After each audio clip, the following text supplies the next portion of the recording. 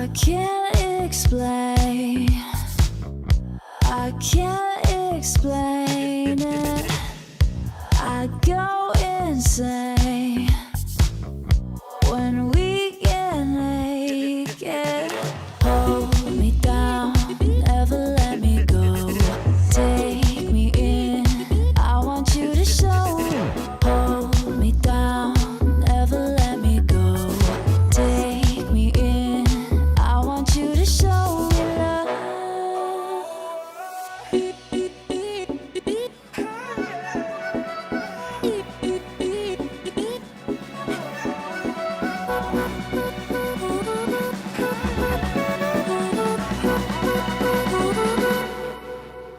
Don't give up on us, don't give up on love. Don't give up on us, don't give up on love. Hold me down, never let me go.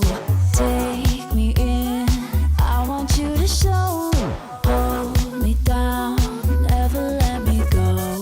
Take me in, I want you to show me love.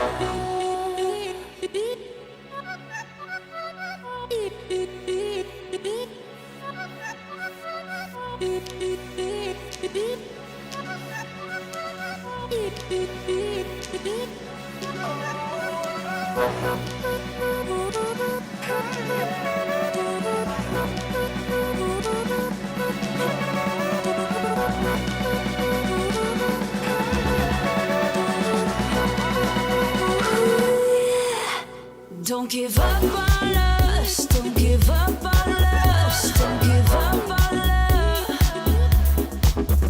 Don't give up on us, don't give up on us, don't give up on love. Hold me down, never let me go. Take me in, I want you to show. Hold me down, never let me go. Take me in, I want you to show me love.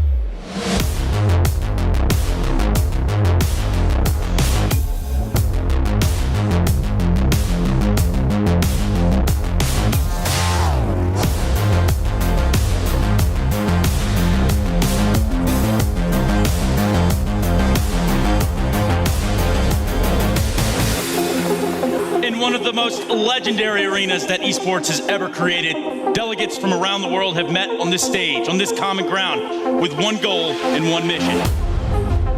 Only one team will come out victorious, or only one team will come out as the Intel Extreme Masters Katowice 2020 champions.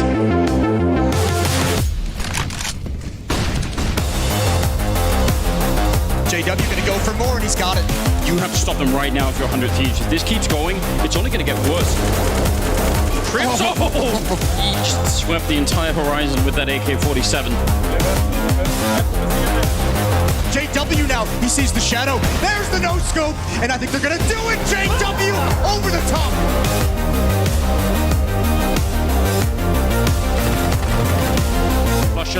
of JKS. He's got the creek. He needs a bullet. There's a headshot to take him down.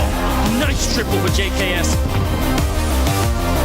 This should not be a winnable round for him. He's so low already. JKS on the other side. One bullet will do. Oh! No way! 90 to 16 trims. A godlike clutch. This one is going to deliver. Let's get into the action. Na'Vi starting on the T side here. He manages to get away, but Simple actually catching a bullet in the meantime. Electronics farming frags. Just perfecto and Simple. He needs a multi-kill. First found. Twist aggressing. They have to double peek. He's getting a shot. He's hitting another one. Simple. No, Simple. That's unbelievable.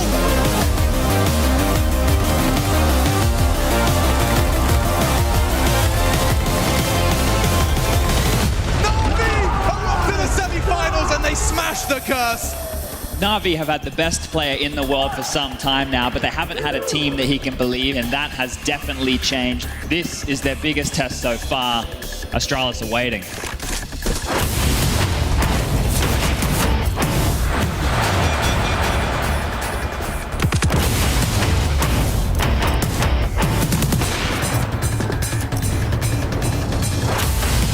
This opens things up. And remember, Gold isn't playing this B bomb site. They might have thought that there'd be only one player here.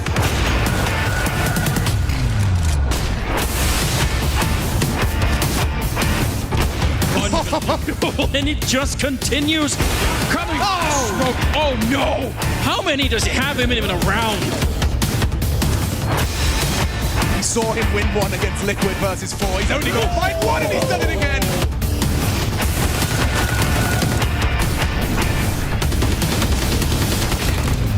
Now, can he get the bomb plant? Kenny's on the one side there.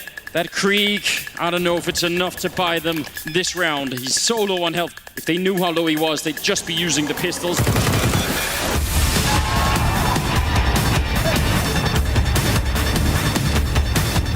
Until they didn't check the corner, and a big double spray coming through on the Krieg. He turns 180.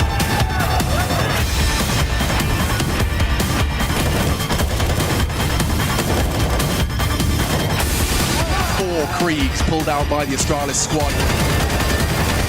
Blamey! Ridiculous!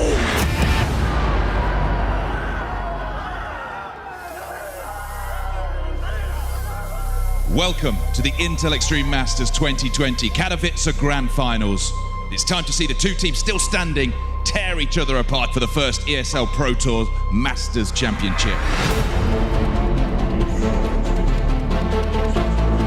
Na'Vi has never won an IEM Katowice. Simple has never won an IEM Katowice. Today, they take that stage to change that fact.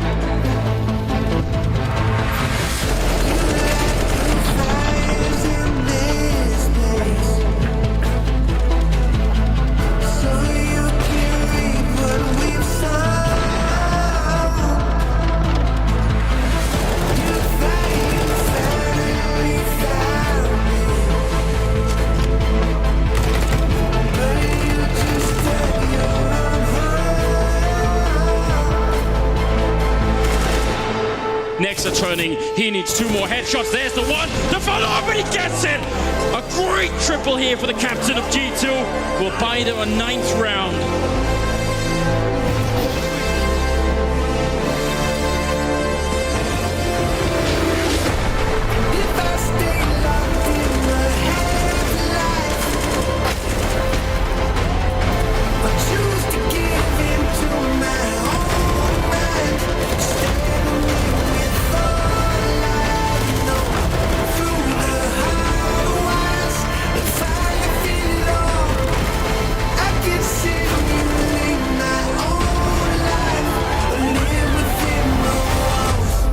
Victory, unlike anything the Spodek has seen before. What a beautiful story of young talent from the CIS region finally finding the right home in Na'Vi.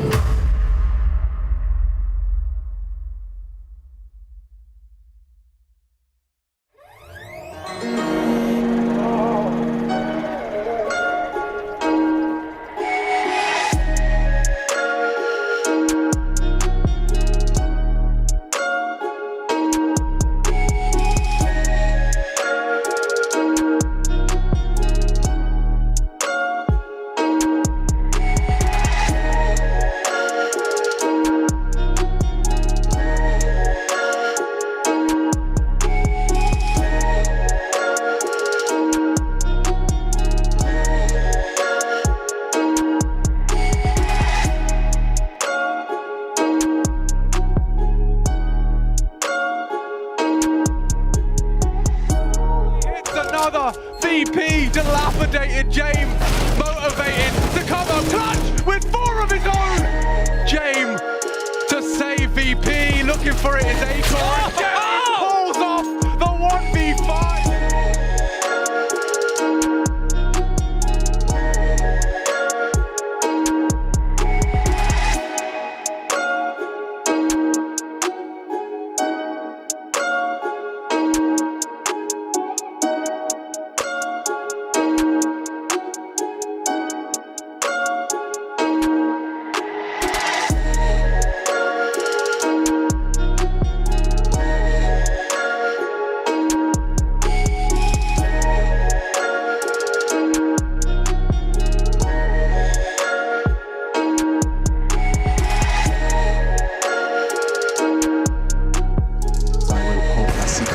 Nothing from Maiden to do. A second, perhaps it's IEM trying to do it all. Ridiculous! IEM.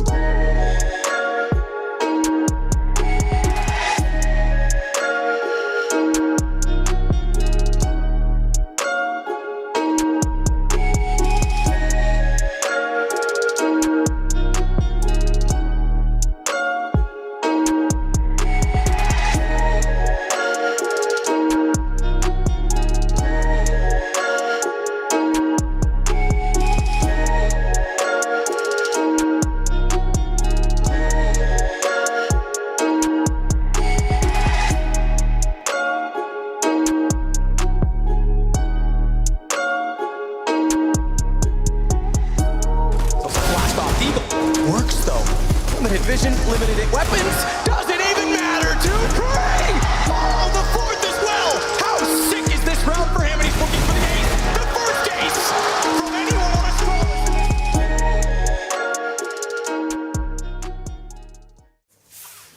Das ist eine absolute Katastrophe. Was sollen wir jetzt machen? Scheiße. Verloren. Silvera, mach dir nichts draus, Mann. Wir haben noch andere gute Maps. Verdammten Idioten, Alter. Okay? Wir schaffen das, Alter. Ich raste aus. Was machen wir denn jetzt? Ich weiß, es ist schwer, aber wir schaffen das zusammen, Alter. Hashtag gemeinsam, wir können das packen. Okay, mach dir nichts draus.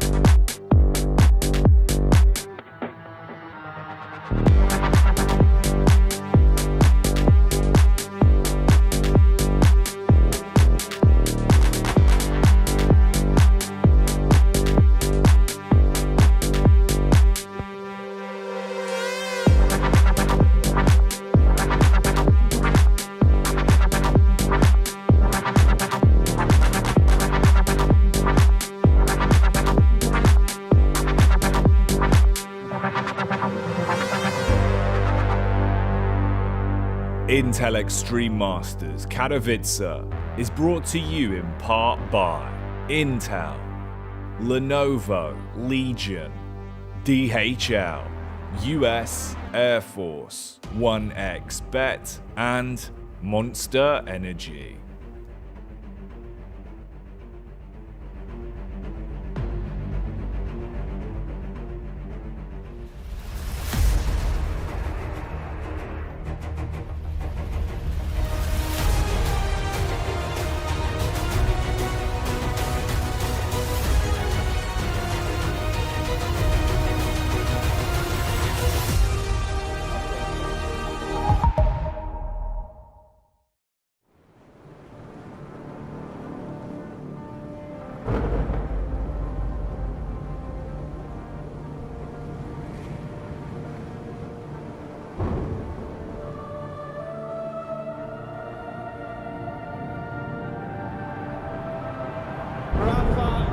Making history.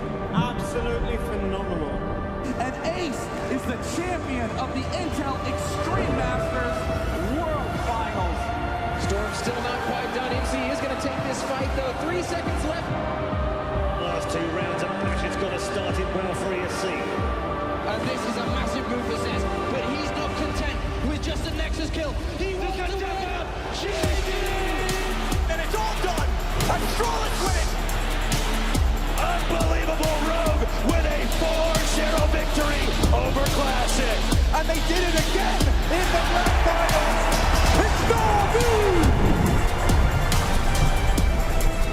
Give it up for your Intel Extreme Masters World Champion!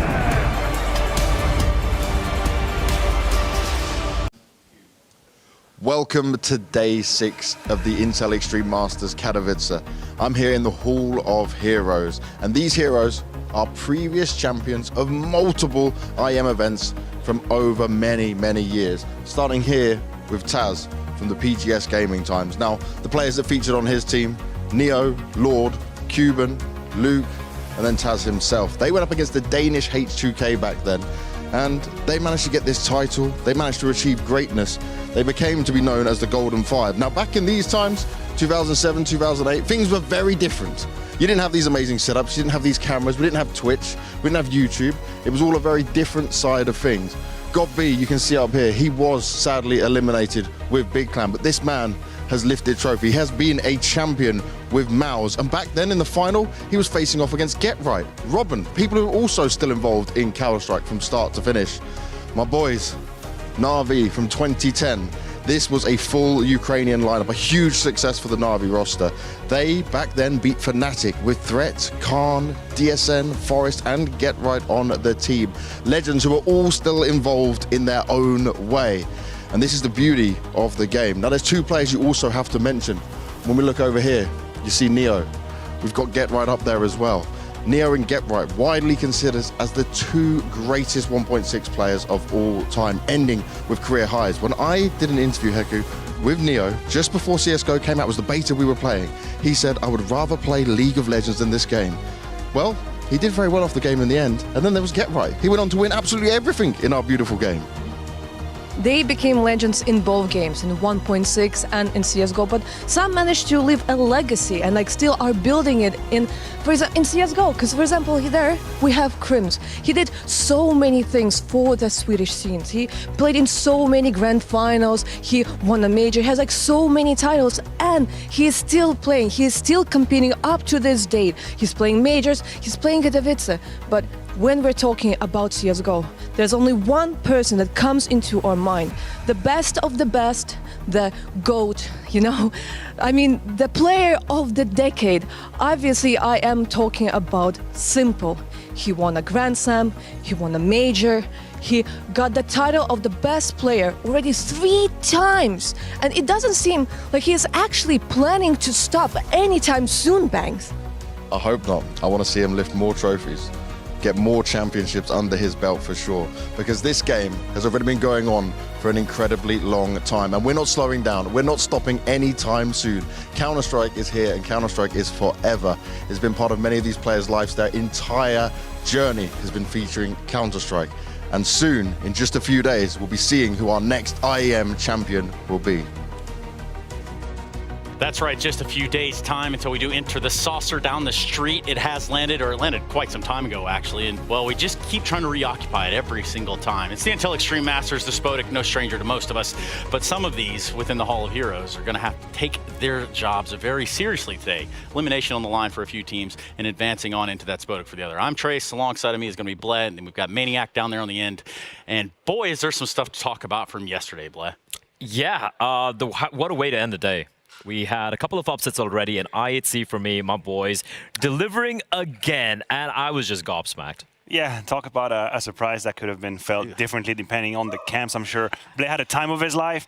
Cloud9 fans, maybe not. Yeah, that's not what the time of your life looks like right there. I don't think the Black Eyed Peas would approve of that. Look, listen, there is obviously a caveat of Buster coming in, but in any case, it is unacceptable. It is unforgivable. You can't beat Cloud9 and end up in last place in Katowice. You just cannot. Well, let's give credit where credit's due as well at the same time, because I see already when they came to the play-ins, everyone's like, okay, write them off. But now you can turn heads legitimately. And what I liked a lot from this team is in the fashion in which they're doing it. I go back a few years. Let's look at teams like Vici or Tyloo in the fashion in which they were able to take down a lot of teams. Was playing, a little bit of gimmicky CS, so to speak. The individuals having incredible games, but the fundamentals that this Mongolian team is showing, it's great. They are up to mark when it comes to the meta. The individuals are sharp. And let's take a look at the journey. Right, the first game they had was against Cloud9. They got taken down 16-5 in Mirage. Second game against Pain, where people were like, yeah, Pain should be winning it. 2-0'd them. Knocked out Furia afterwards. Almost took a map of Liquid. And then they faced off against Cloud9. What did they do? They 2-0 them and eliminate them. So it has been a miracle run thus far for IET. Yeah, in terms of reactions, yeah, we grab at this and we look at it and we're like, okay, well, this is unexpected to say the least, right? For Cloud9, you think, yeah, they're going to advance a little bit further.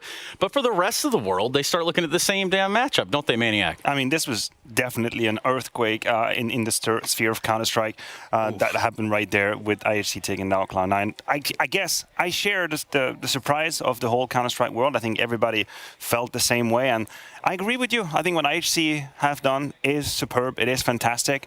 But it also would be dishonest for us not to touch on the Cloud9's catastrophe. For sure. Yeah. We can't not do that. If we just focus on IHC, I feel we're missing a part of the story here, and that is of a team that definitely sank on that. You can't have the third and the fourth best player of 2022 on your team and get eliminated in this fight. It makes me angry. just can't. I mean, it makes me angry. As a matter of fact, like the idea that you're an Axel. You're getting mad now. I was watching TV and I was getting angry. Wow. Physically discomfort. To think that players like these, with the caliber of, they are actually going to end up last place. Last place here, Katowice? Last place, you're telling me? Yes. Okay, all right, calm down, Maniac. Calm down, man. The L of all L's right there. Check out the schedule for today. We talk about last place. That's one thing, Maniac. Slow down. Breathe a little bit. I'm so sorry. I'm next to this guy. Check it out. Over me. A-Stream, first match of the day. For us, Heroic OG. We look at Vitality, Fnatic there in the middle, and then a little bit of FaZe. You know what it's about today? Elimination game. It's about sending people to Spodek. That's what we're doing today. Yeah, boy. We're sending people to Spodek. The winner of Heroic OG and the winner of Vitality Fnatic qualifies, proceeds de facto for the playoffs. Of course, they'll still have to determine whether it's semi-final or quarter-final, but they'll make it. And you know who never made it to Spodek? My boy Zaiwu. He's never put his foot in Spodek. That's kind of crazy. He still might not. We don't know. What you tell me? I love it. I mean, it just might have to be. Hey, look, Stream B schedule as well. We've got NiP and Outsiders over there. Outsiders taking an L yesterday puts them also in a similar situation. Yeah, the Outsiders obviously still a question mark with the new edition coming on in. I mean, we're going to talk a little bit about that change later on, but NiP obviously have a point to prove as well with the new edition of Config. They look good, but they still haven't really been tested, if you ask me, in all honesty. Then, of course, we have Complexity Mouse later on, the Plucky Mouse, a little bit of a rough loss against OG. And Complexity, I won't lie, they haven't surprising me a decent bet. Yeah, Complexity has looked great, or greater than what we expected. Quick touch on the Outsider situation as well. Of course, Kyron's just being brought in. They made the change with Norbert. I think still a lot to prove, a lot of pressure for the former Rio Major, right? And Fnatic actually overcoming them, to me, is kind of rite of passage. If you're Fnatic, if you finally get over the hurdle, I send us back to Rio in that quarterfinal. That didn't really look like a game. It was kind of a boring movie, if you ask me. A little bit. This time around, Fnatic actually bouncing back, winning overtime. That's growth, if you ask me. So, you know, what you're saying here in this moment, we're actually going to check with our casters in a second, but what you're saying is the grand final here, we're going to have Complexity versus IHC. Yeah, that's what. I'm okay with that. I'm okay with that. I wanted to make sure I heard right. All right, cool. So, yeah, the likelihood of that probably not all the way through the roof, but our commentators always are. And that's Launders and Scrawny. As you guys know, I like to take you on some journeys. And this time, I'm going to take you into a journey into our talent room. It's a very secret area.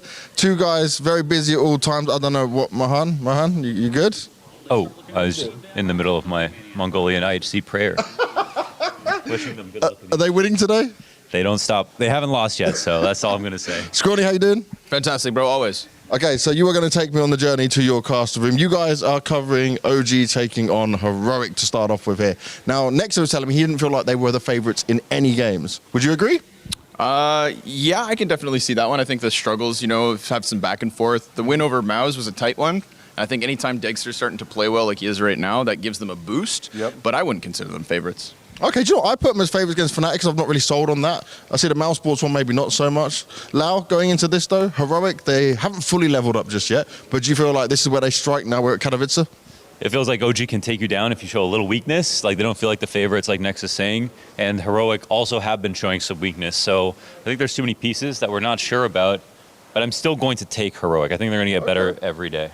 Every day getting better. I like that. Now, this is your lovely setup you have in here. Oh, yeah. Many monitors. I'll let you guys go and take your seats because I haven't been in here yet. You know, it's kind of nice. Nice, right? You guys have been looked out for. Dude, honestly, these are the double monitor, the standing desk. I'm gonna come here. Oh. Standing desk, foot pad, double monitor, in-game program. 6 consoles. 6 consoles. Dude, we're living life in here. So no, these are the best caster desk upgrades that I think CSGO has ever seen, and they all came at once. So shout out ESL and IEM because this makes me feel real professional. I want this foot pad when I do my interviews. This is comfy. I wouldn't even need to wear shoes. Like, look at this. Yeah, you have to have a more important job, James. Sorry. Oh. Okay, well, I'm going to go back to my less important duties and let these masters of their craft go and do their thing. Thanks, boys. So the commentators are seated, and perhaps you should be as well. In just a few moments' time, we're going to start this first game of the day. And again, on the line here is getting into the Spodek, and we're talking about OG and Heroic. And we're going to be jumping into all that when we come back, guys. We need to know maps. We need to know who we're looking out for. Hell, we'll probably even hear some players speak to us as well. I mean, they're right here. They're right behind us. Yeah. It would be silly not to use them. Of course, we'll dive a deep dive into that one. But I think for OG, it's the story of an opportunity. Oof. Right there. There is something to be done. There's something to be said about Heroic not showing up their best Counter-Strike and a Spodek that's literally down the road. Well, actually, it's a little further ride. away. It's a bit of an Uber ride to get to Spodek, but not that far away. So for OG fans around the world, something might happen today. Yeah, and really, this is something you're grabbing onto if you're an OG fan. This is your time to shine. And it's our time to go to a break, which is what we're going to do right here and right now. If we do come back, it's OG and Heroic. You're watching the Intel Extreme Masters, everybody. BRB. It's Heroic. The boys are sat down and warming up. Katowice just on his way in as well. Dexter, you're smiling already. I've not even said anything yet. How you doing today? I'm good, brother. How are you? I'm very good, thank you. He's always so polite. He asks how we are as well. Now, when the bomb goes down and you get yourself in a clutch situation, what goes through your mind? Because we're always amazed by what you do, man. I'm just trying to win this round for my team. I just love these guys. Yeah. Some of them is not here, but I love all of them. This guy look at this. also, look at this. yeah. And I just want to win it for them. To show how much I want from it. We definitely see how much you want it. Now, I've got to ask one thing. Flames' hand. You slap very hard. You slap me and I'm like, damn. He's only little and that's his mouse hand. Are we ever worried? That's why I call him my little brother. He's always ready for it. Yeah. He is a little brother in many ways, though. He's got multiple players to go through with because you got Shushan looking after you as well. Yeah. Say hi to him. Hello, Shushan. Really want to... Shushan's getting a shout, you know. Give him some love. How you feeling today, Flames? I'm feeling good. Yeah, to be honest, we come into this game not as favorite, and you know we have good vibes in the team. We had a good talk yesterday. We're feeling good. We had a good talk yesterday. We feel very good with each other. I know that I'm gonna get slapped a little by him after he's clutching, and yeah, you know, just come and play CS. Nothing else to worry about. Yep. Oh, there you go. He gives you a heart every now and again as well. But the hand. Let me look at the hand. Let me look at the hand. Yeah, you can see like there's some of this. Get a close up of this. Look at his hand. That's the hand of a man that gets bullied and bruised and battered throughout all of it. Now, Vladdy, no, you're not getting away from me. Nice try to walk. She tried to walk backwards. Vladdy, you on them cameras looked very stressed during your OOT game. How was that for your heart? It's always hard for my heart because I always stressed about our games, and I believe until the end of the game, but we can still win and do some magic, OG magic, you know, and win some games. So I believe it will be the same today. And you've been on the journey with OG since the very start, yeah?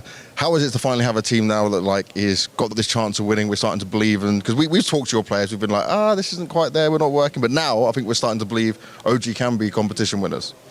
I believe, yeah, I'm kind of real OG here. Yes, you are. I believe we always had competitive team, and we need to always improve ourselves because like esports growing so fast, so you need to catch up. You definitely do. Vladdy, it's always lovely talking to you. No, come on. Aww. We're going to go to a break real quick, but when we come back, this very relaxed OG is going to go against that heroic team over there, and they look tense.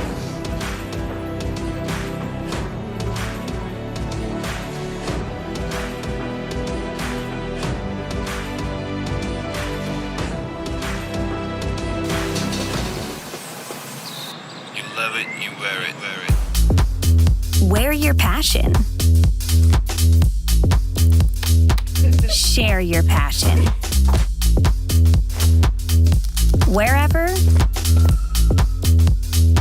whenever. Gaming is a lifestyle. Get your merch at shop.eslgaming.com.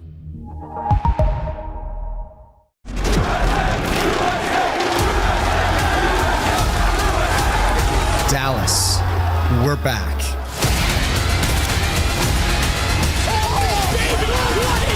Counter-Strike is in our DNA.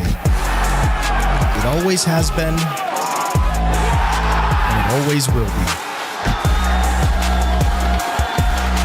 And now we are once more returning to where it all began. Og en AK på. Ja. Okay, lille eller hvad? Vi kan lave en face default. Kan jeg få en ekstra flash? Nogen der ikke penge til det? Jo, du kan godt få face default. Ja. Og ruller og ras. Face default. That surely is the big test right now. If they can make it past that, and it's a test for Wonderful as well. He played so good in the opening map. Ruller ikke. Smoker ikke monster, vær klar dårlig køb. Nej, monster. Ned, graffiti nu. Flash tæt, flash tæt. Pikker herrerne. Ja. Giv mig din næse, og så hold lidt picnic. Jeg kan tæt der. Der er ikke UG. Jeg dodger. Ja. Han er foran god smule. Der er ikke. Han er væk igen. Det er chopper. Jeg kan picnic. Det var mange her. Højen bliver meget lyd. Chopper with a good opening in this round, taking down Tessus. And maybe that could afford a little bit of space, but he's sticking around Wonderful. I'm actually a little bit surprised. Jeg tror bare, vi skal gå af i stedet, okay? Ja. Bare vent på, om de kan frem, altså. Det kan være, Kasper, du kan give den gode graffiti-plads til mig. Eller bare... Ja.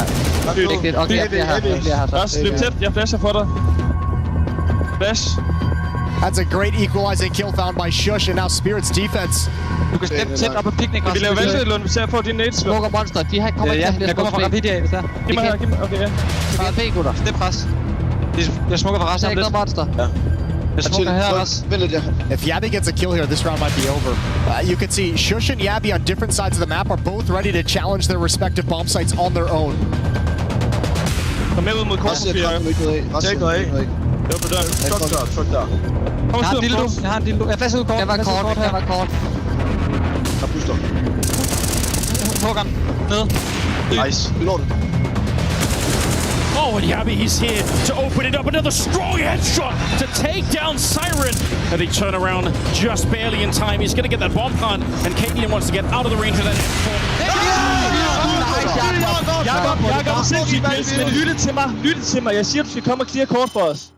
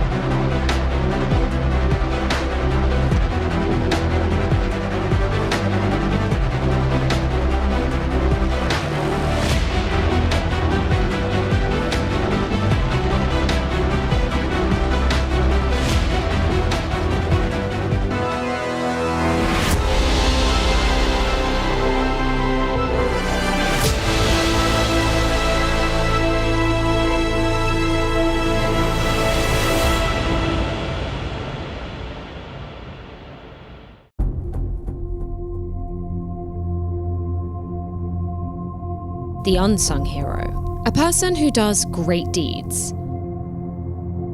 Clutching is normally an uncertainty, and when things weren't looking very certain for Na'Vi in the server, Perfecto stepped up and his clutches meant the world for Na'Vi in 2022. Displays unfaltering dedication, courage and tenacity. Daddy Dexter got all his children and brought them deeper into the major than they ever thought possible. Frozen will finish it all! No more Cloud9! Unbelievable showing here from Mouse. But receives little or no recognition.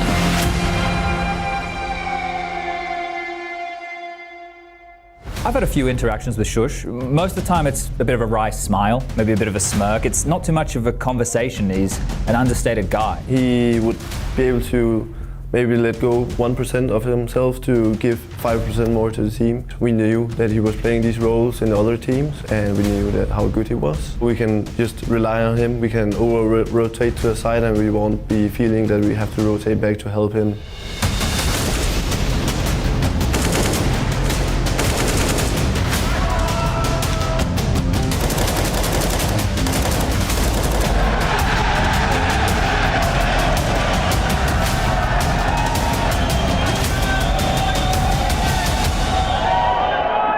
I moved out when I was 18 because things didn't really work at home. My parents were like, you should go outside, and they turned off the internet as well. Since then, it has been way easier to just work on myself. I think they finally understood after I made a career out of myself, but they are supporting me now. He works hard, he delivers, but he's not out there boasting about it. He's not there giving himself a whole lot of praise. Heroic all buy into the fact that this is a team game. I mean, it's nice to get some recognition as well, but it's not the thing I crave. I care about other people, what they think and how they are feeling as well. I want to do what's best for the team, so I just do that because I want to win. His legacy will be left with like the hardcores. It'll be left with the people who appreciate Counter-Strike that's not just the headshots, that appreciate that flash that set up the kill, that set up the round, that he was able to close out in a one-on-one. You'll be remembered by the other pros as somebody who was fantastic at their job. I sometimes sit with the feeling that I could do way more, but I also know that no one can do what I do. So I don't trust anyone to do what I do, because I can do it the best. Out the door, Lunting Yuri, big frag back out of Shush. Can the 1v3 manifest? A smoke and a plant, a good way to do it. Allowed himself safe passage off to the site. And back to tag! Outstanding!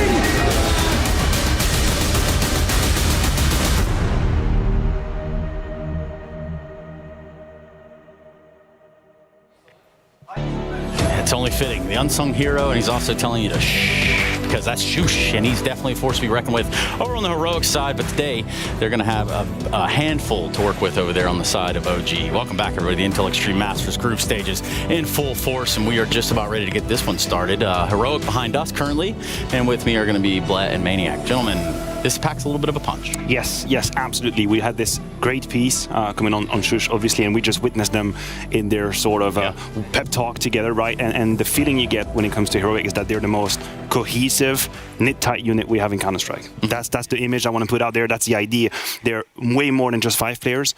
Today, we've heard already in a bunch of interviews that Cadian isn't necessarily on top of his form, a little bit under the weather. So I think every single player is aware and needs to give that 5% plus.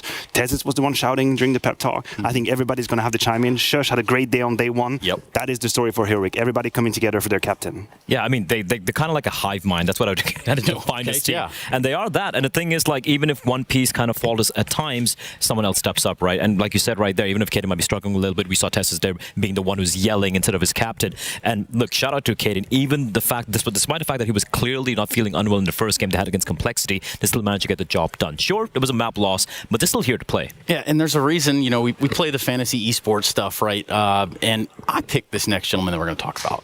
Now, his name is Yabi. So what do we know about Yabi, and why did I pick him, Maniac? Listen, you picked him for a very easy reason. He was what Heroic needed in order to get to new heights. I was going to say, like, because, yeah, it is a little bit cheaper. He's a little cheaper. Yeah, a little bit. That's because you have no romanticism in your brain. Just numbers. And I see emotions. I see humans. Oh, fair enough. You just see dollars. But what does he bring to the table for the side of Heroic? I mean, he's a young gun, homie. Look, first of all, I think he's a specialist on a couple of maps. I'm not exactly sure Vertigo is going to come out, but that's definitely one of his terrain.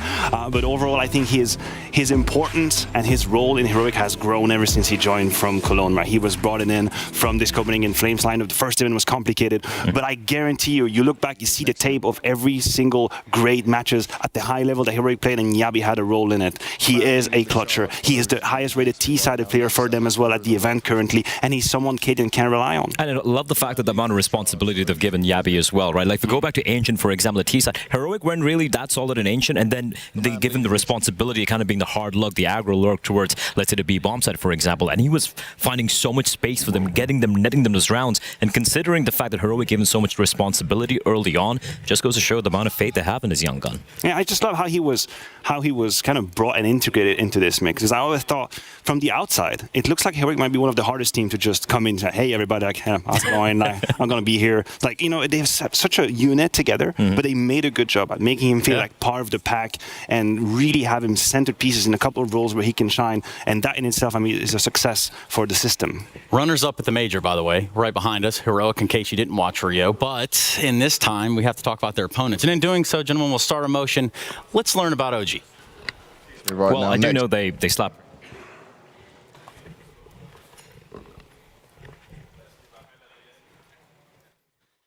What do they slap about?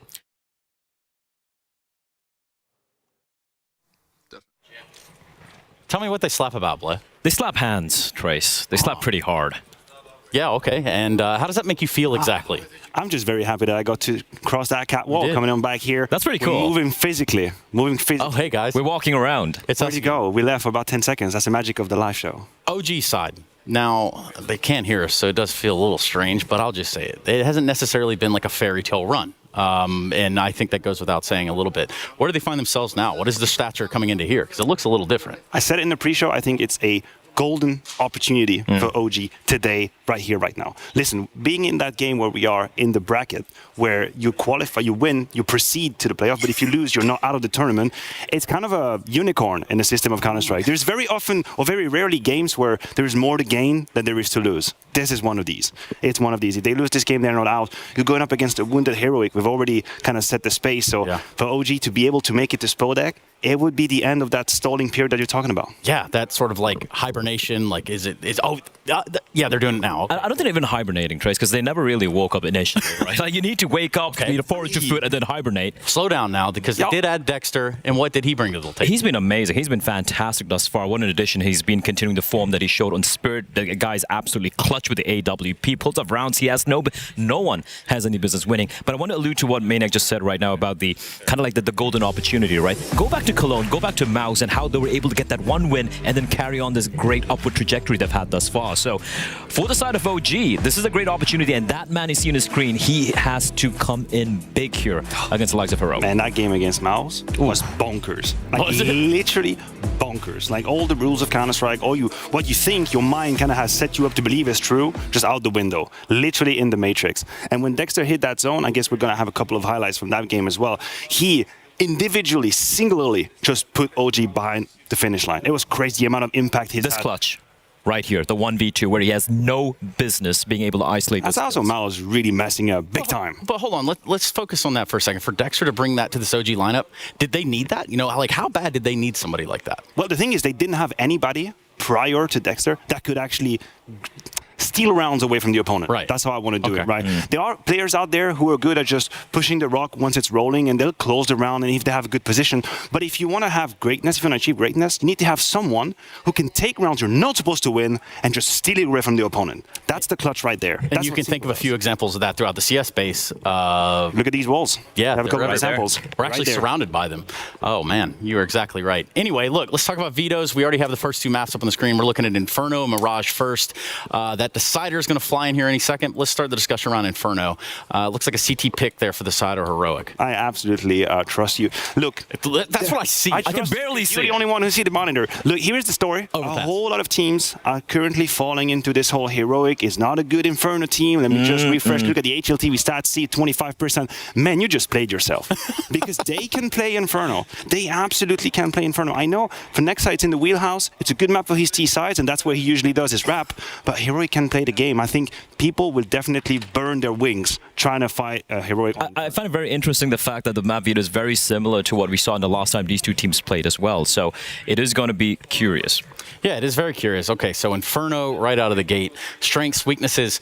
I think Heroic can find themselves semi-comfortable coming into this one, minus, the wounded thing that we're talking about. Yeah, the only issue that I currently have is that one of the masterpiece of Heroic is Cadian usually, with the amount of risks he takes, and it's not far-fetched to think he's not going to be at his very best right now. So how can Heroic negotiate that Inferno deal with a lessened leader, because he is not providing the same as he usually does? So Bleh, Just tell me in simple terms, who wins? Heroic still take it if you Just ask straight me. up. A limping, slightly battered Heroic should take this win. 3 or 2 maps? Ooh, I think it's a 3-mapper. Yeah, it smells a little bit like a 3-mapper. So let's just do that, gentlemen. Thank you very much for your time this morning. I am ready to get this one started. Heroic versus OG, and we're talking about a spot in the Spodek. So, without any further ado, let's rumble.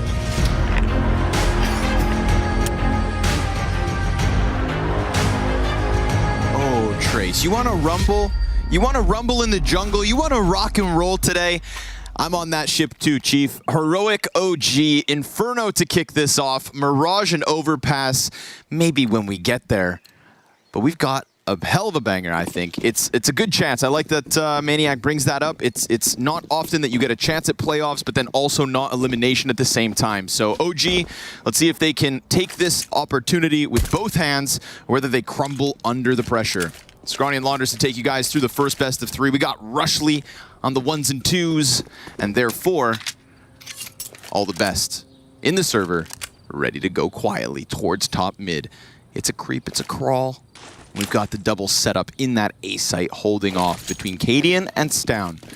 A Cadian that our experts think hasn't been able to provide the impact that he is expected to. Could change that story today, but not while he's blind. Flashed and forced into the corner. Cadian gonna come up with just the one, and then it's all on the pit player. Stown ready to go, but Degster and Flames bring this one right back, and Flames has got them locked in library on the fallback, still fighting and surviving. But the first is still toppled, and 2 to go in what would be the 1v3 pistol out of Shush. 8 health? I don't know. The moment he presses in, a single Glock shot, 1 9mm bullet to the head, body, legs, hands. Any intended target doesn't really matter, just spam. He gets closer, and as he does, Fiku shuts him down. OG with the pistol, an excellent start. That Flash did everything. I've been doubtful of OG lately, even though they've been pulling out some wins, because again, I just look at their calling and I think they don't look like some of the other top teams, but they have found a style that works for them, and they're individuals. As long as they can play well, we don't have really much reason to doubt them. Like watching Degster on Mirage shows us that he is in his perfect comfort zone on this roster right now. He's doing fantastic ever since he, subbed in back in Lisbon. It's been just him in a flying start. Had a slow start to the year, a little bit, but one of his best career maps already. On Mirage versus Mel's the other day. This one's kind of interesting. Heroic are the #1 team in the world, right? Yes. They actually have not 2-0'd a series since the Rio Major. Damn. Every single win that they've had has gone 3 maps. And they've shown weakness to Complex. They've lost a map to Complexity. They lost a map to Astralis. Lost a map to EG twice. 3 maps, actually. They lost a map to Big. All of these wins. There hasn't been a clean victory this year. There hasn't been a clean victory at the World Final, at the Fall Final. And yet, they've also taken down some of the best teams. But right now, it doesn't feel like they're in that form. So, OG, I think they actually have a real chance right now. Chance at this B site, definitely. Jabby single deagle into smoke. But they did leave him that cache of nades, so he's got another one to throw down. And I think Jabby's somebody who, again, has just continued to power up consistently across events. Jabby won't get anything this time, as Nexa makes sure to very quickly sweep him away. CT's pressed into the smoke, gonna go with the deagle spam. It's ambitious, but it's also a hopeless situation. Both teams know it. And with that additional smoke in the plant, not this time, folks. I think if there's one thing that OG does as good as any other top team right now, it's the entering when it comes to how they enter sites. We see that when they play Ancient and they just go A over and over again. Even if teams are really ready for it, they have so many good entry players, basically, that they're good at taking a site or failing exec, re-execing, staying patient. Map control is where they struggle the most, but they make up for it by avoiding it. They decide to keep it more simple. So I suppose at this moment we kind of paint this picture as Heroic being the king of the castle at the moment, but a lot of different hordes of orcs outside of it, right? Different teams coming for that top spot. Like you said, dropping maps, so not flawless, not completely protected. And yet, also, we sit here, they've yet to be toppled fully. Yeah. I mean, rankings right now, it's weird. I think G2 are the best team in the world for me. I think Na'Vi actually this tournament could really change the story about where they stand in the top 3, top 4. And then FaZe are also in that same boat. We'll see how they do here at Kato. And then Heroic. I think they're in jeopardy of bombing out. They're in jeopardy of only making it to semis. Vitality also trending really hard up in the right direction. A lot of challengers coming for Heroic's head. Look out for those flashbangs. They blind indiscriminately. I think definitely Na'Vi are actually the first team I think of as a team who's changed so much in the last week and have actually adopted some heroic-esque moves. Which is really shocking because personally I came into this event expecting Na'Vi to be the team to flop, to not meet expectations. You know, I was really starting to buy into the narrative of this team dropping down into like the depths of the top 10. Simple possibly having his worst year yet. That's really what it felt like at the start, but that's why we can't judge teams by just the start of their year. Remember how G2 started 2022. Imagine how they could start 2023. Next up, gonna get caught by the CZ. Double orange player, that'll catch him off. Cadian goes swinging, but the 5-7 can only get the best of Neofrag. Fiku, the insurance policy, has crept through Arch side, and so the 2 remaining players from Heroic could go grab a couple guns. The bomb plant in the round, very likely OG. Yeah, it's not too bad. Jabby comes back. What if he clears this corner? No. Could have then maybe tested the bomb site, but just like that, Fiku shows his value, protects what he called as the open site, and OG just milked the clock for every second they needed to make sure this one is theirs for the taking. You have to be careful where they milk the clock because they have run out of time at this event. Very true, very true. Vertigo A to B rotation, if I'm not mistaken. That was the culprit.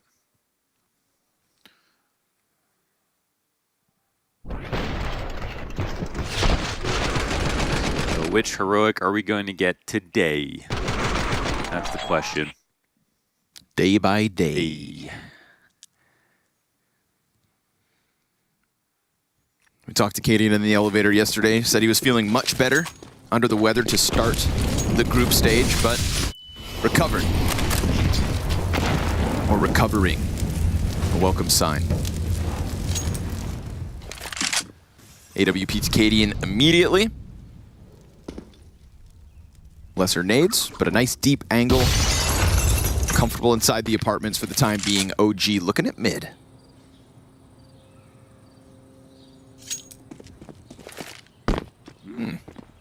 Early rotation here. Cadian going to take Arch. Smokes over top middle instead. This isn't going to work though, is it? I think they're exploding mid through the smoke and they won't see anything. So Cadian has to change his plans. He comes back to Arch smartly. Which of those was one that? on the ground? Please. Must have been. Surely Flames is jumping with the MAC-10 and Nexa just gets the cover. But we've got Shush, who's been incredible on CT sides in that first series. Stown all the while, able to press out from Arch. We've got semi-health OG players. They have a moto smoke at the very least. The bomb's got across from Graveyard. Yeah, that's okay. Stown can't catch it. Bomb's gonna be planted. CT smoke out on site to block off at least one.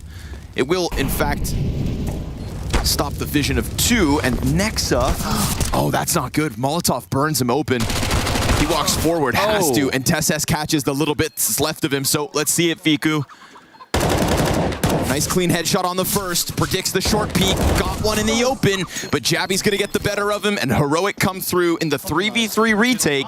That Molotov really felt like it unraveled the whole entire situation. He was standing kind of in a smoke, but unfortunately to take even a step forward meant that that smoke didn't cover it. So I think a little unfortunate there for Nexa, but everybody kind of messed that up. I think Flames had a MAC-10 kill. If he went out a little wider, could have locked that down. Fiku, usually a good closer, but here, can't get the 1v1. And even just this kill right here could have been the round win because of the half wall that you can hide behind. Hide behind is hard to fight against. So very good frags in the retake here for Heroic. Nice patience. Nice hold from Shush down.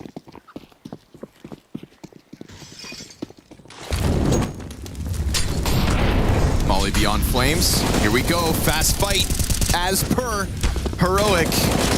Trying to get away. Cadian's nade catches Nexa, and just like that, of course, Heroic go throwing themselves down Banana, walk away with 2 kills. It was real interesting that Maniac brought up Heroic's map stats because they actually were on an 8-map loss streak on Inferno, but in their last 4 games are 3-1. All right. So they have changed it, yeah. So if you look at the high number of Inferno games they played, yeah, they've only won a very few of them, but recent games are doing incredibly well. And we saw them versus Complexity. Their utility usage was fantastic. For certain. So is their aggression, you know? I think, like, again, kind of the identity of Heroic CT sides, but tends to hinge on their success, which as of late trends upwards. Bank flash off the orange box. Flames retains vision. Tess baiting him in. Could cost him his life. Will, and of course Flames quick to react to what he expects to be the next spot, but smoke fades at the same moment, so it's not just the one on Coffins, but also Cadian on Cross. Notes being taken here from Exist. What to do. But yeah, they forced Complexity to play very well to even get the 11 rounds they did. I actually think that Complexity did a pretty decent job overall and still couldn't keep up. And then the Cadian clutch came in towards the end.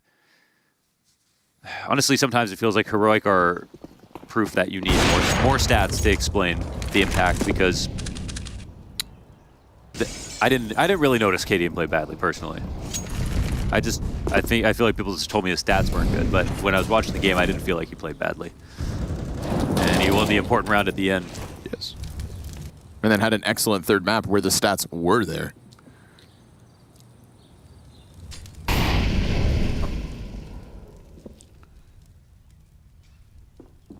Safe to say, Complexity felt his impact. That being Heroic's opening game at groups. 2-1 affair. OG defeat Mouse, also one that hinges on a masterclass performance out of Degster. I mean, the clutches this guy pulls off on Mirage, just the clutches he pulls off in general. You know, when you talk about clutch in Counter-Strike at the moment, obviously you'd think of the legends of Zipix's 1vx's, but right now, to me, bang for your buck, it's got to be Degster at the top of that list. What about Cadian? Right there with him. Yeah. Right there with him. Yeah. No, fair rebuttal, but you know, I feel like the difference is Degster is the only one on OG that can pull those off. Okay.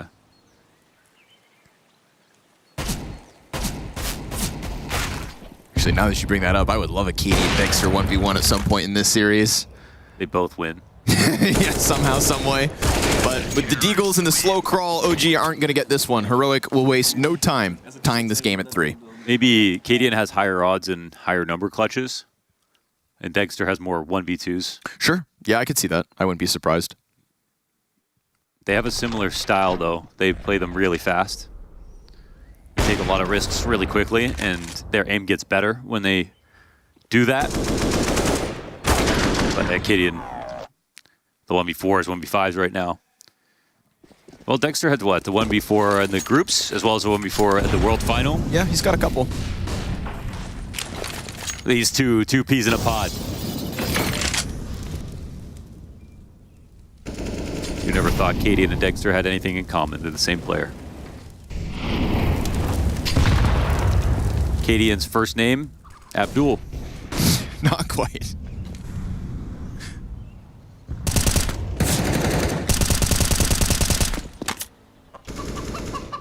Degster's last name, Mola. Biku, no sir. Can have the apartment's control, but Shush will lean back. 3 CTs here. It's been meticulous with the flashes, getting closer, step by step.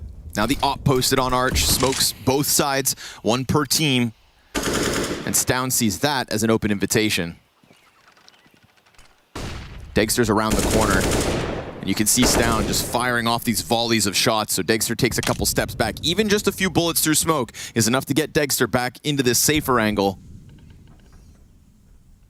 But now the smokes are up and we hit that 35-second mark, so OG have brought it down to the wire. OG have kept enough utility to blanket this bomb site to try and jump on it as a pack. And with the arch wrap inbound, we could very well see Heroic tested. Cadian, no impact offered as he's completely smoked out. It comes down to Shush, and it comes down to Stown. And Stown finds the first torch short, the balcony player with the answer. Fiku and Nexa kill a piece, and Cadian's thinking about pressing out through smoke. A dangerous game, but Javi plays the same one, and Nexa can't manage both ends of that. So sure enough, the plant is theirs, and OG with it have got the 2v2 set up, where Dexter tends to thrive. Shuts down the short wrap quickly. Cadian's position already revealed, so now it's just this mind game as to what his silence means. Where and when does he come in from if he chooses to? He has a chance. He somehow has a chance to get one opening duel. Dexter tagged down, holding the angle. Cadian would have to go fast, and instead he's actually just going to try to lock him off. Well, stops the op. Can't manage the second. Still dead, so Bomb will deal with him. Explosion is the cleanup crew, and it is, of course, OG's fourth on the board. It's Shush. Shush not getting that kill in pit. Fiku's pretty beastly as that Halls fragger. I felt when he was coming out that he was going to kill Shush. I think he's won some confidence right now. But that makes all the difference. Shush, we saw him play yesterday on Vertigo. Honestly, a masterclass. The way he played B on that side of the map. I just instantly thought he's the best in the world at this, with the amount of responsibilities he had and how good he was and how varied it was in almost every single round.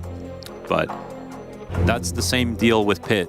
You have a position with a lot of utility, a lot of good angles, a lot of options, a lot of ways to delay. And so you also have to both get kills and stay alive. Some spots like CT Mirage, you just have to stay alive and you hopefully get a kill. But Pit on Inferno, you've got too many good fights, one-ways and space, that you've got to put up numbers. And that player coming out of Halls, who would you rather be, the guy in Pit or the guy coming out of Halls? It's never the guy coming out of Halls. No. So Fiku goes above and beyond there.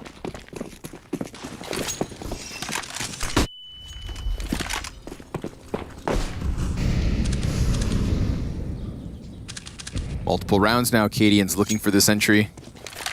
Oi. Shot out, but not on target. Shush draws back alongside the captain. And OG see that as a space to take over. That is thick. Saucy grenade down middle. OG dazed and confused. They've got nades of their own, and they're going to quick pop. Compared this to the last round, much faster, and also no arch hold. It's going to be Cadian from Gravestairs. First player, body bagged instantly. We're going to get that apps peak, but Cadian holds that one as well. Wow. So this man's currently the turret of the A site. Third player, that's contact, wall bang, and this guy's really feeling it now. Shush, enabled to just stop that one peak from Nexa. It's a three-piece from Cadian and a rock-solid hold. They read that play from beginning to end. The nade into middle, the peak, right to left side mid. They could see it from a mile away that OG are going to try to take over mid control. And the B players on Heroic didn't even push down at all. So right here, then Cadian puts himself in a position to stop the arch wrap and gives himself 3 good angles to fight from. Now, if he misses any of these kills, he can no longer peek from any other angle because they're all exposed at the same time. That's the folly of Graveyard. But Cadian shows us what happens when you do get the kill. You've got a impenetrable position, no one there to refrag, and he was ready to hit the shots. And again, this is where I get doubtful of OG sometimes. They keep it very simple, but I think they can sometimes be obvious. Sometimes even though when they're obvious, they still win, and that's why they can keep their playstyle up, again, because they've got such great entry fraggers.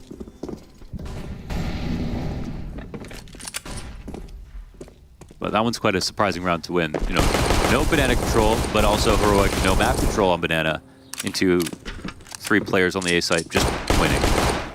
Because who ops Graveyard to start the round? Cadian, apparently. Yeah.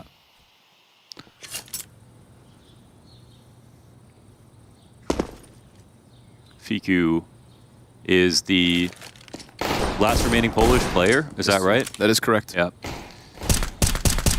I was talking to him back at the World Final We're just talking about talking to Neo, talking to him for the first time, and what it's like to have started to become a pro in a world where he looks up to Pasha, Neo, Taz, and some of these former legends, or legends that are either doing other things or still around. And you got to believe Kato is going to be the biggest event of the year for him for that reason too. Yeah, understandably. I mean, we had Diha of Ents saying that this one is just as important as any major to him, being a fellow Pole. Unfortunately, his road cut incredibly short. Dexter's 1v4 has started, but he doesn't have the time to make this one happen. Considering all Glocks and the fact that they were playing tic-tac-toe in spawn, getting 2 kills, not half bad. Yeah, took some time to talk. That was a talk-tack. A talk-tack or a go over tactics? A tic-tac-talk. Tic-tac-talk. Toe.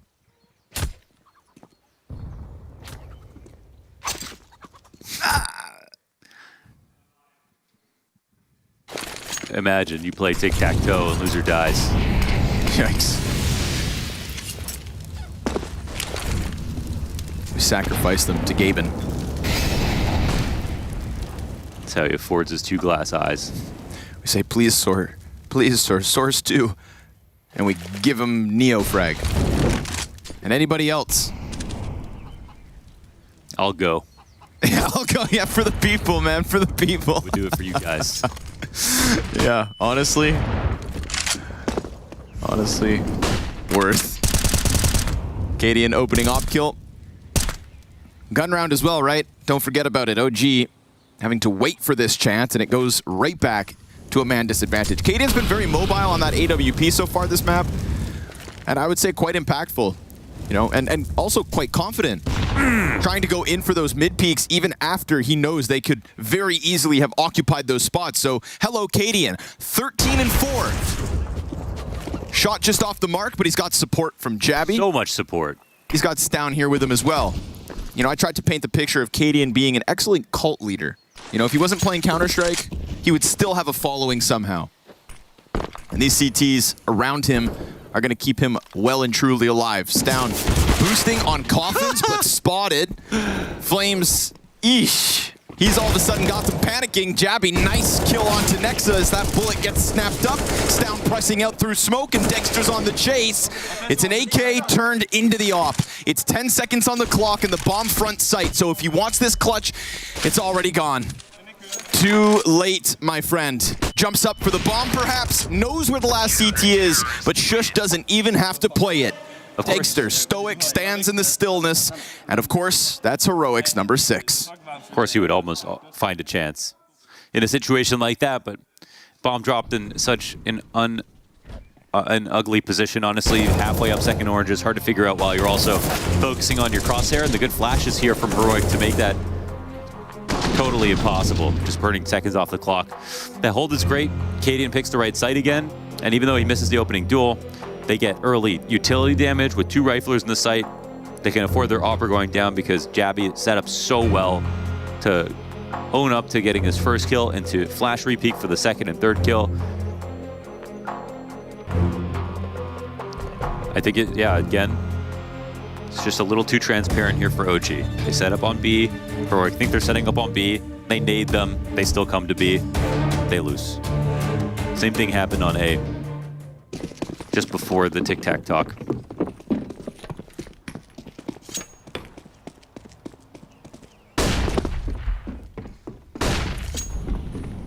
Haven't seen Shush let loose through apartments just yet. Versus complexity, that did start to become a problem for the offense at the time. Once he gets peeking into your alt mid, once he's challenging out your backdoor, you got problems. Dexter looking for the solution here. Singular AWP for OG. Kevlar Desert Eagles. There's a rotator coming in his direction. Okay, they're doubling up on Cubby at the moment, but no pick control, so there is actually a chance that Dexter can find a kill. Oh! There was a moment. Oh! No way, Cadian. Peeks into it. drops Degster and the op. Flames on the recovery. No scope connects with the Desert Eagle. Oh, that would have been insane. Pressures Cadian, but because of all of that incendiary damage, it's the USP to sweep away Flames. Cadian posted and popping bodies time after time. That would have been so cool, man. Picked up the op in the molly. Shotgun into Deagle shot as he runs out. Still probably would have lost, but yeah, it was. I believed. Yeah. You know, if it's not Degster, it's Flamesy. That's who I believe in up next. Hits him with the Krakatow. And then Cadian. Easy.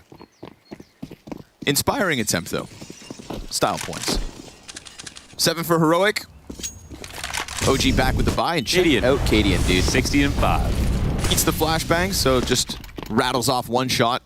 Cache of nades picked up. They're going to keep continuing to throw these down Banana, and Neo frags on the receiving end. Half health before he even sees a soul.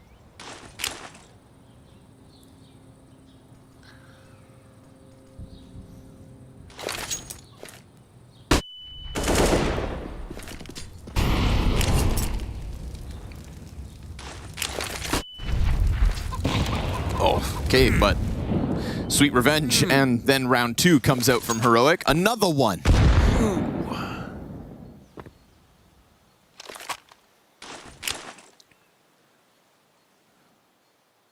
No more nades to throw out. Oh. OG cautious on the approach. They molly into mid.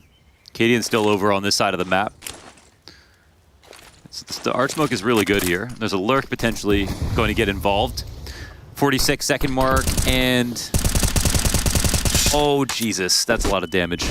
On top of what's already been done by the nades, but OG aren't going to be afraid of it.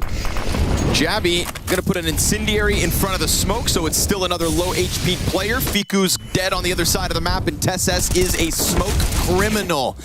But by the time he gets his vision, there's only 1 kill left to be had. He's going to try to take to the top of the box, and that's exactly where he ends it. Degster, not today. Not yet, that is. Not yet. It's usually later in the game when they really, really need it. He's like, what's it called? Is it a Togepi? I have no clue what. That evolves into like the Archangel thing from Digimon? From Digimon? Or is Togepi a Pokemon? Togepi is a Pokemon. Oh, okay. I don't know about Digimons. Digimans. It never really took off that hard. You know, they were. It's an uphill battle. Okay. But Yu-Gi-Oh! I still have my Magic Cylinder. Honestly, great trap card. And Jinzo. Jinzo.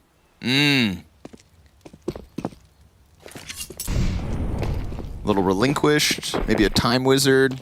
Pot of Greed. Pot of Greed. Draw 2 cards. If OG could stack their hand right now, I think they'd love to, but they're drawing blanks.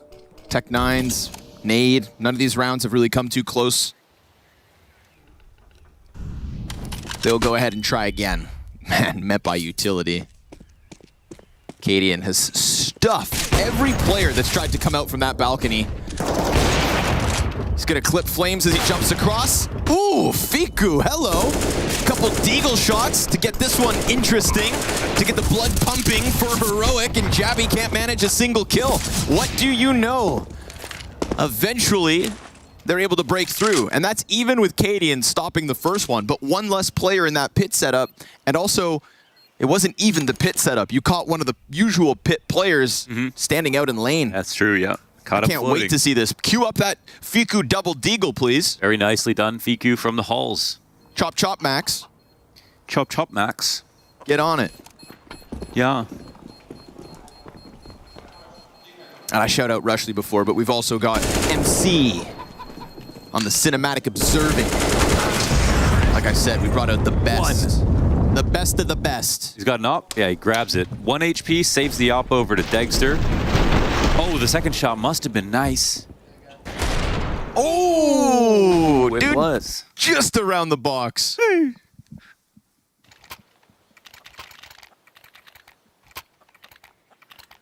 Clean ones from Fiku. That's that little X Factor moment of this half. Everything's been pretty textbook. Boring. Just kidding. Oh. We've had some good individual moments, but That's the first time that the lopsided buy is the one that comes out on top. OG will welcome this. Could be the late success in this T side that ends up deciding the map. Time will tell. Kadian again, mobile on the AWP, back to the B site, keeping it fresh. As he is having an excellent half, an excellent start to the day. Shooting for playoffs in the Spodek. Looking to lead his team by example as they attempt to defend that world ranking #1. Utility from Heroic this game has been pretty S+. Like, they have gotten so many tags off at so many different points in the round. They've never overspanned positions.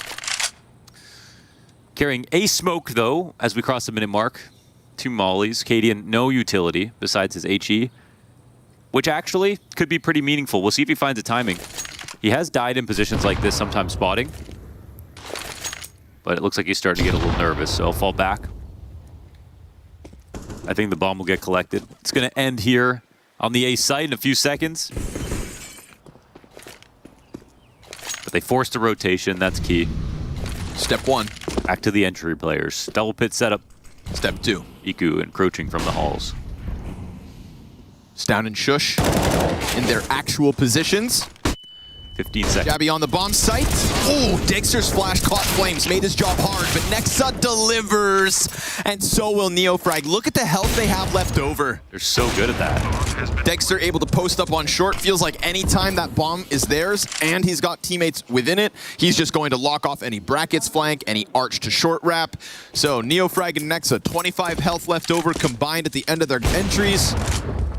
But that was step 2. Entries, get in there. They're so good at the entries. 3 CTs in committed positions. And they kind of all take turns popping off. They all get a round. 2K entry. It's one of the good thing about Nexa's calling style overall, even when he was calling for G2. He's just leaning more into the fast stuff that he was already good at calling before. Dexter gets the duel while blind. Final round of the first 15. Stown, 13-6. Kadian, 19-7. Those are the stars of the show so far for Heroic. We look over to OG, Dexter, 12 kills, and then we get that pack of players. Like you're saying, anybody can do it. They take their turns. Neofrag with a couple, Nexa with the single. And the fruits of their labor. OG get to play versus just 2 M4s and a FAMAS.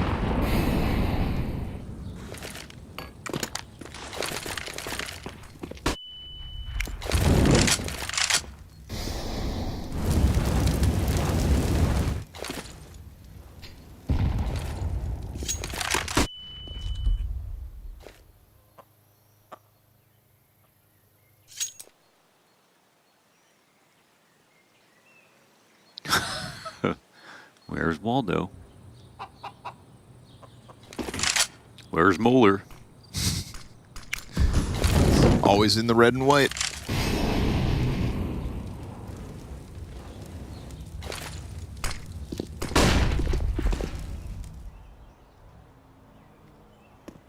Unique setup here. But quite light towards the A side, and you know what?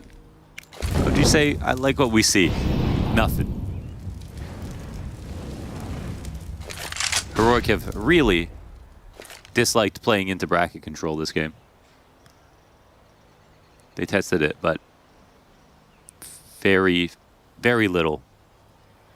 I guess Zero, I didn't realize. Last round, and they just don't have much to work with. 2 pistols. Archtrap's going to be a problem. Here it is. SS at this distance. A1S betrays him, Flames insta headshot. Shush, 3 Ts through smoke, and they stagger it. All 3 separate lanes running in. Probably should have called some kind of stack this round. Yeah. Very boring round here from Heroic. Just very inactive in comparison to what we usually get out of them. You know, feels like normally when you're kind of... I always wondered when they run out of ideas. It felt like it was never going to happen. Today's the day. One final attempt here to add a 9th to the board, but OG just props. Saw nothing. 0 resistance. Cut through it like butter. Stoun's Famas. Sure, it's 1 kill, but it's not enough for the retake. No chance. Gun down. OG. It's enough. It's enough of a T side to keep Inferno interesting. So join us for the CT side of OG in just a moment.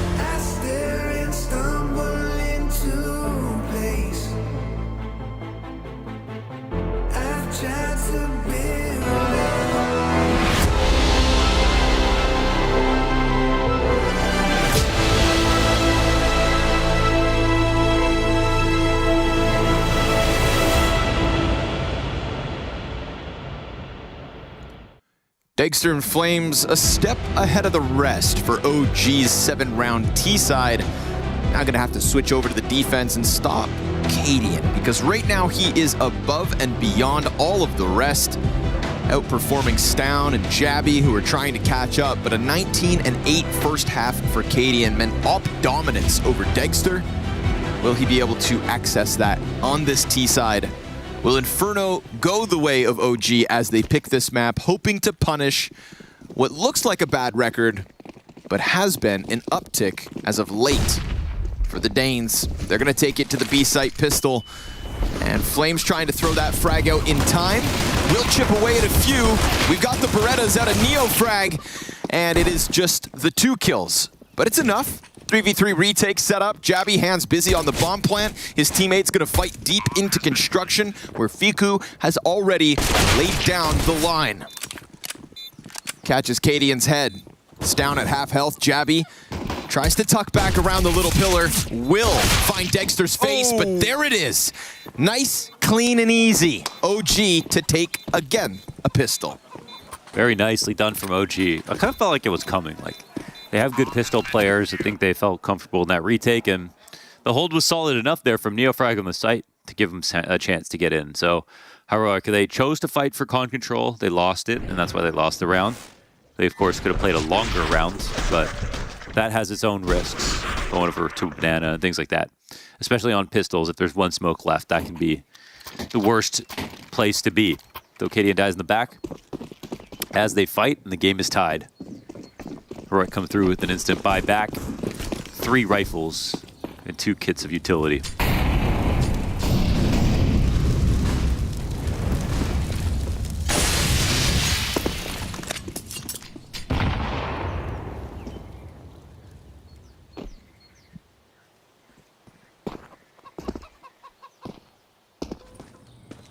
Couple nades bouncing around, but no big deal.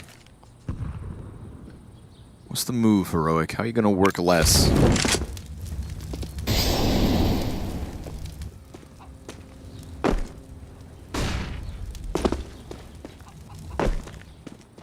Contrast to Heroic, we've already got a bunch of bodies stacked up from OG on the brackets.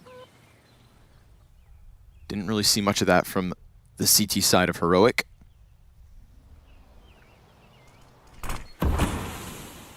For better or for worse. Nexa, he's going to go curiously down mid. Jabby finds him. Both players dealing out damage. Boiler player is going to get drawn in. Oh, that was good from Jabby, man. Set up KDN wonderfully. That obviously should pull a player off of the B site, so the fact that Heroic just get back to that top banana control with eyes set on B makes sense.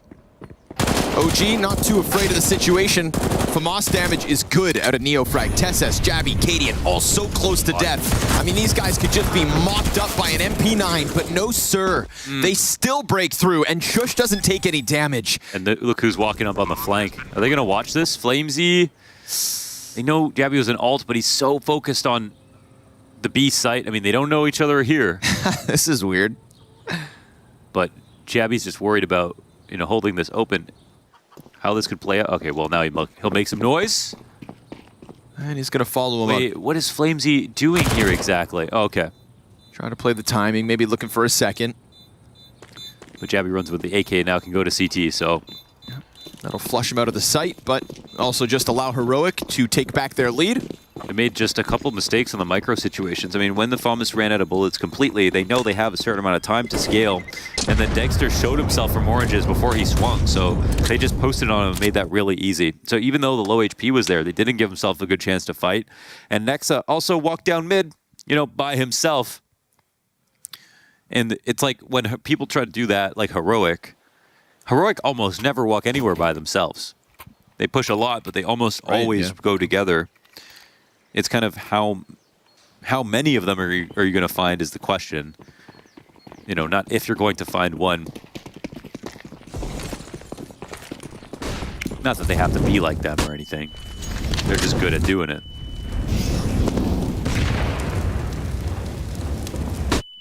But it is a tempting idea. Take the identity of one of the world's best. Not everybody can do that dance.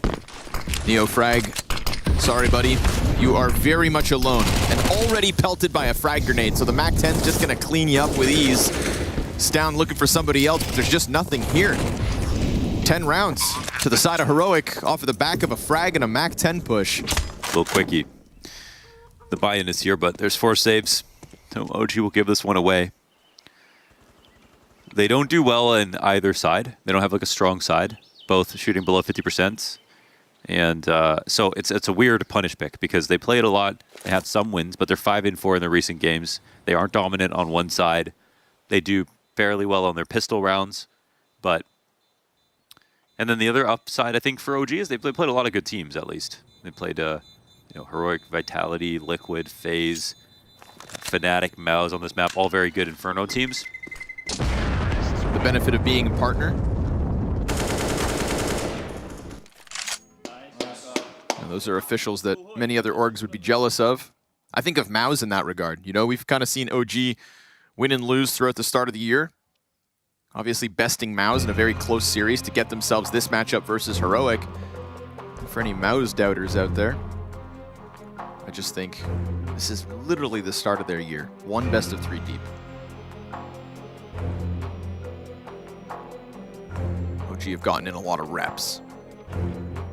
kept checking back in on that game, and I was like, oh, Mal's won. Oh, Mal's going to win. Oh, wow, Mal's are winning again. Oh, Mal's lost. It's like, what? What happened? And then I think I went to like the front page of Reddit. It was Dexter 1v2, Dexter 1v2, Dexter 1v3. It's like, you saw the one. I've seen this before. You saw the one with the Tech 9? Yeah. My God, dude. 2 bullets. Two guys behind each other, 2 separate bullets. Just,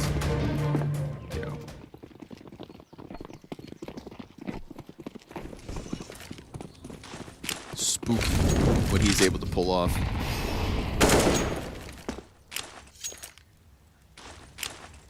Just built different. But barely built up is the buy of OG. Saved from the last round in the M4. Such a clean swing. The one hope in the hands of Fiku. Already in the dirt. Stowns Famas, looking for more than just the one, and the bodies do pile up, so it's a good amount of damage. They can go and grab another rifle. By the time they get their paws on it, Heroic already planting that bomb. So expect a T-side played with conviction. Some teams kind of fizzle out. You can see the doubt in their decision making. Heroic never strike me as that, even on a bad day. It's just, it's like their conviction just didn't go well. Yeah, sometimes they're like, oh, we were low energy today. And then you watch the game and you're like, you're pushing better, like more than most teams do on their craziest day. So it's true. Tessa's going to maintain control of his spawn. That's his house. OG really don't want to die here. In the save, they're losing a lot of money. Ooh. Saw the hands for sure. Neofrag knows this is coming. But the lesser weapon just can't pick it up. So CTs get cleared out ahead of their first real buy. But no money for the op for OG. Curious situation. No. Dexter will get it on 14 and do something then. Katie in full strength here. 20 and 10. Dexter with rifles. You have strong feelings? Positive, negative? Or? He was a rifler before he was an opera. So yeah, he was always good. Yeah. I think the first demo I watched was like Namiga. I think that was a team he was on. I don't know. Maybe. It was one of those random. And he was insane T-side rifling on train. So swings out mid-spray, catches half of Cadian's health. Jabby, that's a big entry. They're going to try to jump on that one, but the Arch players do get back around, and they fight well enough. Dexter's last bullet kills Tesses and dinks a player right behind him. I mean, considering you've got one shot in that Colt. That was crazy. Butts down, dirty. On the side of that smoke, connects to the Young Flames. And Shush will continue to just pump some rounds through smoke. That's enough to convince them back. That one kill on Nexa just served as the floodgates opening for Heroic's 12th round win. And Cadian crawling beneath the coffins catches Fiku with the headshot. Neofrag was spotting it. Jebaited. Dude, Neofrag was spotting it, and Cadian got 4-3'd. You could actually see Neofrag's head on the screen. I don't know how that wasn't calmed. Man just crouched beneath. Neofrag hoping to hold on here. M4 to be saved. Ooh, 5 health. Down. And you know that Heroic, realizing that the doors are open to run away with this T-side now. Yeah, they botted the economy. Like, they let him save a couple rounds, then they chased him down in 2 saves in a row. 5 dead both rounds. Yeah. Now they're broke. They're playing against 13. Heroic have manipulated the market. They have. They created this crash. Yeah. And they're going to profit off it. It's insider trading and there's no police. The police are on their side. Yeah, they are the police. So here's a broke OG. They pulled off a round like this before. Just one in the first half. Flames with the P250. 5-7 right behind him. Only 1 kill between the 3 CTs that push up into the app. So again, Heroic just going to put the pedal to the metal and run rampant into the A site, where they meet Fiku's Deagle. It's been the best Deagle out of OG so far this map. And he's hopeful to connect yet another, but his teammate gets caught off on the bottom of middle, and so it's going smooth for Heroic. Fiku, go ahead and take a test. A test of Heroic's hold. He's going for it. Why not? Tries his damnedest, but Shush is going to lock it in. Nice and easy. Heroic, 13-8. 13-8. And the money's here. The money's here. Dexter $6,900, 13-8. I think it's about time for a 1v2. What do you think? I think it's about now. Okay. It's the right time to do it. Oh, they need a decent hold. We'll have a retake coming in. Degster walking over from the A site. 46 HP. HE on his back. Maybe a smoke. 1v3. Tessus and Shush playing banana. Kadian head-to-head with him first. Throws the smoke down. Baits out the 2 kills. No scope for the second shot. Less than a millisecond left on the defuse. Slaps the hell out of Flamesy. Everybody cries. Your script writing's gotten better. Thanks. Creative morning. Let's see how it all unfolds. And to whose favor? Flashbang, both ways, but it's down to get bested. And some scatter shot at Acadian just doesn't connect. Tessus finds timing. Degster on the hunt. Yeah, not gonna let you get away with that. The internal clock ticks to perfection. And OG's 5v3 earned by way of banana aggression and an op. They should be looking for a way. There's a chance here. Player in the back. Ooh. Gets spotted and dealt with, but then there's Neofrag, and while he does go down, it's at least with the Dink versus Shush. Feels like Shush has been playing on sub 15 HP every single round of this map, and yet he gets through that fire to try and set up Jabby. Nade has already homed in on him. And Jabby's got another smoke for that cross. This could be one of those miraculous Jabby moments. Puts himself in a good spot. He can loves the clutch. CT. He's worried about banana, but that's still coming in. So he's going to try and take this fight to beyond Coffin. First player offsets the crosshair, and that's all he's got to do. Serve up the distraction for Degster to clutch. It's a 9th to OG. And it starts off with a solid default. Kills on both sides of the map. Trades come back for Heroic that aren't bad, but already low at that point in numbers. Actually, looking at this, Heroic's, well, again, we have to look at recent games for Heroic because they have won a lot recently. But if anything, their CT sides are more infrequently good. And they have already kind of survived that. T side considerably better.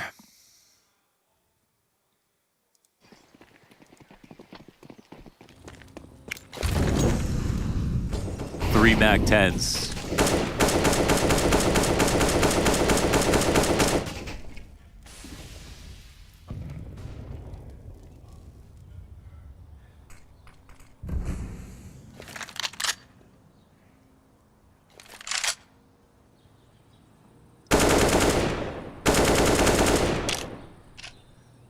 Kind of troubles Neofrag going to get to now that he's here on his own. Fiku doubled back. Yeah, they left him without a smoke too. They've got Fiku back here. He's looking for something. He's in jeopardy of getting mollied out. Okay. But yeah, that timing there while he's looking for a smoke. Oh, what a gut-wrenching problem. It's a bad smoke. Uh-oh. And they're going to test this. Oh, God. Neofrag. Oh, God. Fiku finally finds it. And that is just Heroic's entry. Oh, my God. Jabby just going to go ahead, sprinting in. Fiku, another headshot, point blank. And it's going to be Jabby to best him, but Fiku has absolutely picked up the slack that he gave over. Sent Neofrag to an early grave, and Flames draws Kadian forward in the clutch. CT to the right side, his assister to the left, but now that that's been smoked off, Flames is going to have to do this on his own. Kadian crouches in, down to 32 HP on the fallback. Next, a quick chase ends it. Fiku had to deliver because he caused that problem. That was amazing. Yeah, he did. It came down to his aim here. You know, some bad smoke might have been called. He offhanded it, I think, feeling nervous about the fact that he couldn't find it for a while. When he got that together, well, he said, "I'm sorry, brother, but." Look at my sight hold. Whoa! 15-5 versus Outsiders. Alexi came up to me earlier. He said, "You think we have a chance today?" It's a 1v1. I said, "Yeah." But it's going to overtime. But it looks like no, it's not. Wow. Very well done here from Nib. They came out of the play on looking strong.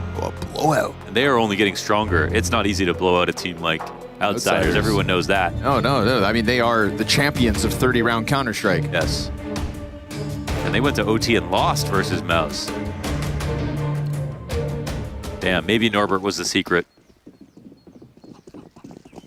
Ay. Major champions, by the way. Yeah.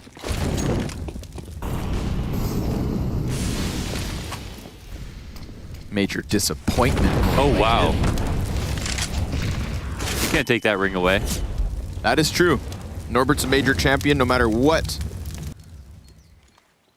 What? Neofrag. Didn't see him, but there's a lot of presence here for Heroic. Cadian already starting to creep beyond these angles, and that if that doesn't get spotted, he could find the one back site. It's a flimsy defense, I'll tell you that much. We got Neofrag on no grenades. They need to frag out. Yeah, the molly's coming down. Smoke for Fiku. Oh, frag. Neofrag, guys. Uh-oh. Things are about to go south. It's another rotator, though. Teams. And sure enough, Shush continues that trend towards the Danes' favor. Heroic. How does that go down so easily? Yeah, because they left the entirety banana open. They're behind on grenades in both of these rounds now. No smoke down to watch in front of it. Third rotation's kind of fast, but they lose because all the angles get locked off. And so even though Shusha's blind, he's waiting for someone to swing from here. And then they have so many players to watch everything. Like, nobody's overstressed.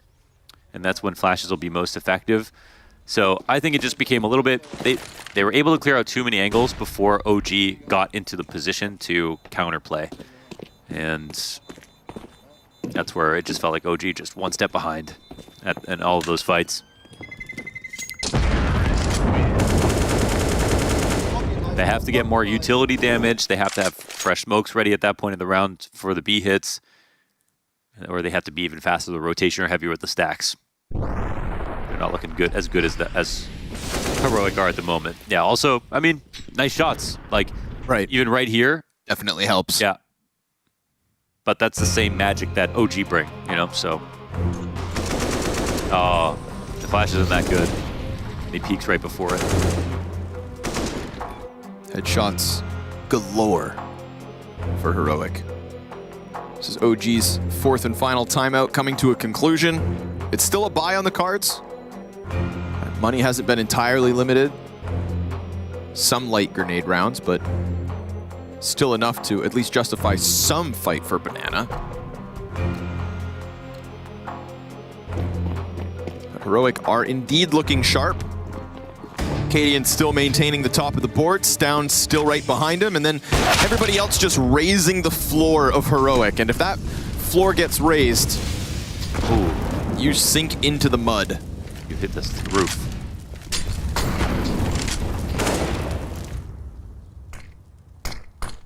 Smoke behind Flames. He's in the pocket.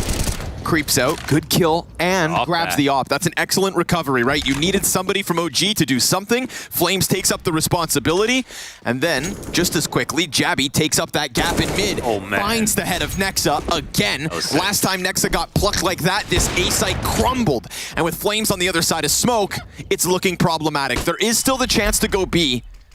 Heroic have left both options open. Well, Heroic have pick control, so... Stown dies, it's really awkward, but he's actually found a gap. And the CTs are coming over. And OG are thinking about saving. Stown, he's trying to figure out what's going on, if they're saving or what, but... He's found him. Okay. He dies. Either way, he just sees two CTs coming his direction. I think he knows one's around A, around B. That's all about Jabby. Chase that frag down. Knew that he had a moment.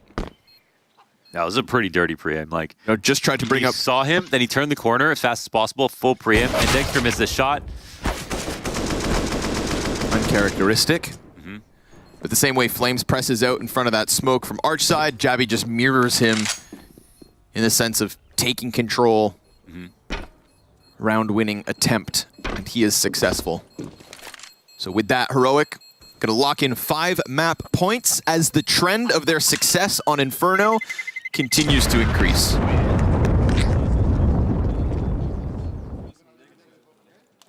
I think with the op just being picked up right there from Flamesy, and they knew that it wouldn't have come over to help out Nexa, it was just Nexa knew he needed to get out of there and buy some time, and Jabby knew that he couldn't.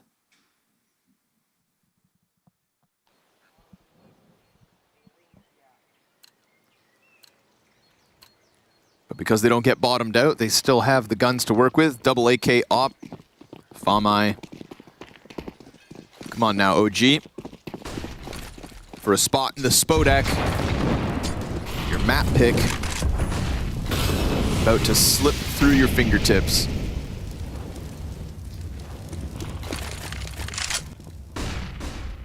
Keep holding on.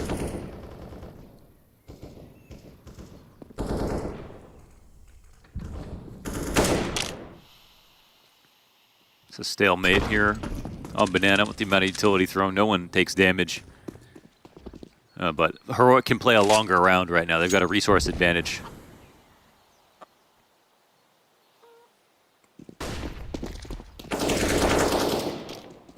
And HEs on T side aren't imperative. Like on CT, gotta hit something, but OG have been doing a great job of getting damage off of these defaults, so I think they're holding a grenade or two. Fico actually has at least his smoke here. Neofrag's got an HE. But it looks like the round's not even coming in that direction. Gonna see this A site tested again by the looks of it. They don't have any moving up. They don't have any smokes on A. Then he stutters and creeps back. It's gonna be the double pit play. Dagster on Arch. Missed shot again. But while Blind catches Tesses, still they swarm him, stuff him in the corner. And all of a sudden, there's a world of pressure falling on the shoulders of Flames. And now Nexa, but down, shush. It is headshots every step of the way. It's an attempt on a hold and a mandatory retake to try and keep this one going. But this is a very sharp Heroic. This is a Heroic who is starting to change the tale of struggles on Inferno. Stown pinned in the corner. CT's attempt to get him out. Neofrag, it's a double. And these T's are low. Doable, or so it was, until Jabby says enough's enough. And Heroic will secure map 1 in this best-of-3 series for a spot in playoffs. Mirage is up next, and this is exactly where Heroic want to take it.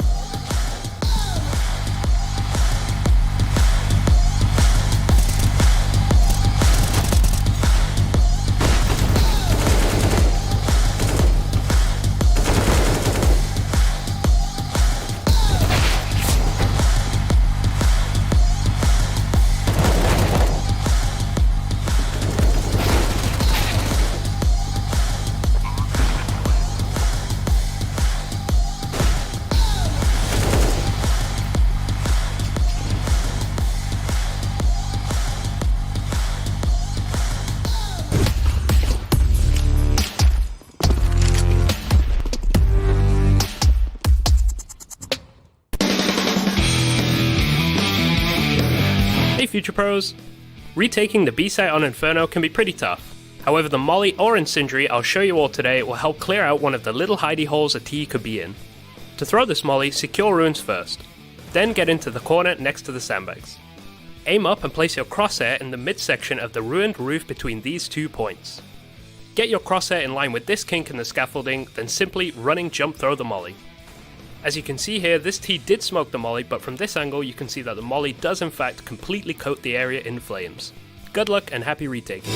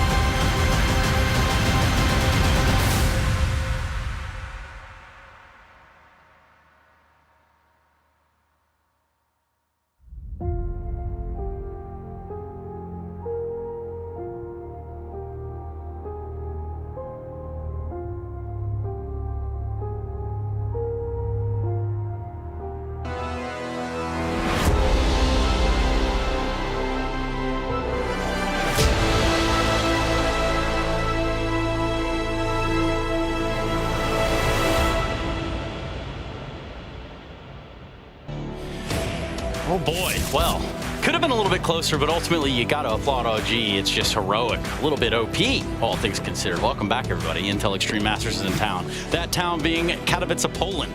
And we are just days away from finding our way into the Spodek. For both these teams, this is that opportunity, isn't it, Maniac? There is something beautiful about how in Counter-Strike you build stories based on the last few days. You talk about how Heroic is wounded and Kaden isn't feeling exactly great and OG is having a great opportunity and everything exactly happens the other way around. Of course. This was the Heroic OG were hoping not to face, not to see, not to have to live through. This is the real Heroic, which I hadn't seen in 23. Unfortunately for Nexa, they show up this morning. Yeah, they absolutely do in spades. Yeah, unfortunately for Nexa. Let's just start jumping into some of these rounds. Yeah, look, I want to go through Heroic CT side first, just to contrast a bit of what OG didn't do, right? Let's get to round number 8 here. We have a highlight one from Katie, and he might have been ill outside the server, but he was sick in the server. Nice. And I think this is a great round to show. It showcases, right? It's going to be round number 8. We should have it right about now. There we go. It's going to be a very fast play, just wrapping around from long from OG. And what I love is a reaction from Heroic, right? They're actually playing on the site, and the moment they realize it's going to be this wrap coming along, look at the reaction from the CTs. They have a player going to mini pit. The smoke's a little, not that great, but a flash is there. And Kaden, he knows where they're going to be coming in from. Finds flames. He knows Apps is open. He's going to be looking at Apps, gets a second kill as well. And then the third player, beautiful wall bang, and the player coming up from short. Right there, they shut it down in like, what, 5 seconds? I mean, the most of all, it's how fantastic Kaden is handling this situation. And then you could feel in the attack, you were talking about what was supposed to be a split. I feel like as soon as Kaden finds the first kill, it stops the rhythm of the long bench. They were supposed to come in. They were supposed to make life uncomfortable for Heroic, and they kind of got stopped. They got fear struck. And we can take a look at the other bomb side as well, the B bomb side, right, where OG's like, all right, let's try B. Kaden might not be there. Maybe you can find a hole over there. The utility damage Heroic were able to get towards his banana position was just nuts. Different angles, great timing as well. So OG, by the time they make it to the mouth of the B bomb side, they're already a little bit battered. They're already a little bit low. It's just horrible to be and have to live through that. You're right. I think Kaden did a very good job at analyzing the rhythm that OG was putting in. Oh, absolutely. And then, of course, Yabby, I love this play from him. They have to go in through the smoke. Immediately tosses the Molotov as well, mind you. Ston catches a lurk in the form of Fiku. And then this play from, I believe it's Tessus. He gets pushed in through the smoke with the flashbang assist from Cadian, right? So they never allow, there we go, Tessus finishing out the final player as well. No clutches for Dexter this time around. I just love how uncomfortable they made them feel. They never even were able to kind of pull off that execute. Yeah, and speaking of like leadership figures that find themselves facing adversity, not his first time at it. We know he can handle it. If you watch the Gamer documentary, then you know that Cadian is the man with the plan. Nexa opposite of him, our Air Force aim high, head to head. What am I looking at, Maniac? Make sense of it. Well, you're looking at a fantastic performance from Cadian, and I cannot underline it enough. What Cadian has done in this first map is out of this world. First of all, you look at this number right there, 8-1 in opening duels. Prior to this game, Cadian had a measly 11% attempt. He wasn't taking this risk until this moment. In the complexity game, he was silent, he was timid, he was shy, and here he stood up massively. He terrorized OG profoundly on their CT side, like by moving left and right, taking peeks. It was an absolute nightmare to play against. And you can't ask for much more out of an AWP, right? In terms of just like what your role is, what you're designed to do, and how to kind of like throw that chaos in their back. I mean, we're setting up Dexter to really shine in the server with the AWP. For Cadian, we're like, he's going to be struggling a little bit. His teammates have to step up to kind of make up for it. But this guy's like, I kind of have an idea why he was going for a lot of his opening deals, Matthew. I could be wrong here, but it's more like he's like, I'm not feeling it. I'm kind of feeling a little sick right now. I'm just going to go for this early deals. If I die, screw it. At least trade me. He just didn't die. Hey, listen, whatever his method is, whatever the logic is, that worked out beautifully. And I have to say, as an indictment of Nexa, I don't think he figured out the keys to figure out that puzzle. Like, he just didn't. Like, Nexa was really at loss. If you look at the second half of this game as well, you could see how Heroic basically did whatever they wanted to do with the map control they were getting. And I think so fast. And I think that's such a that shocked me, because this is a map pick coming in from OG, right? And on its CT side, for example, I expected more. There was one round where they had Yabby not Yabby, I'm sorry. I do believe it's one of the players from OG all alone towards the B bomb side. The other 4 players going for a bit of a gamble stack towards A, but not towards brackets or apartments. A turtle up on the bomb side. So you have 0 map control. They lose the B bomb side. Round's done. But what I also loved wonderfully, and this is something Connor and Lon has pointed out as well, the way they were completely obliterating the money for the side of OG and the CD side. 5 free rounds at the beginning itself in the second half. From then on, there was no stopping them. No, there wasn't. Also, shout out Scrawny and Launder. Laundry. Sean Scrawnery. Yeah, that's a new one. Sign Moneshi. No, I'm kidding. What we are going to do is check in with Heku. Hey, what's up? Yes, Dana, on the B stream, we have Outsiders against NIP, and unfortunately for Outsiders, they just absolutely got destroyed on their CT side. On the CT side of Vertigo, they managed to get only 1 round. So going into the second half, it was a 15-1. They got some rounds on the T side, but they did not manage to make a whole comeback. But now it's going to be Overpass. It's their map pick. So who knows? We might get all 3 maps. You could only be so lucky, Heku. What the hell is going on with Outsiders? I don't know. What the hell is going on? I don't know. I think they're getting busted. All right. You mean they're getting Buster? Is that the next Busted? Yeah, nice there one, guys. And we're getting into Mirage, if that's okay with you guys. Yeah. I don't think our opinion is required on that one. I think it's pretty much set. Fair. Yeah, this Mirage pick coming in from the side of Heroic. It's a map they were able to take down OG on the last time they played in the Blast World Finals, where they even had a stand-in. Config was playing and they still won it convincingly. And looking at the form they showed there in Inferno, man, I said Heroic's going to take this 2-1. This could be a 2-0 Trace. At that, I mean, based off what we got in Inferno, are you buying into that Maniac? This Heroic that we've seen on Inferno does not lose Mirage. As simple as it is. The quality of game they've played here, with Cadian stepping up individually, with Storm providing what he's supposed to, with the flow they were in on the T side as well, all them reads, I don't see a world in which they lose Inferno. It would require a Mirage, so it would require a huge effort coming out of Nexa, who also individually struggle. Maybe Dexter gets like 6 1v2 clutches, maybe that Trace. Yeah. Great, that's our win condition. That's exactly That was what they did against Mouse anyway. Man, all right, so they re-huddle up. Yeah, that's actually just going on right behind us. Sometimes I'm not sure where exactly that's going on, but what I can tell you is, again, on the line here is that berth in the Spodek. That's the saucer just down the street. It's going to be packed out coming up this weekend. And really, if you go about losing this game, it's not over, is it? It's not over yet, so I think that's one thing where, you know, OG may not put so much pressure on themselves because of that. Yep, pressure. That's what we're applying around here. We go to a break so we can return to the game. Mirage is up when we return. Heroic VOG.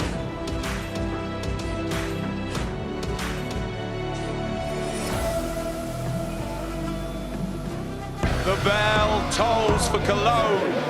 This cathedral, a cathedral that is stacked from the earth to the heavens with the greatest of all the fans, the most passionate.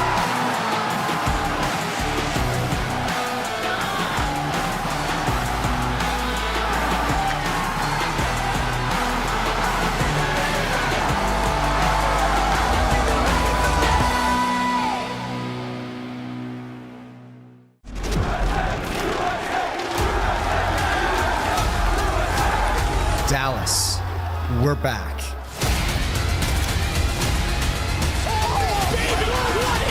Counter-Strike is in our DNA. It always has been, and it always will be. And now we are once more returning to where it all began.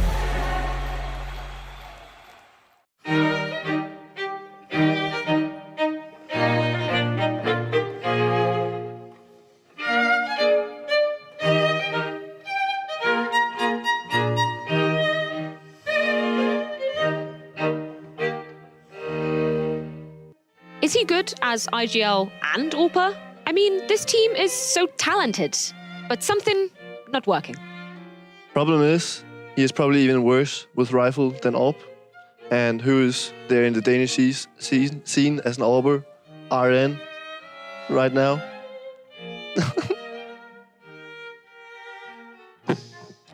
I mean, for me, Stavn is probably the top AWPer in Denmark right now. When he picks it up, he does way better than Cadian with it. But then you gotta find yourself a rifler as good as Stavn in Denmark, and that is impossible. Not really, not really. A solid rifler will do if Stavn is good as he usually is when he plays the AWP. What's not working is the Dust 2 pick. Even a bad Heroic should never be getting 2-0'd by an Academy team. Maybe Cadian had a stroke when picking the map FFS. I don't understand the Dust 2 pick either. I think maybe he took too much white powder up his nose. Maybe he misclicked. No worries, it's round robin, so they have 4 more matches to recover. Sure, they have time, but I don't see where they find the confidence in their Dust 2 in the first place. Maybe it comes from lack of confidence on other maps. Being exposed right now, he had one saving grace, IGLing, because he is ass at AWPing, but he's not looking good at all. I think he just forgot to plug in something. Beautiful calls like go 5B against Eco without clearing any map. Goat IGL. Maybe getting good at throwing flashbang is key. Damn, I can't hold myself from loving comedian name that he got, and he deserves it just by picking Dust 2. Bring King Devi on the AWP. Leave comedian to apple and calling. Yeah, this should make Heroic at South region for sure. Welcome to HLTV.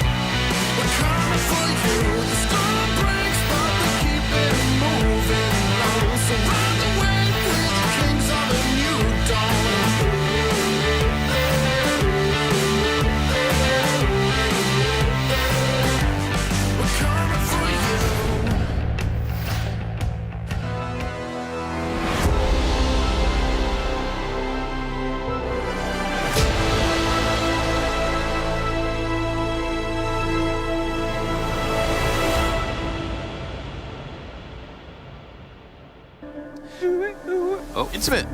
Wow. I believe in you. I love you. Bring me Mirage. Clutches, please. Honestly, you're fired. Jokes aside, I absolutely respect somebody who takes that job so seriously. Remember that at the end of the day, the human psyche is a very powerful thing. And Dexter has said it already that his high fives, those slaps that everybody's memeing on, is genuinely meant to transfer his power from himself first into Coach Casper, and then down the line into each and every other player. Abdul is very serious when it comes to the wins. Spiritual man. Exactly. And so that moment right there is the type of moment that could very well fire up Dexter to unlock that extra level that we know he has and that I don't think we really got to see on Inferno. No, he was a little off on Inferno, and they did need him. So, Mirage. Respect. Abby's been great at. Yeah, since he's joined this team, I think he has become a large part of the identity of the team and a big reason they win their big games. I think he fits in and looks comfortable, but a little bit of an off map, not a star carry, and they didn't really look like they could have won Inferno really at any point. So now work's cut out for him, but I mean, Mirage isn't a punish in the same way that Inferno really wasn't a punish versus Heroic. So maybe OG have a chance. See what they can bring to the server. It just felt like pound for pound from top of the board to the bottom. Individuals of Heroic simply sharper. We got impact out of Shush, Jabby, TessS down. Can't really say there were glorified moments for all of OG's members, but this pistol kicks off well enough. Double window peek. Uh-oh, you give Cadian an inch. He could find an entire mile, and he'll make his entire troop run that mile. That's right. Heroic like to go for jogs together. Just hot potato with this bomb. Oh, man. Need I jog your memory? Stound's a bit of a talent. Oh, they take window. Cadian, I don't know if he knows about the second player inside of B, but with jungle now, Neofrag and CT will sit and wait. The bomb will run all the way back around through spawn. Could have gone up connector, but because there's a cat player, Stound's going a bit safer. They're using the time on the clock. Neofrag's walking in. And Stound, it depends where he plants, but, you know, backside triple, open to Flames, Cadian, I think he has to support here, and he is going to walk in front of connector now.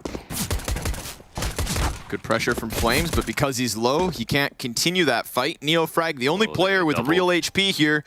Bomb plants gonna be stuffed. Sure enough, Neofrag, excellent push out, seized a chance to seize the moment, and with it, OG 3 for 3 in pistols so far this series.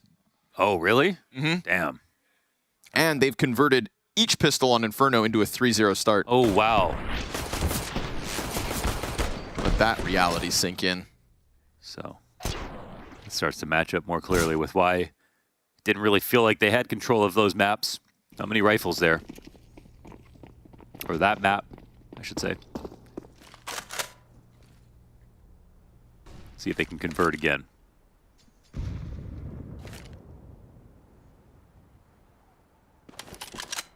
Oh, Dexter's falling back.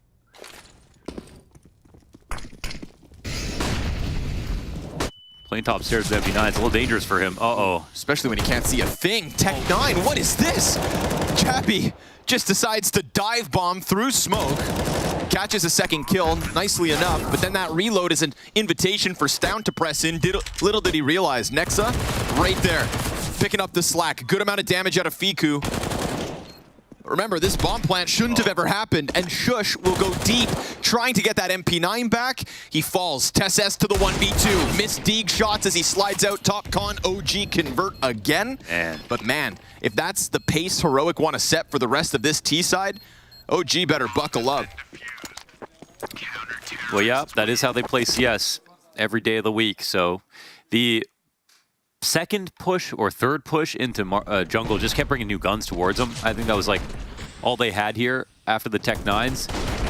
I don't think there were full rifles, and that's one advantage of OG going low on the rifles this round, is even though they picked up guns, they weren't good guns. Easier to kill guns, but not much reward for getting them down.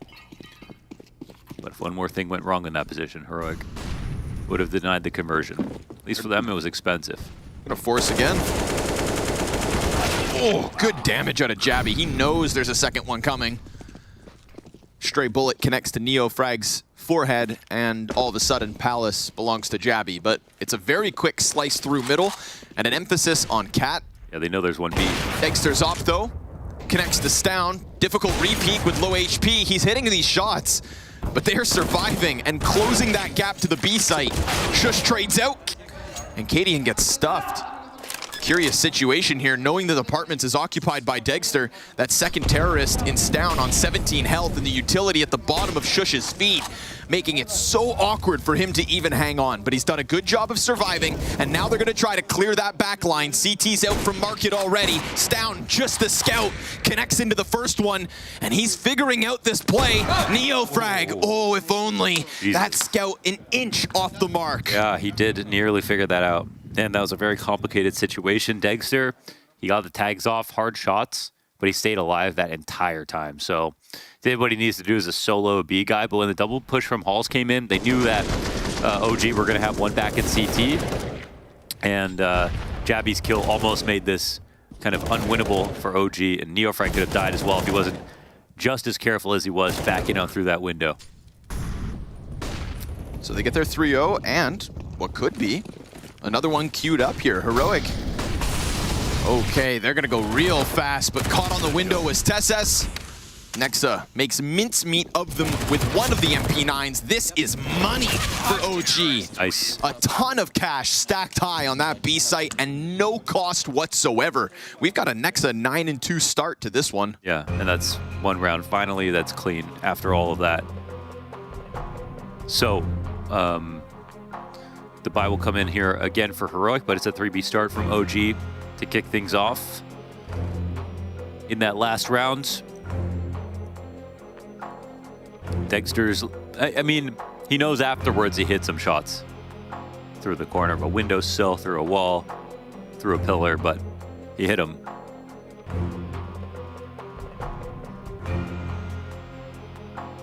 So let's see if his confidence is a bit higher in this game.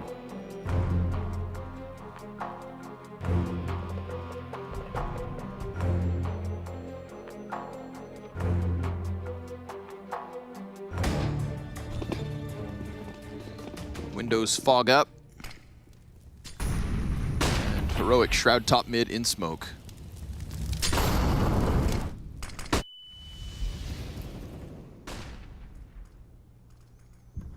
Putting the 2 MP9s from the B site to good use. Close proximity in Palace.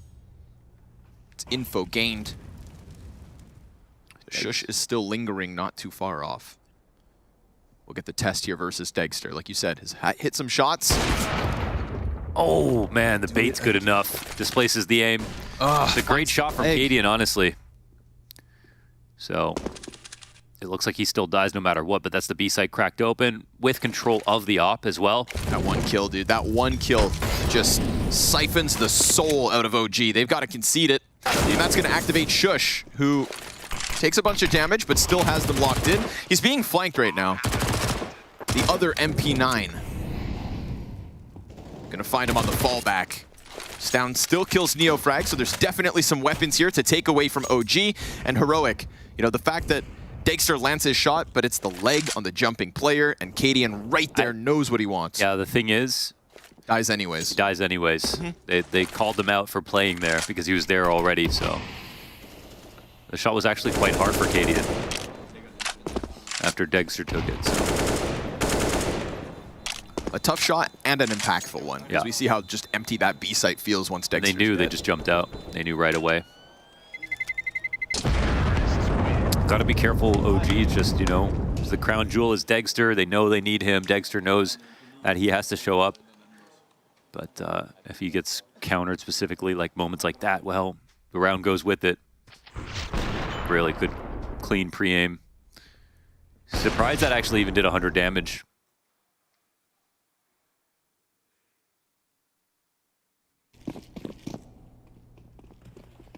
Tough pill to swallow, but also just the first. So Heroic, see what they throw out next. It's aggression towards the top of middle. Neofrag tagged and dead. They wanted that fight, they got it, but they lost it.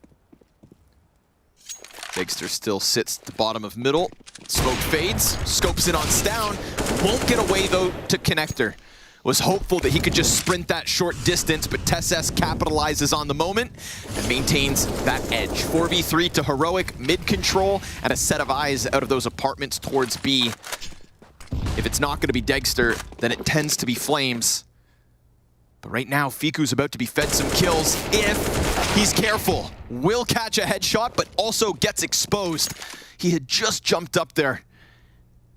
And if Heroic lean back into that A site, if they follow through with the hit, well... They're just faking. Nexa and Flames are there, but the bomb's still up in Palace. Is this a fake? Whoa, well... OG, they might just be gambling it to save anyways, so maybe there's a chance they win here because of this. Sometimes gambling's worth it. Keep going. Only quitters truly lose.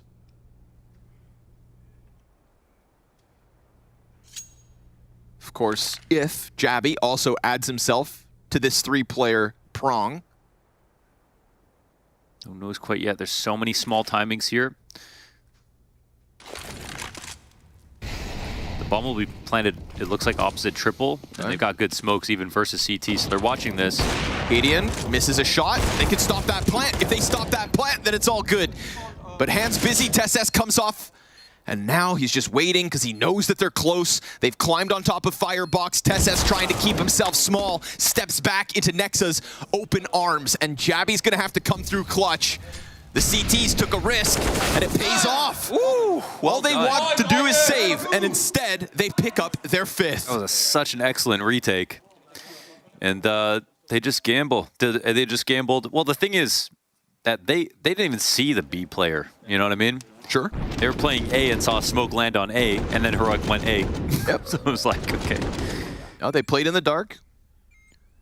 And honestly, it would have been way easy to just close that clutch if Cadian finds his op shot when they push out from Ticket.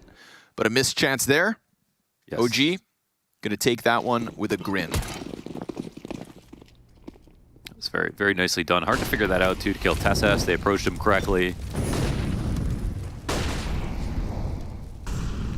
Nice weight on the last peek from Flamesy as well. Ooh, TeSS, another monster frag. He was good at catching Degster inside of middle there last round.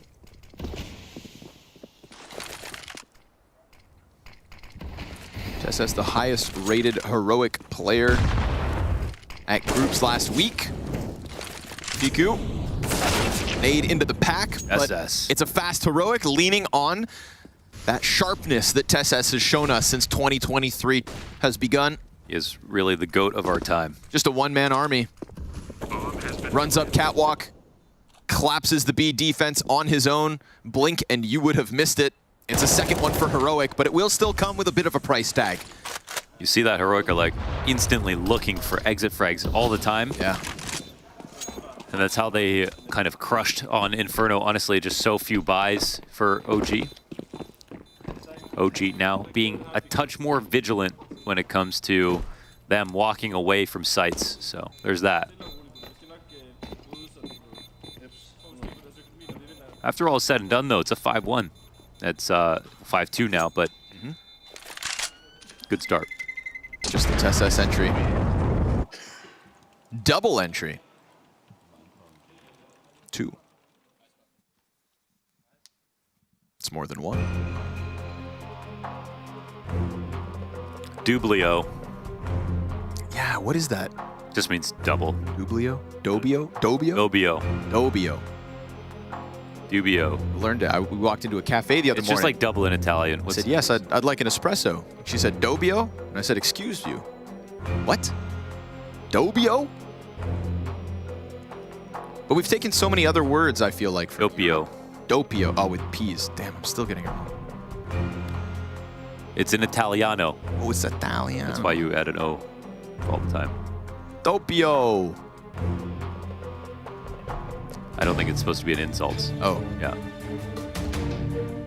Well, if somebody called me a dopio, we'd have problems. No, you're just a dope. Okay. I'm pretty dope, thank you.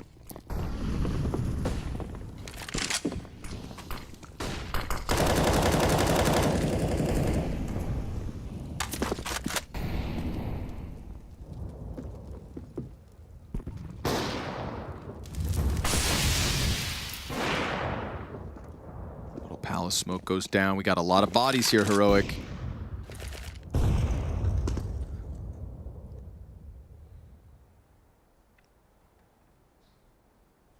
Forward press out of OG, getting into the ramp as the smokes come parading over top. Flames and Neofrag in the pocket, but there's nothing behind this. Palace players, the late lurk. He'll be the last one to leave, but they've drawn that third CT out. It doesn't work, but the CTs are still so close to the ramp, so they're very far rotations, and they're a little confused, actually. And we know what happens when this B site crumbles quickly. They're transitioning into the cat push, and Shush, I don't think he spotted this, but he gets away clean. These CTs, again, they get in on a flank, but they're still tied up.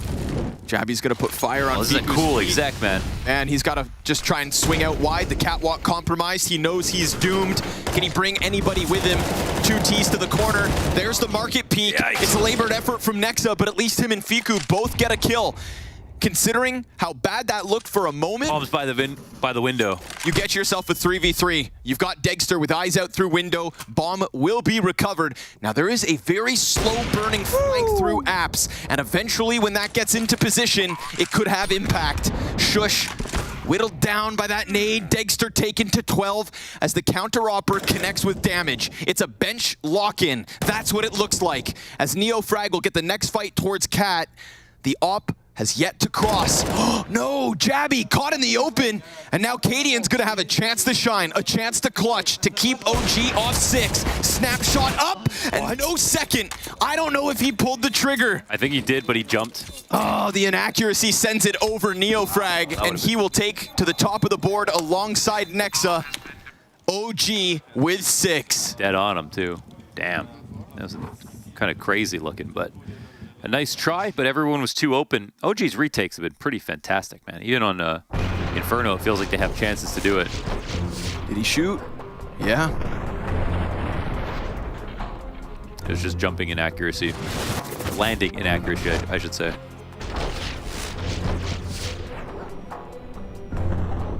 Did he? What? I don't hear it. I'm not a believer. If you ever turn on the box to show what your landing accuracy looks like, you'd be horrified. That's why Halzerk was using that crosshair the other day. Some people just have more luck. They land, they shoot, it lands. but the spread is crazy. All right, it's business mode now. Rugged takes the sweater off. Honestly, big moment here for OG's defense.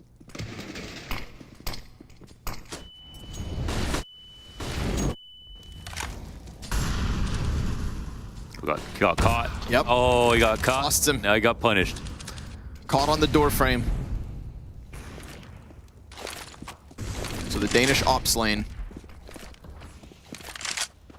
Stown looks to take his place. Flash to window. Stown on an op. Love it. Sure enough. Catches Flames blinded. As he fumbles around in the window, there is going to be another peek. That's Nexa out next, but Fiku stuffs Jabby inside the apartments, and Stown's success of getting up Catwalk could be cut off. He's hoping TeSS can come through with apartments, but if TeSS loses that fight versus Fiku, then honestly, this one is over. He kind of threw a retake smoke for him to get closer, and now Stown's actually crossed the site. Goes well. Stown doesn't have to look back. I think that smoke, they throw it because they're worried about Stown, but it actually just lets him have full control of the site now. He fixates forward instead. Nexa, who's been having himself an excellent second map in this series, will not be able to jump up to try and stop bomb. TeSS now commits. We've got, of course, the op up cat on Degster. Slow start, but still looking for his impact. It's Nexa instead. Stown wraps around the side of the site. Eventually, apartments also becomes a problem. 3 separate entrances here from OG, and Stown, stoic, sits on the same angle, stalls out, flicks to Nexa, but as he does, Neofrag gets to the party just in time to deliver OG 7th. Yeah, he's 12-2 right now, doing excellently. And again, the retakes, they've been coming through on the lurks, especially through the halls, just late enough to have no problem. So opening kill for Degster to shut down the cat tactic, and I don't even know if Kaden, even if he was fast enough, Degster looked like he was sitting triple waiting, so might have still got that kill. Fiku been a solid anchor so far in B, I feel like. And even versus some of these tricky rounds, OG are getting their way back in. You want to do some digging? Yeah. When's the last time we've had a Nexa carry for OG as of late? Remember that ancient game? No, I don't. Which one? He had like 35 kills, or oh, sorry. It was recently. Because I know he has it in him, but I've just felt like, and maybe this is just incorrect bias, I feel like it's been getting less and less often that Nexa's taking over games. And he shouldn't have to, but I feel like he used to. It was 35 versus Liquid on Nuke. You remember that? Oh, okay. The groups. That was an excellent series then, too. 21-13 on Ancient as the first map. All right, well, that's not too long ago then.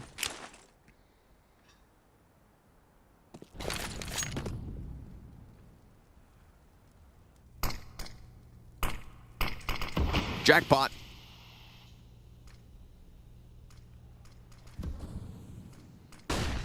Three players up mid, but 3 players pushing cat. Next at the front of it, insta-dink. Oh. Nade almost finishes Stown, but then with Flames being boosted, they will catch that player trying to creep up into Khan. Low HP, doesn't stop Stown. Shush, Galil spray. And he clears off Ticket. He's still fighting. It takes the 3rd CT off of Catwalk to finally put him down. And that just preoccupies so much of OG that Heroic flood into A site. And the first time I think OG are going to win the round, then Heroic win it. It looked like Heroic were going to win all these previous rounds, and then OG win them. Here coming down mid, I thought it was really cool to have Nexa go for the push, and they're setting up the stack on top of cat bricks. They get early information. If they find people there, then those guys get involved. And Nexa gets his first dink off, the next frag. But when you dinks down, you got to kill him. You got to finish him off. He knows how to be so annoying. Open B site on the rush, sort of. Yeah, there's a little timidness to it, but it's also the guarantee of nades. And guaranteed's the right word because no chance, OG. That's 4. 4 to the board for Heroic.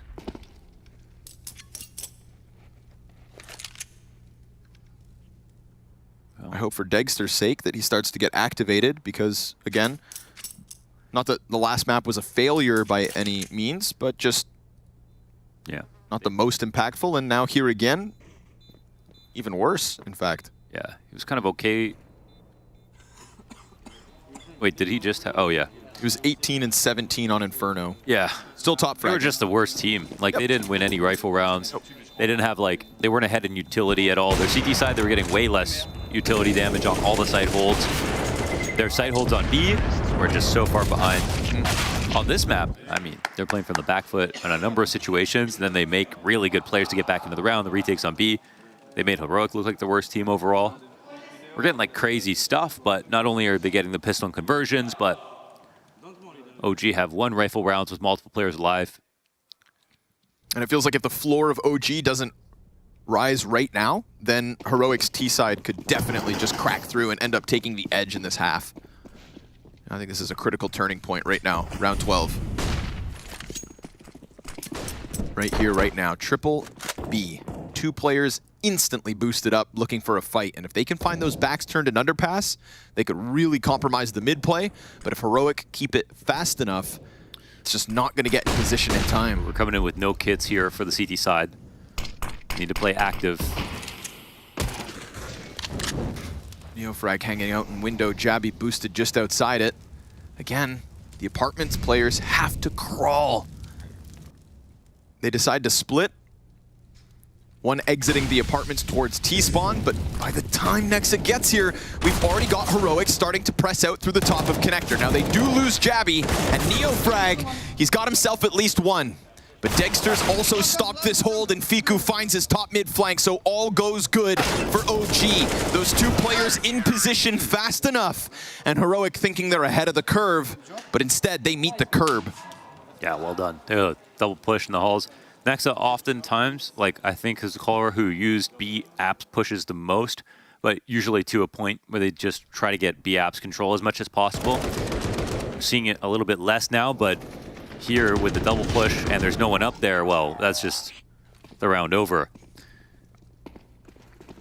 They at least get the info, they alert their A players to play safe positions, and they get that full flank in. Nice active round out of the defense.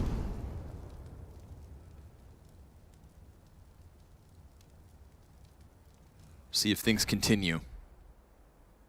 This one a little more textbook.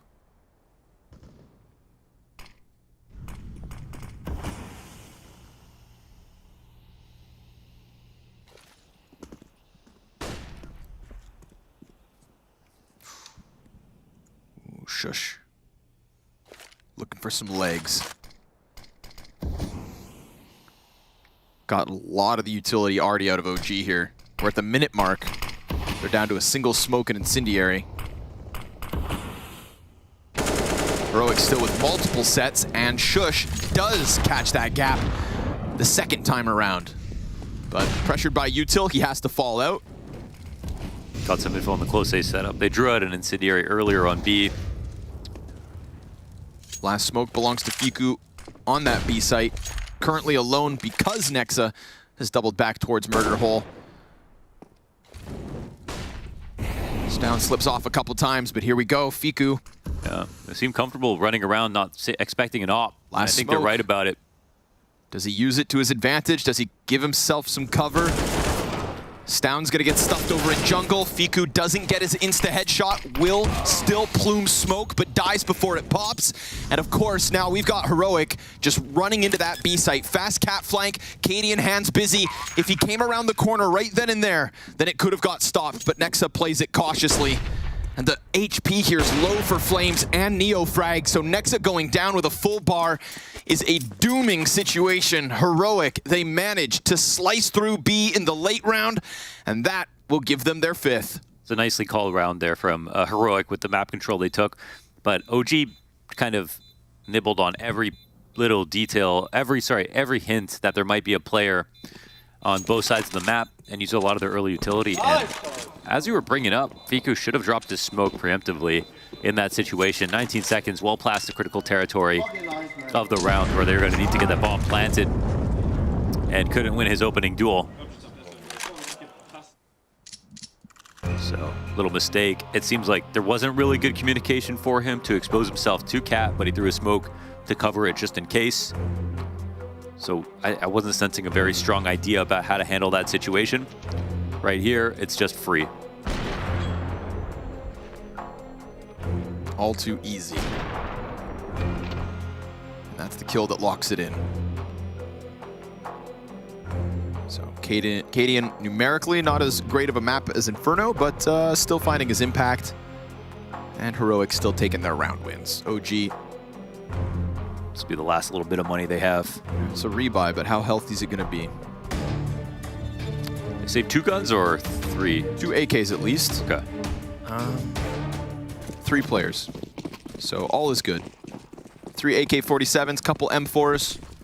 OG can be happy with that one. We'll see if they can hang on to their grenades longer than the last round, because those bad boys dried up real quick. OG bringing an idea towards mid. It might get hectic here on the A site. Neofrag, I don't know how aggressive he needs to play this. The CTs are going to be fast in this direction, but the site's going to get taken over. Lady Luck graces Flames, gives him Stound's head. The bomb goes down 4v4 regardless. It's actually going to be kind of hard to hold on connector. Feels that way. I wonder how Heroic are going to transpose. CT's open, and they start to spread out actually. Nexa's going to take on. But he's going to clear underpass first. Good. Nice. Nicely done from Nexa. Pushes a bit more pressure to Heroic. Shush catches him. The trade frag efficient. And Cadian waits for the delivery of the CTs in from Ticket. Missed chance on the first shot, but there's more where that one comes from. And he even gets caught extending outwards. But by the time OG even hit this site, there's no time for the retake. Yeah. Cadian offers himself up to the flames, but the bomb pops and gives Heroic 6. And the CTs hanging on. Will Shush press the issue? He's trying to run him down, and he gets stuffed. Fuku denies it, so still those CTs save. I think what he saw right there is jungle control, but the fresh second smoke that came in made OG feel like if we're going to win this, we actually have to get moving towards CT. And Heroic set up immediately to have a perfect post plant for CT. Shush was out in the open if they came through jungle. The easiest kill they could have got right there was Nexa inside of connector, but he was looking in the wrong direction as the smoke came up. If he kills Shush, then they're on for a retake. And they've had a few fabulous retakes so far this half, but that situation tips towards Heroic. Good pincer here from OG off Cat. It's a chance to get that 9th one queued up. Heroic just gonna try to give him the fight. A fast clash in the B site with Fiku coming up on top. Oh, very clean from Fiku. A triple kill to close the half and a 3-round lead right with it. OG's offense after the break.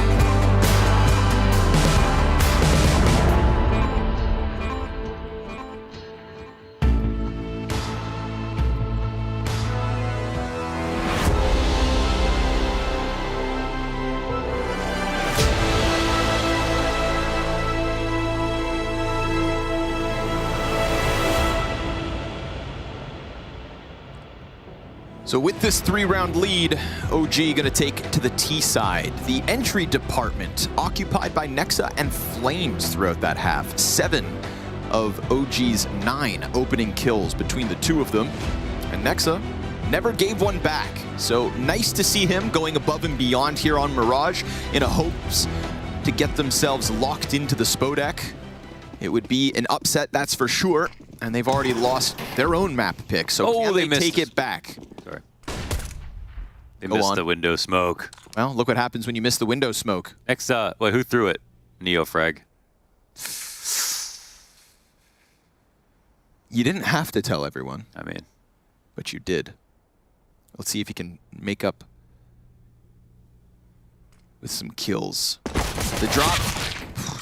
How'd he do that? Of course, this guy falls into 2 Glocks and still gets another headshot.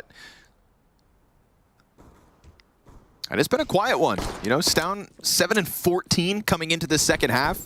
That's not the Stown that Denmark believes in. We get Jabby top mid, the Executioner with a couple USP taps. They're gonna send OG back down to the underpass. Like a bunch of gremlins. They'll have to just walk away, or at least they're supposed to, but Flame sticks around. Got a USP, it's a better gun. It's blessed by Stown. They're gonna swing on him, okay. Yeah, he sticks around, they find him. Degster trying to get into the top of middle to draw it back. Hey, this is supposed to be the first pistol that OG lose. But Degster's in a 1-on-3 with the bomb on Mirage, on T side. You're telling me there's a chance here? You telling me he's got this? As he sprints up connector to the A site, jumping around the stairs player, connecting 2 headshots, and with 15 seconds, who's planning for CT? Straight commits, and does of course get punished. What a psycho. He planted for CT. Wow. But that turned to the ticket peak. It got scary there. You know, that was a headshot. It was a headshot. Almost killed him. If this man's working with a USP, this next guy's dead. Yeah. Oof. He could have actually he could have fake planted or even chased TSS down on his low health, but not today. So OG don't win a pistol for the first time in the series. They do have a Deagle and Degster. It's a good warm up for that op. Yeah, does that get you excited? A little Degster Deagle? Uh-huh.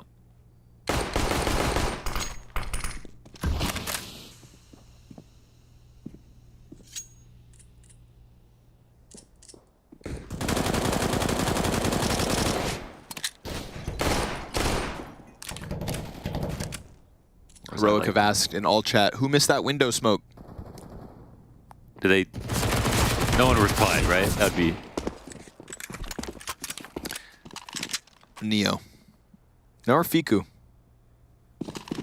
Oh, Cadian said Neo himself.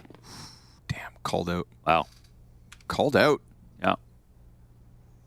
Yeah, well, guess what? Cadian's dead now. Dead now, of course. Calling from the sidelines.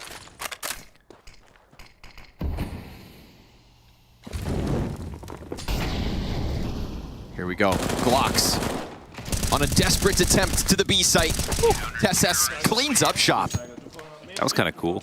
Like tracked one, finished with him, knew he was jumping in the same spot, killed him later. All is good. That's going to be TSS to the top of the board now. A little stat padding. Okay. What are you doing? I found, okay, you guys know how sometimes on new electronics you find plastic and it's really satisfying to peel off? Go for it. Oh, that felt so good. Damn. I love that, actually. You're welcome, everybody. Guns back in. Let's go. OG, rapid pace to the mid play. Cat player wants a piece of the action. Oh, they know what he's doing. Yeah, Jabby reading into this. Oh, but Nexus got the better gun. You gotta bomb this kid. AK bests him, 20 health left over for the ladder hold. They're trying to chuck nades in, and they nearly blow him out of the corner. Fiku tasked with giving cover, but not quite sure if there's somebody in window, and not quite certain if the catwalk peats. But Cadian does. pays the price. They got to be careful at window time because they're not keeping it smoked. One's, and Nex is actually the only smoke of the round. Retake's coming in. Oh! They shot Nexa. 2v5 now. Another nade. Another nade for Nexa. He goes from 6 to 3 HP. Made of titanium. He hangs on to the control of the catwalk, and OG will just dominate that mid control. Who said they can't win a round in a default, Nexa? You can't trust these guys? Dominate. And that's even with Heroic reading into the climb up of Nexa. Now, of course, if it's not a FAMAS and an M4, maybe he's dead already. Maybe he doesn't get all this impact. Maybe. It didn't happen. But left with impact is Heroic, dented by OG's mid push. Very aggressive, very impressive, and very dire here for Heroic because the money's already dried up. What they're spending anyways. Yabby, one gun. They're going to buy what they can. Well, they've actually mustered up 3 rifles out of this and a scout. They make their decision pretty fast as well. This might be sort of a waiting round here for OG. It's probably hard to figure out if the buy's coming in or not. Ooh, man. A lot of A players and a lot of A attackers. And they're going to use one smoke in con. This opens up the triple angle. It's Frash 2. Shabby's got the first. We've got a bunch of bodies coming up the ramp. Shush takes down the second. Look at these counter terrorists. They want to fight. They want a duel. And the damage is done back the other way. Stown pressed off Ticket. They've got a couple stuck, and they're going to rely on Degster to try to unravel all this. Sure enough, catches Tesses. Oh, and Neofrag catches Stown, but it's the under Palace peak. Jabby has gone unnoticed. Degster 2 HP, and it gets caught by Cadian on the cross. There's the 1v1 we wanted, but it's Cadian to get the better of it, even with lesser weapons. Yes, but it's so expensive here for Heroic. So good damage from Degster in the end. And they know, OG know that they can still crush the money here from Heroic early on in this half. The buy will come back, but it will still be a scout. So this is the game, unfortunately, that OG play. They almost never send a scout. Sorry, like a scouting player. Sure. To his site, and they'll try to exec this way. It's going to be gambles back and forth in terms of what site you stack. Heroic come up green.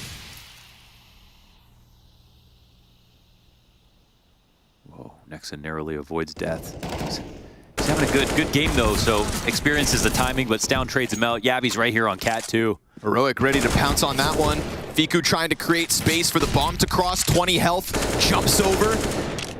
Little wall bangs, ambitious, but off the mark. You've got Flames and Fiku in a clutch. A deep peek and a chance for Fiku to go and unravel this retake from behind. Doing something interesting with his time here. Flame's got to check that back, or else he is a dead man standing here on Tetris. Sure enough, Jabby's going to find him. Fiku in from jungle. First one spotted, second one known.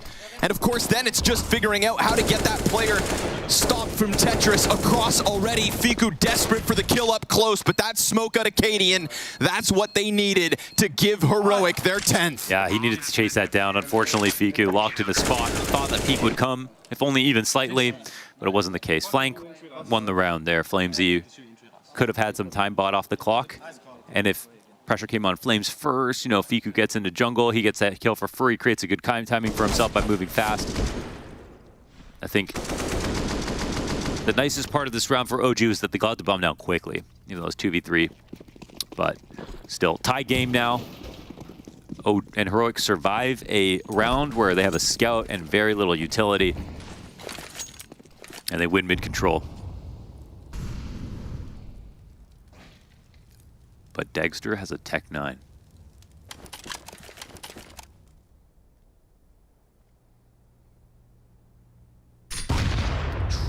Flames takes that one. That's enough to shy him away, just that alone. Yeah, he got spotted on the jump spot, took a few steps forward, should have just walked back. No, cancel and leave.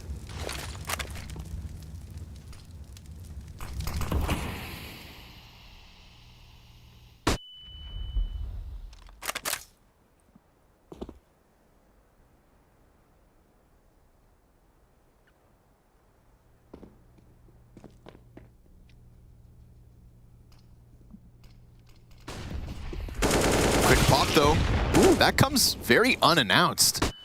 So Cadian caught in the open. Will that be enough? They've already got up connector. It's a good split. It's a good angle from Stown as well, with little bits of health left on Flames, but Nexa, a deagle into Shush, and all of a sudden this one's starting to crumble all around them. Stown's gun goes empty. Jabby, it's just one, but that flanks back in from Tesses, and sure enough, a double. No plant just yet. We're gonna try to double swing it, but I don't know if they can. He's in the corner with a third, and it's the pistol from NeoFrag. Checkmate, as he shuts down Heroic and keeps OG's lead. Needed that. One in Apex. Last one, Tesses almost with the quickest 1v4 here on this full flank, and he made it very hard for them to double swing by tucking as hard as possible, but a great shot for NeoFrag, his 20th of the map. And they actually make it so expensive with that on an eco that Heroic, well, they force, but they have almost nothing.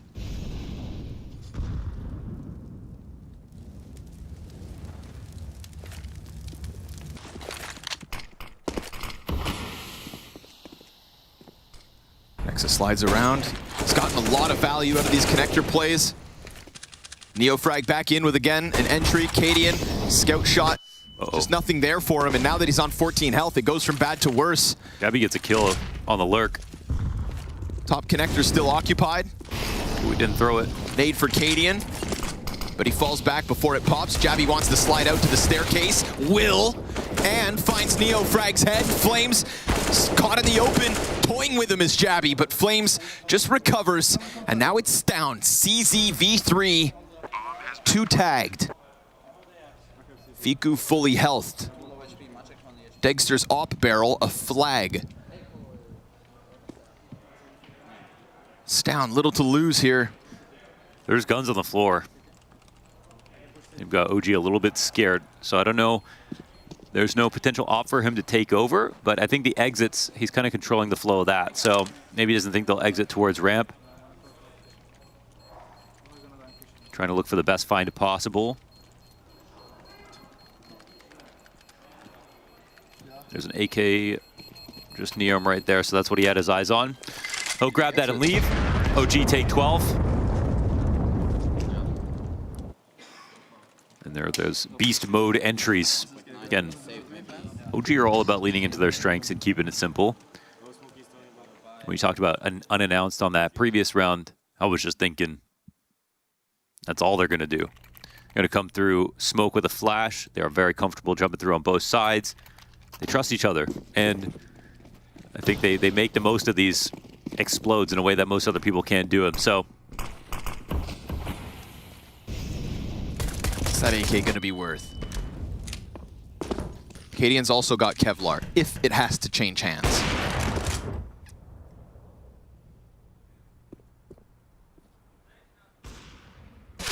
Pistols floating all around middle, trying to get the info for the rifle to maybe get his impact.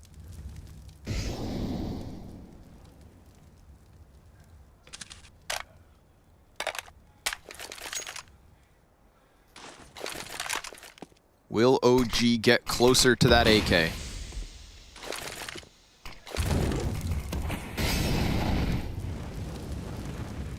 NeoFrag having a hell of a game, may I add. 22 and 11. Unstoppable. Still got some interesting info right there. USP for Shush on stairs. Looks like that'll be first contact. Smoke fades and NeoFrag. What? Oh, dead to the pistol. You're kidding. And another Shush. With the USP. From the top of Con. No armor. Just the vanilla pistol. Now we've got another AK. And if he can give that to Cadian, it's armored. They cleared mid. Jump across from Degster. Doesn't clear close stairs. Gets run at by the MAC-10.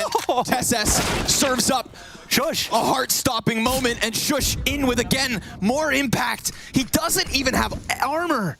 And he's already got 3 to his name. Degster off cover. They fall to the MAC-10. They fall to the lesser buy. And it's not even Stown's AK. Shush with no armor, a USP on the corner of stairs.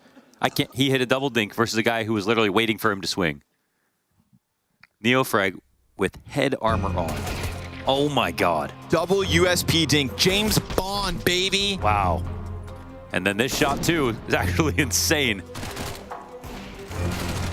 Shush, the quiet killer. Didn't even take damage. Gnarly round. Crazy. The amount of levels that Heroic have. Stound's not even been here lately. Nope. Clearly the bottom performing player for Heroic this map.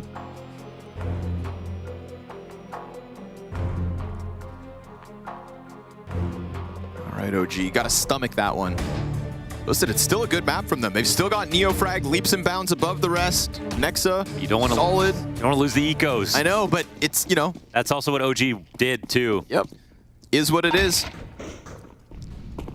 But this round could be worth 2. Don't dwell on it. Back to the action. You've still got a buy. You've still got grenades. They're going to do their same antics here. It no doubt sucks. But you don't. So keep going. Shush. Quick reposition. Looks to be problematic again. He's got the smokes to play around and no teammates currently with him. They're blocked off. He falls back. Awkward, but still successful. Doesn't even see him. And nearly even a third. Fiku could have tried to press the issue out towards Ticket. There's a gap to the left side, and there's a chance for Dexter to come in from Connector, but he can't manage to hang on to the stairs. And so Fiku and Nexa have to best the majority of Heroic. He's got TSS point blank, shots through the wall. Fiku turns attention back to the stairs, can't manage that kill, and then Stound switches out, saves the stairs player, and pushes Nexa to the 1v4. Galil will not be enough, and we're all tied up. We're all tied up at 12-12, and Heroic just climbing now, and that is the money gone for OG. OG have had troubles scaling across the A side of Mirage on some of their air attacks in recent matches, and here they kind of risk it on the spray. They can sense that Shush is around here, and they haven't seen anybody under Palk. They haven't seen anybody playing off the side of stairs, so they decide to spam that smoke. But it's actually their smoke, isn't it, in front of default? And it feels like they're the ones who are having it used against them. Shush perfectly calm, continuing on from that unreal USP round into an easy 250 ADR, even damaging the Palace player as he was swinging out. And oh, how momentum has shifted. Heroic still playing with those freebie AKs they robbed thanks to Shush. OG having to take one on the chin with just pistols. Heroic haven't won a series 2-0 since the Rio Major earlier on. Since their quarterfinal versus Spirit.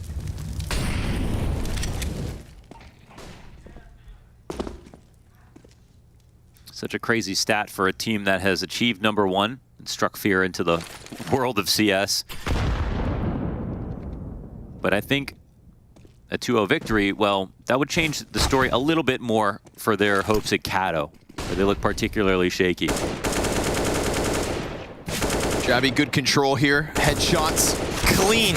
Cookie cutter clean. 4 out of Jabby. Stan will take the 5th, but you're not getting into B this site. Yep. And this is where, well, OG, they know how to kick it into another gear. I think this is when the clutch mode comes out. You know, if there's going to be a moment for Dexter to also get back into this game where Stound also isn't in this match, well, it's about that time. So we'll see what they can do. Neofrag and Nex have done a fabulous job of, and honestly, Fiku, like, great shots, great anchor work on that first half. Buying time for the stars to wake up.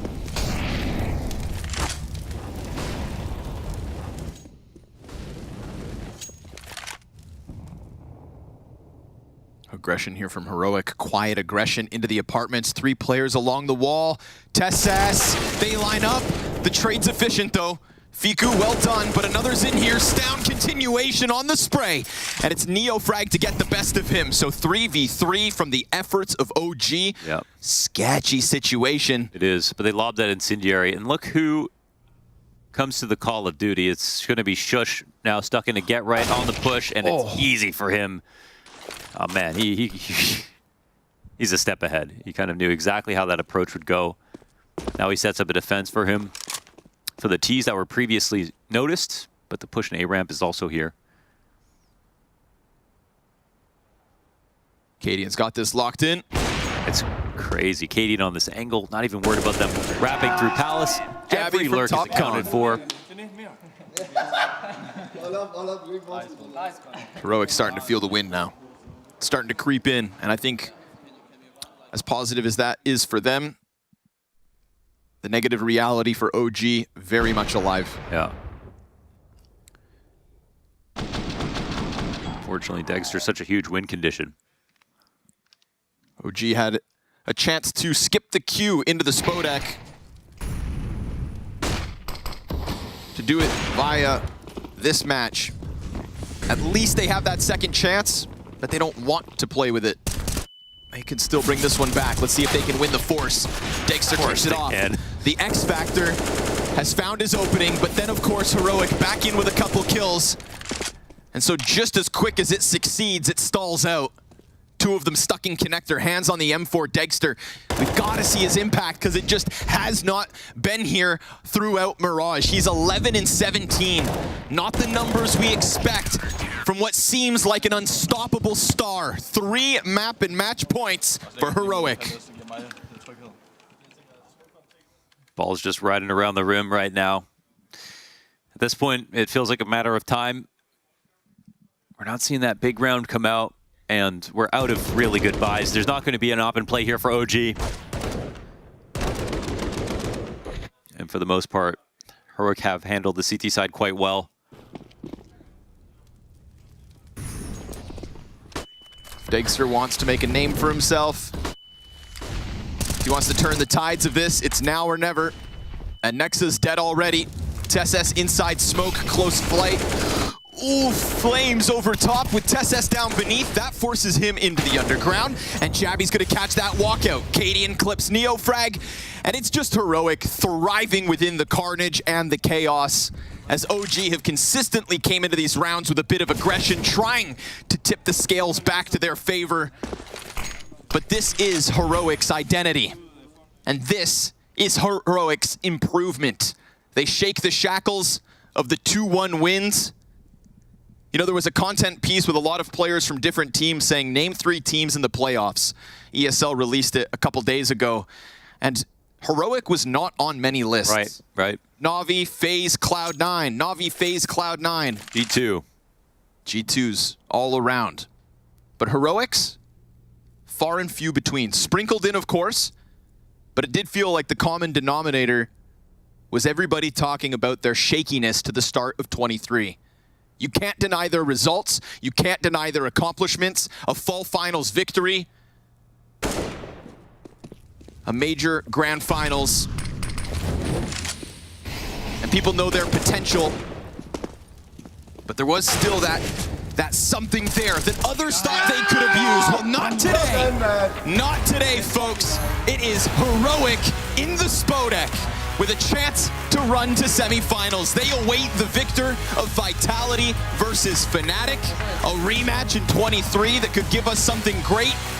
A captain on shaky legs, feeling under the weather, and yet still overperforming.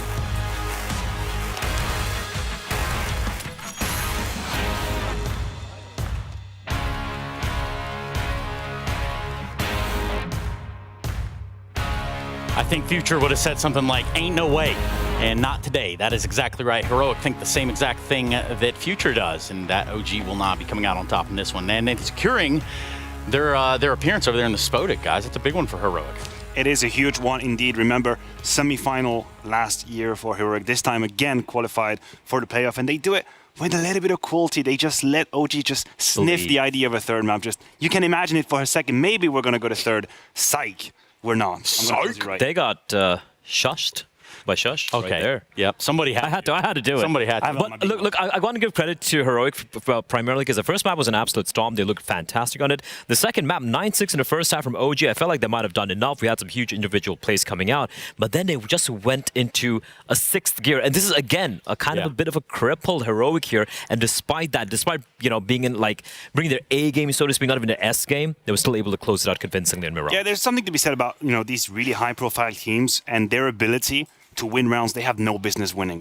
Down the line in this segment, we'll touch on a couple of these more precisely, but still, your OG, you just cannot relax. You cannot relax. Anytime you let your guard down, you might as well just give a free gift, a Christmas gift to your opponent. Yeah, and speaking of Christmas, well, we're well past Welcome, Christmas. buddy. Hello. Hey, man.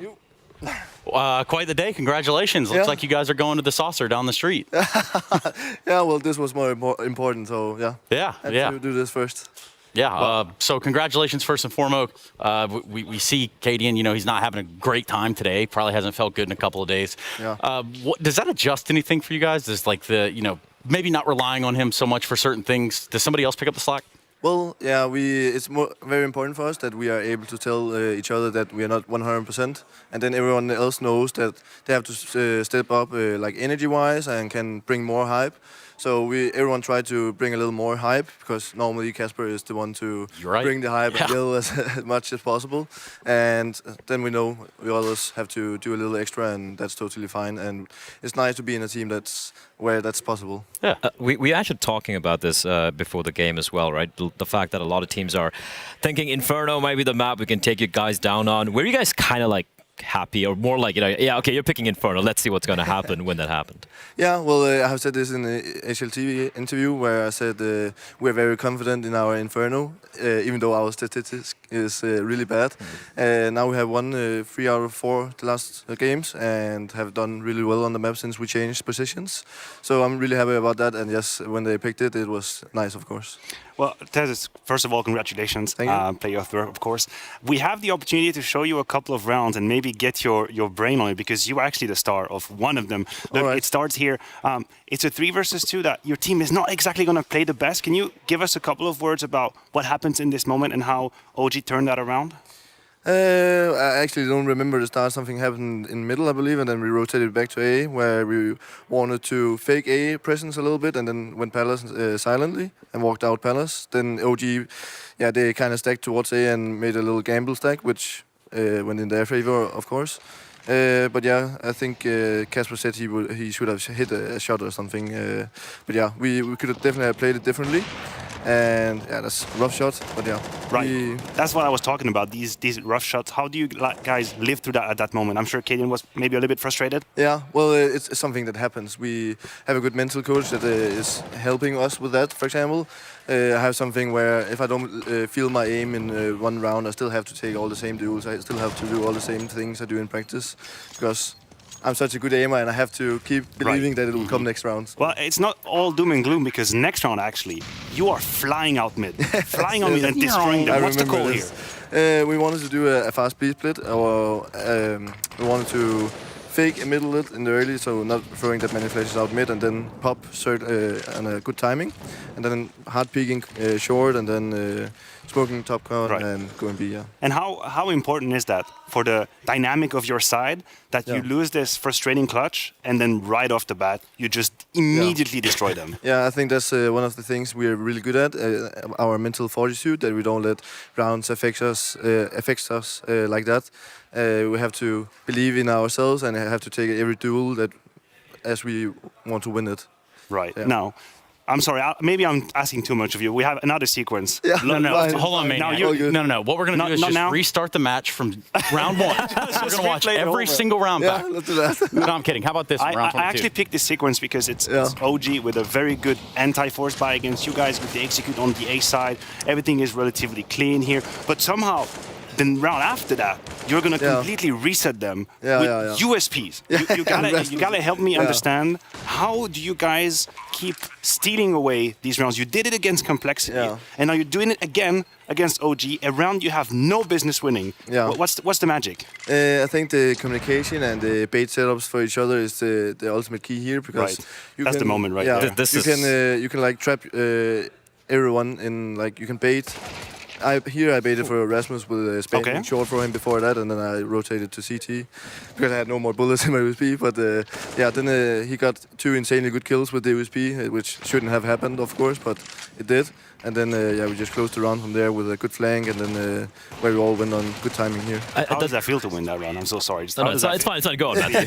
That one. Well, of course it feels good. That's amazing, huh? It feels like you're in the head of the enemy, and we're 3 steps ahead of them. So of course it gives some mental fortitude again, and the belief of we have this under control. So let me grab that then. No more round. I'm right sorry. there. We're done. Oh yeah. Oh no. We got at least 60 more rounds, guys. So I hope you've got a little while. No, in all seriousness, coming into today, what did you think of OG? And then now you've played them again in the server. Seems like they're having a pretty good event, all things considered, probably up until this point. What did you think of OG before today? Well, OG is a very decent team, I would say. I wouldn't say they're one of the top teams, but they have been like kind of consistent with winning some matches here and there, but nothing we were afraid of, and we really wanted to beat them. Yeah. We always try to create a little fight between everyone, and because that motivates us a lot, and we want to beat everyone. And if they have said something on Twitter or something, we take that and we get so angry at it, and it just motivates us. That's happening to a lot of people around here, by the way. So be careful if you're at home thinking about tweeting something outrageous. Bleh, you too. I don't tweet much, man. I don't know what you're talking about. But just want to touch upon one thing, right? For a lot of teams out there, you obviously have the star players. You have the guy who's going to be baiting for a star player, going to be the guy just being sacrificial, so to speak. But if you look at your team, the one thing which stands out is the parity when it comes to skill amongst almost everyone, right? Like there's no, I mean, obviously Stan might be the star player, so to speak, but almost everyone can step up and do step up. Yeah. Do you feel like that is something you recognize as a team? Do you know that is something special that you have? Yeah, for sure. We talk about it a lot. And yes, Martin is the star player. If we had to point towards anyone, he's a top 10 player in the world, and he's amazing, and he's doing his roles to perfection. But yeah, as you say, everyone can step up and everyone can have their rounds. You just see Shusi is closing the A side Mirage. With a USB? Yeah, with USB and everything else, and just wins the half very, very clean for us. And yeah, then some other game, it's me and Jacob, or yeah, it's just, it can be anyone's game. We don't have a Nico or a Symbol. We have Down and everyone else. Sounds pretty good to me. Sounds great. Yeah, sign it up. Look, man, we'll get you out of here. One last thing I'll ask you real quick. In addition to congratulating you to make it to the Spodek, this whole bracket right here, you see this part where it's like Vitality, Fnatic? Yeah. You're going to have to play one of them. Yeah. So who do you want? Well, I really want Vitality, actually. We lost to them in the tournament before this, and we have a little revenge to take. Yeah. We haven't lost to them for like 2 years, except the last tournament, so yeah, a little revenge on that, and make sure they see us as like opponents and someone they can't beat. Yeah, y'all got to do some straightening. I got to figure it out over there. Hey, congratulations, and thank you. Yeah, thank you, guys. Congrats, man. Well, you want this? That works too. Just fist bump, man. Yeah, just get the knife, get the handshake. Okay, one thing I realized about Heroic the microphones around. God, guys. Here's the thing with Heroic, right? They take names. They take names, man. Like, oh, you made a bad tweet about me? We're going to take this personal. You looked at me the wrong way in the morning at breakfast. We're going to take this personal. I love it. Yeah, I saw this guy in the street. He was wearing green. That makes me angry. Most people put strats in those papers on the table. But this is a list. It's a death note. List of names. It's a death note. Yeah, and I think he sets it up nicely, too, because it is either going to be Vitality or Fnatic that they have to meet on the other side of this to really find out where they're going to settle into the Spodek. I don't know, man. If you had to look at this one, you have to forecast this one, Maniac. How does that bracket play out? So why do you think Fnatic's going to win, Maniac? Well, here's the thing. I think Fnatic's not going to win. I think Vitality's going to. Vitality's beating Heroic. They're going to Spodek. We're all having a good time. All right, Matthew. Okay, cool. That's it. Got any other questions or? Not for you guys, but I might have one or two for Heku. Hey, Heku, what's going on in the B stream? So you're talking about 1 and 2, but we are getting 3 because between Outsiders and NIP, they are going to a third map. Yes, Outsiders had a bit of a rough time on Vertigo, but afterwards they just took their overpass and now it's all up to Inferno. Inferno, my goodness, the breeding. Man, quick back to us. It was. I found myself the microphone in my hands. I found it. do apologize. But yeah, that one is really close for Outsiders. It was a rather slow first map from what I can recall. Probably not exactly what they wanted to play. Yeah, probably. The first map especially, Vertigo getting absolutely destroyed. 14-1 on their CT side by Fnatic. And that is a worrying thing because this is a team who are okay playing Vertigo. We saw them get wrecked in the previous game as well. I forgot who it was against, where they were 12-3 or something on the CT side once more. So Vertigo is a problem. But then it's Outsiders. It's a team that's going to make sure we go to the final map, all the rounds, all the OTs and everything. I mean, it's still very important for them to not just bow out of this event. I mean, for sure. World Final was definitely rough on the roster. They make a change after that. You got to hold on to this capital of fear that is created in people. If you bow out here, people will just take it as a one-off. It's like you always be the team that just popped off in Rio and then just skedaddled away from the top scene. So like ain't gonna happen. So like a Cloud9 2017, 18, I forgot where it was, Trace. There's a lot of things to unpack from what you just said. Trace. So instead, what I'll do is look at the bracket. Yes, that's right. Heroic secure their berth over there in the Spodek, again, just down the street from us. If you do find yourself in Katowice this weekend, it's a pretty damn good one. Coming over. Or just that. Guys, the brackets, well, they don't really write themselves. Ultimately, we kind of write them behind the scenes. But the lower bracket, it doesn't get any easier for any of the teams that find themselves down there. It's kind of rough to know who is the prime candidate to survive through that lower bracket. Remember, only one team from the lower bracket will make its way to the quarterfinal. So I guess the loser of Fnatic Vitality is going to be a serious contender as well. Honestly, I don't know why, man. Maybe it's just that NA love coming to me, but I'm thinking complexity. Maybe they have a card to play down there. Can have a little bit of, you know? I mean, I want to believe about, kicking tires, lighting fires, bringing me the pistols, everything there in between. Taking me back home. Yeah. So Halzark really making it feel like NA's best over there. Anyway, Group A, Bled, go ahead and tell me about this. Yeah, this is going to be interesting, right? Obviously, the group of that, as a lot of people said, we have Na'Vi and G2, who have now already qualified for the Spodek. Of course, it's still going to be battling it out to decide who is going to be making their way all to the semifinals. The lower bracket, that is brutal indeed, Trace, because we see a few names down there. We saw Cloud9 getting knocked out. We have FaZe, IHC later on, and we have a Liquid. Even you don't believe in FaZe, actually. Even you don't believe in that. I refuse. What are we believing? I don't know, man. Don't tell me. I don't know, man. No, at this point, Furia, Cloud9, I'm just really the Reaper, door to door, FaZe next. The memes right themselves. Knocking at the door. I mean, go back to the major and what happened to Bad News Eagle. Just remember, Listen, Pepper's part remembers. We're a long way from Rio, and there's no yellow brick road that's taking us anywhere near Oz, I can tell you that. So what we're going to do is go to a break so we can come back, get the next game underway. Things are starting to come to a head here in Katowice, and we're glad you're joining us. So use that hashtag, IEM, and tell us how you're watching, show us how you're watching, or do something cool. Perhaps it'll end up on stream, perhaps not. I can't guarantee any of that, but I can guarantee you we will return shortly after this.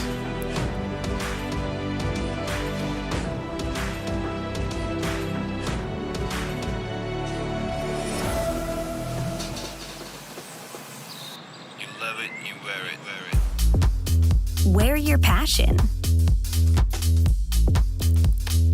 Share your passion. Wherever, whenever. Gaming is a lifestyle. Get your merch at shop.eslgaming.com. The bell tolls for Cologne. This cathedral, a cathedral that is stacked from the earth to the heavens with the greatest of all the fans, the most passionate.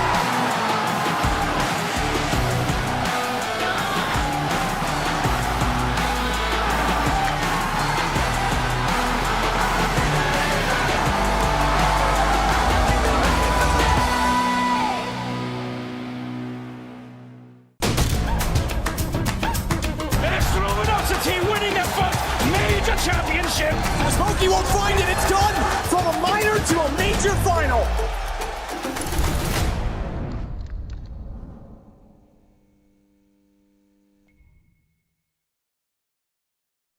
And right now we have 1 hour left on table. That would do it. Yeah, definitely. Yeah. So back on the days, I think CS 1.6 was in good shape in Brazil until 2010. Eu quero uma. That's exactly when WCG, a big tournament that used to do qualifications in all countries and then get them together in a place, stopped doing CS. It was such a big tournament important in Brazil that CS was kind of living through that tournament. So once they cut it down, everyone was like, oh, we have no reason to play CS 1.6 anymore. For the following years, from 2011 to 13, I was kind of trying to keep the scene alive in Brazil, just because I really love CS. Fala galera, hoje eu vou dar uma ensinada para vocês em como... Felt that I could do a change, I could make a difference on helping people to get better, play more CS, play tournaments. I was casting the tournaments myself. Nadia, pegar cá, consegue pegar cá.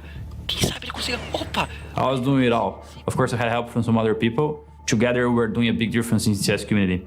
In around 2012 and 13, we heard about CSGO kicking in.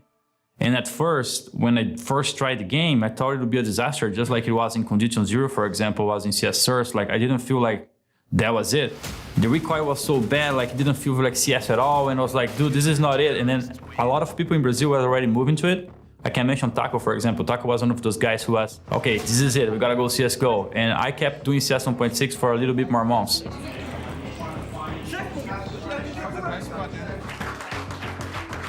I kicked ass and started doing CSGO. And I remember in 2013 that one of the things that happened is we didn't have South American servers. So CSGO was coming in, there was matchmaking for Europe, matchmaking for North America, but no matchmaking for us.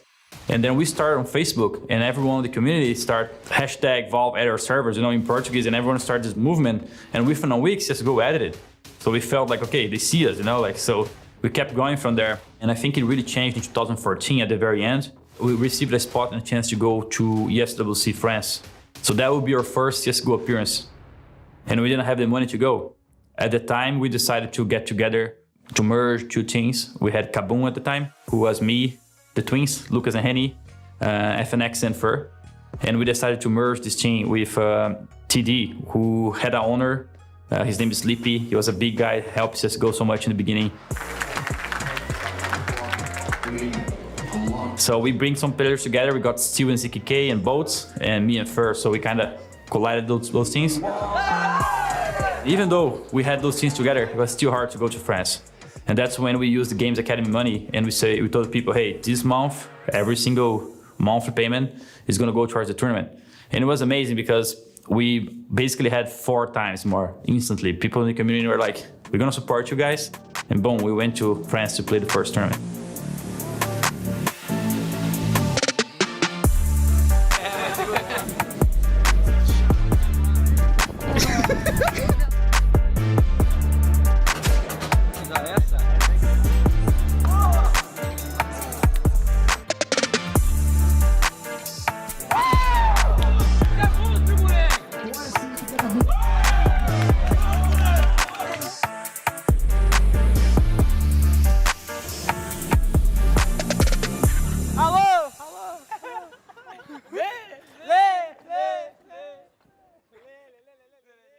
I mean, we lost basically all games there. I think it was 1-4. I even remember Fer telling Pasha, I want to take a picture of this guy. Might never see him again, he was on this mood, this is a once in a life opportunity, taking photos with Pasha. And then we moved back to Brazil, and then this qualification for MLG shows up. And that was big because this was our WCG event. If there's a tournament people are going to play for, they're going to take us out and going to pay for the hotels, pay for the accommodation, pay for the trip. That's what we need. Steel, get it, it's over! Just like that, Cloud9 get obliterated! So we went to this tournament, we won a map against Cloud9 there pretty convincingly on Mirage. We had some different strategies, people are like, oh, those guys exist, they can do different things, right? A week later, we managed to go to Colorado and play the Denver tournament. And we are able to beat Fnatic a map there. So coming from South America, you beat Cloud9 at first, and then you do good against the best team in the world at the time. After that, we go back to Brazil. And that's literally going from 100 to 0 again, because in Brazil, you were not facing any of those competitions. But then we saw that American League was coming in with USA. And then there was no South America, of course, for Brazilians always come late. Yeah. So we're like, maybe we can play there. And all the Brazilian community started reacting all together, like, hey, you guys need to add one South American team. Why not? Those guys. But after they start realizing so many comments are coming in, so many feedbacks, if you guys come live in North America, you can play it. Basically, that's basically how it went. And they were like, all right, we can do it. We have no idea. And then ZKK was like, I have a friend in the United States who maybe can accommodate us for 3 months. And that's when Ricardo, who is now with 00 Nation and were so many years with us in SK, in LG, that's when he kicks in with Camila. And he's like, okay, you guys can come, no problem, we're gonna figure it out. Short day, I would say. Good day. Let's keep it short. Yeah. What was it like having 5 gamers move in and kind of change your whole home life? Well, 7. 7? 7 the start.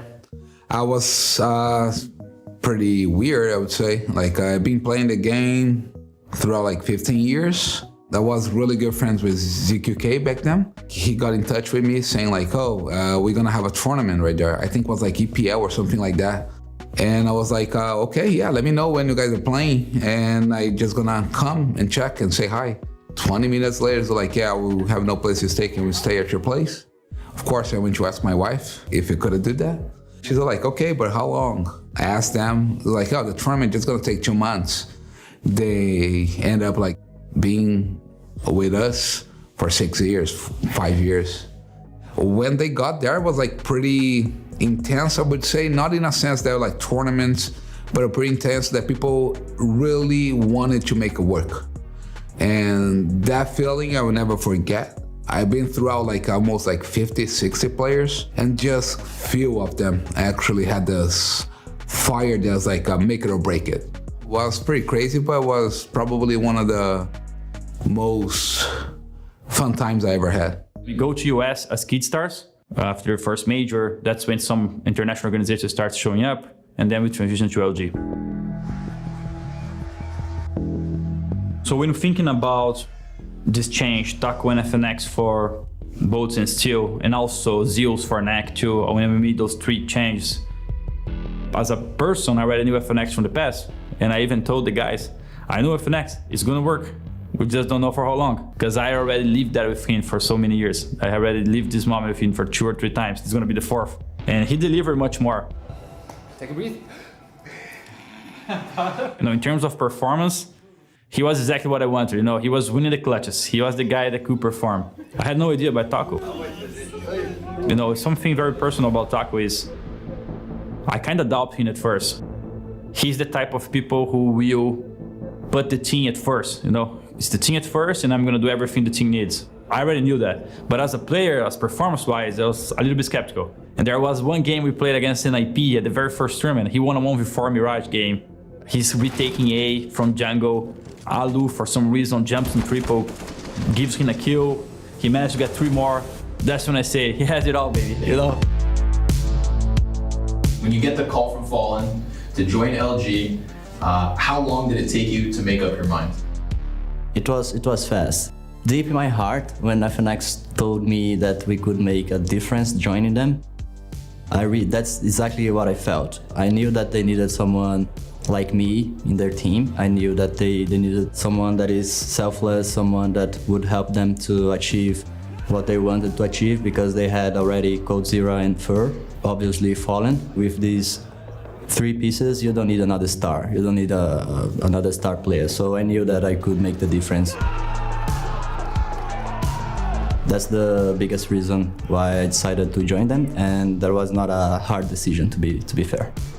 It was clear that the potential was there for that Brazilian lineup, making 3 top 8s at the majors, but it was also, the era of a lot of best of ones, map randomizers and whatnot, and you could tell if they were going to make it to the next level, changes had to be made. Once they did pull the trigger on that change, Taco joining with Zeus a day before the FaZe Grand Finals, at the DreamHack Winter, there were a lot of question marks. The first game that lineup ever played was a 16-0 loss. I remember after we lost 16-0, I got the team together and I said, what's the difference? Had we lost 16-14, would we feel better? It's a new team.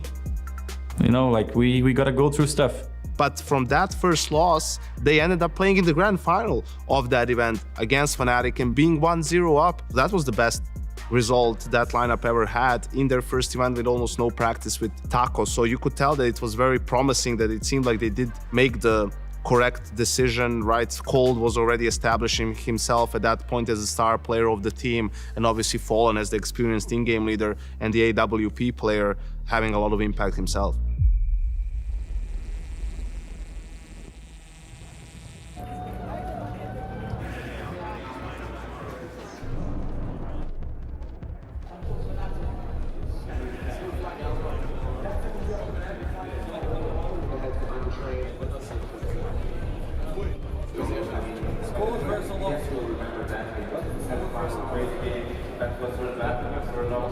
I actually believe Luminosity has what it takes in this final in total, and on Overpass, I feel this is a map, one of the maps they actually have to win in order to win this grand final. A lot of things fell into place. They beat already Fnatic in a best-of-1 in a group stage of that tournament. They had a grueling series against Na'Vi in the semifinal, where Na'Vi actually revealed some of the strategies they had been saving for the major, some boosts on Overpass, notoriously triple boosts. They managed to grind out some tough games. I felt that really hardened them. Seeing as how they lost a couple of close series to Fnatic, this has to be the one time that it goes their way. Katowice 2006, I remember this. Oof, it's like 2-3 rounds that I remember. It's gonna haunt me forever in that game. But of course, you always had an eye for Fallen. It's been around the game like 1.6 even earlier. I didn't even play. I believe we did a super comeback against them on Overpass. I think that got the gas out of the tank, or how do you want to say it, of them. And you can only get that experience from playing more finals, right? So I think they weren't like 100% ready after that comeback. I think we just had the game right there.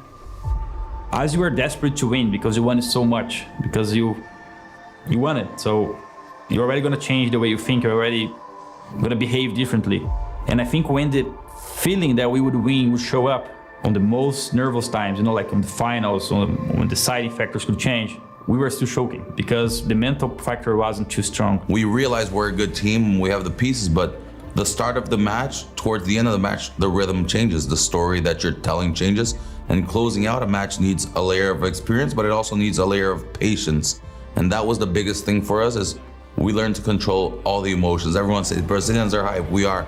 And that can be very positive, but it can have a toll on you in the moment in the game where you let your emotions take control of you, where you're not thinking clearly, where sometimes you just need to stop, relax, let them make the mistake, and then you can close it out. Unfortunately, it wasn't meant to be yet again. They lose 3-0, but 2 of the 3 maps go into overtime, right? It's another close series, and also something felt off, right? Cold was the worst performer for LG in that series, being one of their best players, obviously. And on the other side, you had Olof with a signature grand final, right? Best player of 2015. It wasn't meant to be in Katowice either, but you could tell, you know, it was about to happen. Success was just around the corner for the Brazilians.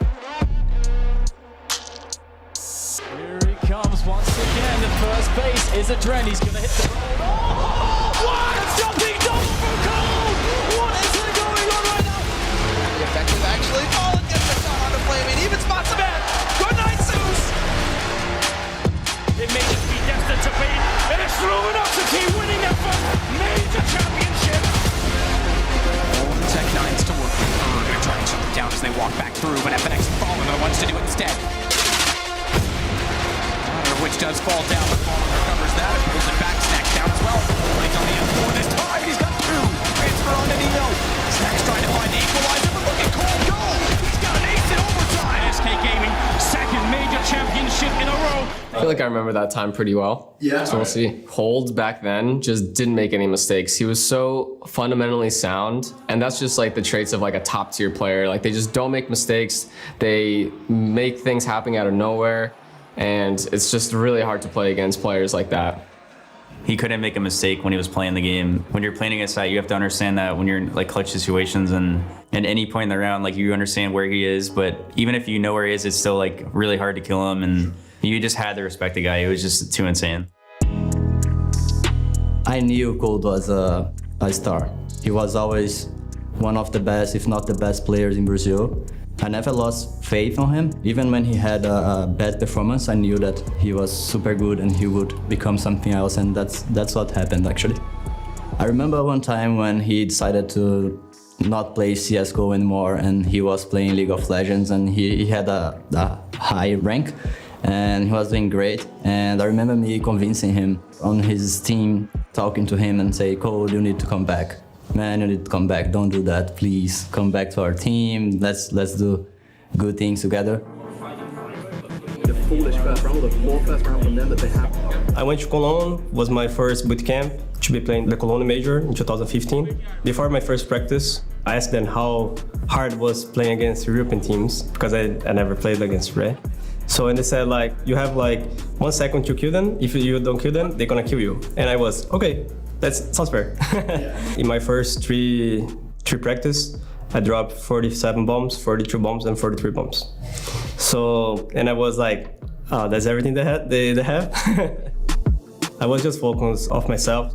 I just forgot all my entire life. When you have a personal problem, it's kind of hard to deal with the game. So I just put everything back and I just focused inside the game. I forgot about everything and I was just playing like 15 hours a day. And I was really ready. He used to be the first one in, last one out. It's not about just talent, it's about doing the basic steps very cleanly, not making mistakes. And that's kind of the way that he instructed Brazilian CS to come. More players learn to be thorough in their steps, not make that little mistake. And that's the best thing I can say about him, because he taught an entire generation of players how to do their due diligence, and that's amazing to me, at least coming from a coaching perspective. Early 2017 was a really weird time for SK Gaming. There was some turmoil within the team, which led to them removing FNX, this longtime core member. They ended up going to the E-League Atlanta major and having to play with a sub. It was Fox, a Portuguese player who was sort of at the end of his career, end of the road for him. Then they added Phelps after the fact, and it took them a little bit of time to kind of warm up with Phelps within the roster and the issues that came along with that. What was really interesting was FNX was transferred over to Immortals, who were like the next in line of the Brazilian teams, the next team from the region that was supposed to be like really top contenders. And so quickly, they just hit the ground running right into Katowice.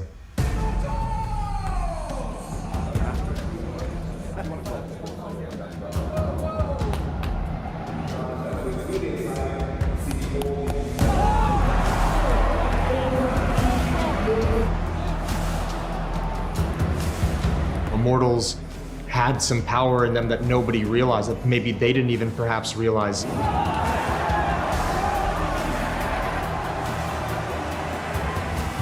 And they would get a chance to showcase it at the second major in the year at Krakow.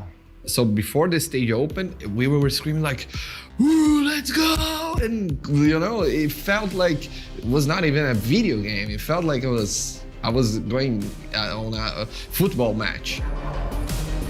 Immortals was maybe the perfect contrast to the SK Gaming team that we knew and kind of the system that they had built and the tendencies that we started to know SK for. Well, SK was methodical and well-drilled, and there was a process to every single step they made. Immortals, on the other side of things, was just embodied by energy and by emotion. SK had that style where we were meticulous, we were methodic, we knew our step by step. Immortals lived more off the Brazilian structure of let's hype this up. If we start a match well, or if we get into that rhythm, no one can stop him, even SK. Taz goes to the smoke. Taz goes to the smoke. He won't find it. It's done. I remember Lucas screaming, looking at the boys and saying, "We're not gonna lose this. We're not gonna lose. Let's go!" And we start to shout. The referee, he came to me and said, "Say to your team to not shout." And I got back to him.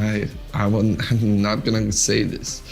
I want them to shout. I want them to feel. I want them to give everything there. Like they're gonna leave their soul, their body, their mind inside the server, and I don't care. They were a storm that they couldn't even control, that no one could control and nobody knew where it was gonna go. And they started going and the emotion was flying and the energy was building up. I don't even think they were able to control it in any meaningful way. And I don't think they wanted to control it in any meaningful way. It was very fun to see Henny and KNG in the server together. Back in those days, Henny, I think he was the fastest Alper I ever saw in my life. And I saw Fallen playing in the same team. I saw Kogu, like some Brazilian, like the best Alpers. I never saw someone so fast as Henny.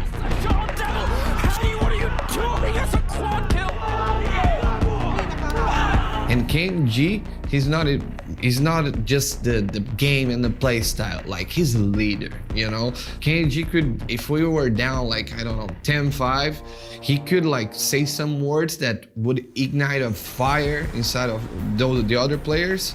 And that's what was a key part of a team that was missing on Immortals. I thought they were a little bit crazy playing. I don't think that could last. And in the end, it didn't last much, to be honest. They only had this big run at the major.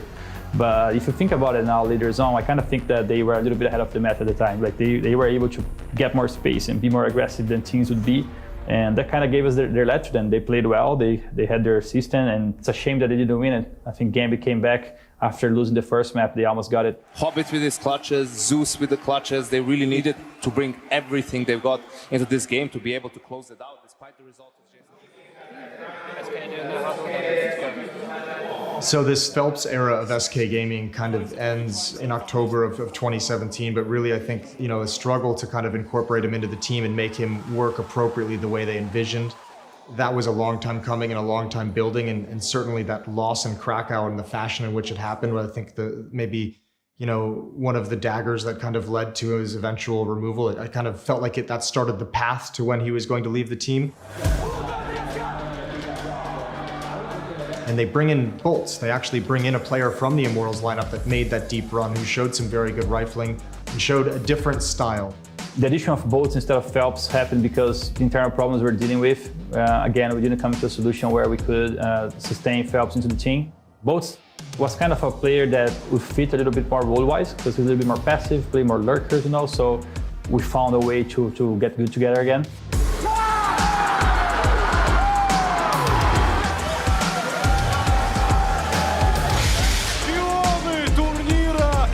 SK with Bolts in the lineup went on a spree to end out 2017 of lifting trophies and lifting championships and showing that once again they'd found a recipe to be championship contenders. When that FaZe team came up and we saw the news that they would be getting together, Olaf, Nico, all those guys, Alu, Kyoshima at the time, it was kind of refreshing for us because it was the first time that we felt that something could come and really try to take away our throne, you know. So we felt challenged. It kind of gave us a bigger motivation to give a little bit more. I don't think really I took a lot from Fallen. I think it's very dangerous to, when you lose to a team, you like kind of look, oh, they play really good, they did this really good, and you try to learn from them. But the moment you try to affect that on your team, you have different players, different philosophy, and it's very hard to copy that a lot. What I have done probably in the games was to take small moves, maybe setups, how they react, and stuff like that. I don't think Fallen in that sense were in my head. He probably thought more he's in my head than he actually was, you know? Like, I know this myself, if I feel like I'm having a good game plan and calling good against a specific style, you feel on top of the world in every single situation, and I think that's what happened, right? They have played us in many scenarios in the later stage of games. Yeah, I think the overthinking, it's always rough, but I learned obviously not to change my philosophy or change how I approach the game, but do small adaptations instead of like overthinking that we should copy the best team in the world and play one-to-one like them, but rather find our own way to the top again. Back then it felt like we had the same as SK. We had Guardian versus Fallen, pretty two good orbers. We had Cold Zero, Katowice versus Nico, really close as well. And then Rain and Furry, obviously, right? And then you have the team kind of set against each other, who is the best in different roles. And yeah, they came on top, and I'm not sure if we performed worse as players against them. I haven't checked that fact, but obviously we struggled as a team, both as individuals and team philosophy. I don't think there was anything super specific about playing Carrion. It just happened that we won more than we lost at the time. The way we thought about the game was a little bit better than the way they thought, at least when we play ourselves, right? I remember I could study a little bit from their games and get a little bit of their openings, and I could break their openings with some picks here and there. And then I can't really say, like, the performance from the team was super good. The players we had at the time, they were playing their best game at their peak. Some of the best players in the world, and then stuff just happened. Yeah, I don't think I played too often against City in 2016, maybe like once or twice, and obviously I didn't really stand a chance versus them back then.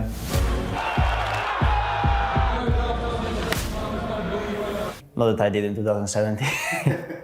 I think it was just inside the server. It just felt like we were getting outplayed when we were playing versus them. It seemed like they always like force us to do mistakes in clutch situations. I remember like we lost a lot of clutch situations, like late rounds, 3 versus 3. They always bait us out, and they just like win the clutch somehow. I think that was their biggest strength back then.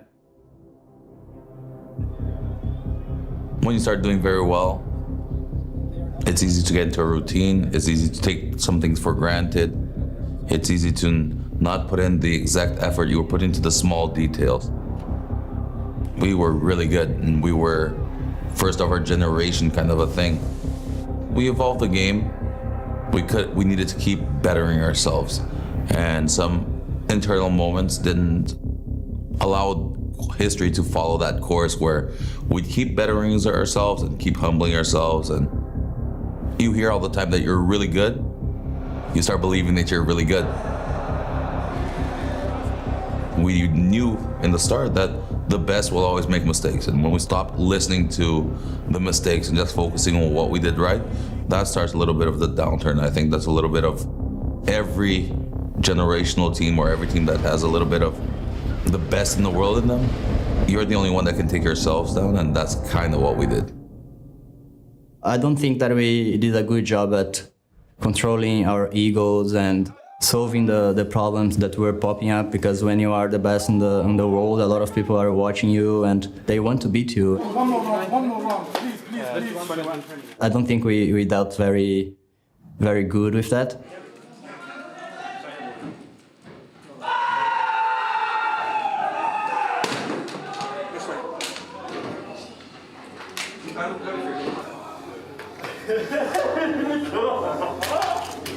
In a way, forgetting a little bit what we did to get there, how hard we worked to get there.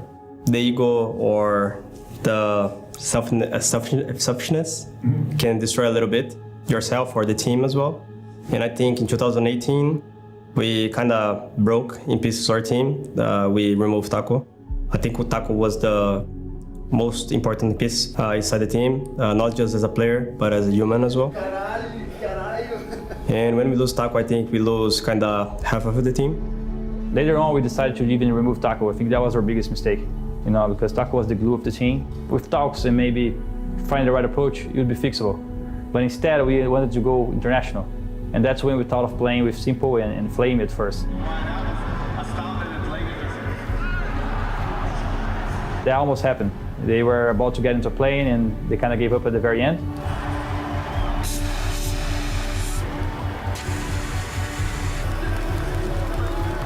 That's when the international plan kind of had to go to a plan B.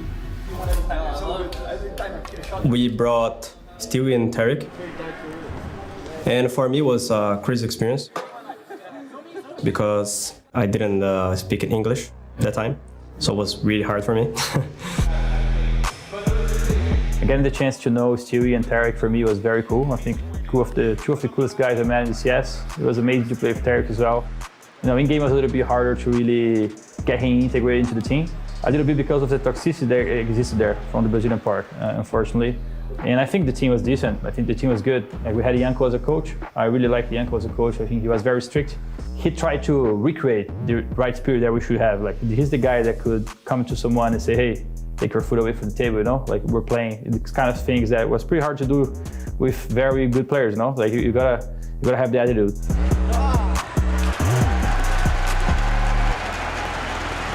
But in the end, problems were too much and the burnout was kind of hard. Even changing the players, some of the spirit of the group was already damaged with all the years playing together in the burnout.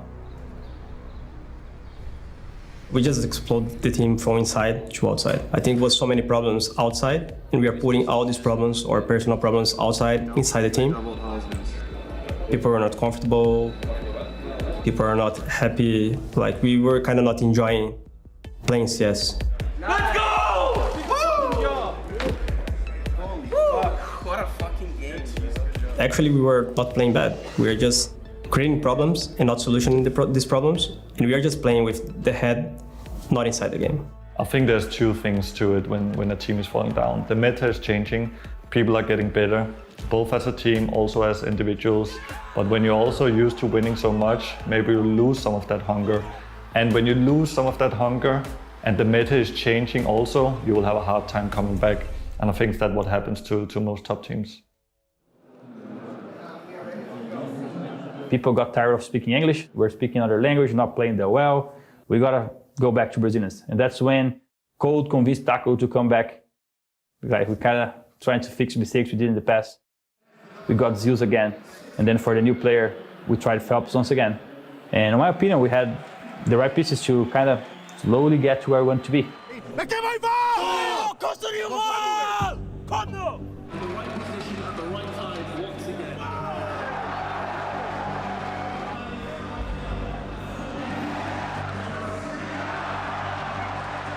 But the patience just wasn't there anymore. And that's when Cold kind of wanted to go for something more solo, and then he departed to FaZe later on. Every story has a beginning, a middle, and an end. We could have made ours last longer, and I think how we do it, each teammate that I had will have their version of it. But in the end, we all, I think, know individual things we could have done better to at least be more malleable toward the situation. To me, that's what we would have done. It's not one big thing, it's a sum of small things that we could have done to prevent it or extend our situation, sort of like Astralis did. It's about making the best of the situation and keeping it healthy. I definitely think that the Brazilian guys had an error. They dominated the game for quite some time, and the story they have been making is truly amazing. Also coming from the things that they came from and coming to be the #1 team in the world for some time. I think that's a really good story, and yeah, I think they had an error for sure. They're sacrificing everything, living in US, away from family, and they only do it just to play this game and to become the best. And I think that ignited something inside me the last few years to see what they have done for the Brazilian community. And obviously I wish to do the same for new ideals, right? To ignite some energy in them and fire that they can always manage to win, even if they don't believe always.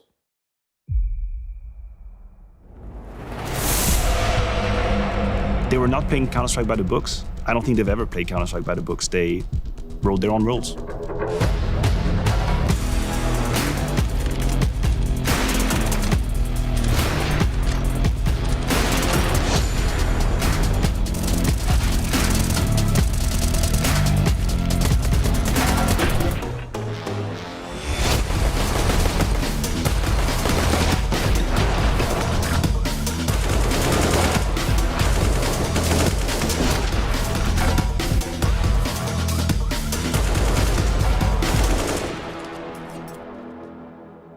A yin and a yang, right? You had the Fallen philosophy or school of thoughts, which was really slow and controlled and always in the great parameters, whereas Furia was more the absolute chaos.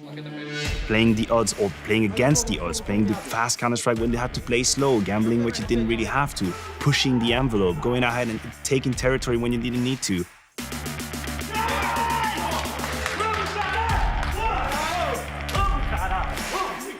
They have a incredible talented team. I think that's most scary or annoying team to play because you don't know which Fury will turn up on the server. Caserato will be there. If artists will having high impact, it's really hard to play them. Good to play around for this one. I think they have a special capability of playing in a way that no one else plays, and I think that makes them scary and that makes them win games, and that's why they had the success they had. But at the same time, it's not a system that you can consistently be good.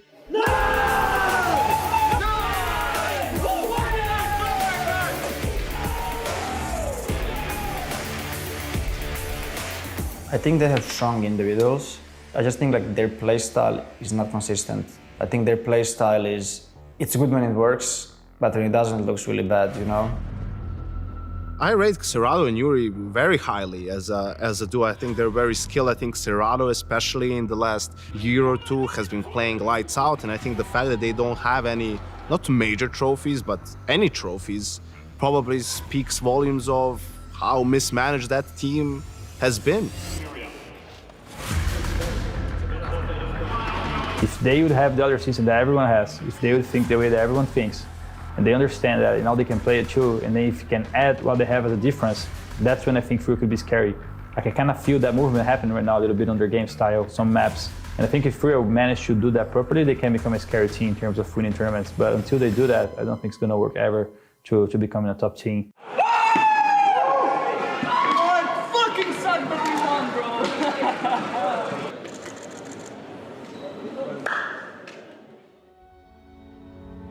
Take me back a little bit. How did you find Furia? How did you find your teammates? Actually, it was the other way around. Furia found me. I was just playing Brazil and Furia had like team. I was playing with Yuri on another team. That's something that most people don't know. I played Fury for like, I think that was like 3 months. Then he left the team to join Furia. Furia was struggling to win tournaments in Brazil. And then they made changes. So Guerri became a coach, and then they got me and Caserato.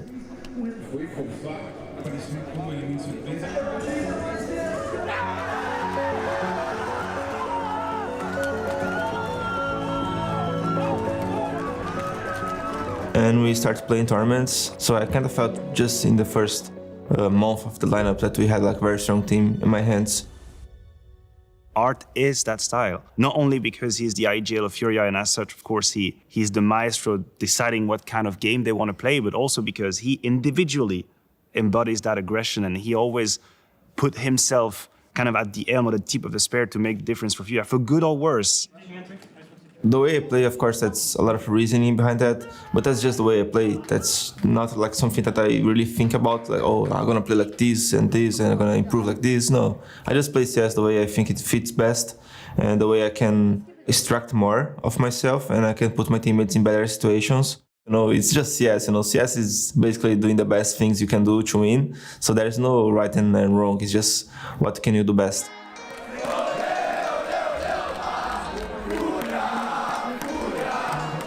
It would be naive to say that just because they have the audience with them, they're going to win. That's obviously a simplification, but we know how emotional Brazilians are when they play Counter-Strike. We know they put everything on the table. We know they play with their hearts out. If there ever was a moment to fed off of that energy, that would be in Rio. Remember, this is a major, and if you're playing Furia as the best team and you're starting to feel the pressure because of the crowd, then obviously that has a huge effect on you. If it starts getting too quiet in the arena, we have all been there, we all sit and play or listen to that, suddenly it turns really fast to high pressure for the home team. No, I don't feel pressure at all because I work for this, so I don't have to be pressured because I just need to do what I need to do and what I love to do. So I don't feel pressure because of this. I feel thankful for being here. It's gonna be more about life than only CS. When we join the server and we play, it's something more personal, something more real. My parents are gonna be in Rio for sure. They love CS. My father loved to watch me. For me, he's my big supporter. He's like same than an analyst and a coach. He was calling me, hey, you need to do that. You need to be more calm. Do that. Help the kids. I was, okay, father, don't worry. I'm here. Proudness and happiness to being able to play in front of a Brazilian crowd, my hometown. I hope that we can make a good show for the Brazilian crowd. Experiência maravilhosa poder estar tendo esse evento aqui no Brasil. Depois de tantos anos de luta, tantos anos que a gente passou para construir um cenário no Brasil. Não fiz absolutamente nada disso sozinho, mas fico muito feliz de ter conseguido, junto com vocês, tantas coisas que nós fizemos bacanas. Todas as pessoas que jogaram comigo, minha família, quem criou o evento, vocês fãs, todo mundo ajudou muito a gente mudar nossas vidas, né? E o jogo é isso, o jogo é muito mais do que só um tiro, é muito mais do que só tentar ganhar do adversário, é sobre você conhecer a si mesmo, conhecer outras pessoas, desenvolver habilidades, curtir, passar bons tempos. Às vezes, né, usar o game para esquecer alguns outros problemas, mas no fim das contas a gente está atrás de sentir as coisas, de se sentir bem, né? Eu espero que o jogo faça bem para vocês como fez bem para mim na minha vida e espero que a gente possa continuar juntos, compartilhando esse sonho que a gente tem através dos games por muito mais tempo. Muito obrigado por tudo sempre.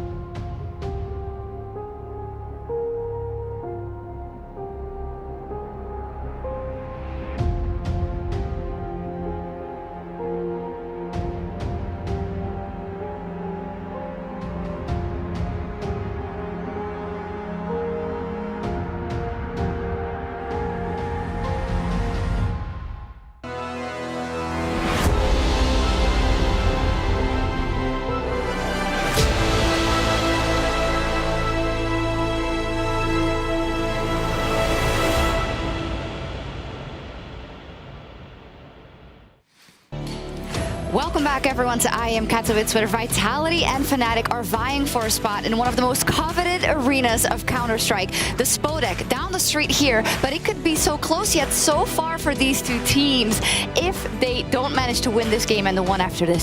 Even this Hall of Heroes right here, it just gives out a special vibe. On the one side, we have the legend Krims, who won 3 times. On the other side, we have Zaivu, who is like a young prodigy, one of the best players of all time, and he's gonna fight him for his first appearance in the Spodek. So that's kind of crazy just to think about that. All the other people besides them, it's just this place gives out such a electric vibe coming into this, coming into this city as well. Absolutely, and we've been feeling it, right, as we've seen the team set up. And I love how you painted that picture, and it is true. On the one side, we have so much experience. It's incredible almost to think about the wealth of it. But games here have showed already that that doesn't always matter. Just yesterday, we said goodbye to Cloud9. Nothing is for certain. Yeah, when the game is on, all bets are off. Right, there is 5-on-5 on the server. Everybody's ready to win. Everybody came here to win. And we saw even when we did the interview with Score from IHC, he said, we're here to win it after they reached the group stage. So you can't really write anybody off at this point. Everybody's here to win the title, to get to the Spodek, to play in front of the crowd, and ultimately to be in the Hall of Heroes one day. Yeah, and visualizing your goals is very important. We can do that. They can do that here. You said it already. Krims is up on the wall. Mezzi, for instance, is someone that is vying to be here as well, and that has gone through phenomenal, I think, development, right? Yes, I have a personal relationship with Mezzi, and it's like he's a soldier. He's an outstanding player. He took the role that he didn't meant to be as an IGL. He's doing it well right now. We saw them in the first game. They not outclassed, but they did beat outsiders, the major champions, coming into this event, and they're now in a position to fight for the Spodek against Vitality, against Zaivu, against Zonic, who is leading that team, and all the other legends of that squad. Super exciting indeed. We'll dive deeper into the analysis in just a second, but first, let's hear from Vitality.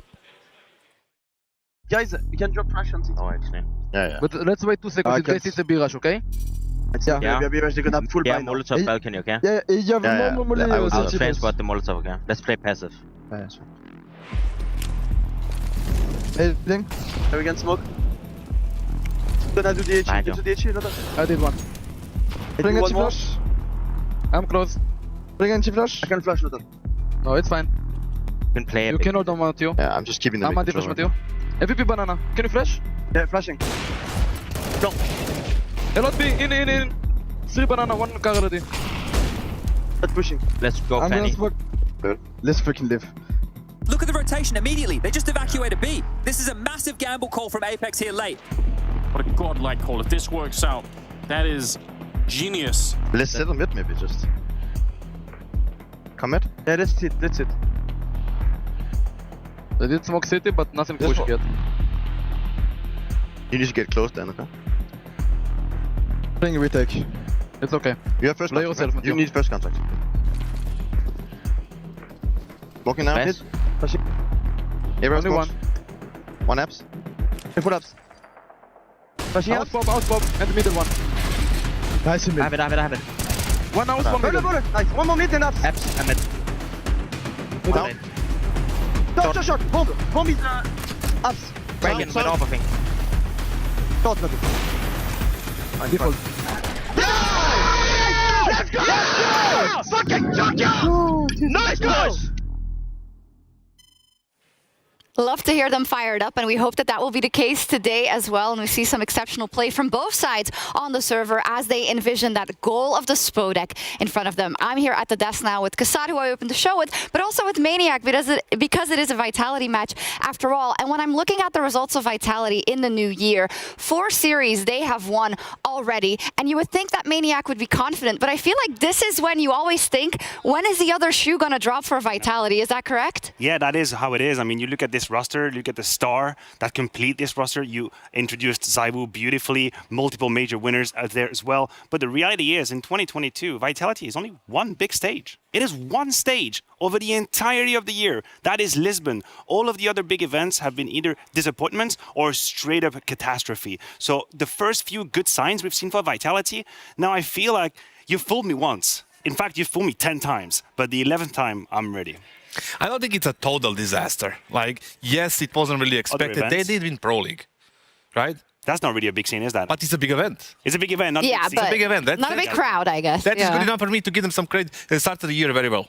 You know, That on is- Blast, and now they're playing well as well. You can, see the NIP game. They performed pretty good. TO fashion. You were so happy. You're happy right I'm now. very happy. I can see I'm it just in your happy to eyes. be here. Yeah, you are happy to be here. They look happy to be here as well. But you said it already. This is a team that you want to see in those later stages of tournaments, on those big stages, especially a player like ZywOo. But he actually hasn't made it to the SPODEC. Yeah, weirdly enough, you would think that if you're ZywOo, you've already made everything in the Counter-Strike world. Far from it. The reality is much different. That's now 4 Katowices he's participated to. He has never set foot in the SPODEC. In fact, he's never made it better than the top 9th, which is incredible That's to a imagine shocker. for a player like this. And it's also ammunition for people who don't want to give ZywOo the credit. They say, hey, but where are you at in Cologne? Where are you at in SPODEC? Why are you having these MVP performances? And this is when he can rectify that problem right here today, qualify the SPODEC. To put it in perspective, I was in the SPODEC twice, and ZywOo was 0. Okay, weird flex, but I'll have it. I'll have it. That's correct. You know what? I played in SPODEC more than ZywOo. Oh, really? There you go. Send it. Even worse. That's crazy.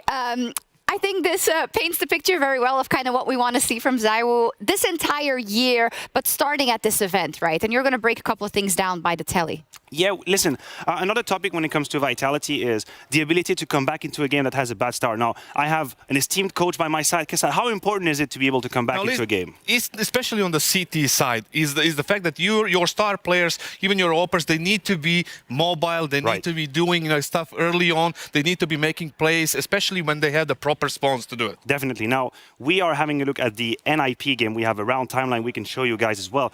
Because NIP actually had a pretty good start against Vitality. That was, what, 6-2 lead? We were watching that game together. Yeah, with a quick, fast-paced Counter-Strike. But there was an adjustment. Yes, indeed. We have here, that is the round timeline. We're going to be focusing on round 9 and 10 because this is where Vitality turned things around. And you might ask, how did they do that? Well, let me show you. Through aggression and through ZywOo with the rifle. Here, look at this spawn being used by ZywOo, his position. We're going to clear the screen and we're going to start that clip. He's going towards the window position on his own. He's got the best spawn for it. He's going to make that jump towards Catwall. But he's actually not completely alone. I've been lying to you because he's got his teammate Spinks here covering that middle position. And there is a Molotov that's going to be thrown towards the mid side, all the while allowing ZywOo to rush and spray a couple of people. Now, as a coach, if we see something like this, we usually want to copy it. We call it like, this is what your teammate needs to call. Like, listen, they're not throwing the smokes for the window from the insta spot, right? They're doing the top mid smoke and they're playing it slowly. So if you want to play the defense against that, you do stuff like that. And it doesn't have to be ZywOo. It can be the best spawn who can actually jump on Cat. Right. And the second person can throw the molly. Even I can do Spawn. it. So. You're talking about Spawn, Kasad. Next round, same idea. Who's got the best spawn? It's ZywOo again. He doesn't have the AWP, but that doesn't matter because that app's position with the AK-47 this time is going to give him all the momentum he needs. He will throw a couple of flashes towards mid just to blind the attention of people who would like to take map control. But have a look at the timing. Because he used that spawn that I was telling you about, he'll be in position right where his teammate, or his opponents rather, come into his line of sight. And this is how Counter-Strike can look extremely easy. When you can have an AWP like ZywOo, you put him on the rifle, you utilize a couple of the spawns, and he's already got the multi-kill, leaving Vitality in a situation of control. Magisk just has to play behind the smoke, CT spawn. And this is exactly how Vitality came back into the game. Not having an AWP on ZywOo, giving him the rifle, giving him the space to be aggressive, and once they got the money, now you know the big win is coming. Yeah, usually when you get the spawn, you just say like, listen, I'm going to go for this or that. And the rest of the team who are actually smart enough, we have Magisk there and the other people who are actually super smart to cover that. And they will just, cover the spawn. I want to see that. That's the Vitality I want to see today. The Vitality that doesn't let the other team run away with the game, for sure. Talking about that series versus NIP, we had ZywOo at the top of the scoreboard, Spinks trailing him right behind him, that deadly duo at the top. And I think when you're Apex, and we talked to him later also, when you were figuring out the roles of Spinks, it seems like the puzzle has been solved to a certain extent, right? Well, if you're Apex, you just need to not screw up and it should be fine. No, the thing is, like, they had a period of adjustment when it came to Spinks. It was like, That's true. And you can obviously confirm that because you were a big fan. But the thing is, like, because the thing is, like, they didn't use him on the right positions. They didn't give him the same kind of treatment that ENCE did. Yeah, but he cannot have it. Obviously. This is where Spinks has to also take a step towards Vitality. We understood that he he wasn't going to perform immediately as an ends because the positions are different. But you also have to showcase that you can step out of your comfort zone and have a little bit of impact. And I think he failed at that at the end of 2022. He did, and they seem to have figured it out a little bit more. As said, Apex is at the helm of that. We're also going to take a look at him in our Colex players to watch. Apex versus Mezzi.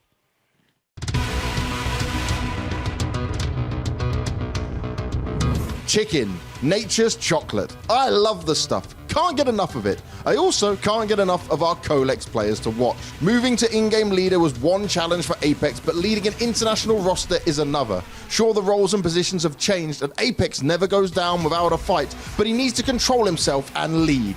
This will give Vitality the extra lease of life they strongly seek after.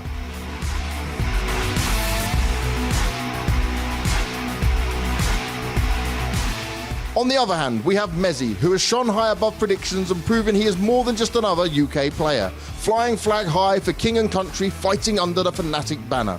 Mezzi will do anything for his team, and while not as experienced as Apex, the potential to reach his own peak versus such opposition is within reach. Propelling Fnatic into the conscience of casual CS fans that his team is legit. Which one of our players to watch will rule the roost, and which one will get plucked?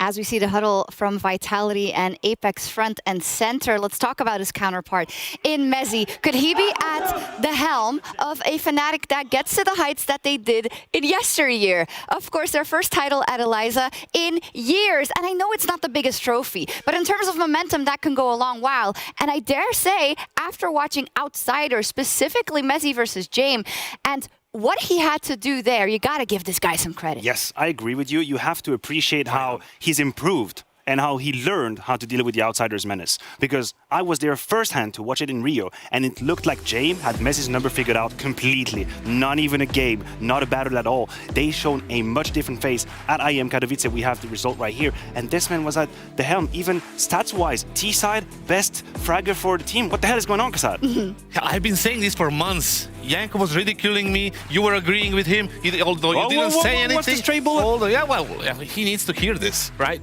The thing is, like, he's their best player by far. He took this role. He's not supposed to be in this role. He took it and he brought it to the next level. Fnatic lost their identity as a team. You know, when you think of Fnatic as an organization, you think Nordic teams, Swedish teams, whatever, right? But they took a different approach internationally. I wasn't the one who was believing in the squad itself, but I believed in Messi because I had a time to get to know him for a little while. He is the guy who will do whatever it takes to go to the next level. I love the comparison with Apex then. Feels like both these players at different times in their career were called upon. They were asked to be IGLs. Apex was far away from being a leader when I was playing with him, I can guarantee you that. And Mezzi had a choice. He either would disappear or he would stay and step up and take this role that's not really his most comfortable, but he's been doing so admirably. Doing fantastically. He's even got a Dutchie in his ranks. We're going to talk to Fasher. Fnatic are now going into their next game against Vitality, and it's certainly a team that can hit quite hard. But Fash, I wanted to touch on the thing that I'm looking at more here. I feel like the individual levels, okay, they've got Zyru, Spinks, but I feel like it evens out across the team. Would you agree? Yeah, I think so. I think we have really good mechanically players. Like, we're not on our individual level yet where we want to be after the break. And you can see that in our performance a little bit as well. But I think what makes us good, especially against Outsiders, was the teamwork we did. Like, everyone had important rounds and not just one guy. That's what I was looking at as the difference, right? That element where everyone can have a pop-off moment. But I also want to touch on the leadership side of things with Mezzi. And like, explain to me how he is as an in-game leader for you. Yeah, he really gives you a lot of freedom, whatever you want to do, and but he's really strict as well. Like, if he really has a call, like he wants to do it, then you listen. Obviously, I think Roy has a lot of input in the game as well. Comes up with this, like basically the second call. If he really sometimes he overcalls Mezzi, and like I really think we should do this and this. But yeah, I like being around Mezzi a lot, and I think he gives good confidence to the team as well. Nice hyper and like. Because I think I was looking at when it comes to Mezzi specifically is obviously in certain teams he's had very different roles. For this one, having to lead with you guys, it's a lot of pressure on him and he's still quite young himself. But you guys seem to be all excelling on an individual way. So is there something special that he does outside compared to what you've done with other in-game leaders you had? Oh, that's a tough question. Nah, not really. Like, he sits down with you as well if you need something, like, and he tries to explain. It's the same with the coach. He does it as well. You can always go up to them and they sit down with you for like half an hour and tell you what you need to do better or like anything. And yeah, I think that's really good to have as an IGL and not only focus on your own thing, but like think more about the team. And how confident are you guys feeling? Obviously, the fact that you've been used to this setup a little bit more than Vitality and going into this game, because Vitality on paper, when you look at them, can be scary. But I feel like this is probably a more even matchup. Yeah, I think we did really good preparation. I hope it will pay off. We have maybe some tricks up our sleeves, but we'll see about that. Okay, I'm looking forward to seeing it. Fashion says he's got some tricks. We'll have to see how these tricks go. But it's Fnatic versus Vitality coming up next. We'd love to see it, indeed. More even matchup. Can you see where he's coming from, also with the veto in mind? The veto got me a little bit scared, honestly, for Vitality. For Vitality? For Vitality. Okay. The overpass was something that, you kind of expected. I didn't. I was looking towards Vertigo for Fnatic maybe, but they went for overpass. I think you can tell us more about that. The other thing is Nuke as a decider. As a Mirage is not the super strong map for Vitality, and Nuke is a good map for Fnatic too. So they kind of increase their chances a little bit with this veto. That's how I feel. I think the reason we see it this way is because we haven't really gained so much respect for Vitality's Mirage. We're still undecided. Yeah. It's not a given. It's not a map where they've terrorized people on as much. They've improved because a whole lot of people trying to pinch on them and punch on that Mirage. It's not the case anymore now. You mentioned Overpass. For me, it was either Vertigo or Overpass for Fnatic. This is definitely a map where I think Messi's T side will be under pressure. If he can rack up 5, 6, 7 rounds on the T side, we've seen what Vitality can struggle on their offense. So I think this is where the difference is going to be made. The problem on Overpass can be Zyvu, definitely, because it's such a wide map. And Spinks plays on A with him. I don't like that part. Okay. I don't want to make him. I don't care about that. But the thing is, like, Zyvu on A, he can actually go and be like on every other position on the map. He can definitely take the initiative, and the map, like Overpass, is perfect to do it because it's so wide. There's so many options to start with. And who we did actually mention so far is Roy. Roy needs to be at the helm. He needs to be fighting like a madman. He's going to be put in that rain/fur position. That's where you want to find him. Needs to be firing on all cylinders, but I love the way you got us into this game, Kasad. It can be an Opper's playground Overpass, and if Zywo is feeling well, Nikodas will have his work cut out for him. Let's see what happens on Overpass for a place in the Spodek between Vitality and Fnatic.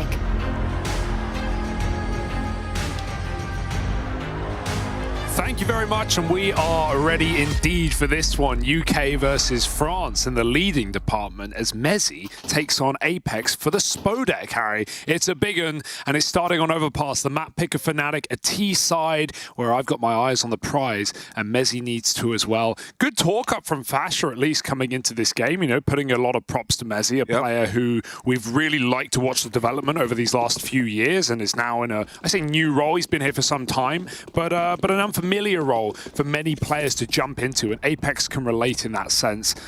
This is going to be a banger with what we've seen already from Vitality as well, Harry, in the year so far. Yeah, both these squads having had Alex in at one point in time as the leader, right, and then passing on that responsibility, as you say. We have the two IGLs that tried to follow in his footsteps. Fnatic leaning over towards B early. They're going to try and get out through Monster. Roy and Fasher both with opening kills. And Apex fall blind from that late flash out of Roy. It's a lovely little piece to get Fnatic in. They've run away with this pistol round, haven't they? Not even a kill found for Vitality as this B site hold is disrupted. Want to talk a little bit on the map pool for this one as we have the save coming in. I love the Overpass pick here from Fnatic. This has been a great map for them. They've played it 17 times in the last 6 months, and they've won it 15 of those times. So an incredible track record there. On top of that, it's one where for the guys in this team, Mezi's always loved Overpass. He really has. He used to be the star on this map for this team. They called it Mezi Pass. Yeah, we called it Mezi Pass for a good reason. And it's one, ever since he took over the IGL responsibilities, he's been super keen to play still. His role somewhat changing as time went on, right? Used to kind of find himself more in that like anchor spot, now leaning a little bit into that rotate role. So love to see that in the second half. But there's the pistol round for Fnatic. Yeah, even an 8-win streak in that massive streak that you talked about over the last 6 months. So they're currently on that. And that's over top teams as well. That's over, outsiders at this event. We even saw them take down MIBR and OG in the play-in as well. And a couple of wins over Astralis, plus big. So, yeah, some large wins for Fnatic. Vitality on the other side. Zywu is going to be the guy we have our eyes on, especially on this defensive half. Playing that top site with Spinks. Not in this round though. Got that rifle down below as ZywOo scouts. They flash him off the angle in middle. And Fnatic a nice patient default to begin. Try and get an idea as to where Vitality want to go. Spinks is getting curious. And Mezzi's waiting. This is a flash over the top from Apex, and it's perfect. Even though Mezzi saw them coming, he couldn't get the kill, and I love that for Vitality. They pull all the way back and keep the man advantage.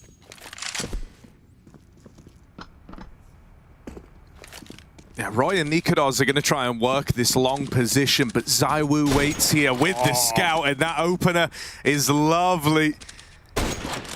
Roy out of the round, out of the picture now, often a guy who can break bomb sites open. Without him, that responsibility going to fall down the line. Nikodos, Fasha, and Crims looking like they want to try and group for this B hit. The 4-spy for Vitality has left them in a really good place. Now they've just got to withstand another one of these B takes. And look who's the last guy in, the guy with no nades. They're going to go contact. That means they probably won't check Dupree here. Apex is trying to sell his teammate's position.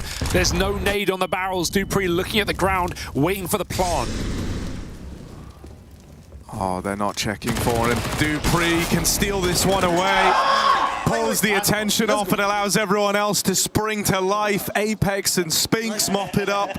And Vitality reply immediately. Yeah, some very good team playing that round for Vitality, right? Very mobile towards B with a flash play to force an early kill. And then everyone's waiting for Dupree to make that first contact. As soon as he does, Fnatic turn to trade and they get shot in the back of the head. So even the FAMAS put to use there by Spinks. And now he's back up to his top site with ZywOo starting lower instead. Very common to see 4Bs out of the gates, you know, even if that fourth player just hangs around in heaven to stop a rush and then pulls out quickly. There will be a rush, it's just a little delayed for Fnatic. So ZywOo's still in the right position for now. Info gains nothing for Dupree, but they're all there. Push is coming in. Dupree and Magis need to hold the line here. It's a good flash to help out. And ZywOo's the one stealing the glory, rotating into heaven. The scout finds the double. And Vitality withstand Fnatic's attempt at the fast B play. I have liked how much they've gone towards B though in the start of this game, just trying to get an idea as to the setup of Vitality, how much respect they can garner in the first few rounds of this map. Obviously we're going to start to see more defaulty rounds once we have full guns for Fnatic, but they are taste testing on this T side. And it's come up pretty sour, Harry. Vitality put them on pistols, full Glocks. Not a penny spent. Fnatic left pissing in the wind.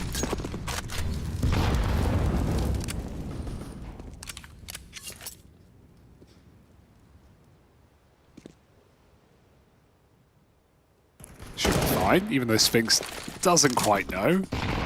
Oh, triple nading Con, as you do. And this is a round where Apex can go full blame F if he wants. Search, run around, climb up and down. He really is taking that literally, fighting monster with the MP9. And they'll play it together. 5-alive round for Vitality is the key. Don't want to lose any guns, and they'll make sure that happens. 3-1. Very good start for Vitality, considering they lost the pistol. Apex even coming across. Nikodos dinked. Don't know how he knows which one he hit, but nailed it. You know, when you aim at someone, you sometimes get that red name tag below your crosshair. But I don't know why you'd be looking there. Apex's peripheral vision.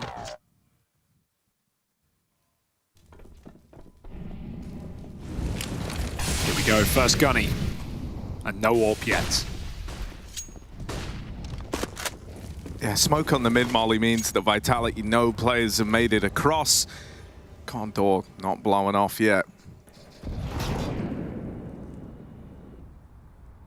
Right now, Fnatic giving this illusion that they've even taken short water away. There was an early molly in there that they lobbed the smoke onto just to keep the fear in Vitality about that short area of the map. It's a nice way to try and stop any of this mid-round aggression to come out for Vitality, right? You're a little more paranoid now about taking short. Although I say that, Dupree's starting to look like he's hungry for it. Inside of this A site, we've got the boost coming in. Fnatic still waiting with the bomb outside of Monster. They've tried pretty much everyone, well, they have tried every round over towards B so far, and this one looks to be no exception, but Dupree moving into short. He spots the bomb there on that fight. Might not get the kill, but it's a lot of info. With 40 seconds left, learning where that bomb is a big deal for Vitality. They're going to start to pull a third man down over towards B. Fnatic are moving in. Yeah, Roy's still lurking out toilets on A though, so this is going to be a weird timing round for Fnatic. They need these entries quick. Bomb making its way in, but that smoke is a problem. Apex can play it right behind it on the barrel. They can't clear him out yet. 20 seconds. Fnatic are waiting this util while Roy walks in, and Spinks held that shot for so long. I love that discipline from Spinks as Fnatic wait for a flank that never materializes. They finally get a plant. Wide peak for Crims. ZywOo shooting 2, and now we're down to that 2-on-2 for Vitality on the retake. Yeah, Spinks and ZywOo attempted to come together on this one, out through Heaven and CT, and Spinks traded after the first, but he sets up ZywOo to take this one over the line. Nika does with the swing, doesn't even wait for a tap.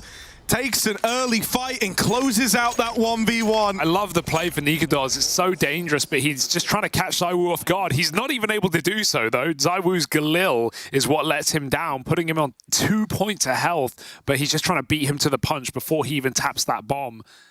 Somehow ZywOo's still ready for it. Meanwhile, Outsiders looking to 2-1 nip. Seems like it's a guarantee here over on the B stream. And so Outsiders at least recovering. That was, of course, Fnatic's first foe here in the group stage, and they managed to take them down 2-1 themselves. A faster B approach. We've got a quick trade out. The molly's a problem. Flash is going even deeper. He runs through a bit of the fire, but the flashes hold him back. Oh, and that's the bomb getting away from them now. Dupree holds the line. Mezzi might trade this out, but they're getting overwhelmed. There's just too many players here to deal with. Nika does in the 1v3, that AWP bearing down upon him from Heaven. ZywOo even gets the spot, so they know that Nika does is here. And there's ZywOo to finish the job. Vitality, a response again. Fnatic with another one-and-done T-side round. This is going to leave them on the back foot in terms of the money. And I like how loud Apex is already getting, winning just that key rifle round to stop Fnatic from streaking. He had a recent interview with HLTV talking about the setup here, talking about Katowice, and a quote from him was, I don't play CS to be in a small room, a practice room, and just playing officials. I'm here to show my emotions. And, one of the talking points we've had here at Kato in the Hall of Heroes is that glass going down, how you have to stare your opponent in the eye after every round you win or lose. And Apex the whole way through that NIP game was screaming, even on lost rounds, just trying to get in his opponent's heads. We'll see if it affects Fnatic though. Still looking stoic for now. But I'm loving the energy that Apex is bringing to this team. Yeah, I think even the topic of, kind of opening yourself up emotionally in competition is an interesting one, right? Because I always look at it as like a double-edged sword in a way, right? I think the high heights of a very emotional player are higher than that of someone who is very stoic, right? But I also think you're more susceptible to the lows, right? We all seen those Apex moments where he's slamming the desk, enraged, not having a good time. If it's not going well, right, are you still that rock? Are you still able to bring energy? Or if you're missing, how does that affect your team, right? Especially in a roster where we don't have a lot of screamers for Vitality. Magisk was jumping in with a line or two here or there. Yeah, Magisk is trying to learn. He's trying to explore his emotional side. I like it. For now, Fnatic are conga lining into their own death. That's a good shot for Mezzi. And they're just going to pop out Monster, but the flash came just a second too late. Magisk peeks ahead of the util, and a whiff spray for Apex, but it's no problem when Magisk can trade it out. And we've got a lot of A1Ss in this one as well. I imagine these guns, these picks are map dependent for many rosters. We saw Outsiders using 5 A1Ss on Vertigo the other day. I'd say that's a great map for it. Obviously, a lot of smoke spamming towards Monster as well here. You don't want that to give you away. already. Vitality winning the rounds they must, and the one round they did lose since the pistol, they barely lost it. Yeah, I think one of the reasons we're seeing Fnatic, struggling to build right now is Roy's had a bit of a rough go at it, and he's kind of the guy that's left responsible for this upper side of the map. I almost get the feeling this is why we have a lot of these lower plays coming out from the Fnatic squad. Oh. Fnatic has a lot of players on this team who will gladly play entry, but no one is as raw and no one does it quite like Roy on a good day. Nikados. I don't know how Magisk was the one to find him there. He did it through the half wood. And they're going to try boost, but how aware are Vitality of this possibility? No one's looking there right now, but no one's exposed. Crims hops over. I don't know if he saw him, just jump close wood there. If he goes a bit to the left, he might find an angle. Instead, looking to the barrel and to the site. But Vitality are not giving him anything to work with. Meanwhile, over at A, Roy alone on long yet again, Harry, and that problem rears its head once more. Nice shot for Crims. Patience pays off. Mezzy needs this kill or the round's going to be gone, because that's the bomb alone out in Playground. Spinks is just pushing on his own and putting up the results for Vitality. 2v4. And Fnatic, they're on a recovery mission. This round is really unwinnable, even if they get these kills in mid. Yeah, there just simply isn't time to win this round anymore. Vitality have uprooted it by dropping the bomb, and yeah, you get Spinks off, but sure, you're not going to win the round now, right? You get the bomb back, you're just walking into these deep holding players, and so Vitality, a 6th to their name, streaking together another 3 in a row here. Yeah, they have just been so focused towards B, that being Fnatic, right, and not giving Roy much support on that top site. He has been going for little lurky entry plays, and sure, if he's hitting them, it creates so much space for the rest of Fnatic. It forces rotates out of that B site. They can run these little contact monster pops that they've already been trying a lot, but Roy has lost every single fight on this top site. I don't think he's had a kill since pistol round, and yeah, Fnatic are having a lot of trouble as a result. Yeah, if I'm not mistaken, actually, I think his 1 kill came through in the eco a couple ago. So not even since that point. Roy dead crossing again. Feels like he's going to need a little bit of support over here towards the upper side of the map. Just anything to kind of bring him back into this game, because you do not want a Roy that is still being involved in the opening fights, but never winning them. Boost held by Dupree. Asher walks into his crosshair. Spinks down in con as well, going to add another to the tally. Will get peeked close by Mezzy's Deagle. This guy with pistols, always good for a kill, it feels like. But will anything come of it? Nikados dead over towards Monster. The bomb uprooted again for Fnatic. And even though Mezzy does have a chance at a fight here, it's not to open anything up for the Fnatic squad. Now 4 in a row for Vitality, their biggest streak yet on the CT side. And it's starting to spiral out of control here. Yeah. Overpass CT is a map where there's a lot of plays available. There's a lot of aggressive options. Despite that, I don't think we've really seen Vitality push the boat out at all. They've had a lot of round openers that haven't been too risky, right? We've seen these nade stacks over on B short, and the spam combined for a lot of damage and even a kill there. Sure, the monster smoke fade play is nice in that round, but they know that Fnatic only have pistols. Vitality, they could be doing more, but they don't need to. Everything they've done on this B site has been working. Fnatic, it almost feels inevitable they're going to go for a heavy default A round. A 3-1-1 perhaps. So how will Vitality respond to that? No spawn on the orb this time. The Zywoo and Spinks, not the duo I'd want to be running into. Yeah.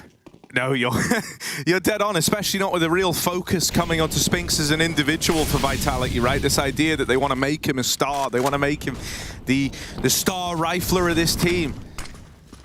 And that's reflected in some of the position changes we've had, some of the spots that he's now playing. They're even just starting 3A. They've got the same read, and they're not wrong, because look what Fnatic are doing. Straight out middle, they've cleared connector. Gonna get this toilet smoke in, but Zywoo can play super passive if he wants. He can go back to the bomb site and let his double setup and toilets deal with it. Spinks is going through this smoke with the flashbang. If he went a little earlier, he might have caught that kill, as Roy was blind in the corner. Trying to use Fnatic's, you know, a Fnatic classic against them, the walk through the toilet smoke. Now, they weren't ready for Dupree over at long, but Roy should have this trade, and he will lock it in. This is more like it. This is more of a vintage Roy round, right? Good for the double opener here on the upper side of the map. Maybe a bit of confidence restored, and it's put Fnatic in a really good spot. Just goes to show you how valuable this guy can be, and it's why his absence to open this game up was really leaving Fnatic in a very bad way. They've given him a bit more support in this round. Vitality also tried to push the boat out, and it's let Roy thrive over on the upper side of the map. Oh, it's a gamble. ZywOo threw all his util, and then he walked down lower. 20 seconds. Crims is making noise. He's really selling this one. It's pulled all of Vitality to the wrong side of the map. Fnatic might win this round on position alone. ZywOo considers a rotate, but he won't commit to it. And so, in a 3-on-4, it's not the end of the world to call it off here for Vitality. Dude, what's so wild is, like, if ZywOo rotated up there, he could have won that round. Like, there's very little time left, and the bomb is crossing in with no util from short. Yeah, if he just never rotated out. Saves aren't guaranteed, though, as Fnatic is still spread very far around the map. Crims disallowing a T-spawn rotate. Fnatic finding a third off the back of a nice play from Roy. Yeah, Spinks flashed through, gives him a way in, but Roy takes that space very efficiently.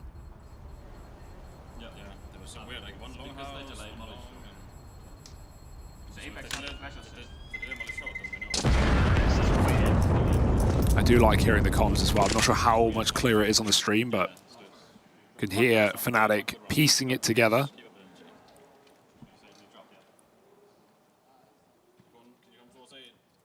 Figuring out the setup of Vitality, which, as said, that round was 3 strong on that A site. Double toilets with ZywOo's AWP back in A.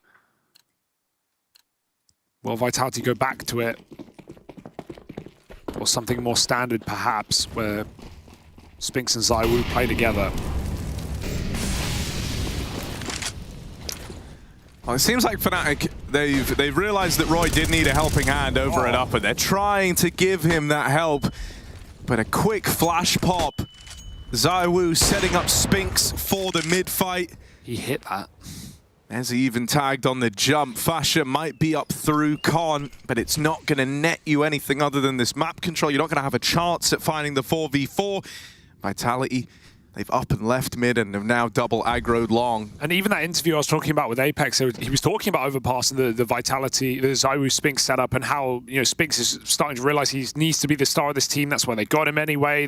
He was a huge part of their Pro League win, and how he can't be afraid to, you know, call these plays for ZywOo and ask for a flash and ask for a setup. You know, it can feel scary to demand something from ZywOo, but the man can do, you know, anything really. Yeah. It's like nothing is going to get in the way of his gameplay. And Spinks, we've already seen that a lot of rounds so far. He's just getting flashed in by ZywOo and making active plays. He found a 5-on-4. He'll double up, and he'll even get the chance to escape. Only the chance, though. Oh, the missed jump. Hello. Oh, Crims had a chance for the double. Still going to get out with one. Is that enough, though? ZywOo, a threat inside of the site, going up and over the smoke, but creeping underneath him is Mezzi. Gonna have to flick down for this one. Instead, goes for the long fight.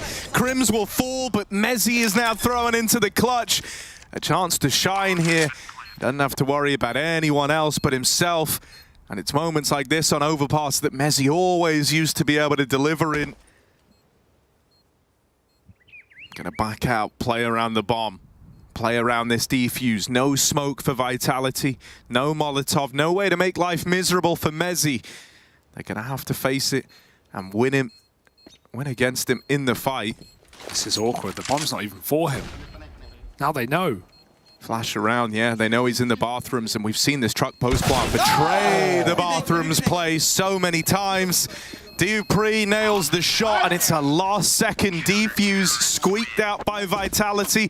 Very composed in that 2v1, not afraid to leave it down to the margins of the timer. Yeah, if anything, that flash from Mezzi kind of gave away his position. Vitality suddenly realized you could hear them call, Connector, like exactly where he was, just from that flashbang trajectory. And yeah, Dupree taps it. He didn't have a kit, so he made Magis get on it instead. And there wasn't much time. Mezzi did well by stalling the clock, but as soon as they realize his position, they know they can stick that bomb, and there's nothing he can do. Nikadoz on the AWP. Finally, now on this T side, Fnatic afforded a bit of money. He's starting Con to hold for a peak that's not going to come for B. Vitality trying to make a read on what is a reasonable read considering how Fnatic started this game. Saiwu gets flashed out. He was trying to spot Connector, but it's been smoked.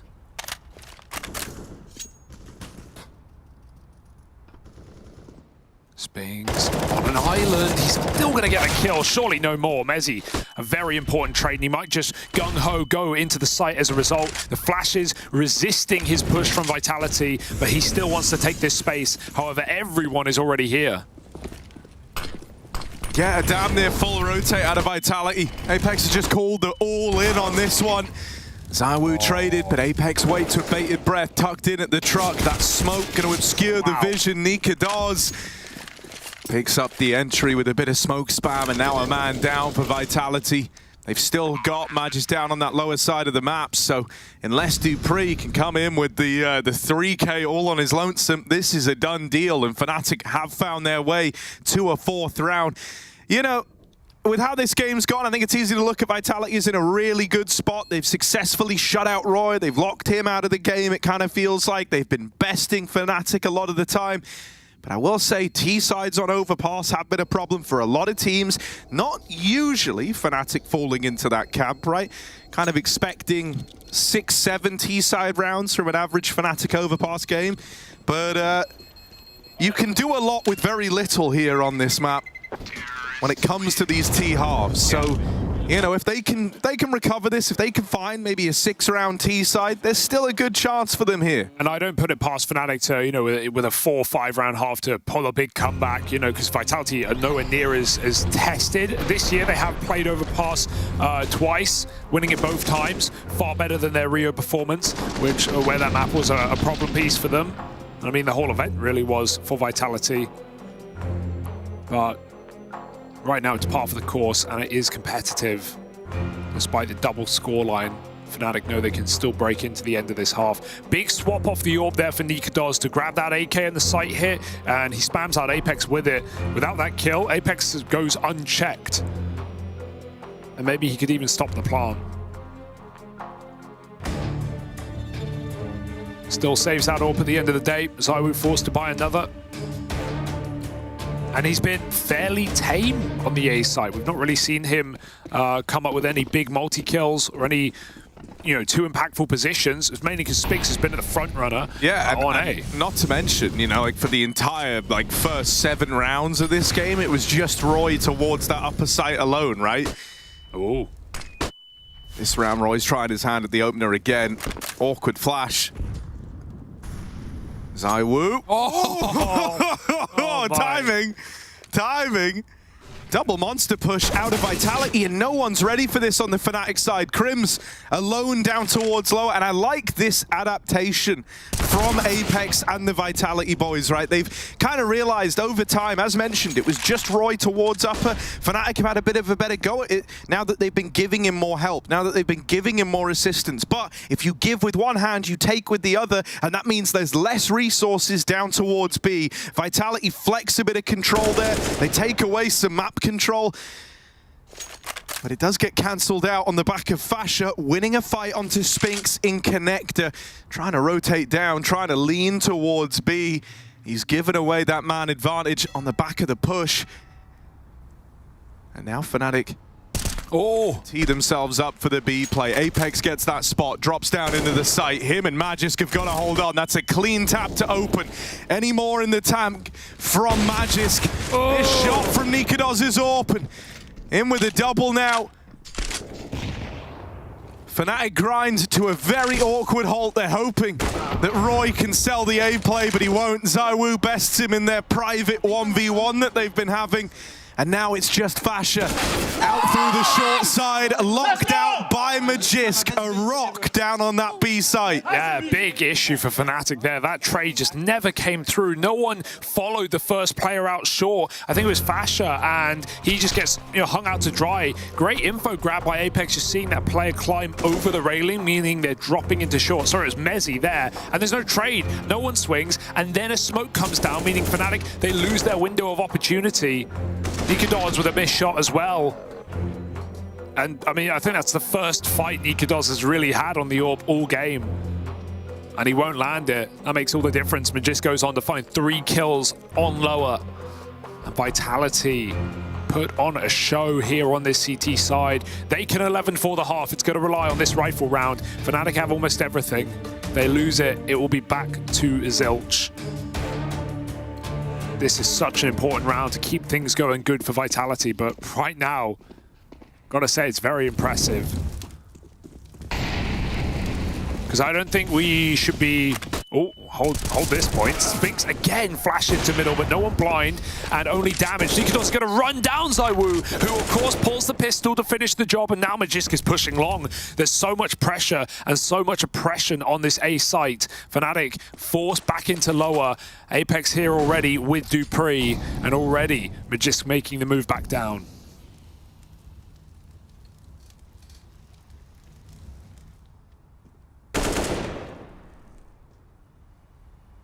They are boxed in. Look at ZywOo. Oh, has to get out of there after that shot sails past him. And Crims.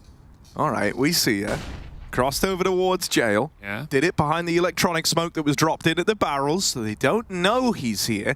Vitality, they know that someone could have done this. It's just about... They think someone was actually mad enough to do it. Oh, this is nice. Oh, they don't believe it. They don't believe he would have the balls, but Crims, of course he does. Oh, what a flash. Great flash to set him up for the double.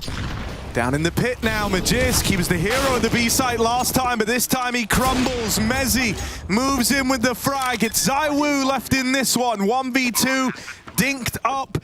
And with money low, going around the world on this one, he's going to give it a look and see if he's given a kill, a reason to go for it. Oh, no. Oh, and he could be. Oh. Crims dead. ZywOo down to 2, but so far removed from the 1v1, even though he's battled his way down from the 1v3 to the 1v1 position. He's just going to save, hold on to the AWP, keep the damage high at least on Fnatic. I respect it for ZywOo. I think, we all wanted him to go for it, but Mezzi just has so much time after that kill onto Crims to set up to play a position where he can't lose the round. He was going heaven already, and that bomb was open, and ZywOo's too low to try it, so... It's the realistic option for ZywOo. It's not the one we wanted.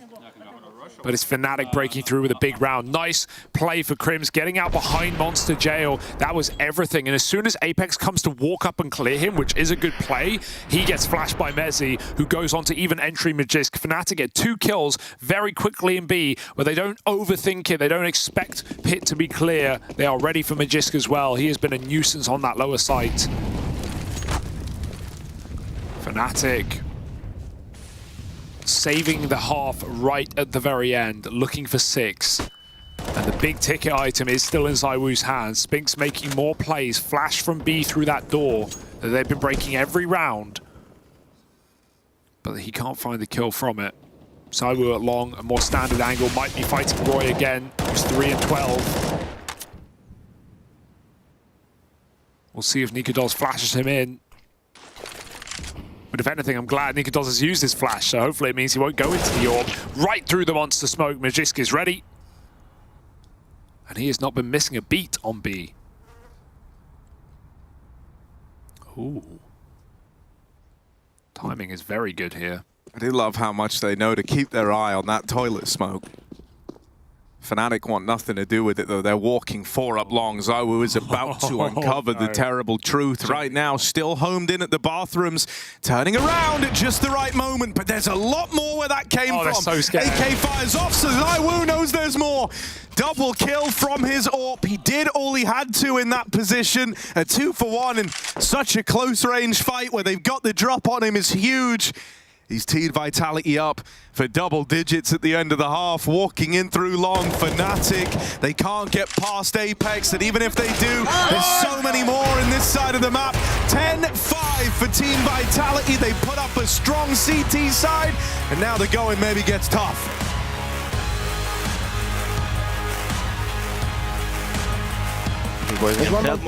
Short in. One short. One more, two more in him. And hide. Middle's contact. He went back. Monster. And two last shot. Careful to get back in. Better smoke. Take it away. I can flash one to him. Do it. Flashing. Long. Not A. Don't see. Banana. Playing time. I'm playing time. Yeah. I'm playing time as well. I'm not peeking, Matu. We don't hear him. 4 seconds. Nice, guys. Nice round to me. Nice, Thank you.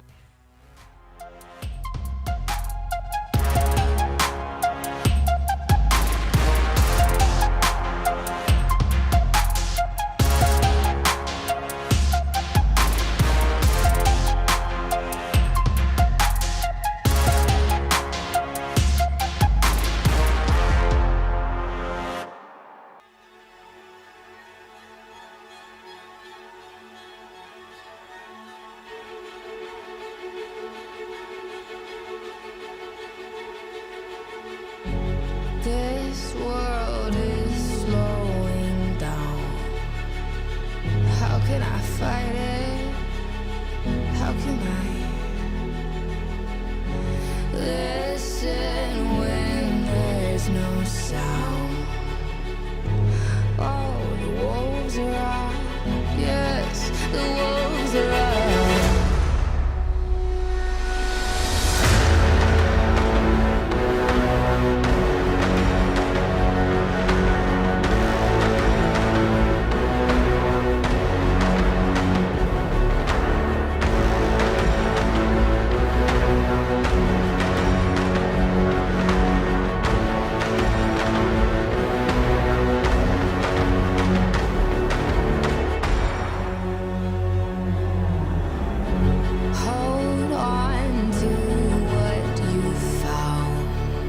Complexity. You can see the complexion with a lot of utility. Oh, yeah, okay. Oh, I didn't even get to finish the word before it announces itself. Utility was where I was going with that one. And JT, well, he's walking a little wonky now with just 13 points of health. Yeah, fortunately, hasn't gone down. He has the util for wherever they want to set up this play. Chev and J-Raz to bring it to action. And Torji in the action goes down to Floppy, removed first. Nice one, Chev. Cross.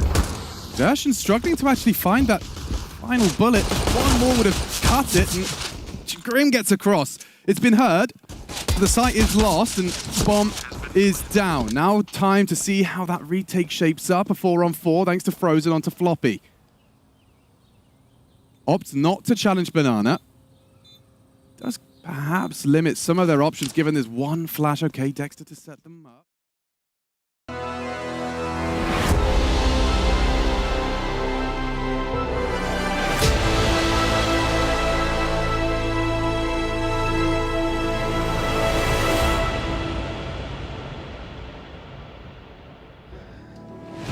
Vitality offer up a CT half they can be proud of. 10-5. Fnatic never able to chain together consecutive rounds. They trail behind with just 5 after that first half, but now they move into the more favored side of their map pick. You're hoping they can hit the ground running here, because even though CT sides have historically fared well on Overpass, we know how snowbally a good T side can be. We know that at this point in time, if Fnatic falls short in the pistol, that first rifle round has to hit. If it doesn't, this one's getting away from them. Their map pick slides away, and Vitality are teed up for the 2-0. Fnatic have the big guns though, Harry. They've got double dualies. One in long toilets, the other on the lower site watching Monster. Vitality contact through connector. Roy's had a bit of a roughie to start this game, facing Spinks and Zywoo in many dry 1v1s.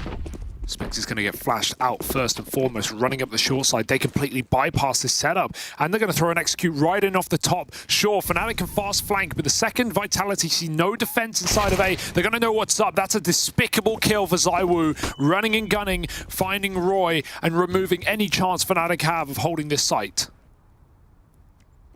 Oh, the boost up is denied. Nikados from long. They've learned about it now. He will double up. Gets away with more than he should have been able to, but Apex controls that Glock, and it's left onto Crims. 2 pairs of guns, 3 sets of enemies. Looking for a way back in. Ammo's not the problem. But there's the swing out of Apex to find him. The hat-trick in the round from the man at the helm of Vitality. That's an impressive pistol, man. They chase every kill when they find it. I can't believe ZywOo at the back of the pack just decides, I'm gonna give Long Toilet a check. Dude, just drive-bys Roy, and then as soon as they find Nikados, double swing, even Apex making sure Crims can't get out the stairs in that 1v3. We don't catch it in the replay there, but Fnatic tried to boost up over the wall at Dumpster, and Magis was just deady holding it. He's clearly aware of the protocols if the A site falls like that. Locks Fnatic out. One thing I find that's super interesting is, despite the opening power we've seen on this Vitality team, the top player in opening duels is Magisk at 5-0 off of B anchoring, right? How many rushes did he put up multi-kills? Not even Spinks or ZywOo taking the fame. Not yet. Apex scout. Oh, he hit that flick. He was not ready for Roy up close. Nikados isn't ready for anything as they run him down in the toilets. Roy is given a chance to escape, but still only pistols here for Fnatic in a 4-on-4. And Spinks is holding for B aggro, plus hearing any footsteps that gets made on rotations. Seems like Vitality might just end A anyway. Oh, that's on a jump. Wowza. Bruh. They're holding for everything. Yeah. Dupree was the guy who held the boost. Oh, not again. Oh, you monster. He held for the boost in CT as well in that first half. On the one round, Fnatic pulled it out. You can't make plays against this team right now. Yeah, Fnatic are a team with a lot of these little gimmicks that they like to try and pull out to squeak rounds away. So it's clear Vitality have done their homework on who and what they're up against here. Time, though. 15 seconds. Walking into both remaining players. Roy and Crims, they find the first kill into the crossfire. Dupree with the TK. It nearly gets out of hand. Dupree smiling to himself. Very glad that they recover that one. That's one where the smile disappears quickly. If that TK begins the downfall of your anti-eco, Fnatic with no money left means Vitality are going to get off to that 13-5 start. We spoke about it coming into this second half. We said, if you fall down in the pistol, if you don't win that 4-spy, that first rifle round that you play has to find success, because if it doesn't, the T side is going to get away from you. And at this scoreline, at this margin, that would mean Vitality running away with Overpass. Yeah, and that would mean breaking an 8-map win streak on Overpass for Fnatic, right? This has been their home map for some time. And not just beating them, but humiliating them, unless we have a mini comeback here for Fnatic off the bye round. Okay, Apex, he's happy to take another pistol round here, apparently, as he comes in with a P2 and schmacks Roy, who you've got a feel for right now, 4-16. Having a hellish time. And almost feeling like it's out of your hand if you're Roy. Yeah, I think it's even more awkward because Roy is someone who, normally thrives in those kind of 1v1s for the entry, for the opener. And that's very much his playstyle. I've always called him a very raw entry fragger, right? It's kind of rare that you have such an example of someone who's just deady to that role in this way. And when he's going for these opening fights still, it's kind of a guaranteed 4v5, it feels like, for Vitality more often than not. Still got 2 nades for the plant. But just dodged, everything dodged, and Apex hunting kills. He gets the most in the round, 3 on a P250. Low risk, high reward, cash and checks. It's so impressive out of Vitality there, right? I know it's very easy to look at this and think, oh, well, Fnatic have showed up really sleepy, right? And kind of put the blame in their direction. But let's kind of think about it. You know, Vitality have not been making life easy for Fnatic whatsoever. We kind of saw it get off to a weird start in that first half. Roy just getting shut out of the upper side of the map, forced Fnatic into countless B plays. And this is on a map that, as you kind of touched upon, it's a home map for Fnatic. As mentioned, 8 win streak, played 17 times in the last 6 months. 15 of those are wins. Those are incredible statistics for Fnatic. They've got a deep strat book. They've got a lot of ideas, but none of it's working. None of these pieces that are so critical for Fnatic are really, you know, hitting the ground running, getting the ball going. And for Vitality, it's stalwart defense in the first half. Now a T-side where they won all the rounds they have to, all these kind of high-impact rounds. This is the really important one, though, right? They could lay it all to rest right now if they win this rifle round. Yeah, Nikodos has an orb. Needs to start strong, because we've not seen anything off the Nikodos AWP in this map. Sure, even with the lacking money being a factor. But that excuse does not matter.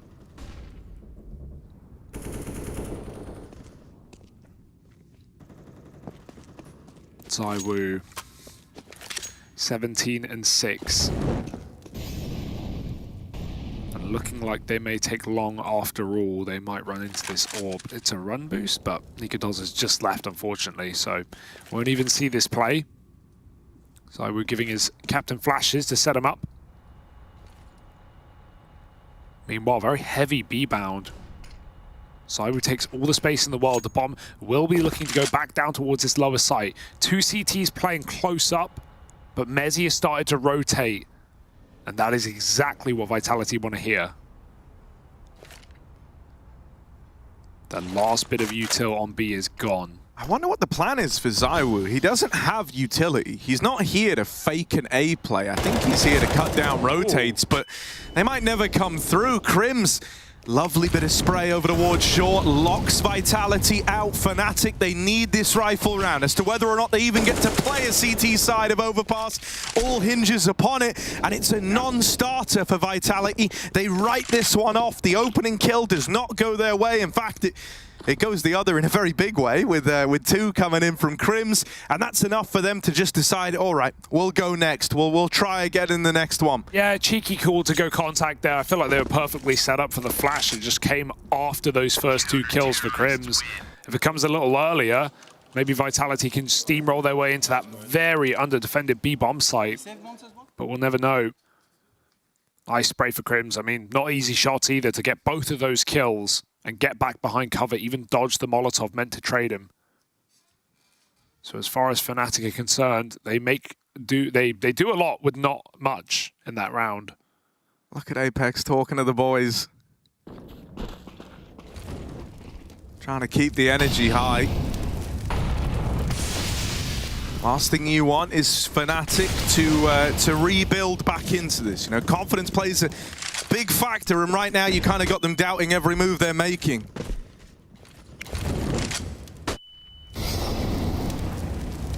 You want to try and keep it that way. Put this one to bed before it becomes a problem. I like how Roy's being set up here. He's anti-flash. He's got the AWP first contact. He will turn around on any noise made. It's about to be. He's calling that step. Run boost goes over. They see him close as well. Roy still gets the double kill, and the bomb gets dropped to the ground as well.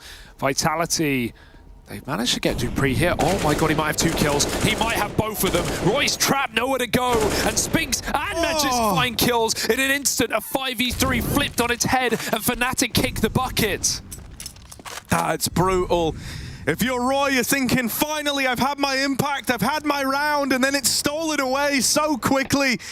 Fnatic, they still want to give this one a go. They can't afford to let it slip by, but they might have no say in the matter. Spinks waiting in the bathrooms, waiting to lock them out of this round. Dink from Crims. Fasher might be past him, but he's walking into a corrupted site, playing the trigger discipline. They don't know about him. This is such a big call to have made to continue the trigger discipline this long. First found, dink to Dupree, but not the killing blow that was needed. That's his round if he hits it as well. One more bullet to finish Dupree, and the bomb is not for long. That's where Spinks is on 10 health. That could have been another gnarly 1v3 from Fasher. He hit one on Vertigo against Outsiders. Very nice try. And poor Roy again, robbed of a round after a double at long. But what a response from Vitality, getting Dupree so much room in toilet, and he doesn't jump the gun after he kills Nikados either. Allows Spinks to come in and help out. A lot of firepower on this T side for Vitality. And it's set Fnatic alight. Burnt to a crisp.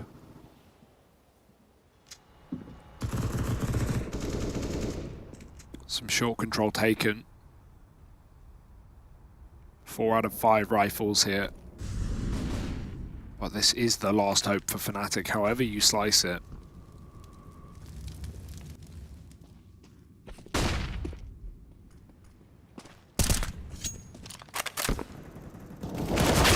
Oh, Roy involved in that opening fight again. Long-time teammate in Nikados brings it back into even odds. Still fighting over towards the toilets. It's ballsy. Luckily enough, ZywOo just left the angle. 2 Frenchmen for Vitality going to up and leave the A side of the map. Ducking down through Con as Apex does have this double short side set up to contest with now. That makes Apex's life a lot harder, but that also means there's no one inside of the site for Fnatic. Apex with a chance at the trade. Now the big question is he ready for this second man? No way.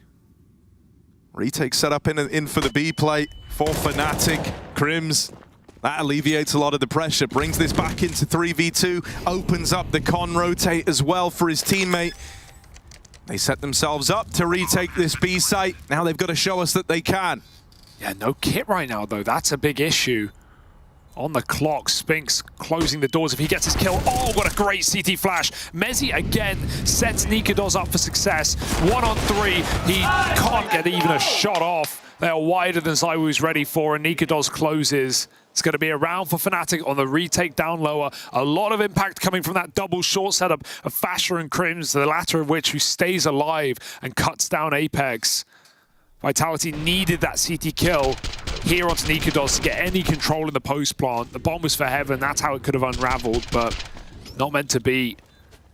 Nikados' rifle comes through with the goods, and Fnatic hold on by the skin of their teeth.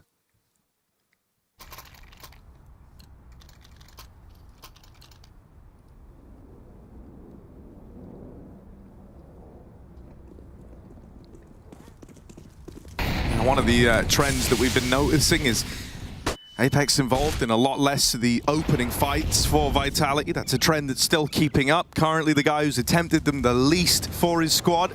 Just a great change as well. We're seeing him activating so many mid-rounds, so many 3v3s. This is where captains can often do their best work as well.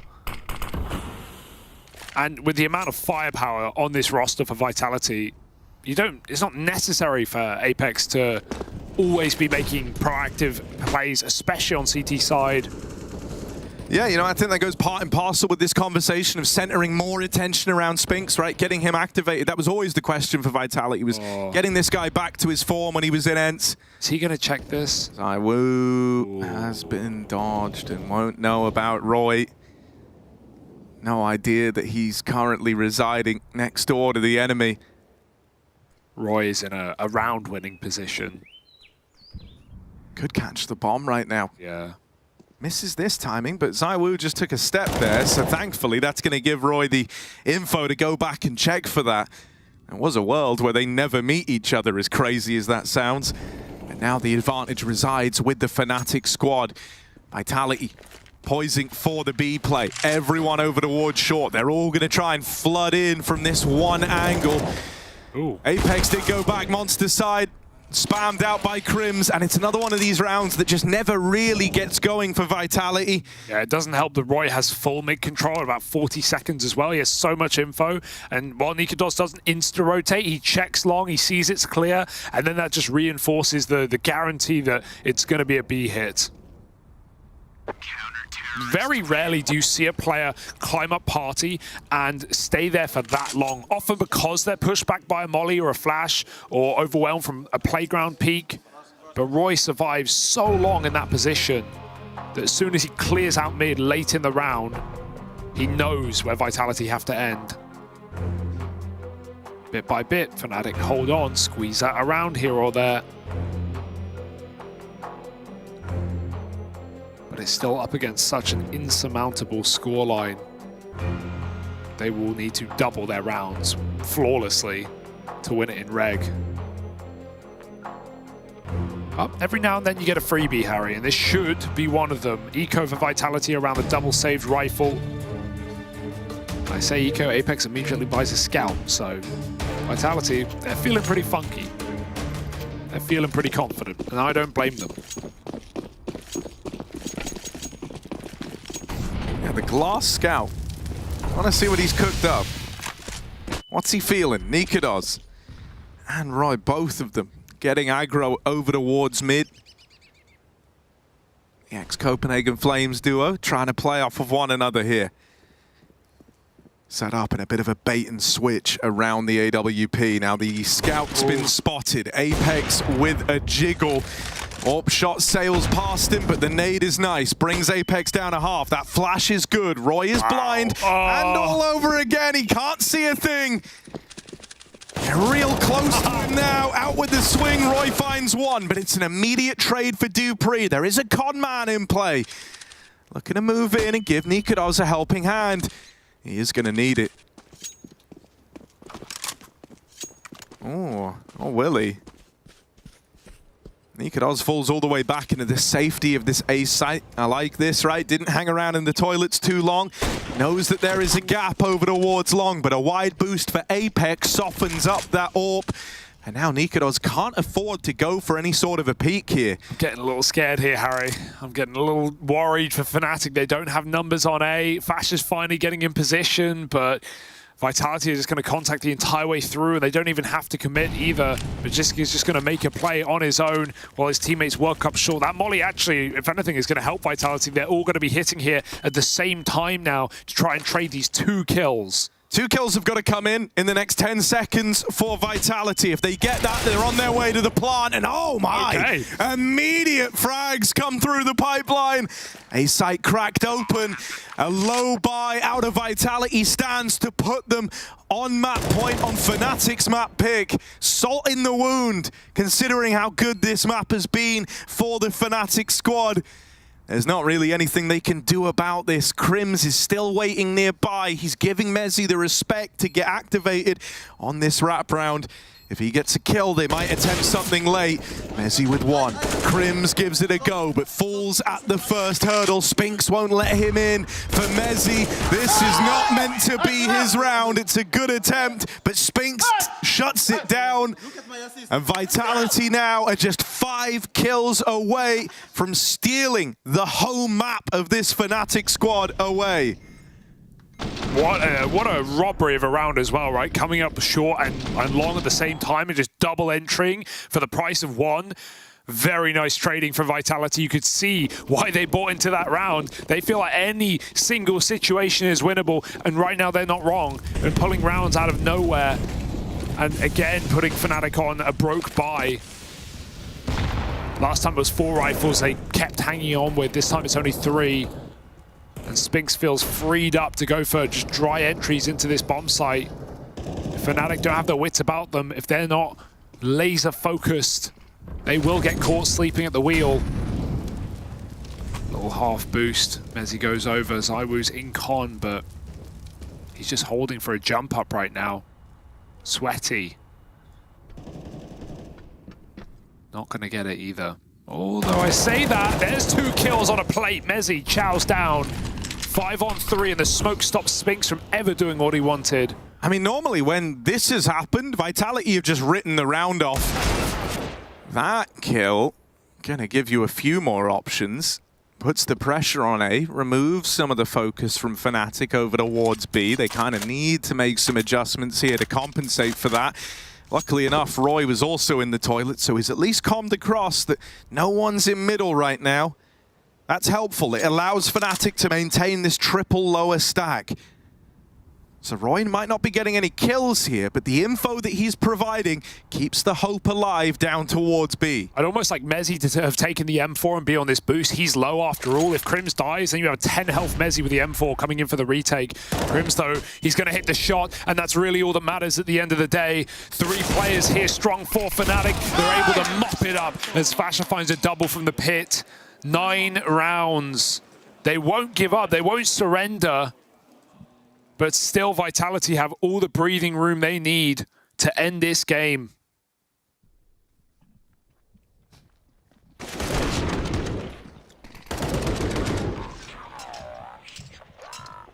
We're seeing the difficulties of closing T-side rounds on Overpass up here for Vitality. And another rebuy.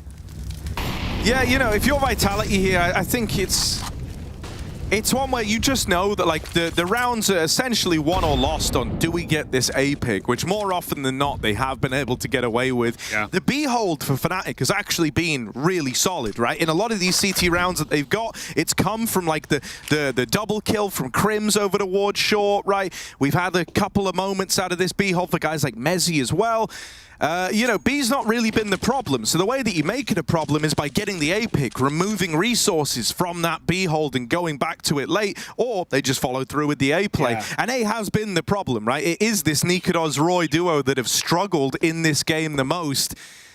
And so I think it makes a lot of sense that Vitality are trying to go back to that now. They know that if they get a kill here, they don't even have to commit. It's going to shuffle the CT setup. It's going to cause, you know, people to move around the map and by extension, make other areas weaker. They try their hand at that opening fight with the scout, but they come up short. In this instance, Roy and Nikodos both hold the line. 3 kills from the A duo. And so Vitality's idea in this round, as nice as it was, it's not panned out. Yeah, when it comes to B hits for Vitality, we've seen very slow rounds, right? And ones that end B but start A. I would like to see something akin to what Fnatic were doing in the early 7 rounds of this game, which were really quick contact B plays, not necessarily off spawn, sometimes waiting the molly and the spam, but then they just pop through the monster smoke with a well-placed flash. I'd love to see something like that for Vitality on an eco round here. You kind of have nothing to lose, but they are mostly Glock, so it's going to hold them back in terms of buying util. 5 kills from those 2 Danes, though, so a reassuring round, if you want to call it that, but not their biggest challenge yet from this T side. But still, just getting activated late in the game is a nice feeling for Fnatic, and this can close up very quick. With the way the Vitality have been recklessly buying, there's only a couple of gun rounds in between Fnatic and overtime. Vitality absolutely cannot get ahead of themselves. We've already said the streak that Fnatic have had of 8 maps here on Overpass in a row. They are prepared to give it their all and pull back this position. Yeah, we got 2 more rounds till the full loss bonus kicks in for Vitality. So like the final couple of rounds of this attempt at the comeback are going to be very grindy for Fnatic, right? Are going to be running into rifles. Still a little bit between Vitality and that point though. Taking the existence style timeout here, right? You've only got Glocks, and if anything, the longer you wait, the more util that gets thrown out, and it also gives Apex a bit of time to talk about this next rifle round. Yeah, I do think it's cool, the point you brought up coming into this game, Harry, about how both these squads, or at least these organizations and part of the cause, have been led by Alex at one point, another British in-game leader, of course speaking French under Vitality, and English and Fnatic. And since that point, 2 kind of raw fragging players have become in-game leaders after their tenure with him. Nikodos looking to farm right now. Yeah, this is nice. I think, you know, the danger of going A in these Glock rounds, right, is that you kind of let Nikodos and Roy have some freebies, kills that they would never be excused for giving up. And they nailed them. So now they're getting a little more confident. That kind of means that this A hold that's been rather reliable, you know, finding a pick on this side of the map, getting a little scarier. Yeah, it's still on Fnatic to stay ahead of the game though, right? These 2 rounds have been very easy because they've just sat in their bomb sites knowing that the money's low, but you don't necessarily want to do that in gun rounds off of spawn. You want to take a little bit of space and force a bit of respect out of Vitality, make them use their util and buy some time, because we've seen Fnatic have won 5v3s where Vitality just save. So Fnatic will run a toilet setup, something different with Fasher and Roy. And even Mezzy on top as well. It's the AWP sitting on B short. It's a change, but it's one that might not do Fnatic justice as Vitality look to do one of these pops I was hoping for. It's just going to be an early B hit with a couple of flashbangs. If the flashes are good, oh, it could be great. But Crim spams Apex out, and that has thrown a spanner in the works. Yeah, not what he wanted. And with so much of this T side centering around the first move that you make panning out, that's hugely problematic for Vitality. They're going to have to go and explore some other options here. Roy's getting aggressive in the 5v4, pushing all the way down long, and he has found this gap. They've run right past him. He's also heard these footsteps, so that's calmed across to the rest of Fnatic. This good timing on this long push. He is right behind them here. He could take the round away, and on the back of that 1 kill, sure, he hangs around and gives up the trade. But Vitality now know that Fnatic are aware of the intention in this round, and that fact alone might decide it. 2v4 as Dupree and Magisk make their way up the short side.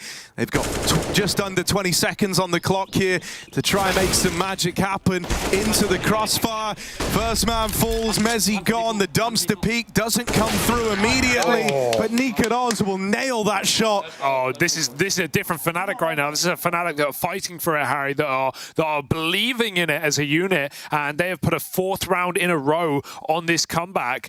This is getting a little bit scary. Even the fact that they're going for repeats like that from Roy, completely unnecessary, but it shows the mindset of Fnatic. And Crims has been a rock on this B site right now, akin to how Magisk was on the CT side. Sure, the spam kill is one thing, but he goes on to take a second very important late monster pick. That if he falls in that engagement, B is open for the taking, and Vitality can duck down connector. Denied. And Vitality now, just a rifle round separates them from overtime. This was at once a very dominant game. A 15-8. 7 map points feel like enough, but Fnatic are putting the doubt in Vitality right now. Oh. Apex ate the nade in middle earlier. But his team are walking up ahead of him. However, sadly for Vitality, Fnatic are triple stacked here. Oh, that timing could have gone very bad, but Nikodoz gets the info, and now the rifles can start tearing through these Ts. One by one, they fall.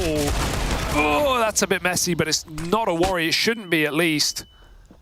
Fnatic keep Vitality suppressed. Yeah, they're all here. They're all holding ZywOo.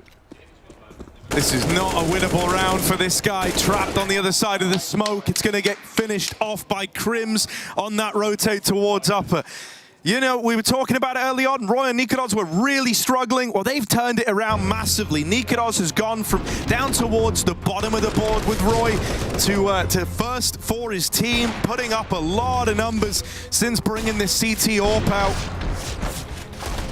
Yeah, it got a bit ugly towards the end there, but hey, you get one miss in a moment like that, sure. And, you know, just his info was enough, knowing that Vitality contacted all the way up to close mid. And this is not a game that Vitality can afford to choke, Harry, because, you know, this is their opportunity to guarantee a playoff place in the Spodek and fight for even semi-finals in their next matchup. And as an organization, it's not a team that has ever been to the Spodek. They've had their chances, they've had their times over the last 4 years of Katowice. Of course, one was online, but they also got grouped there. So Vitality need this. And right now, the opportunity to take your opponent's pick in the series and start on the right foot is slipping through their fingers. Boost is dangerous with a nade out as well, and they'll get punished. This is heartbreaking. Fnatic, after taking 5 in a row to try and make this comeback happen, a misstep on the boost and some aggression out of the Danes in Vitality has left them in a 3v5. Vitality pump the brakes. They know that opportunities like this have not come by frequently in this second half. They don't want to let this one slip by. They don't want to let a big hero play. Yeah, and they just slow down. I love that. And the guilt just spreads through whoever made that call. Maybe it was Mezzi down in connector, thinking that all this comeback was for nothing. And now Vitality as a 5-man unit are going to crunch the B site together.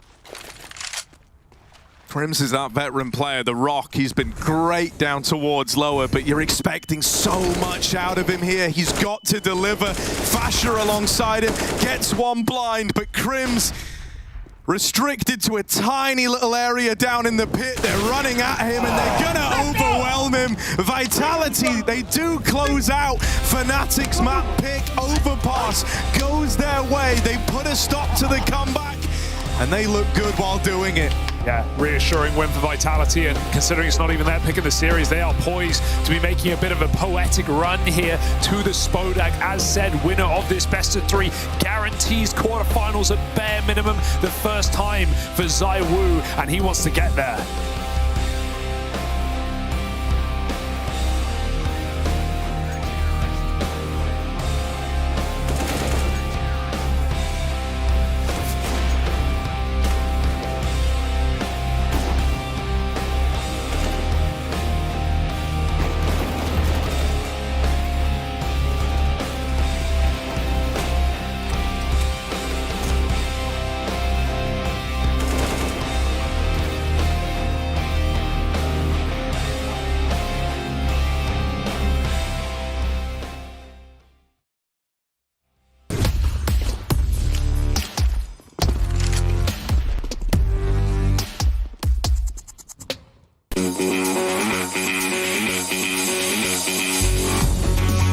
Hey Future Pros! Today I wanted to show you a setup Heroic used to get a free cheesy kill on a CT playing towards B short boost spot. Overpass has a lot of double and triple nade possibilities, but let's start with this one. For this pro tip you'll need 3 Future Pros, 3 HEs and 1 molly. Future Pro number 1. You will be throwing the short molly to stop any CTs from pushing and one of the HEs. To throw your molly you will need to stand on the edge of this shadowy area. Aim at the bottom center of the B, then jump throw the molly. Next, make your way to the surf ramp. Look for this dark line and stand in front of it. Aim to the right of this grate along this line. Then simply running jump throw the nade and you are set. Future Pro number 2. You'll be throwing the other HE. Head to the same surf wall and position yourself between these 2 white cracks. Aim along this line of the grate halfway to the right side. Then running jump throw the HE. Future Pro number 3. Guess what you'll also be throwing? A HE. To throw yours, head to the surf wall with your other Future Pros. Stand over the bottom corner of this red smudge. Aim along the second line of the grate close to the center. Then running jump throw the HE. If anyone is close to the boost, they will take some hefty damage. If they are unlucky enough to be boosting, well, you probably get 2 free kills. Happy nading.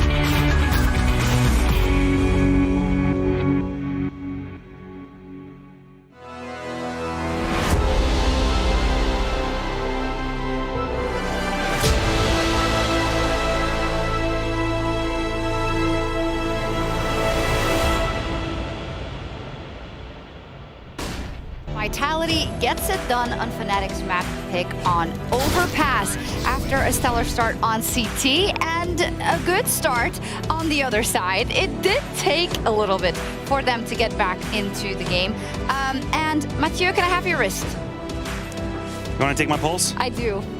We are a bit above average, I think. A little bit above average, yeah. But I've already calmed down, it's okay. so I've calmed down now. It's You've better. calmed down now. Were you frustrated at all, or are you still happy? I don't know if frustrated is the term. I was more, unfortunately, vindicated in my fears when it comes to Vitality's T side of Overpass. It's always a place where they struggle, and I have to give it to Fnatic. Even though the score went heavily against them, they still put up a fight. They still did all they had to do on the CT side, and if it weren't for that close to perfect first half, we'd be in a different place for Vitality. Instead of like saying like, okay, Vitality did great, we did really good. Because I'm an honest fan. It's like he's praising Fnatic. They lost. Praise your guys. It's gonna come there. We do it linear. Pacing left and right there.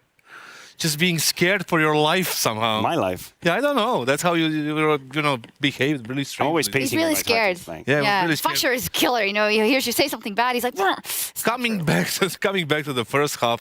Obviously what we expected. You derailed it, and now you want to come back. Okay, whatever. Keeping the control. Somebody gets to keep the orders. Look, we have the scoreboard of the first half actually, and this is quite interesting. What I want people to look at is how homogeneous the CT side of Vitality was, because to me that was the key. Sure, Zai was 16-5. Don't get me wrong, he was stellar. He was never really caught off guard, but it was much more than the Zai show. dupreeh on the B side had a bunch of aggression that were very well thought out and very well executed. Magisk was here to stabilize the situation. Spinks, he was very aptly taking a couple of risks alongside ZywOo, even though I know you don't like his position on the A side. Once again, it's been working, and they reset Fnatic every single time. Fnatic never won 2 rounds in a row. Why don't you like it? The thing is, like, for me, he's not mobile as he should be on that side. That's just a different topic. But the point is, like, all these things that we mentioned in the pregame on the telestrator, how people play off ZywOo, happened here as well. ZywOo is dictating the pace at the beginning. The other players are just reacting to what he is saying or the situation dictates. They play it well. They don't need to overstack side. They don't need to gamble in the rounds whatsoever. They just do their job on their position, and it was a solid half for them. It was a touch and go in maybe 1 or 2 rounds, but still control in a favor of Vitality. Yeah, I mean, you look at some of the highlights we have coming in from ZywOo. I think sometimes he's also just reacting, and he's where he needs to be. Also, the first line of defense did an apt job, but he's finishing some of these rounds very calmly from the heaven position, from CT spawn. Here, obviously, if you're going to jump against ZywOo, you don't flash, there's a chance you're not going to make it past. I'm sorry. There's a big chance. I'm the bouncer. I'm not letting you in the club. If you don't flash me, it's over. A little bit of pushes as well. That CT side was great. Even though the scoreline isn't crazy, the fact that they were able to reset Fnatic every step of the way is something to rejoice. Yeah, it was dominant. Now we see dupreeh and ZywOo in this head-to-head matchup. The Air Force aim high head. I'm gonna let her say it because she's more capable. Yeah, more capable. All right. The thing is, yes, dupreeh was the top scorer, in terms of frags, and you were particularly happy about that one because you have him in your fantasy team. That's all that matters. It's not about me, but yes, I do have him in my fantasy team.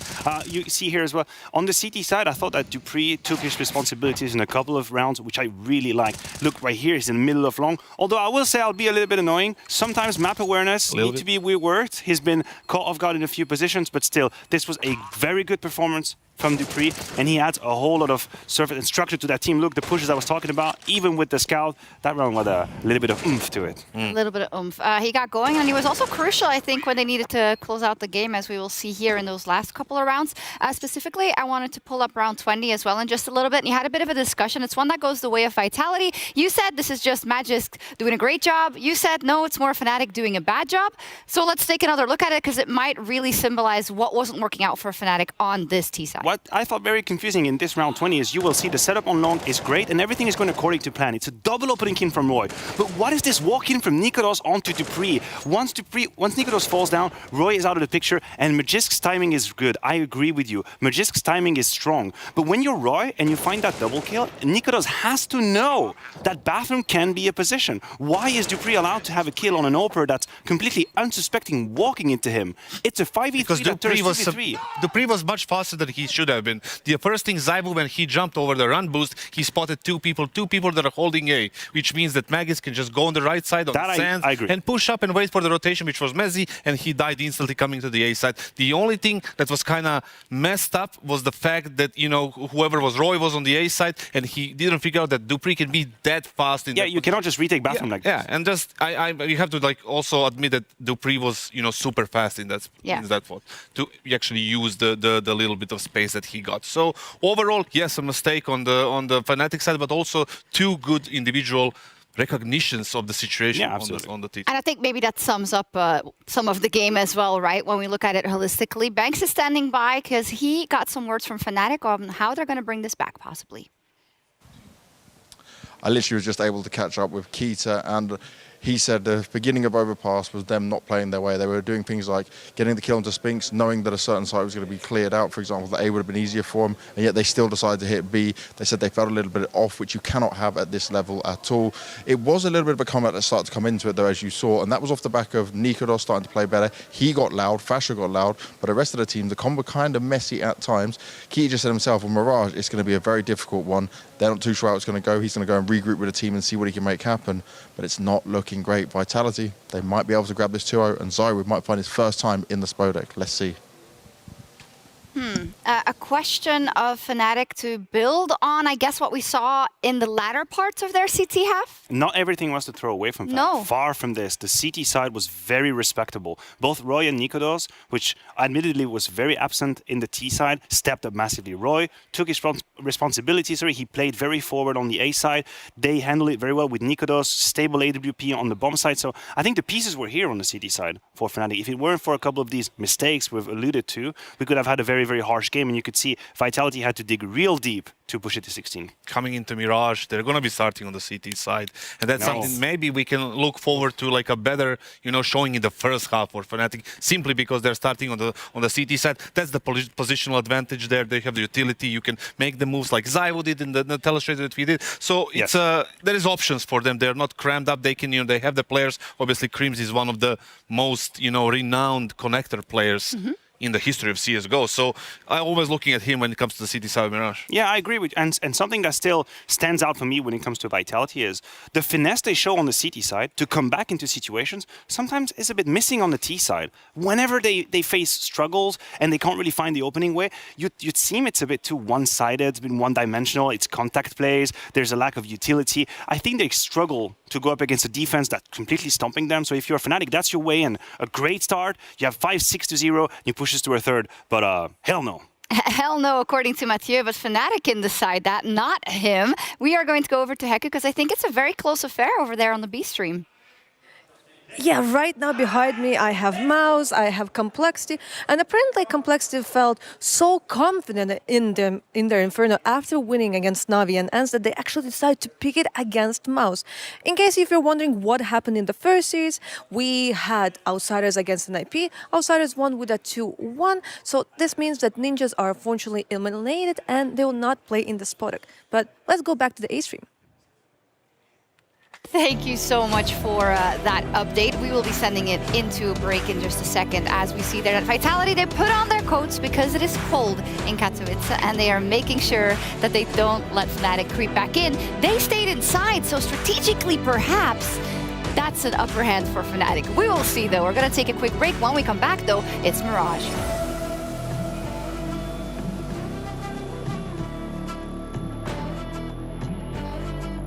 The bell tolls for Cologne. This cathedral, a cathedral that is stacked from the earth to the heavens with the greatest of all the fans, the most passionate.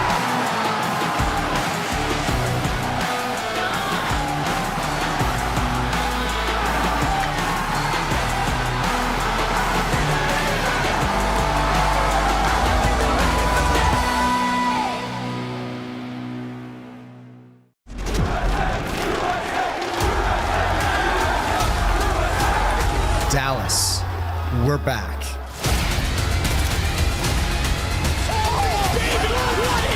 Counter-Strike is in our DNA.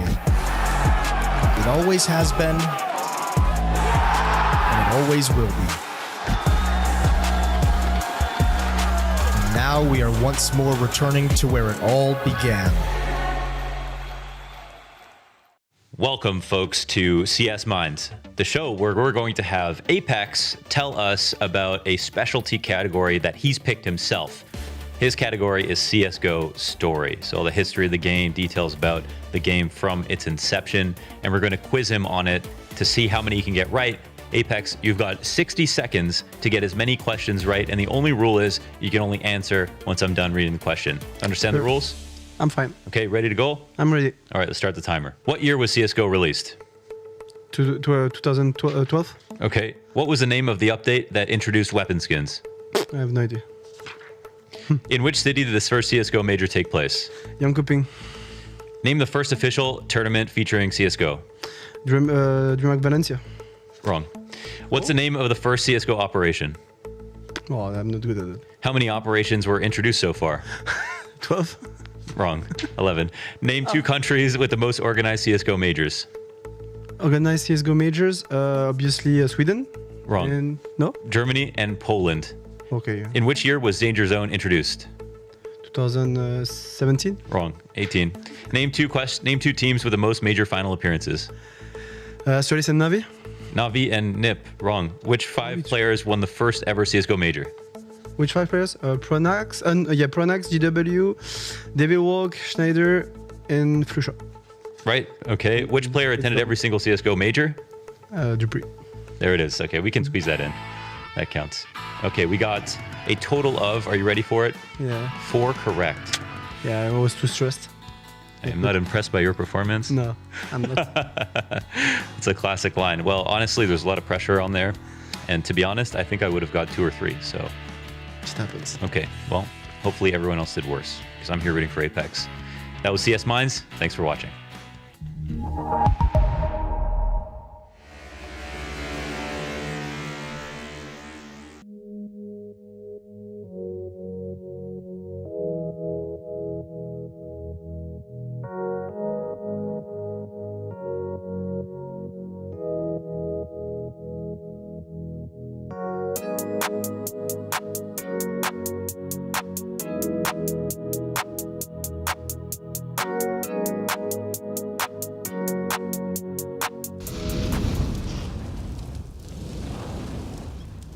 Now that would be a very strange AWP head-to-head. The fact that Torchi's the first one in here. Both of these AWPers like to go for a more unusual approach, a little unorthodox. Yeah, slightly outside of the box here. There's the flash, and now he can hold on to this fight. So that's where Halzerk picked from in the previous, from the short side. Floppy, I think he just took a glance. He's lucky to be alive. He's not going to be expecting an AWP there. Now he will, as the shot rings out. 60-second mark hit. Mowers need to come to some conclusions about their hit. Halzerk, this is forward. This is brave, and that is Dexter dead. Frozen joins him. Nice catch from Grim. Still has control as Floppy gets it all done. Exertion sent down with JDC to follow. Oof, that is sublime right.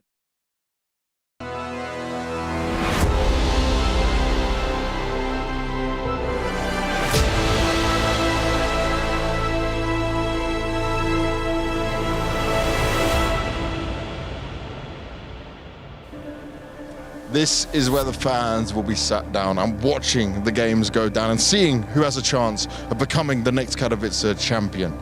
Now, 2 teams I know that would absolutely love to have an opportunity of that. Fnatic to go for another one, or Vitality to try and find some success outside of just what we've seen at EPL. Who can get it done? Let's find out. Let's find out indeed. This battle rages on. Vitality on their map pick now with a chance to go through 2-0, guaranteeing a spot in the SPODEC. This team, for guys like ZywOo, a long time coming. Yeah, long overdue. And maybe finally within reach for Vitality after a tumultuous 2022. Just from the few games we've seen from them, not just here, but in Copenhagen last week, I think a lot more eyes are on this Vitality roster, a lot more belief in the French leader of Apex, and, well, our questions on ZywOo never waned. Always a guy to rely on. And here in this pistol round, they've even given him the P2. Yeah, and, you know, this would be the year to do it. Especially with the major coming up in France. You know they want to make an impression. They had goals that they did not achieve towards the end of 2022. They felt like it's a bit of a dark mark against the kind of level that the Vitality squad expected to hit, but it's been a much better debut into this year with the changes we've seen taking place. ZywOo opens. Oh, love that! Roy deleted, never even given a chance to play the damn game. It's overpass all over again. ZywOo killing the Danes. What can you do about it?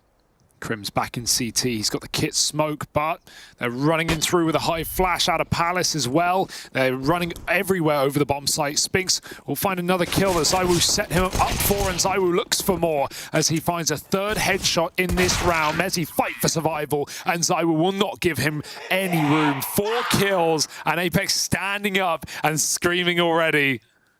Again, keeping the energy high and vitality. You gotta love it. You can't not, Harry. Yeah, dude, you've really got to love it. I mean, you know, Apex, he's been doing this for a long time now, and it always screaming or winning yeah, screaming. It always brings a smile to your face. I think especially when you think about the kind of history that this guy has, the lengthy career that he's gone through. He's earned his right to do exactly that. And I mean, he's also, you know, one of the last of a kind of dying breed, almost. Yeah. Fast out A, we've got the smokes blooming as dupreeh gets into the site. Still a player hiding at the very back. He's curious, but he's also just trying to take as much space as possible. Hasn't cleared out Crims here, but he'll fire off too soon, and Apex finds him with a Mac-10. Nice tap for Roy, but that may be all it will be in this round for Fnatic, as the bomb's going to get planted for triple. Oh, that's nice for Mezzi over the top. Finds that scout shot. Bomb denied, and Fnatic, even though they're triple CT, Vitality are so scared of what the jungle has in store. I think they're realizing at least 2 players are here right now. Nikados has been on top for a long time, and they still haven't seen him, but dupreeh just spams. Maybe caught some feet there. dupreeh sniffs it out. Fasha waiting on a boost of his own, and he will get that response. The rifles are there to reap rewards, and Magisk will not let the spray go down. 2 rounds for Vitality. Very costly against the force buy, but converted nonetheless. And Magisk has been a bright spark inside of this team in these last couple of games here in Katowice. Top fragged the previous map alongside dupreeh. Even though a lot of the attention felt like it was Spinks and ZywOo making those aggressive CT plays on overpass. Magisk was a rock as that B anchor. Yeah, you know, I think when you kind of imagine the firepower trio for this team, it is Magisk, ZywOo, and Spinks. With more onus being put on Spinks since Vitality have come back from the break. Now that's a nice flag out of Fasha. A lot of damage done here with just the pistols for Fnatic, but it might not be damage that's capitalized on. Magisk has just opened up this A side of the map. He's called for the rotate, and so the rest of Vitality start to make their way over. Fnatic are going to try to complete the damage that they've done on a few of these players here. They know they're not going to win the round, but they'd love to take some guns out of it. Yeah, they know they got dinks off, so trying to hunt those kills would be nice, but Apex playing a headshot angle, not allowing for any more casualties, and Nikados dead from the flank. So, easy 3-0 start for Vitality, a stronger start than that of the previous map. They lost pistol, they still went on to streak an early victory. But Fnatic's rifle round now has to come up with the results. They're already in an uncomfortable position, having lost their map pick in a nice attempt at a comeback with 5 rounds in a row, finally silenced. But this is not a well-proven map for Fnatic like Overpass is. Yeah, that's something that I'm a little worried about here, right? Because Fnatic have a huge depth on Overpass, and even then we saw it get away from them. This is not a map that they have the best track record on. Even if you look back at the Elisa Masters, the event that Fnatic won right at the end of the year, they got through that event only playing this map once. Right, so not really keen on getting their Mirage reps in, avoid it where they can. For Vitality, it feels like this is one of the maps they've really homed in on to try and revamp, right? Swapping up Spinks and Apex. Oh, having them change their spot. Spinks given more of a star position. That's going to be coming up in the second half.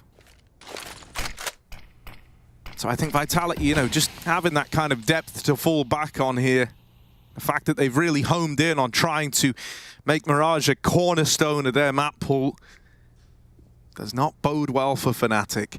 This is interesting. Crims has gone all the way. How far does he want to send it? No more. An unlikely spot for Apex to clear. But in fact, it won't even be a factor. Apex resets back to ramp, and it is going to be that A split after all. Crims' position is good for a late round at least. And Nikodos, he is in such a dangerous position. Sat down on default with an AWP. There's no get-out clause here. There's no escaping, but he can fight forward. Good flashbang. Now they know he's in position. He's still going to get a shot off and try and smoke preemptively, avoiding a Molotov through the smoke for Roy. 2 headshots, and Crims hasn't even had to pop out of the palace, but he will right at the bitter end. Roy's taking all the rewards, and Magisk will last no longer. Nice round out of Fnatic. Big play for Roy to go through that smoke, but he will make it happen. Not deterred after what was a very dirty CT side, or sorry, T side on overpass. And dirty in the worst of ways. Yeah, I gotta say, you know, Crims in that round, sure, he doesn't get the push, but you love how he plays it, right? The freedom that it gives Nikodos with that AWP inside of the site is massive. It meant that he wasn't doing, you know, sometimes when you're tucked in behind default like that, you're in this horrible paranoid state of like constantly flicking up towards Palace, throwing your aim off, but not in that round thanks to Crims. And in this one, Nikodos' AWP has opened it up. Much better early look at the Danish AWP on Mirage. Oh. Another out of Nikodos. Didn't look like he was going to get away with that. Well, he didn't for long. 2 kills is nice, though. ZywOo's trying to split on Cat, and somehow he's ready for that angle. Roy backed out in con, and ZywOo might just go through his own smoke here. Oh, a shot in the back from Fasher aggressing on short. It's all over the place for Vitality. Both sides at the same time. Apex still has that full mid control. Fasher regains semblance of info with Mezzi looking to trade out on Cat, but Apex, neither of them looking at him right now. They flick back and they do find that bomb. Fnatic chasing up top middle as Apex was trying to reroute for a B split. Magisk has a lot of ground to cover and not a lot of time to do it. Important round for Fnatic to keep a few players standing to try and build up this money early in the game. No one's near that AWP on B either. So it doesn't seem like Nikodos' weapon will be saved. I kind of hope that we get a last-minute adjustment, but I don't think we will just because they don't know where Magisk is. It would be nice to see Mezzi start considering that eventually. But it looks like this AWP will just get away from them. Fasher can throw one over at least. I think I just heard. Drop me an AWP. I think I heard that as well, yeah.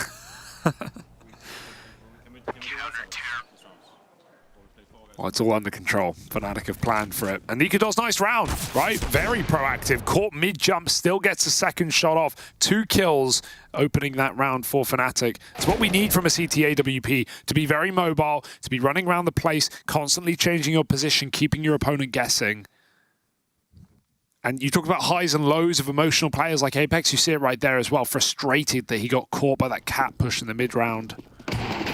Not allowed to play his own round out. Magisk gets behind the Molotov. He has to be a tank in this one. The only gun. Bomb not even here, but he's crossing to Tetris. He's seeing how far he can make it, and the answer is pretty damn far. There's no one even looking at A right now. They are so tunnel visioned on mid. Crims will spin around, and this is such an important kill. Magisk knows how much space he's taking, and FaZe as well, as he shreds the head of Crims. Mezzi will get that trade kill, but now ZywOo's armed, but we already know he's deadly. Yeah, Plant is great, considering all they bring with them into this round is that AK. It's now been dropped over towards jungle. No one can retrieve that, so Flash to get Apex out with the gun, but he doesn't get away. Spinks on the mid lurk, 2 Glocks to try and keep back Fnatic. If you're Spinks, you were not ready for Roy, still over at short, and for dupreeh, not long for this world. Still, they were playing for a bomb plant there. That was really what they were hoping for, especially with the save out of Magisk in the last round. Going to be getting 3,200 at the end of that one, so Magisk can buy up again thanks to getting that bomb plant. That was sick, because Apex didn't just get out of position, he grabbed the gun on the way. Like, he took that AK out to try and win the round, and Nikodos does not let him escape around the corner. Very nice shot for Nikodos. Yeah, what can you do? What can you do against To be fair, Apex, you know, we got to watch that one from his POV, and it looked just as BS as it probably felt to you. Yeah. All right, Fnatic, not a home map, but they're making it feel good to start this game. Leveled out, 3-3.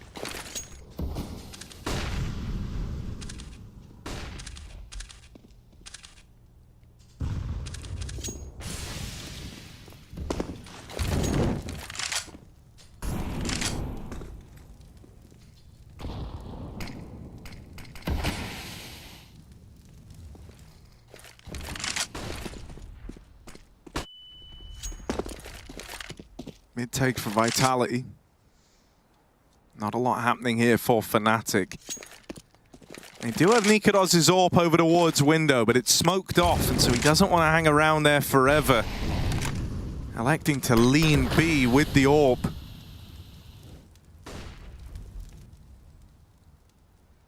Vitality is still just sat on this mid control. Now they've actually reinforced it even more with the play through the lower tunnels. This con smoke is nice for giving Roy options to try and contest mid, but as it fades, he's now stuck in this corner with a lot of enemies on the other side. Roy is in a spot that he is committed to, trying to cross out. Here's the fight, and they line up for him. Double kill found down in the connector. 25 seconds left. Spinks makes it into the window. Trying to get out, trying to wrap this A site, but won't get past Mezzi, who's watching for it. Krim's waiting back in the spawn. They've got to check for this, and ZywOo will get rid of him. Brings this back into a 2v2 with the bomb plant. The spam is great for Mezzi, but it's not the kill on either. It softens them up. That nade is a guaranteed kill for Fasha, and he's going to walk it over the line. A big clutch from this guy, a 1v2 for Fasha.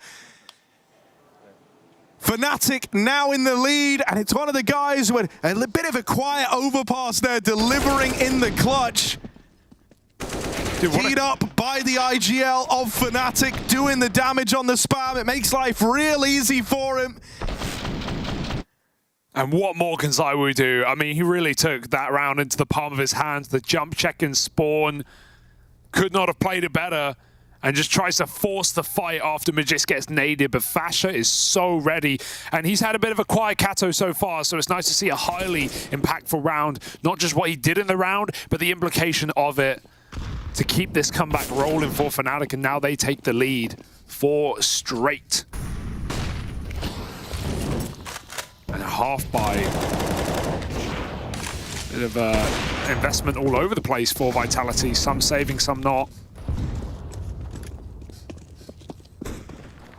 But it gives some hope in a low econ round. ZywOo and Spinks on AKs. Right, that was a round on overpass. Kind of similar to this, where we had, you know, scouts, bit of an investment, bit put in. Nikodos went for an early peek with the AWP and got tagged, and it forced him to play very, very passive, right? And giving up some of these sight lines gave more room to Vitality, and they ended up winning that round. Can't afford to have a similar fall down here. Yeah, especially Orca, considering both the AWPs are just tunneled in right now. Mezzi's got full B apartments. Sure, that frees up Roy, but Nikodos can't really be proactive after that tag. Fasha in the window. They look like they want it one way or the other. Ladder and a boost at the same time. Fasha finds his first. Apex patiently waiting, but Fasha gives him nothing. Oh my God, Dupree. Oh! What a shot. Did he even break? Oh, okay, no, he did break. Yeah, no, Fasha shot it. Fasha broke the vent, and then Dupree just fires back through. Silent drop? Nope. Everyone's trying them nowadays. Easier said than done. Get Stiko in, he'll show you how. Dupree won't make it much further, and Mezzi hits ZywOo with his AWP in B. Trying to spam the escape, but Mezzi isn't falling for it. We'll wait till the reload comes in. Or not at all. Surely you don't stay here with an AWP. That is crazy. He will get given a chance to get out and hits a shot as they jump through. Mezzi, it's not as pretty the second time around, but that bomb will not make it out alive. 15 seconds, and Apex cannot win this round. He's just trying to get a kill, not live with the Glock of the scout, and Nikodos will answer his prayer. 5 rounds straight for Fnatic. Vitality can't get ahead of themselves.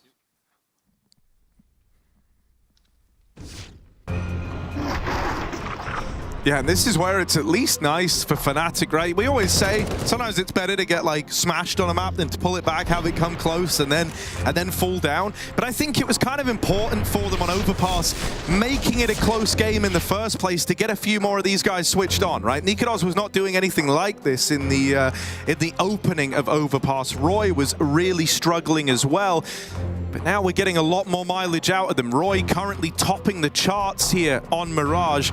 And you see what that does to Fnatic when they have him online, when they have that kind of, you know, guy who's not afraid to take the risks, get involved, look for those man advantages. I would say him and Nikodos both subscribe to that mentality. Yeah. And so having them kind of tame on the first map was a clear problem. But now they're feeling more warmed up into this one. I bet they're probably feeling like as well, if they just played a little better out of the gate, could have been a very different story in this series. So they're giving it all they've got to get this one going. Forget about the past and don't even think about the future. Live in that moment.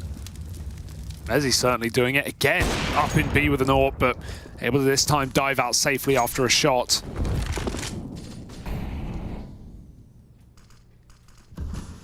I like how keen Fnatic are to play this double AWP, but Vitality know it might push them into A splits.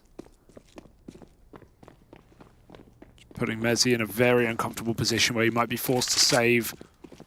And Nikodos can get smoked out as well, but he's moved towards Connector this time, trying to fight for middle with the AWP. Smoke will land behind him, but he has support from Crims.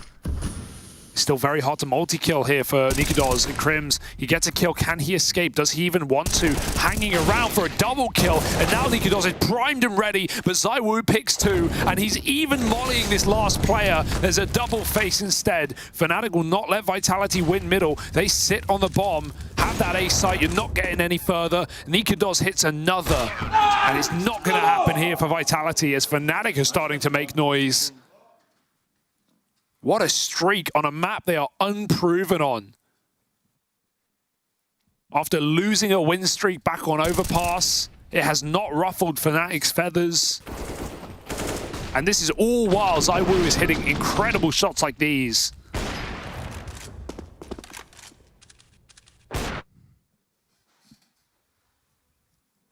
Yeah, I do love how they've just been locking out in a handful of these rounds the Vitality mid control. You'll note they don't play it all the time, right? Fnatic are willing to give you that space in mid, and so that kind of brings an element of uncertainty into it for Vitality, right? You never know when you're getting that full commit to the fight. Now, Dupree, speaking of full commit, this is the full commitment out of Vitality. He's chosen some very aggressive routing there, trying to go deep into the spawn, but locked out. Roy on a tear, shuts down the A play. Nice shot for Spinks.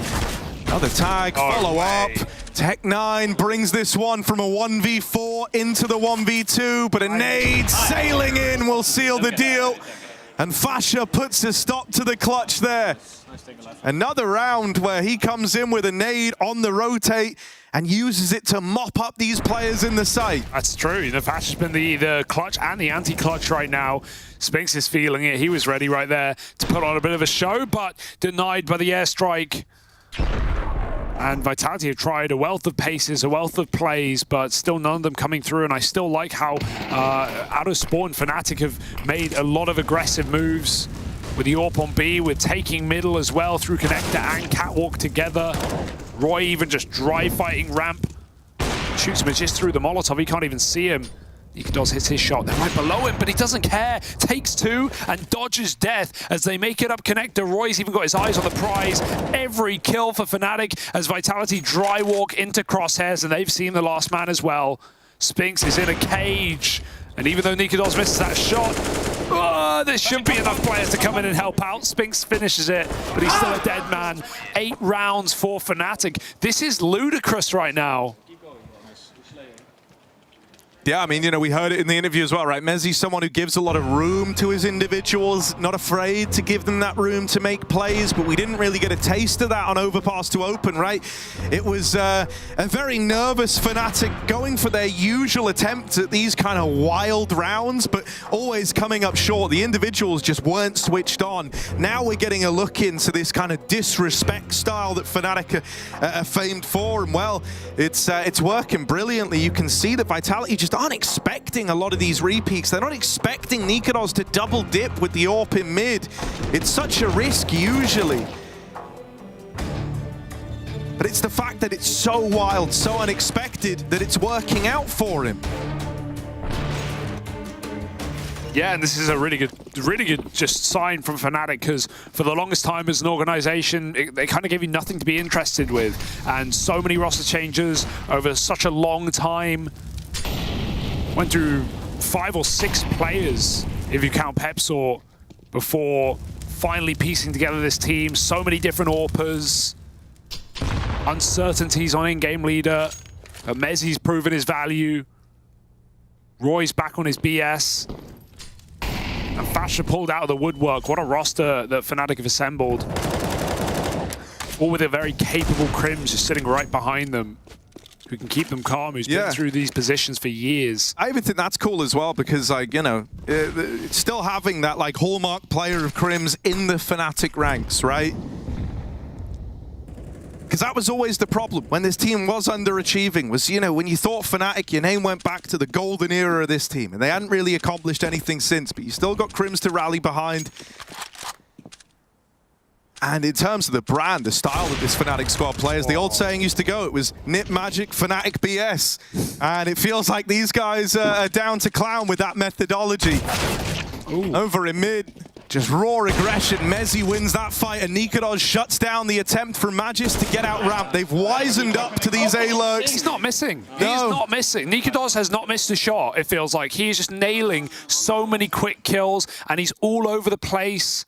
Seeing him on catwalk, seeing him start spawn, playing default with the AWP, taking window fights. He's not been scared of any engagement, and he has no reason to be. And yeah, even just to build on this point, the excitement of Fnatic over these past few months, you know, they finally broke their curse. They finally won an event, even coming into this year at Lisa, right? Over 1,000 days since they won a trophy as an organization.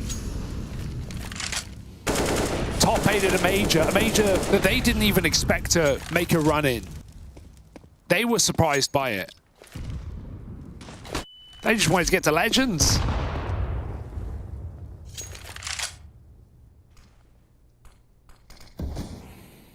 My oh my.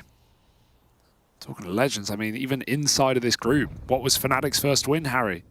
Beating the major Legends, the champions themselves of Outsiders, 2-1. Something to be said for it, even if Outsiders have indeed come in pretty cold to Katowice. 9-3 on CT Mirage. We need a solution for Vitality. It's an A split. They've got all the room, but look at the setup again for Fnatic. Double under Balk with an AWP supporting. This is a nice start of a round for Vitality to get their pieces in these positions, but they've still got to do right by them, and Fnatic are cheating a 4th player over. They won't even need him.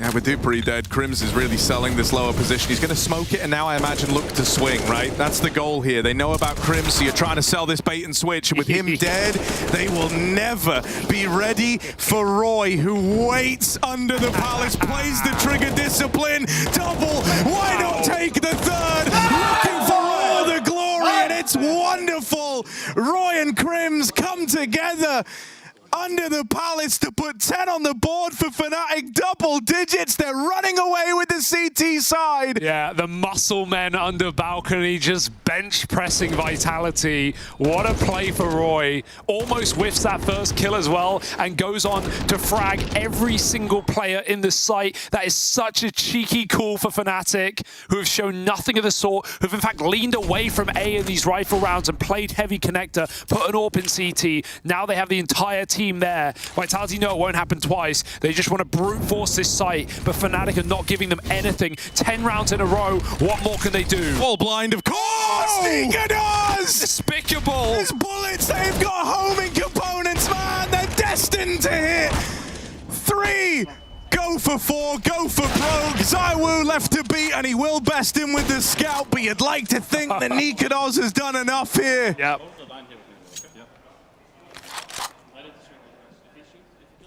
That feels like the first bullet he's fired that's missed as well. Crazy. I don't know, man. Yeah. Something's in the water. Something's changed for Nikodos. He's blessed in this game. Cannot set a foot wrong. Zywoo in this clutch. Gonna get given a shot here. Roy out in the open, still keeps fighting from the stairs. But this round is about Nikodos. That stylish 3K with the AWP. Give me more of that. Just bloody mental. Mental, Harry. No scope. Onto the Apex position. That's just, divine intervention. And of course, why wouldn't he go swinging through?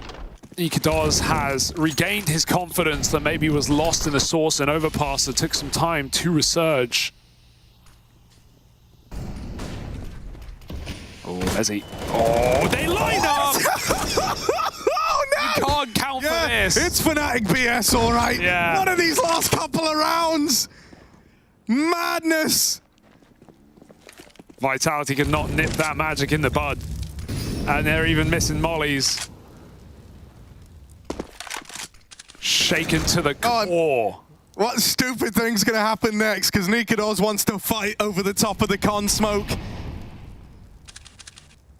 This would be 12 in a row. Hello. Just obscured, but only for a moment. Apex plucked out of the round. Looking for a flawless CT half with the exception of the pistols and the conversions. This is so out of pocket. This is so out of left field for Fnatic. Even if you believed in the comeback, you did not believe that this map would start like this. Vitality have gone missing. Fnatic are here to play. It's the two underperformers from Overpass in Roy and Nikodos on one hell of a redemption arc to make this happen. Fasha waiting and slays the Apartments play. 12 in a row for Fnatic at the end of this first half.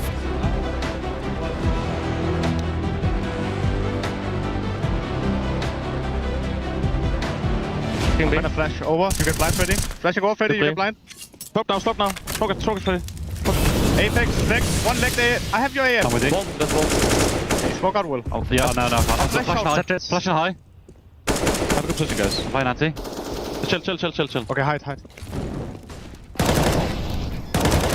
Landing. I'm coming CT. Nice! Subs. Nice! Plan. Oh my god, I thought I didn't kill him. Holy shit.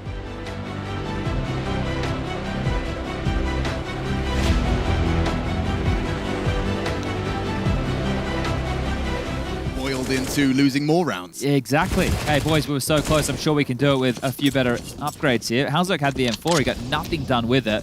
It's all good. We'll call it that 4-0 mark, and then the guns will come out. Especially a gift on Nuke, though. You know, these T rounds, they don't always come easy. And, well, this one certainly will. Getting that 4-0 leapfrog.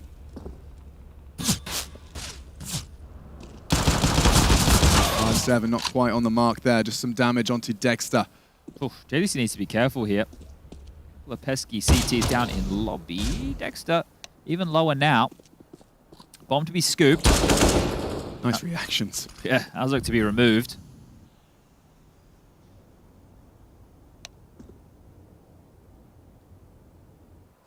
They've infested yard here. You can see all this space that's been taken. Exertion up towards the heavens. A top split. Seem very likely here. He can call things crystal clear. As Colin chasing their tail right now. I know it says that there are 3 players left, everybody. Well, there you go. Now it only says 2. You all thought. Got ya.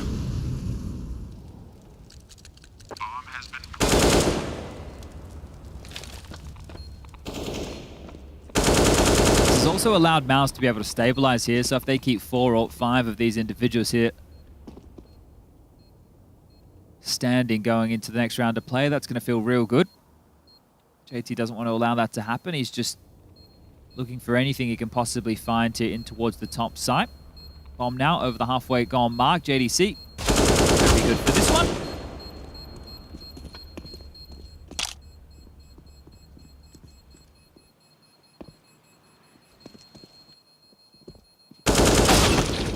Oh! Okay, all right. A bit more than they bargained for there. Yeah, nice shots there from Floppy. You'll take that. You'll take that indeed.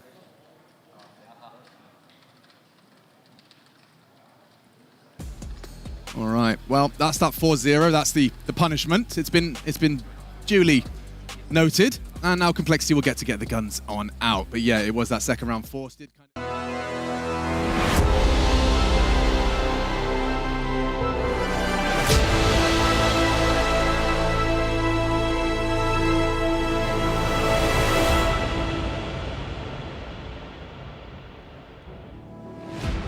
Well, for this guy, it feels like there's divine intervention at play. Nikadoz cannot seem to set a foot wrong here, and that is reflected in a 12-round consecutive streak the Fnatic put up.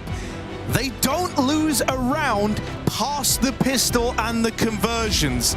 Unbelievable scenes towards the end of the half, where it all came together, the stars aligned. And now they're well on their way to taking this to a third. Yeah, Vitality have to retake this A site immediately, right? They're taking middle. They've got the kit smoke on Dupree. The buy's fine for this play, but Fnatic are already running Rife into the site with nade. And oh, goodbye. Someone needs to rotate CT. Apex is going to have to do it to get that kit smoke, but they're already taking control here. And if Apex dies, the round is basically over because of the position of that kit. He's calling for reinforcements. He's going to need them because Nikadoz is chasing T's inside a spawn with that flashbang. It's messy for Magisk. And right now, Fnatic are finishing the meal 4-on-2, and they're going to swing together and spawn again. There's not enough ammo for that fight.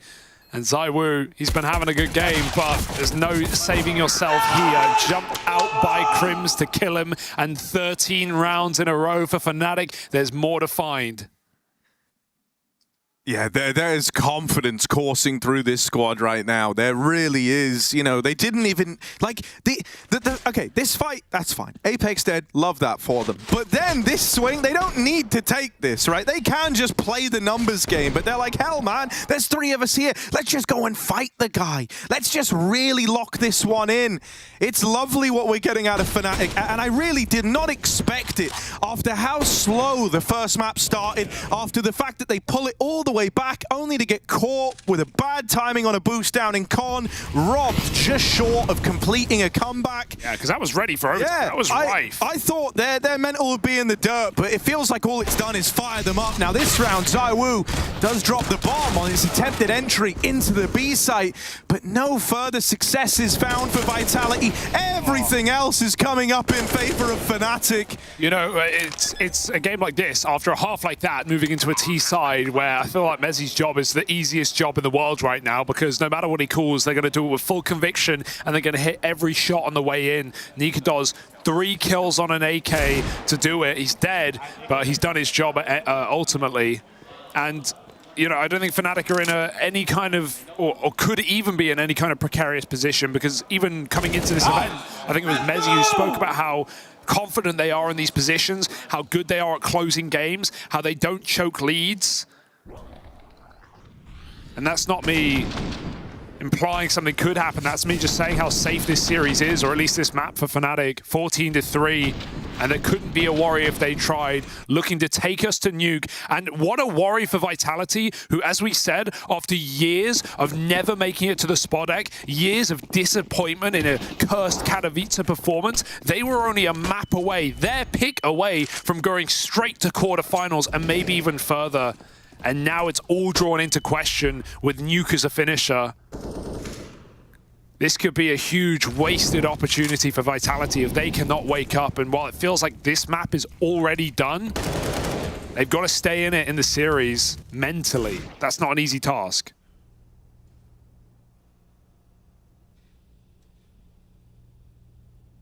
Yeah, Fnatic are really measured in this round. ZywOo does have a little gap in this window smoke. Oi, oi. Oh, but as it fades, he loses that cover. Roy's just waiting. He's not going to come to you. He's waiting for the fight. Until eventually, he'll decide to come to you. Who's more patient? 55 seconds, so still more time for him. Mid corrupted, Vitality. They've got a lot of eyes looking at the connector. Maybe there's something here. Spinks traded after the first, but they deal with the Palace component. There's a response in from Mezzi, the man at the helm of Fnatic, gives us a bit of control back. ZywOo just tucks himself in. dupreeh is a long way away, so ZywOo, does he want to wait for this? Because dupreeh's only just getting into a position to help now. Tap on the bomb, tries to bait the peek, but they don't give it to him, and dupreeh's grabbed the gun from connector. ZywOo just calling their bluff on every one of these taps. Not taking a fight, not taking a peek.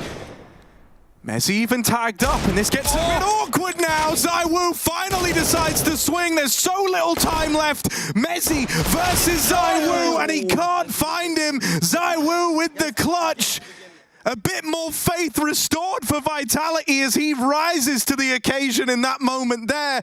And to keep calling the bluff of a bomb plant like that, it's crazy.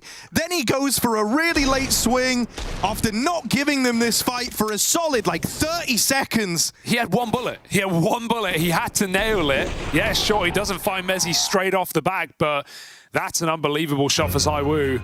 And he even keeps it cool when Mezzi's got him cornered with 5 seconds remaining. That's a very, very big round for Vitality, but it's still in a sea of losses. They break a 14-round streak from Fnatic. And it feels like ZywOo's the only player really alive and well in this map for Vitality. Certainly the only player positive.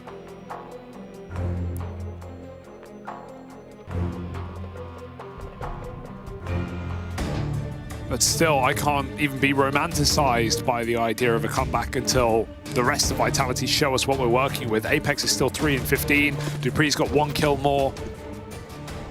Star of Spinks, not even breaking 10 either. Fnatic are fine to just rebuy. Bit of a bungling there, but they all get over it quick.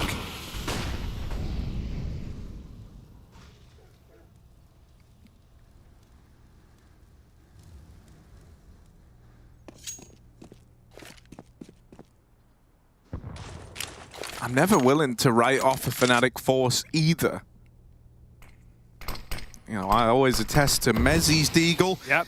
Any pistol really in this guy's hands, it feels like he's good for one. This whole team's a great Deagle team, actually. You know, Roy, yeah, excellent Deagle player. Nikodoz can do it with pretty much any pistol.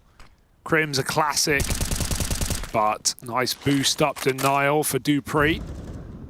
Spinks even spams Mezzi out as well, knowing his exact position. They're going to try and walk out A. ZywOo gets caught moving between positions. Thank goodness Magisk finishes that kill after being dinked by the Glil. Couple of AKs left up for Fnatic. Dry fights are their only way back in. But Apex is rerouted to CT. So he's got eyes on the site. Not a comfortable 2v4 though. The one thing they've got going their way is that Vitality are only just getting the info that B Apartments is clear, and that is going to leave these rotates a little ways out. But it comes with two sides to that coin. They're also going to be getting flanked. They've got a chance at the 2v2 for this site control, but time's running out on that window, and with Spinks doing a lot of damage, you'd like to think he's done enough here.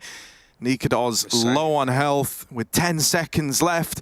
Won't be able to find a way into this round. Tap on the bomb, but dupreeh goes over and puts a stop to it. So there is 2 in a row now for Vitality. They withstand the attempt at the force out of Fnatic, and they finally streak together some rounds. Yeah, sure, 2. We'll give it to them. Oh man, they're in a lot of positives to sing right now, all right? Almost about to break their record, Harry, of those first 3 to open the game. But yeah, a little eco with a Deke. Brought up for Nikodoz. Play past the Deke. Hot potato. Let him take a shot, swap it out. Bit of a gladiator round.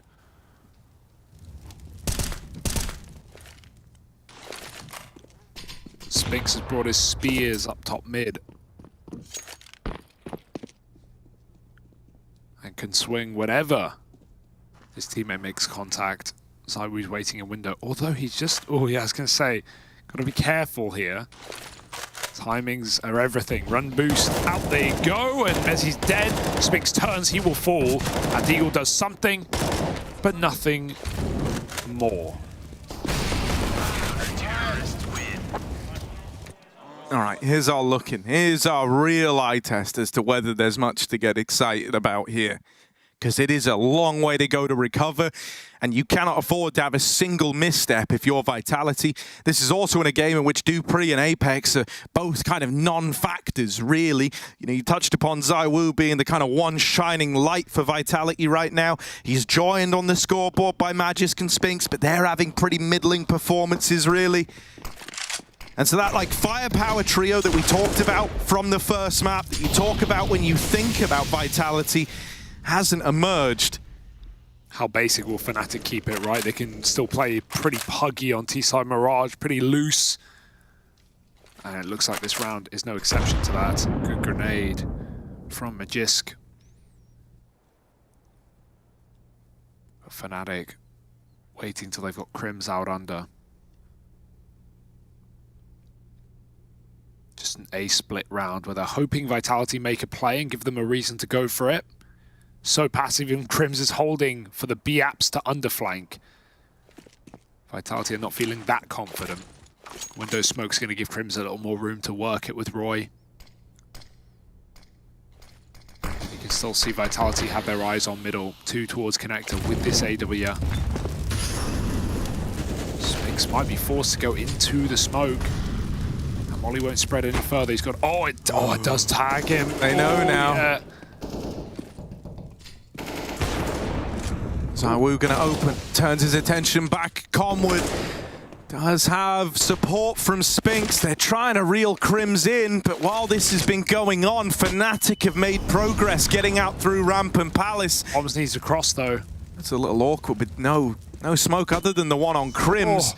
Fasha just runs by. Will have a chance at the plant here. Vitality is still preoccupied with Crims in middle. He's doing a great job of wasting so much time. This is 3 players looking for this one man, and finally Apex goes in and gets the job done. Now that they've flushed him out, they've got to deal with the 2 defenders around this bomb. Fasha deleted by ZywOo's orb. Nikodos couldn't set a foot wrong in that first half, but this time, peek from 2 angles, it's 2 too many. Vitality with a 7th, 4 in a row, outdoing their streak from that first half. Hey. And trying to build into this comeback. This is all happening with ZywOo approaching the 30 kill mark. He's so quick, man, because Fasha, he kills Apex on bench there. He's playing like, it's a one and done spot, but you know, if there's a rifle, Fasha keeps up the spray after 1 kill. He can kill ZywOo there, but this guy is just so fast, barely even looks at him, and Fasha gets headshot by the orb. If that's a rifle, Fasha double kills and they win the round, but ZywOo doing everything in his power to make impossible rounds seem possible. Pistols for Fnatic. They're going to run a quick one down middle. Full smokes. They've got all that control they want. Crims could even climb into connector as well. I like that ZywOo didn't even try like the mid-timing shot. He didn't want to give away that the orb's just been smoked off in middle, right? Give away its whereabouts. He's trying to keep Fnatic guessing. Good time to test B. Look who's playing there. Yeah, it's dupreeh and Apex, right? 6 kill dupreeh. So, taste test. Quick up Cat, dupreeh, good for 1. Apex back at the site, able to drop the bomb, and 2 with him. Stays alive. Crims' luck comes up with the goods, but Nikodos a 1v1 that really decides everything, and he's found Apex. Okay, is this kid ready for a clutch? Well, he's up against the terrifying twosome of Magisk and ZywOo, and they're both coming in from short. It's a clash of the titans here. The 2 top performers, the 2 respective AWPers, about to take each other on in this battle for short. The Molly gonna force Nikodos to swing into his demise. Beautifully constructed clutch there, or clutch denial out of ZywOo and Magisk. Leave nothing to chance. They hear the tag in the molly, and they know it's only a matter of time till the round is theirs. Perfect util, and he really just tries to pick an unorthodox position for that 1v2, but Vitality don't fall for it. Round gets very scary when he finds Apex at the back of the site alone. And there are no rotates because they're so preoccupied on Crimson Con. Good patience for Vitality. Slow and steady wins the race. Fnatic certainly not stressed. I said earlier that they believe that they're good at closing out these situations, that they don't have issues with choking or giving up big leads. Well, let's see. Let's put that to the test today, shall we? Because this is still 5 rounds in a row for Vitality. A team that now have nothing to lose, with Nuke on the horizon as a 3rd map of the series.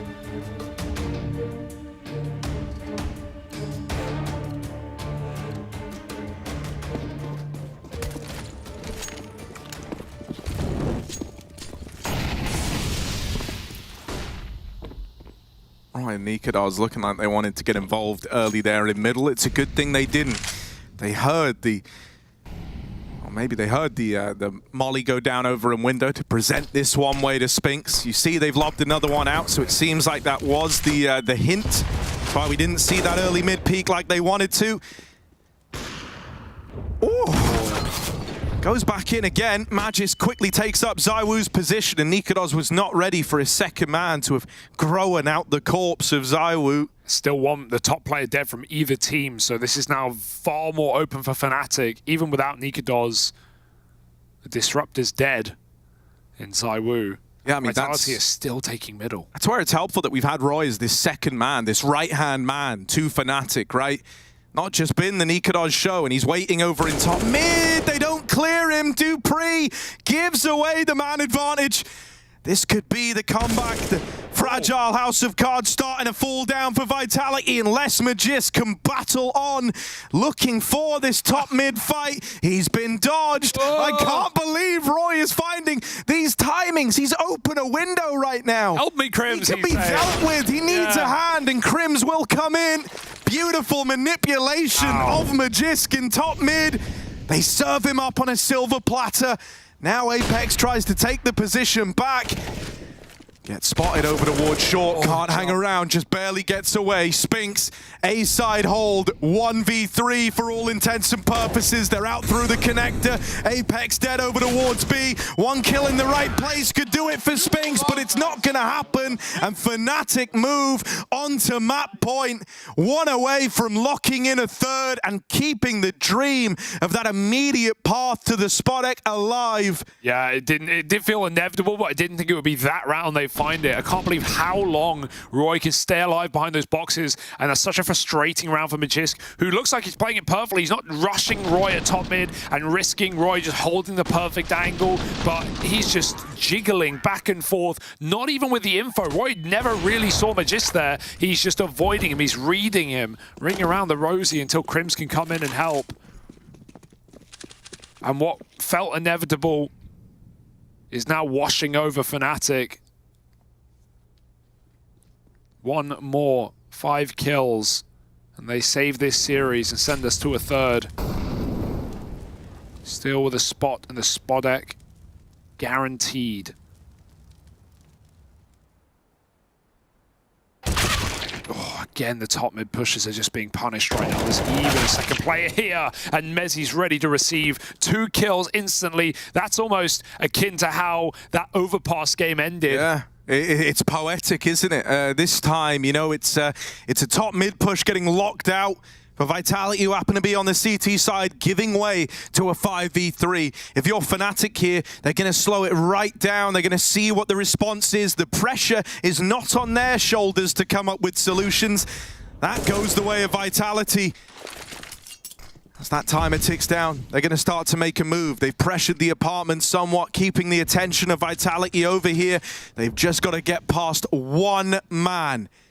ZywOo back at the spawn, waiting with this AWP. He's been the one dependable piece for Vitality. He's going to try his best here to put a stop to the A play. Very little time left as that bomb crosses in. They're not making life easy for ZywOo. 1 versus 3, tag connects, but not the killing blow. Nikados, the one that got away, locks in the map for Fnatic. They reply by stealing away Vitality's map pick, and they set this one up to go the distance. Yeah, what a reassuring win after they lose their win streak back on Overpass. Fnatic is still here to play in this series, and with Nuke coming up next, it's anyone's game right now. Vitality had a ripe opportunity to go through to the playoffs, but there's no guarantees now. We've got James down on the sidelines of Roy. Roy, you managed to do it in fantastic fashion on Mirage. That first half was absolutely ridiculous. Yourself and Nikodos pulling it out. I want to say, what was the conversation after Overpass? Because we all thought you would have that one in the bag. It's been your home map. I think we were just like super sloppy and we played a bit different. And I mean, honestly, we talked a little bit about it, but we just kind of just focused on the next map because you cannot really take the things away. Like, of course, some things are important, but I think it was more like the game plan and the calls and like what we decided to do. It wasn't much more like individually mid-round, which is kind of important for the next map. So we just talked a bit about Mirage and like resetting and keeping up, you know, the spirit and the energy. That's super important for us because whenever we have low energy, we play really bad. So that was like the main focus for us. Yeah, I saw it on the first game, right? It was kind of only you and Fash that had that energy going forward. This time seems a lot better. You full confidence going into the third map? Yeah, 100%. I think meeting Mirage now, finally, feels really good. I mean, we did a couple of changes and we had a talk last night, so it was kind of a gamble today. And I'm just like super happy that it worked out perfectly with 12 consecutive rounds in a row on CT, so yeah. Something ridiculous, mate. Well done. Well, good luck going into the third map. We'll have to see how it goes after the break. Thank you. Thanks a lot, mate.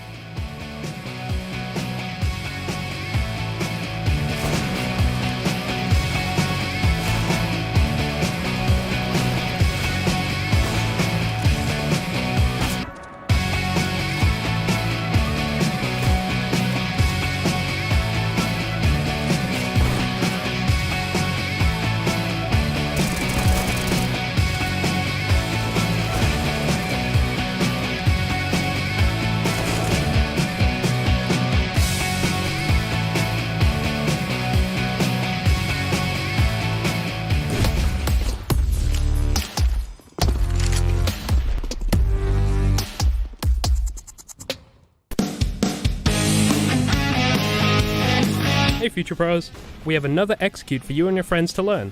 This execute will help when you are taking the B site on Mirage. For this setup, you will need at least 3 Future Pros and 3 smokes and optionally a bunch of flashes. Let's break this down. Future Pro number 1, you'll be throwing one of the arch smokes. To do this, line yourself up with this corner of the cracked stone floor. Aim at the left side of this dark squarish smudge on the wall, then simply jump throw the smoke. Since you threw this from close to mid, I would recommend wrapping around cat to get to B or maybe holding off rotations in mid. Future Pro number 2, you will throw the other arch smoke. To do this, line up with the middle part of this window. Aim to the sky and position your crosshair so it is in the middle of the antenna and the overhang. Then throw the smoke normally. Future Pro number 3, you will be smoking off the window leading into the B site. To throw the smoke, get yourself into this corner. Aim at the corner of this large tower, then jump throw the smoke. Nice and easy. With all 3 of these smokes thrown, taking the B site should be much easier than it would be without them. To make this even easier on your team, get your players to lob as many flashes as possible over the top of B. And as always, good luck.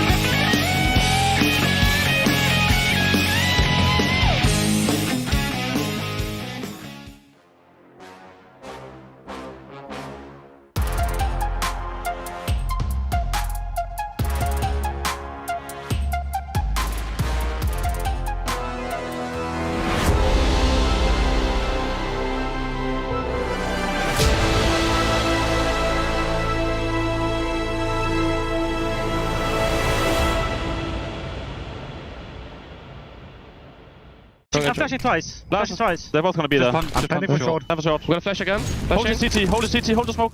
Check on that. Hold the CT. Out CT. Apex. Nice, boys. Clean execution and clean finish out of Fnatic on Mirage, which was Vitality's map pick. So it is the inverse of what should be happening, 2 maps in a row. And Fnatic did not let their guard down, did not let their momentum move against them as they were not able to win on the first map. No, they started on the CT side, and I think this is such a great example of when they can be aggressive on their CT side, the way they love to play, it's very hard to stop them. Maniac was again 100% right. Before, for people to understand the context of it, now you can just leave it. Before the game, he was like, "I'm only a thing that I'm afraid of is Vitality running into a brick wall and not getting more than like 3 or 4 rounds." And that's exactly what happened. They were trying multiple things and they ran out of ideas. They looked slow. They looked like they were discomfort completely. Yes. And it's like it was really awkward to see like that type of Counter-Strike on the T side from one of the world-class teams. Yeah, They but should be world-class. But that's not a world-class T side. Look, I don't want to be jaded. I think we have to give props for Fnatic for what they've been able to do on the defense. Both Nikodos and Roy picked up exactly where they left off on overpass. Nikodos was stellar in his positioning. Roy had a couple of gambles who completely broke Vitality's back and my back as well watching these games. So, but the problem is, and what really annoys me is the lack of finesse when Vitality have to figure out a solution. We just do not see it. These were 14 straight rounds, and you cannot look me in the eye and tell me that some of these rounds could have gone either way. This was a tight clutch. It was a matter of a timing. It felt really one-sided. It felt like Fnatic did exactly what they wanted to, and I'm not sure this is supposed to happen. And I like the fact that you're looking at it from Vitality's perspective, because they should definitely be able to find more solutions than they did. But as you said already, Fnatic, when they are in their flow state of they're getting the early kills, they want to do what they want to do. The op shots are hitting like crazy. Some of these shots that Nikodos were hitting, it was crazy. He was on a different planet. If you remember, the interview when I think Messi was talking about like how he likes to give them more freedom to his players, and this is exactly the result of that. You see, you have Nikodos like he's starting on the CT side saying, okay, I'm gonna go top stairs, I'm gonna go connector, I'm gonna go window, wherever, and then he trusts him to deliver the frags. And the reason why Vitality run into a brick wall is absolutely Nikodos and Roy. No, that's true. I'm just thinking whenever your opponents get into the momentum, you have to change your pace. How about faking once or twice? How about double pumping? How about, it's a little just too easy if you're contacting into a Nikodos that's on fire, or if you're just slowly executing after having taken no map control and you just fall into a stack, right? I think they didn't put the best foot forward. That's what annoys me. I don't think Vitality played their best T side. But on the other hand, Fnatic were not missing shots. It is true. We have to be honest. Yeah. Basically, the lack of adjustment in the T side, and Maniac said nicely, I would call something different in a way, like faking default into some sort of a half contact type of play. If that doesn't work, then I go with the fast middle approach. If that doesn't work, I go with a plan D or E or F or whatever it is. That's what it is. You have to fight for it. Just to go just to get at least to 5, especially because you win the T pistol, you're up 3-0, and you end up losing 14-3 at some point. If anything, this T half of Fnatic, Vitality actually, because Fnatic was really good. It's in his head. T half, it's in my head now. The T half of Vitality is where I see still a difference between the FaZe, the Navis of this world, the Heroic of this world, the people who go and lift trophies a little bit more regularly, although it happened only once for Heroic, is that depth in the T side. Like when nothing is working, you can still figure out a way to grab some round, and that literally wasn't the case for Vitality. As we see, as you say, some of those champions. Yeah, come in.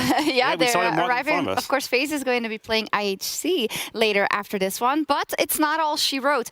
When you bring up that thing about the T side, you did that in the green room even before it started going riot. So you said it at the beginning of the game entirely. So the problems you're outlining now in terms of not finding solutions, is that also the reason that they weren't able to get to those big stages last year? Is that the same issue we're dealing with here or not? I don't know. Honestly, right now, if I'm them, I'm not even looking at the bigger picture. I'm like looking how to win this. Yeah, absolutely.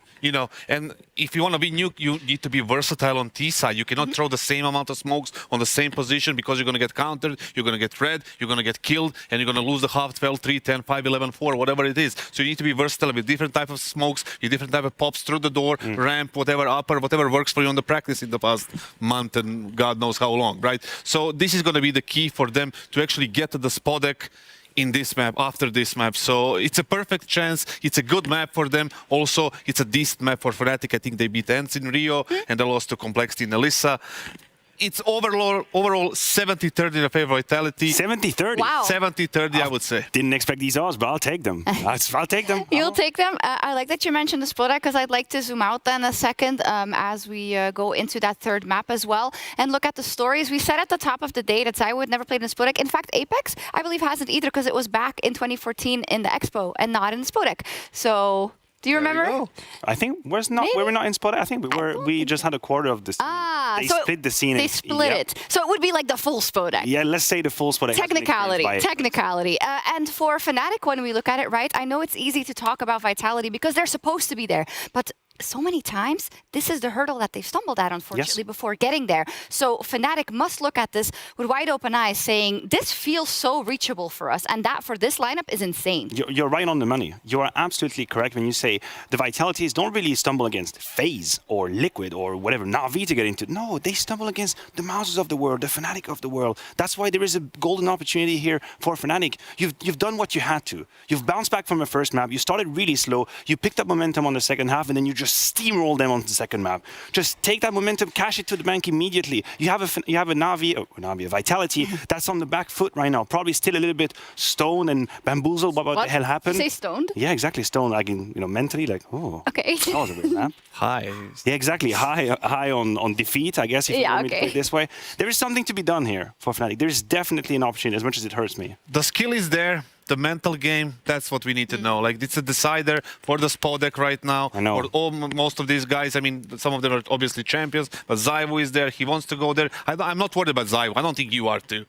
Never. I just need the support crew and the mental game to be on point, and everything else will be fine. 70-30, we'll see about that. We do have a B-Stream update from Heku, though.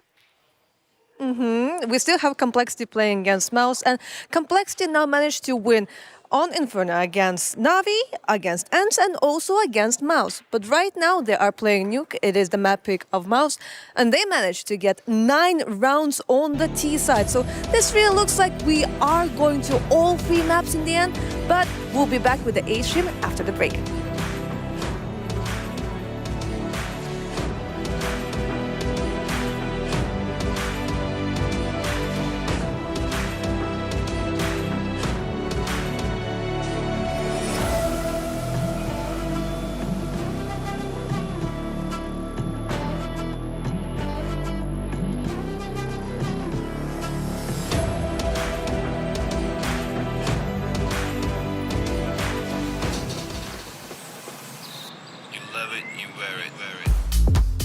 Wear your passion.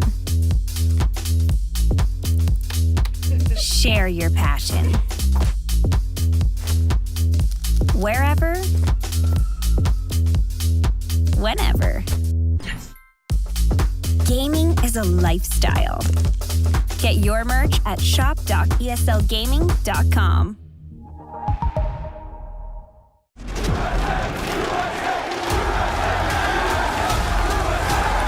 Dallas, we're back.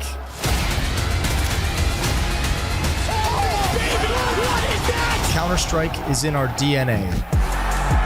It always has been, and it always will be. And now we are once more returning to where it all began.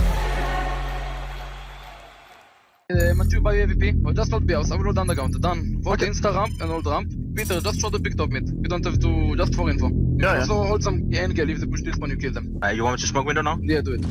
Later in the round, you go A, you do only stairs and bench smoke. Up and down. You flash, Matthew, you take CT with your AVP, and everyone else goes through. And maybe you can molly shot or something from... He's smoke underground, he's smoke underground. I will give you a molly. That's okay. One is underground. Maybe I go mid. Just hold B house, I have underground for you. We just hold molly behind boxes, yeah. Flashing ramp? We want them to have mid. Flash ramp. And mid I will give you my molly after. Do you guys want to hold mid or no? Yeah, I want to hold. Keep coming. I'm gonna smoke halls. I'm smoking halls. Wait, I'm waiting for it. I'll come post. I'm flashing up. I'm flashing up. I have it. You have it? Yeah. I stay underground. Matthew, you can go to them. You guys are farm, just do stairs and bench. And when you stay house. Peter, I can do stairs. Come, Peter, yeah. But we need to. I'm gonna do stairs. They're gonna fall back and rotate to the ape site. Nitro's already playing retake, so there's some space for Vitality to gain. Do it whenever you're ready. Give me one touch, Peter. You ready, guys? Yeah. Dash. Yeah, come smoke stairs, Matu. Yeah. And let's wait, Matu. I'm gonna flash CT. You ready? 3, 2, 1, smoke. I'm flash I will flash CT for you, Matu. Taking behind. What is smoke shadow? You ready? Yes. Flashing CT. There's a gap in the smokes. I'm trying to hold it. Stay alive. Stay alive. Yeah, I have a gap. They're actually out. I have triple cross. I'm checking I have triple. Want that triple? Nice. More? Under clear. Plant. I hold CT. Next one. I'm coming behind con. And be behind as well. Wait for purple. Con. Solar. Mathieu, you have ups. Mathieu, yeah, nice. I have ups. Because Lolo to stay here. Lolo is planted. It's not planted for you, so you need to go after this one. Default plant. He's under windows though. Cast is clear, one's ramp. I'm close now, guys. Under windows. There you go. I'm playing CT. That's just dead. Bench. Test. Yep. Hit together. Default. 1 SP. Default. 1-1. Apex somehow, he's the one in this. They could win and he will. 14-12. He was hit to 8 HP in the first exchange, and he survives to win it out.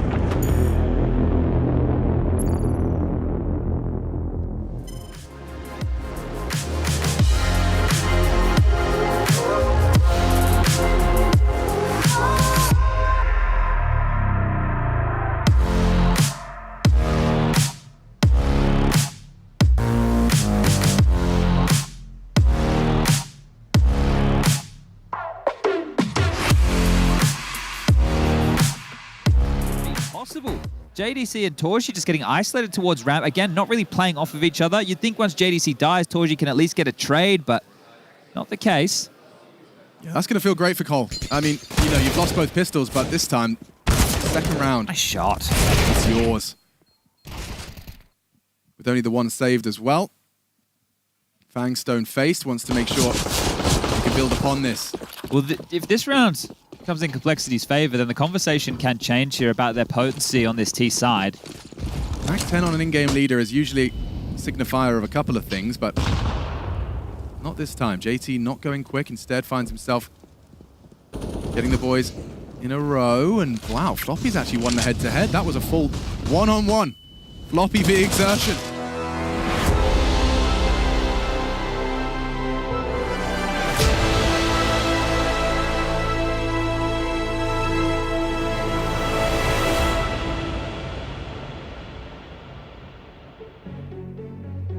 Well, after Vitality ran away with Fnatic's map pick to open up this series, the expectation was that today we were going to see Vitality cement themselves as making it through to the Spodek. But Fnatic replied. There was one hell of a redemption arc storyline for the Danish duo in the Fnatic ranks. Roy and Nikodos, delivering stellar performances on Mirage, have sent us the distance.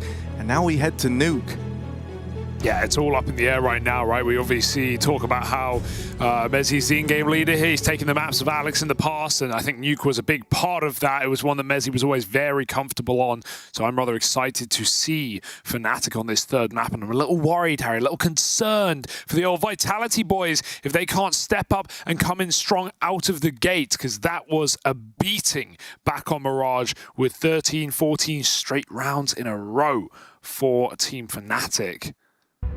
And this is it. This is the Spodek. This is the quarterfinals we're talking about. A guarantee of at least playoffs, and with the semi-finals on offer with a final match in this group. So it's all to play for right now. Vitality don't want another Katowice to come up empty for them. Another underwhelming year, especially with how well they started 2023. It's all to play for.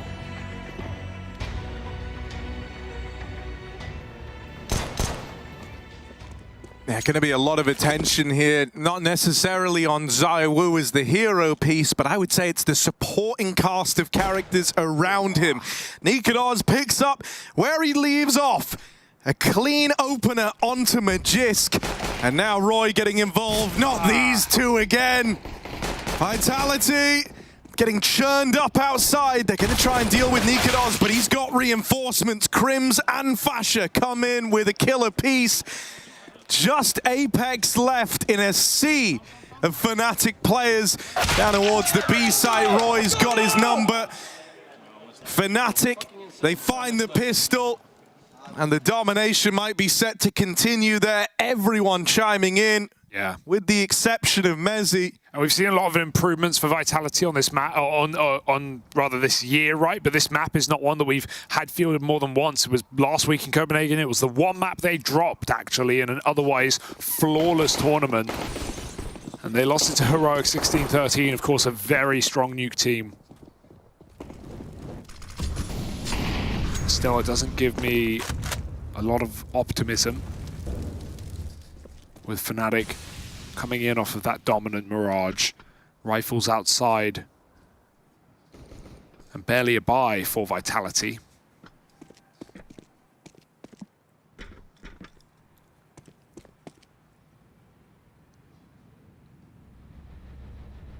You're not getting down to secret. I can tell you that much.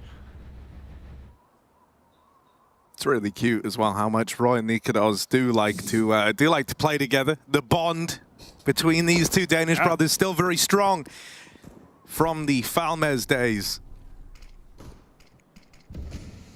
Oh, run boost. Maybe they will make it down. Let's see if someone sniped them out of the air. Oh dear, can't go for a head. Spotted on the top of red, and Roy makes them all dead. 3 kills.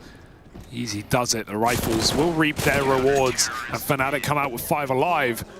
Easy done. Vitality coming in with the guns, though. That's what it was all for.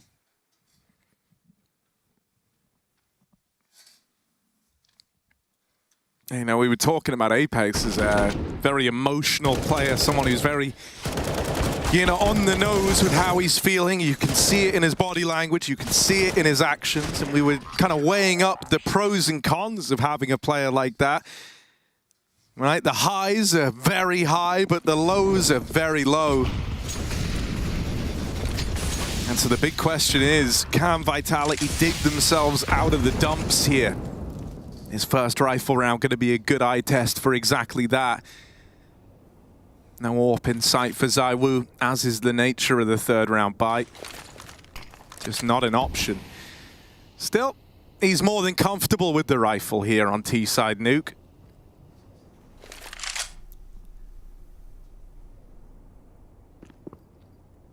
Waiting back in the lobby for Vitality. Often a lot is weighted around this first idea, this first look in, right? If they get the opener, they're real dangerous. But if they don't, oftentimes their T-sides kind of run out of fuel. They just kind of sputter along in the round, and then it all starts to break down. So let's see. Seems like they're centered in on taking ramp away. This reposition to behind the orange box. It's nice for Crims. Will it go unchecked? Well, he is facing, or at least he was until a moment ago, looking for a cross to hell, but oh, they're going to walk right into it. The bait from ramp as well. Crims about to strike. They turn around on a dime. No idea why, but it's a perfect read. Getting that double kill for Spinks opens up B, and a man down. Fnatic have to retake, or do they? Roy's already pulling back, uncertain. If a kill doesn't present itself, Fnatic might never consider this, and they know we can buy up next, but we've got to save. I mean, even if they lost every gun, they could still get a little bit. But they want that guarantee, and they probably want that AWP as well. Vitality, 2 kills will do it. Crims was in the power position to get away with a multi-kill there after they got baited in on Hell. And I think part of that is you kill Nikados and you know you haven't killed the ramp player. That is the rotate. And so maybe Vitality's second guess could be behind us. And he is. Round on the board early though.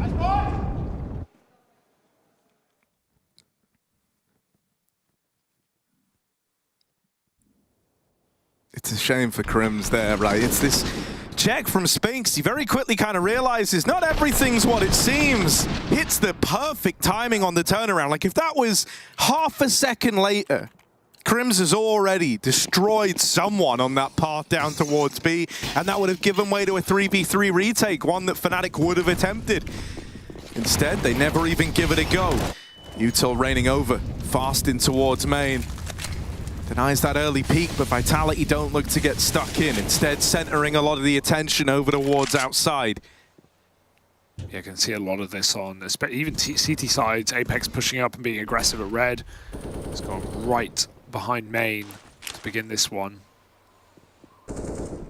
Dupree with something. Might just be a main smoke. I want to see where this one goes, Rush. Yeah, doing a wall, a wide wall, so Vitality can get full control outside. They can even go through garage on timing, or just cross towards secret. It's a bit of a ruse right now. It's only Apex selling this one, but Fnatic don't know that. They have zero info right now outside. Fasher using that SMG up close. Apex spams Nikados. He was in heaven though, so he can probably see something. Fasher, this is a great gun for this position. He's even got a 1v1. They can upgrade. Magist pulls nades. Free kill. They're already outdoor. Yeah, Mezzi back at the site, has a bit of support here. playing in tandem with FaZe on that hut push. They've churned up the attempt to take door, and the bomb is cut loose in the center of this site. Roy's waiting for Apex's rotate through main, and it's just lovely how every contingency is watched here for Fnatic. Spinks gets wrapped on. FaZe carries on, pushing through the hut and comes in with the wrap round, and Spinks was not expecting that. He thought he'd get a bit more respect in that clutch. FaZe is probably the most interesting player for me on this map specifically, right? Because while Roy and Nikodos have wreaked havoc in this series and have been the problem pieces on Fnatic, FaZe, this is his map. This is like his home map, right? Back on Ecstatic, before joining this team, we saw some unbelievable games from this guy as a backside anchor and so many multi-kills of the A4. He's a very comfortable nuke player, and he's alongside Mezzi on A as well, who is a solid anchor. So you've got like the double anchor man on this A side. Yeah, I think this is going to be a really hard problem to deal with if you're Vitality, and the A site is, it's a site where if you can get the right user, if you can have a clean execute, you can win a round of 1-2 kills, but those 1-2 kills are not going to come easily with these two on the other side. Yeah, I think, Nuke is a very complementary map to Fnatic as a result, right? Because you've got Roy and Nikodos who like to remain very mobile. They're a perfect duo for outside in this, ramp rotate position. Then you got Crims who loves just anchoring down the ramp. And as mentioned, two guys who throughout their careers have been used to the A-site anchor role. They've thrived in it. A match made in heaven. Nikodos opens up. And speaking of matches made in heaven, this round could be decided from that position. Good kill from the AWP. Oh, bye. Oh, dear. Why rush it? Take your time. Look how much control they're getting. Just make sure you don't whiff the shot, and Vitality can be way further than Roy's ready for. This is double trigger discipline. Hold the shot and let your teammate climb up heaven and execute two at the same second. This is a Rushly observing classic. Can he get it?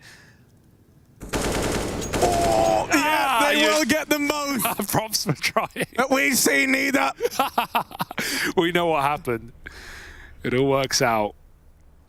Nice play for Vitality to actually hold the shot there, just so they can guarantee 2 kills.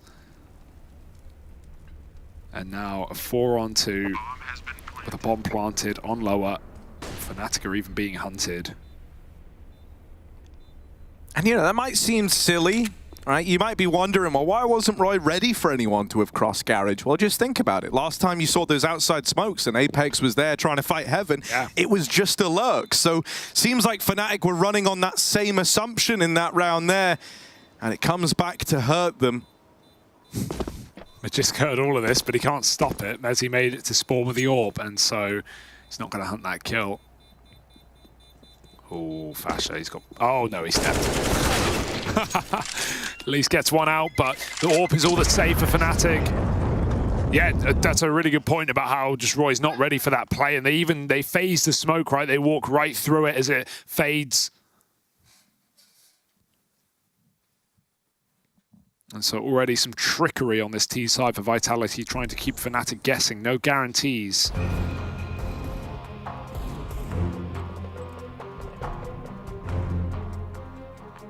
When have you ever seen a double discipline round like that? It's unreal. Like, because they could have just taken the kill when they got to hell and then just flown up the ladder, but no, they really squeezed all they could out of that round. And it's not like Roy's running around, he's mobile, and you want to take the kill before he just spins. No, he is a statue. He's not moving. All right. Vitality waking up in a gun round.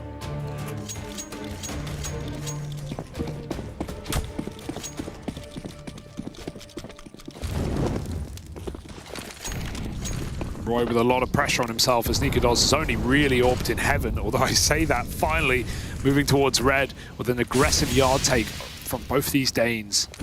Meanwhile, Vitality on the roof, likely setting up some sort of A execute. Hut roof molly for Magisk. And they might just go off the back of it. All right. Testing the waters on one of these A plays, perhaps. Been smoked off, though. That's going to cause him to taper off a little. You were down to see what the A site had in store, but you don't want to go through that smoke This does hurt you a bit because that was kind of all your util, really. Goes both ways. They got everything out of Fnatic. They can, for example, just go ramp right now and pop down B. There's going to be no retake nades, no way to regain secret control without gunfights. Boost up. Oh, that might be heard. As he's back up on the rafters.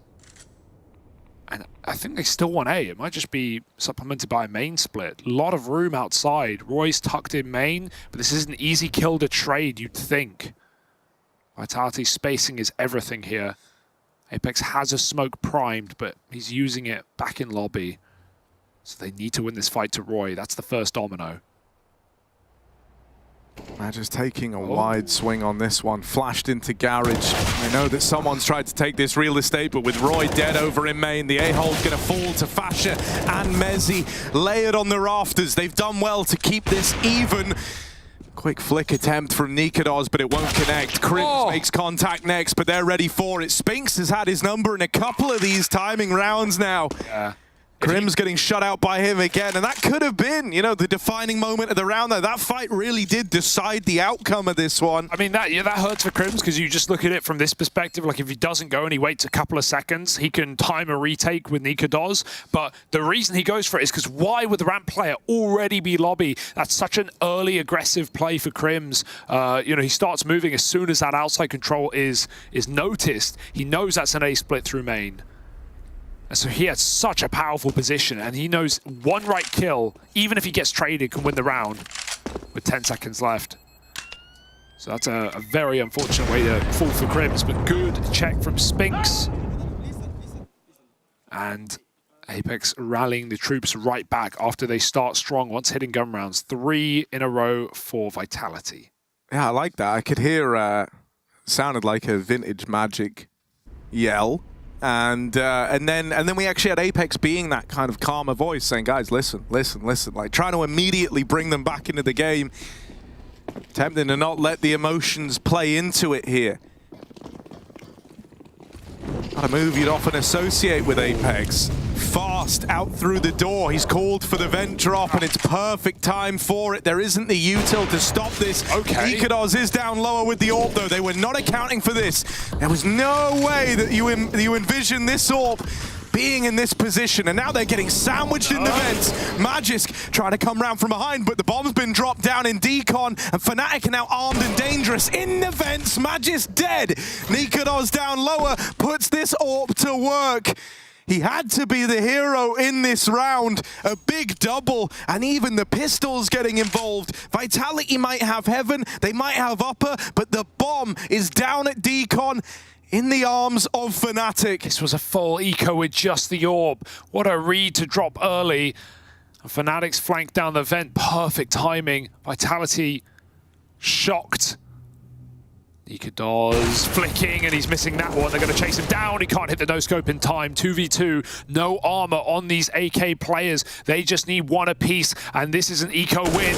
Jumping through the sky. Apex lands the hit, and it's Fasha coming through the door, but he doesn't know about Dupree. They recover a very tricky round, a very precarious position with no bomb.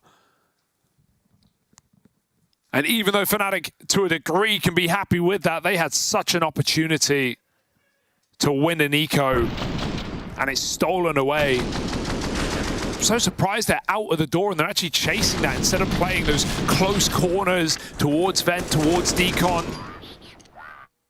It's not like they can assist Nikados from the site anyway.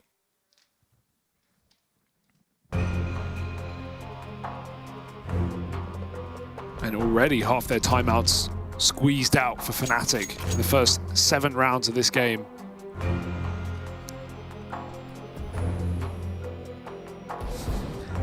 Throw back to the timing shots.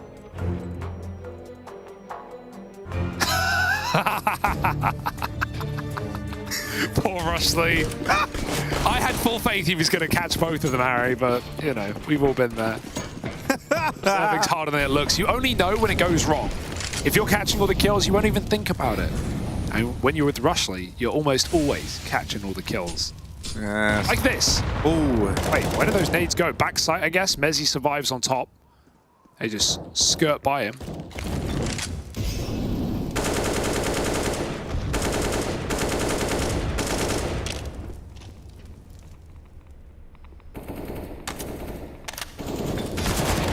Ooh, Fasha wins that opener. There's the hot roof molly to displace him. Gets him out of the sight. Nikodos rotating in, but he really needed that shot to connect. The nade kill would be lovely, but it just goes a little short, and ZywOo farms up these A kills, leads the charge to get Vitality in. And that's another round for this T side, racked up 4 in a row now. An entirely different beast to the one that we just saw.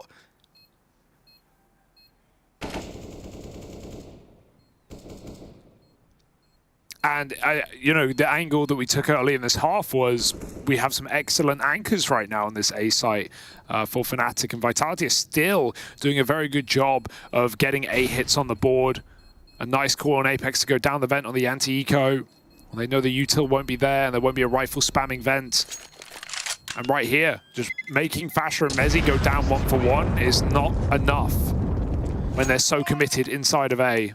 Yeah, you know, I kind of want to say this as well. Like, for Vitality, this T-side's looking a lot better, because one of the things that they were talking about over on the desk, that Matthew was especially, you know, critical of, was how there wasn't really, like, different layers to the T-side on Mirage. It was very one note. There wasn't a lot of adapting taking place. There wasn't a lot of pace changes. We've kind of seen a lot of looks out of Vitality here, right? And there's a lot of intent behind every pace change that we're getting. For the most part, these rounds have been slow, very grueling, right? One where if you're Fnatic, you're kind of scared to get too aggressive, fearing what the reaction will be. I'm gonna hold this thought, because we do have the fight going down outside, but with Roy falling and that gun getting away from Fnatic, the pressure's put on Nikodos with that AWP to rotate down lower again. Yeah, ZywOo's just throwing a gun out the map as well. He knows what money they're on. It's really just this AWP saved that has to go crazy, and they're not even giving him much of a chance. Patient, hoping the pistols make a mistake. And it's not really down to Nikodos in this position, because if anyone pushes, if anyone goes for info and they die, Vitality will take that gap and they will avoid this AWP. So Fnatic, yeah, they jiggle, yeah, they wiggle. They get a bit of info, but they can't move if they want their AWP to be primed. And right now he is. A chance to dance with the best down B. Nikodos almost blocked by his teammate, hits his. Oh, that's 2 for Nikodos. The trade tempts him in. They won't send a third man though. dupreeh has that bomb and he wants to join Spinks on the A site. It is relatively weakened. Oh no, Spinks headshot by Mezzi, and dupreeh's got to do it on his own. Deagle spam will do, and this eco gets 1 for Fnatic. Last time it slips through their itty bitty fingers, but Nikodos grabs and grips around for Fnatic. Yeah, great that finally they deliver on one of these promises, right? Nikodos does the heavy lifting, and then you've got the pistols there to supplement it. Fasha getting loud, all of Fnatic getting loud. It must feel great to have taken that one over the line after coming so close last time. Is this going to be a changing of the game now? Do we have Fnatic hungry for blood? Money's in a weird spot for Vitality. They don't have all the bells and whistles here. Kind of all the little pieces to make a play, so it might just be a dump of this util into the A site. Only one out of Mezzi from the rafters, but Fasha behind the vent, and Roy coming through this main smoke. There's a lot of bodies still to get past here for Vitality, and they're falling short every step of the way. Very speedy rotation. Oh, wow! Talk about quick. Quick turn out of ZywOo. Does have the bomb on his back as well in the 1v3. And they think he's ramp, right? Because that's where he was walking, but he's completely rerouted. So there's a little window of timing ZywOo now knows he has by killing Roy. Did they hear these steps? It doesn't look like it. No one's moved a muscle. Fasha listening. But even then, no assurances. ZywOo might have his plant here. If he believes in it, swing a door, stick the bomb, go back to decom. Fnatic are not playing for B, they're clearing out lobby, and soon they're going to have that info, a guarantee. It's good money now for ZywOo once he gets that plant, but he's going to have to pull out an unreal clutch in this 1v3. Well, it began with an unreal shot, but does he have more like it in the tank? Fnatic don't want to give him 1v1s. Crims with that jiggle has given ZywOo a chance. My God, he's a ZywOo, the best in the game, steps up with 4 unbelievable scenes here. He wants the spot egg. He wants this for Vitality. Take a bow. A timeout for Fnatic. And now that realization's just setting in. They've just given ZywOo one hell of a highlight. Highway robbery, hand over your purse. Every headshot. And it had to happen. No other way that comes through. And that's from a jiggle from Crims. You think, oh, I'll just go for the safe play. I'll get a bit of info. And it costs you the round. And that will course energy through Vitality's veins. He makes it look so easy. I mean, this is why he's the hero of French Counter-Strike, right? This is why this guy's so talked about. Only he could find a way into that round like that. And it's one little misstep. The first chase in a lobby is understandable, right? Trying to put a stop to it. It never even crosses your mind that that round was going to go the other way. I'm mind blown. I'm dumbfounded. I'm shook. And you got to pick yourself up from the dirt now, Fnatic. Yeah, I mean, that's one that for Vitality is a real high point.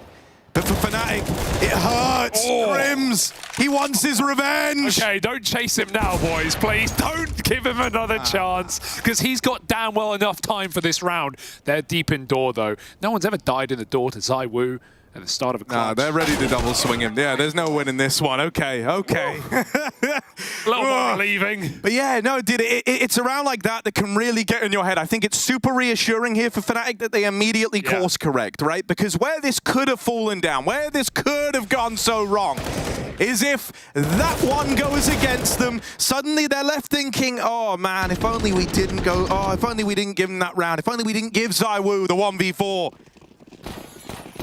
But thankfully, they don't just find a fifth, they break Vitality's money, and so a chance to tie this up again. One hell of a mental recovery being attempted here from the Fnatic squad. Oh, again, they found the gap, though. Vitality get down vent on an eco against Rifles. Oh, they got to cross past the AK, though. Crims keeps it cool. 3 more kills for Crims in back-to-back rounds. He shut down ramp last time, and he'll disallow the plant here. I don't know what's happened, but Vitality maybe need to pause themselves. They're still running off the high of the clutch, and now back-to-back quick rounds have come up for Fnatic. Sure, that one's fine. It's only an eco into B, trying to get a fast plant with a vent dive. But Crims, he contains both of these rounds himself. He's having a very quiet game. Stepped up in a big way there. And now Vitality for Eco. Somehow Fnatic are in position to take the lead. They're already over ZywOo. It's Vitality who are left reeling. And the Keeling fields outside for Nikados. But he's not playing chicken. Ooh. Oh, that's a team flash. Not ideal, but they made it. They get a man down the secret stairs. Not the bomb. ZywOo gonna Glock out Nikados. Now we're all on the edge of our seat for every ZywOo kill, man. Like, that's the ZywOo effect. Oh, hello. Apex, hello. Hello, little guy. Up through the vent. Fascia shot up the side of the head. Apex just trying to make this one an expensive round for Fnatic. He can go back down if he wants to be weird, but that smoke's nice because he can hop out main, try and get back behind red. That bomb is a distant. Yeah, okay. I'm getting scared of these clutches, but Fnatic facing together this time. They're able to close it out. 7-6. They get rid of that eco. So we won't have an AWP here either. T-side and nuke. You know, we on the round as I would put a clutch, I was getting ready to compliment the Fnatic setup, but that was obviously pre-clutch.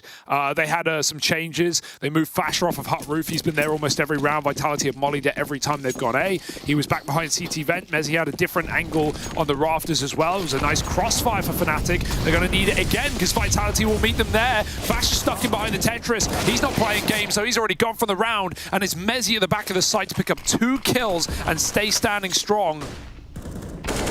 Ramp push, easy, as it's a 1-2 punch for Fnatic, leaves Vitality unconscious.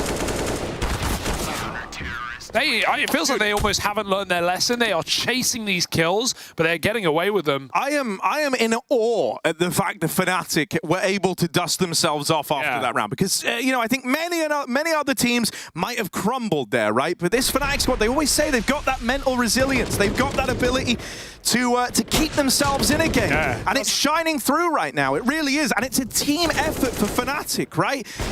You're really getting this vibe that, sure, ZywOo's scary, sure, ZywOo's the big bad, but Fnatic have got faith in the team. I mean, mental is so important in any kind of competition, as we all know from playing Counter-Strike, but it doesn't feel like you have a tilter in this team on Fnatic. Like, Mezzy's such a calm guy. Crims is never going to start sitting there blaming people. And you've got rookies who have come up in the last couple of years through the online era as the remaining players. So everyone's hungry. That's why this resilience really is a factor. Nice Molotovs. Spinks, this is everything here. Big kill. Fasher's rotate denied. And now Vitality afforded a little bit more room. They know Secret isn't an issue. And it turns out everyone is coming from ramp. They have so many more nades. Get them in, boys. Just lobbing flashes. They are wasting the entire round. Yeah, this is a wonderful delay play. Fnatic are really leaving this one down to some slim margins here as the util holds them back. Dupree's gonna fall. ZywOo and Spink still in this. These two are meant to be the stars, the shining duo of Vitality. First kill found. Spink's with another, but they're on the bomb. Roy is sticking this, and at the last second, steals away that round, giving way to a 9-6 half. In spite of ZywOo's best efforts, Fnatic still lead the charge.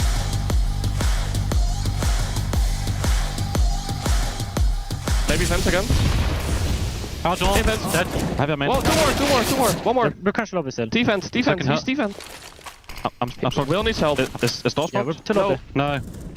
Back lobby. Door, I think. Care defense. Don't see Vent. I'm leaving you, Nico. Don't see Vent. He could have gone down the vent. Yeah, back lobby. Nice, Will! Nice. Fucking nice in the hole, guys. Insane. Fucking nice, boys. Come on. Let's go.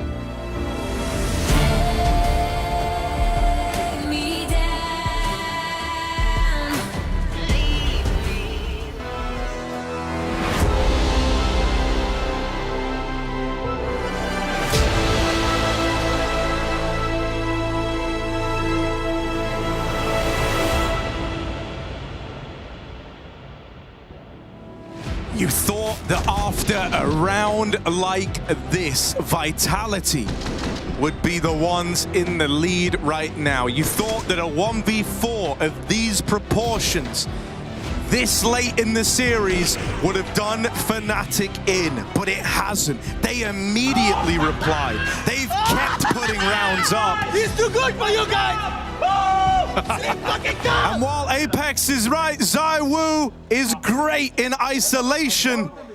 It's not enough to take this one over the line for Vitality. 4 kills, 3 kills, 3 kills. That's the core of Vitality right now. Apex, Magist, Dupree, right? We do need individuals to step up. Not an individual, not ZywOo. We need the rest of the squad. Because right now, Fnatic is still only 7 rounds from the Spodek. A place that Vitality have dreamed of, but cannot rest their feet.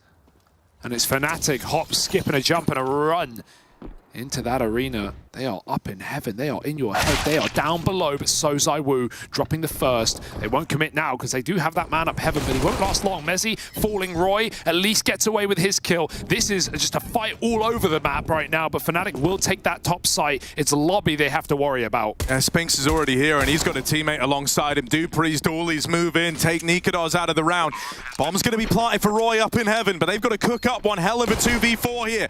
Crims back of the site. He's going to get the bulk of the gunfights. Going to try and tee Roy up for a clutch, but now Roy has no choice but to fight from the heavens. He can't play around the bomb and the timer in a 1v4.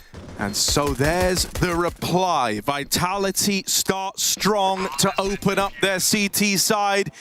ZywOo might have got one, but rather reassuringly, it's Apex and Dupree lighting up the scoreboard to make it happen. I mean, with those numbers, it's kind of just mental that Vitality have as many rounds as they even did in that first half, like getting away with 6 on the T side of Nuke. Sure, they did force a lot of saves. They had, you know, these quick A-pops where they trade out onto Mezzi and Fasher and top site, and then they win the round. A lot of Nikodos save rounds as a result. But yeah, there can't be any weak links in the second half now, where Fnatic will test every area of the map over the course of the next 30 or so minutes. They will put every player under the microscope. Let's see what weakness they can find. They won't find it outside. ZywOo, the well-timed nade. Doesn't go deep enough though. He's going to flash Apex for a fight.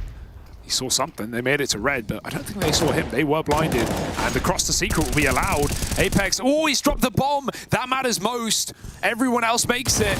Dupree down in the depths below in a 1v1 against Roy, but Roy backs up and lets a kill come to him, rightly so. Magisk was even moving up on double as well. With re-smokes, Crims blinded, hops back, and gets that package. Magisk is moving into the unknown. Oh, they could double swing this. They should trade this. Yeah, even if the he kills trade Roy. should be there. Yeah. Magist doesn't know it, but he's in a weird spot here. There's one. Oh, Magist! He's woken up. All right, then. I think this guy is blocking. Yeah, he's blocking. They know where Fasher is. They piece it together. Big spray from Magist. There was no world in which it felt like he was going to go untraded there. Yeah, you could see from that setup that Crims was like, you know, he had his teammate next to him holding the push, but he was first exposed, right? He's got his back turned. Roy's too low, so it's only a bullet for Magisk. Great transfer back. All 3 kills. They call out the lurk, and Fasher makes it no further. Vitality converts their anti-eco, or anti-force at least. And this one should be even easier. Again, flat rifles. Common to see Apex at the back of Garage, holding that main cross, allowing secret control. Vitality very good with the protocols, in knowing how to deal with B takes. And ZywOo still checks timings outside to get some information.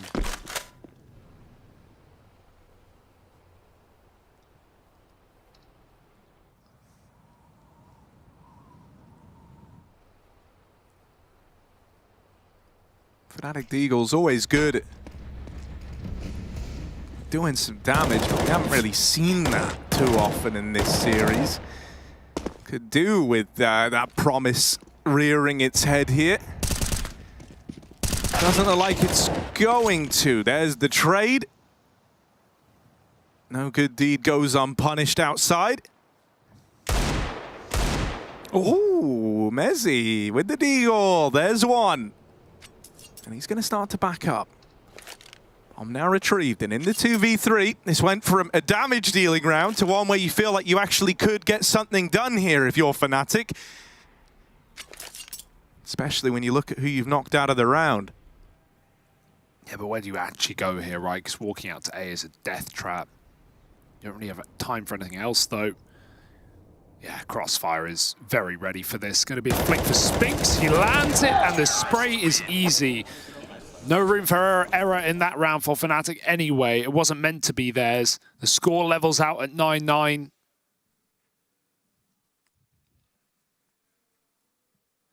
And now it's do or die with a buy for Fnatic on the harder side of two. And without the momentum carried forth by the pistol, we're going to need something hot out of the gate. Nikado's top of the team, Mezzi right behind him. But not a weak player in sight for Fnatic, and that is a good sign. Have an aggressive round for ZywOo, crossing all the way to Secret with that red smoke. It's going to be a late wall outside for Fnatic. So ZywOo is in the right place, Harry.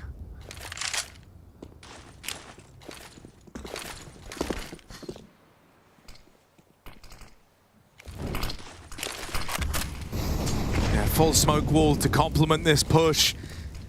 It won't get rid of this guy, though. Won't get rid of his angles, and you learn about him the hard way. Roy offered up a sacrifice for that information about ZywOo's AWP. Now Fnatic gonna look elsewhere on the map. They try to head out into ramp, but Magisk is here, anchoring it down, not letting them in. Flash will hit, but he gets away with a lot of damage there, even finding Mezzi trying to retreat back into the lobby.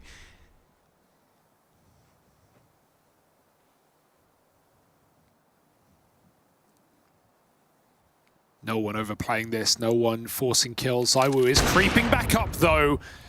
And he catches Crims looking unaware. Nikadoz, he's got the bomb. That's the only benefit, but even A being clear is a problem. Dupree has a nice spot inside of the lobby. So Nikadoz, even if he fully clears out A, he won't be comfortable to plant. And Spinks is coming to regain that information. They know the timings exist. Look how aware Spinks is. Here's the plant back site. Here's the plant back site. Thinks it's B, and Dupree ends his Spinks. Not sure what he's listening to there. Got some beats on in his headphones, but luckily, as said, Dupree in the lobby was the perfect position to finish off that round. Vitality take 10. And ZywOo at the front of it all. Opens it up outside. You know, with how this series went, we all remember Mirage, that 12-round streak for Fnatic on the CT side. Ended up being 14 in total, right? Once you factor in that second half. Kind of forgotten now, right? Vitality are favorites, no doubt about it. Yeah, I mean, you know, the CT sides have not been the issue for Vitality. Yeah. And if that holds true now, if this is where, you know, you have that supporting cast around ZywOo, then Vitality are in a really good spot. Looking to salvage a make or break series for them, heading straight through to the Spodek. And we're still yet to even have ZywOo grace us with his presence there, so a big deal to the Vitality camp. And I mean, for Fnatic, it's not like that. That's, you know, an org that, at least in recent years, right, has had much success at Katowice has gone by. You know, last year, grouped as well. Yeah, I really like this, man. ZywOo's gone like, I'm taking full initiative here. I am the make or break. Smoke down to try and get them past. Gonna wait for Apex to complete that spam, and then everyone looks to move on by. All four players crossing behind these smokes. Mezzi will decide against it. He's gonna watch for these rotates. That leaves just 3 down towards lower. Already, Rotate is here for Vitality. They've stayed ahead of the curve on this one. Magis could get caught repositioning, but that's where Fnatic comes in. They nearly line up for all three. That would have been the entire lower component dealt with in this round. And even though he gets out with 2 3/4, shall we say, it's the info, it's the fact that Nikodos can't commit to the B play any longer. They're having to cook up new solutions on the fly in this 2-on-3. And Apex has completely changed position. This is such a nice move. He's going to be able to reinforce A once it's confirmed that that's where Fnatic are heading, and it's about to be. dupreeh should at least get a kill here. It's not an easy clear for Mezzi. He'd rather check door. There's more angles there, but it's the wrong call, and Nikodos nowhere to go. Apex might even get a bit cocky and take this peek outside. If he does it again, he'll catch Nikodos going for the big flank, or maybe just saving it in garage. Oh, he saw him.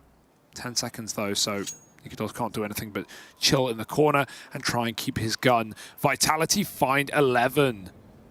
And great re-aggression together from Magisk and Spinks in B. They don't, they drop 2 lower, which is, which is very dangerous, but it's reaffirmed by the fact that they re-aggro in secret. If that's clear, they insta-flank the yard play, and if it's not, well, look what happens. Spinks doubles up there, and they trade equally out B and scare Fnatic from pushing down lower, because it's only one player with a bomb. Half by with this hero AK. Fnatic need to show something on this T side, and they need to do it now. But again, ZywOo's looking for openers. Thinning the herd every round.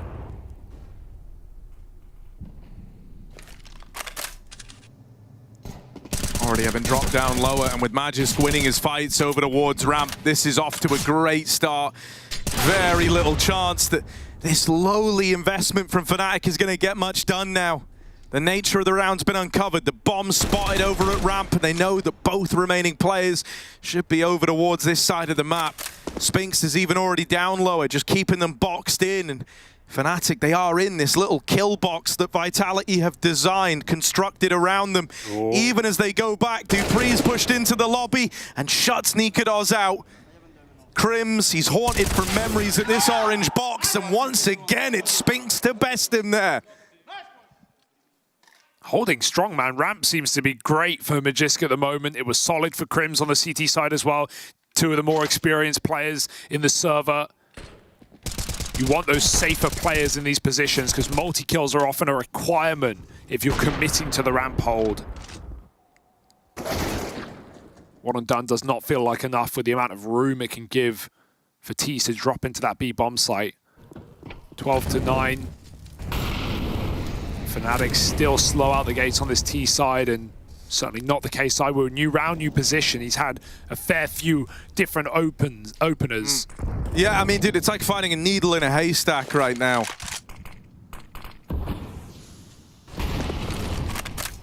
Come out with bloody fingers. You never know where he's going to be. That's a nice opener. Apex full commits to the spray, and Crims just walks out silo like, all right, mate. You're just standing still. That's a freebie. Oh. Well, Magisk is not going to go now that he's hurt. ZywOo's even picked Fasha, so it's equalized 4v4. There's 2 players. He drops it, but his team was not there. Oh, that's awkward. Still going to be traded. They're not ready for more. It's the same setup as last time. The double B drop. Crims does have that top site, but the bomb is stuck in secret. He needs to get a kill to open up some room for Mezzi. And they're not even offering up frags on A. Again, dupreeh's cleared lobby. This aggressive mid-round move from dupreeh has left A open, but that's the perfect remedy. This bomb can still cross through main. Mezzi's going to try and risk it for a biscuit. Crims has the heaven rotate, and that's where ZywOo is right now. He's heard him. Yeah. And ZywOo is coming up the ladder. Yeah. Crims waiting for him. Locks him out of the round. They've got to be ready for dupreeh. He's been taking lobby time and time again. They can't let him uproot this round. Coming out the hut, he's found a gap. In with a chance. Mezzi knocked out. And now Crims fighting from the heavens. Molly'd gonna try and fight through it. But gets away with the round. I love that. He doesn't rush through it instantly. He stands still in the Molotov, knowing that dupreeh will think that he's respected the utility. Crims does nothing of the sort. That is an experience play. That is a brain play from Crims, delaying just a couple of seconds, knowing his death is inevitable. But as long as he takes down dupreeh with him, dear oh dear. ZywOo knew Crims was heaven as well. He heard him throw that smoke from heaven to door. What a play for Crims. 4 kills in this round. Dude, it's so smart, so sickly. He had one chance, 1 second to connect that shot, and he makes it work. Leaves dupreeh feeling like the fool and keeps Fnatic in this series. Yeah, but barely. Look at their money. They went around with no one surviving. They've got a Mac-10, a Deagle, a Galil, and barely nades. They're just going to have to hit this A site. They could catch nades getting thrown around on Vitality. Nikodoz lining up Util on roof. Everyone else in the hut. They go before the flash even pops, so dupreeh just has a field day. Backside molly is not enough as dupreeh on top of Silo sends 3 down below. Closed casket for Crims. And Nikodoz 1 on 5. I don't know who called that push, but that came before even a single bit of util was thrown out. Fnatic throwing away that opportunity. You need at least 1 more flash to come through before that. And what a moment of relief for dupreeh, right? Like, after the 1v1 goes against him, they're trying to get in his head, but he really quickly picks up the pieces with that mow down from the top of the silo. You're dead on. No flashes to displace him. No way to make life miserable for dupreeh. It's a shooting gallery over towards A. And this guy's quite the marksman. Fnatic, they can feel this one slipping through their fingers. It started with ZywOo as the one hero figure, as the one dependable player. But as this has gone on, we've had his right-hand man in Spink start to get involved now as well, right? Looking real good. He was meant to be this star. They've put more onus on him, delivering big performances while he's living up to that. Magisk has been damn near unbeatable over on the ramp side, and it's all starting to come together for Vitality. What was once a one-man army now gives way to a cohesive unit on this CT side. And Fnatic, they're left wanting, they're left hungry. It's a cold night in Katowice for Fnatic as 14 appears on the board for Vitality. Yeah, who left the door open? Bit of a breeze. And that's exactly what Vitality are doing right now, breezing past Fnatic, dropping 1 round in this entire half so far. 8-1, 7-1 rather. No, 8, that is, yeah. Vitality are on the precipice of the Spodek. They know it, Fnatic know it. An opportunity Vitality will not waste. For Crims, it's been 8 years since he's seen the inside. Of course, picking up the win with that old Swedish Fnatic roster all the way back in 2015. But it's a different day, it's a different team, and it's a different tier that they're up against because ZywOo is causing a lot of problems. Crims finds that pick. He wants to force them there, whether they like it or not. Spinks, deep in lobby, Herd and Fasher, ooh, fires off onto ZywOo, but Spinks has been so solid. Finds that trade, 4v4. And reset back to T-Spawn just to try and uncover this cheeky man. Oh, ZywOo turns. Oh, I thought he saw something. Crims goes through the smoke and even Spinks aggresses back to the spawn. Fnatic, they uncover the terrible truths. Crims peels back as to not get picked alone and they can group up for a ramp hit. If you're Fnatic, you cannot give this one away. A 4v2, you spy the legs of dupreeh. You spam him out, you deal with him, and for Magisk, you know where this guy's home is. You know the hole he's carved out for himself over towards ramp. Fnatic, they're delaying the plant. They want to clear the hut. This is a lot of fear. It's going to give some room to Magisk here. They clear the hut out. This has given him a lot of time to progress through the lobby. You're not worried yet. But Magisk has been lights out, and if Nikodoz gives him a reason to want to go for this, That could leave you hurting. Oh, they're not destined to meet one another. That fight does not come through. I'd almost say go for it. You got a bit of money. Nah, Magic's just trying to keep the damage high. Trying to make this a very costly round. You know, you touched upon it a couple of rounds ago. Fnatic, the one round they were able to win most recently, had no one surviving. That's the only T-side round they've got. And so you know that the cash is low. Magic was hoping to take some folks down with the bomb. Doesn't manage his task. Fnatic keep this dream alive. And I think it's interesting to look at, right? Because back on Mirage, we said Apex, last of... you know, one of the last of a kind of old breed of player, right, of the old guard. Well, on the other side, Crims very much fits into that category. You were just touching upon 2015 with Crims in Katowice. And it's interesting to parallel the two, because for Apex, while he's here with this next generation of players, trying to put them in the right place, trying to arrange his team to pick up the victory and really entrusting a lot of it to ZywOo and Spinks. It's a different story for Crims on the other side.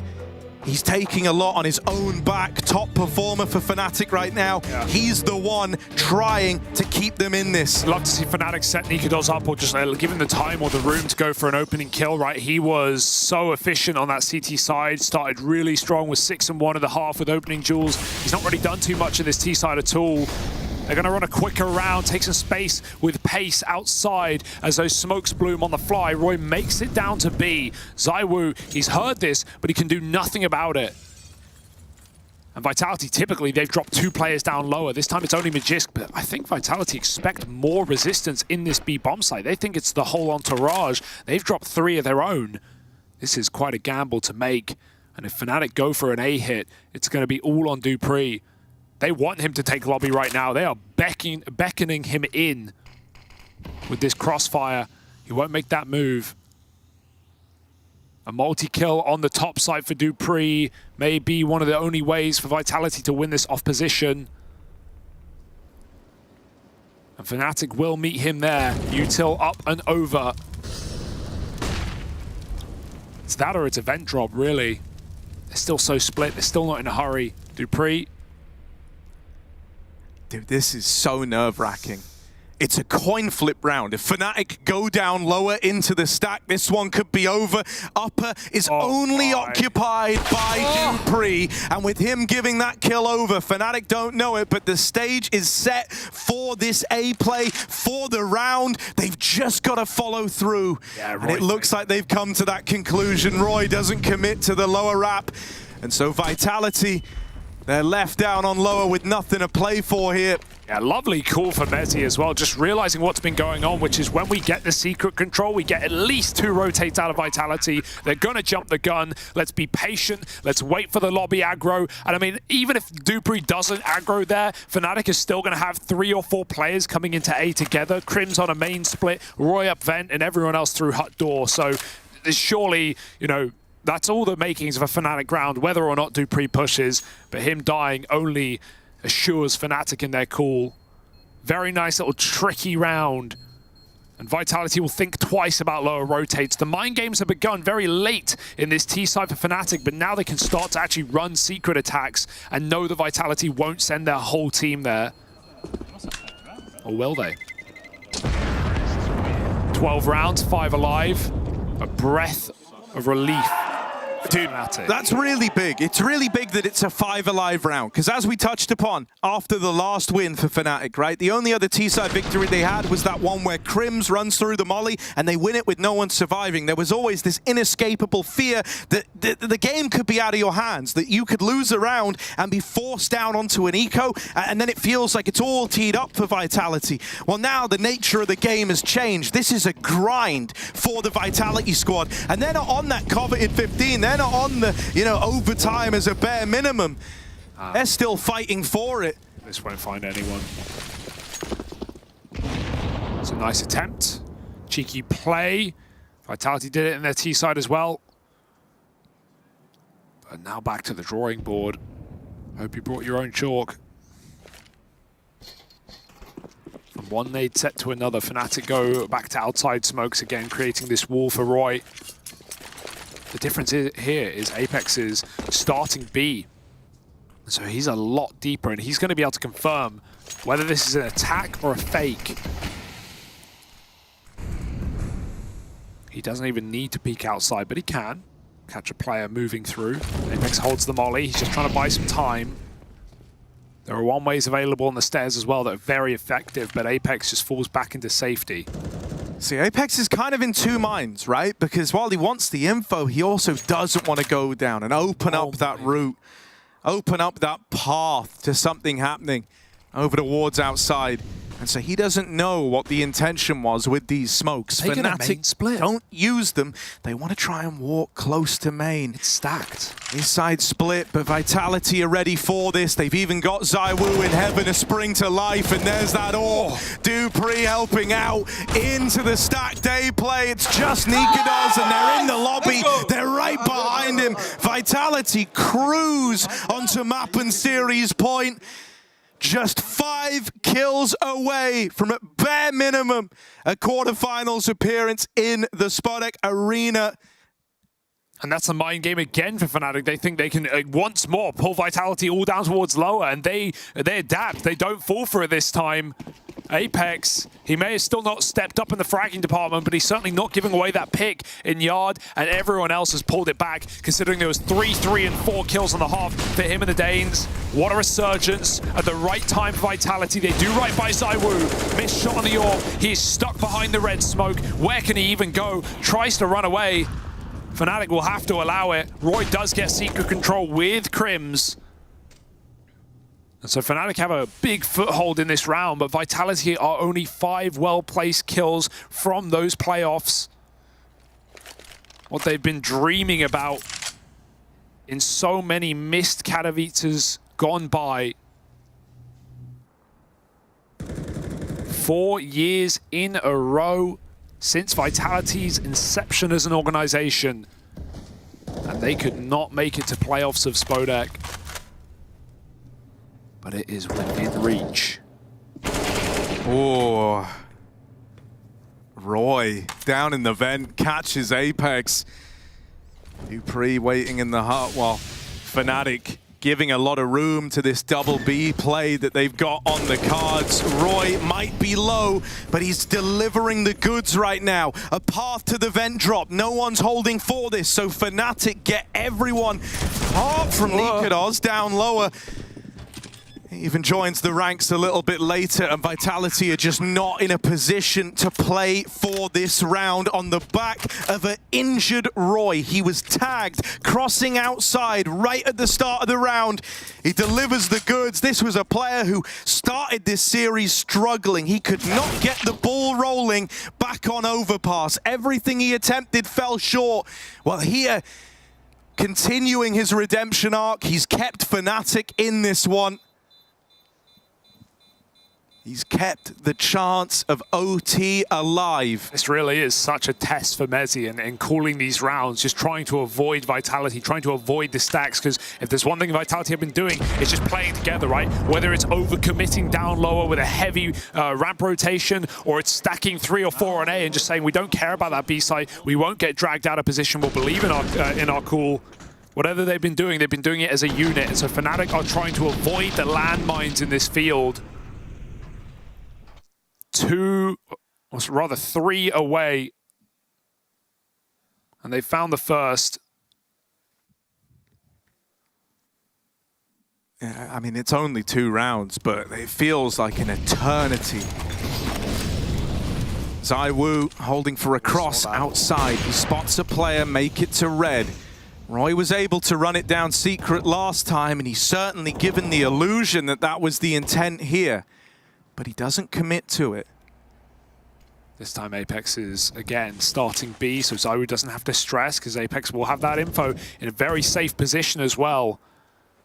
Can either just hide out in decon, meaning that Fnatic can't comfortably plant, or open the door and commit to an anchor position within B. Fnatic will be going B. They're taking ramp first. They've still got this outside control. And Magisk, again, he's multi-killed every single time. Yeah, he's been a rock. He's been unpassable over towards ramp, but this time it's just 1 kill from him. Crims, good for that trade. good for the 4v4. And now with ramp taken, Vitality are feeling a pressure they haven't felt yet. They've not really had to worry about conceding this ramp room. No adjustments. With Apex already down lower, teammate alongside him. They hold firm in this split between the upper and lower sites. ZywOo doesn't want to get stuck fighting ghosts outside, so he's going to reposition, holding for a wrap into hell. Feels like Vitality is starting to get an idea as to what Fnatic want to do here. 20 seconds, this one's coming down to the wire. Dupree and ZywOo with kills apiece, and there it is! Vitality going to the Spodek. It's ZywOo delivering, leading the troops, inspiring the ranks, and then everyone steps up in this second half. Yeah, what a resurgence for Vitality after getting spanked on their map pick as well. That's got to feel so fantastic that not just ZywOo can come in this hot into a third map, but his entire team can recover their performance and close it out. This is a different looking Vitality, and this is their first chance to dance in the playoffs here in Katowice. It's going to be a banging series. They've still got to fight for semi-finals if they want. Vitality make it. Fnatic at least take a map in this series, at least take them the distance. But Vitality performing like the roster we expected. Yeah, the journey for Fnatic has to continue. They have to continue fighting on. Their story still to be told. But now we'll go down to James, who I think has got a guy we want to hear from. Oh, I definitely have. I've got ZywOo with me here, and it's been a journey and a half, right? For someone who's such a legendary player within this game, you've never been inside that Spodek. All these chances, all these times to get there. What does this feel like, mate, to finally be inside? Finally, yeah. Just done after the game, finally we go to Spodek. I think I have no word for that, yeah, because since 4 years we've been waiting for that, and now we made it, so yeah, fucking exciting to play. Yeah.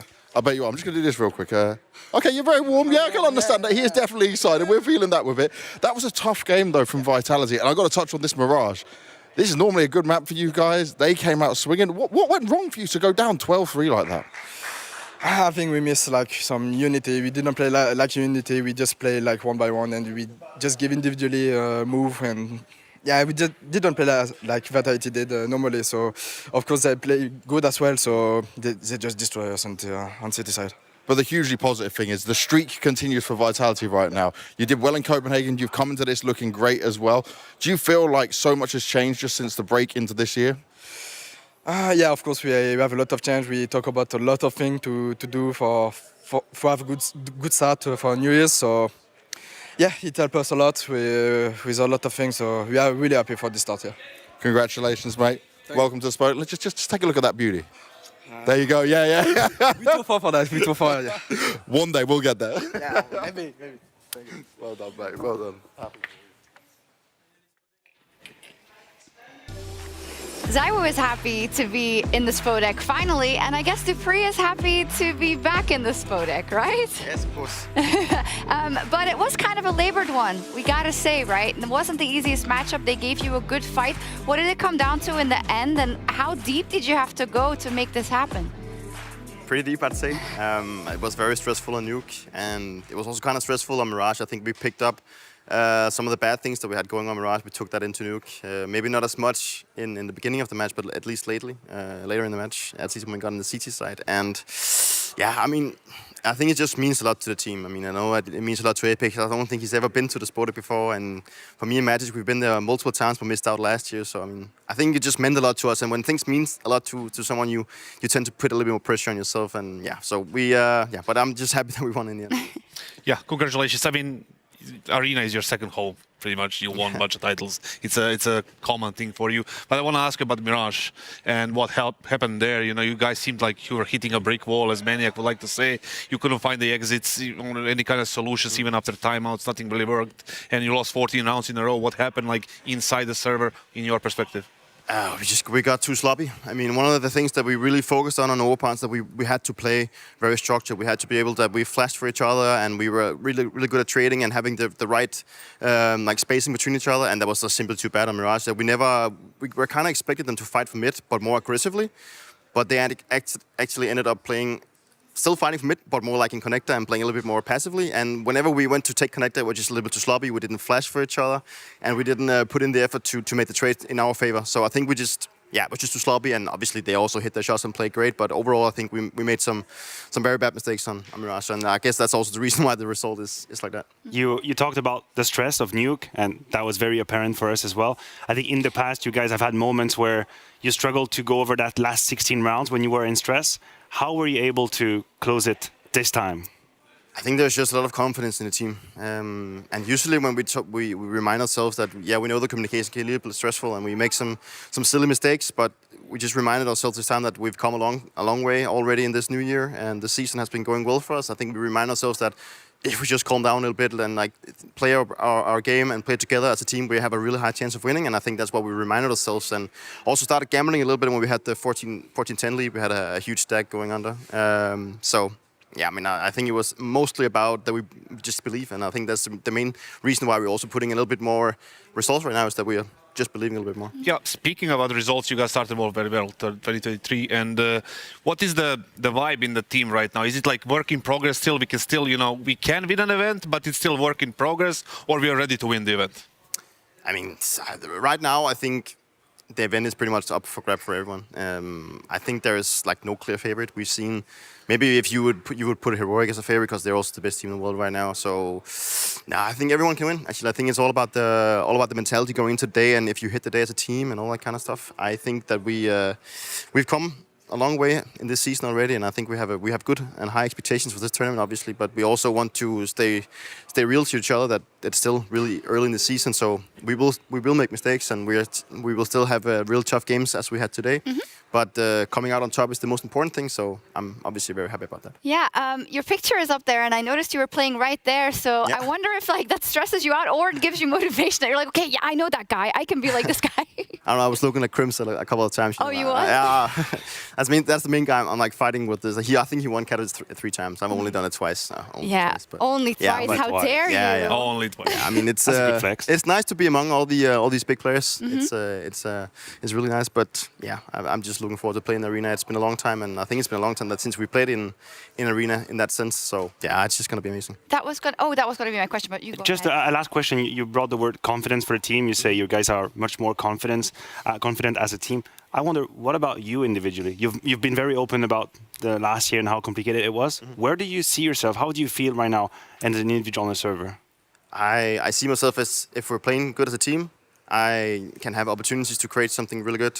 When we're not playing good as a team, I think we tend to go into a mode where we don't flash enough for each other, and it gets a little bit too individual.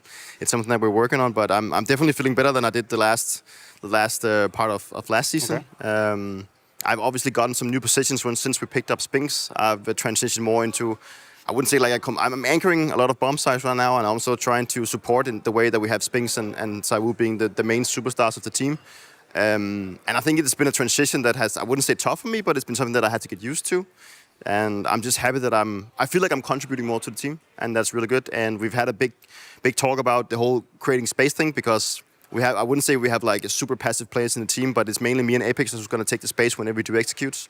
And Apex is usually the guy doing a lot of the utility supporting. And so I'm usually the guy that's going to press W. So, and it requires you to obviously hit your shots whenever you get the opportunity, but also to know when to be aggressive and not to. So it's still something that I'm trying to figure out, but I think it's going in the right direction. I'm happy about that. I mean, you had some crucial rounds in this one as well that helped you get this victory. So congratulations. Thank you very much, Dupree. We'll see you in the Spodek, maybe even in the semifinals. Immediately we'll see. You can leave your mic as we close out the segment. Can I bring it? Or toss it, whatever. No.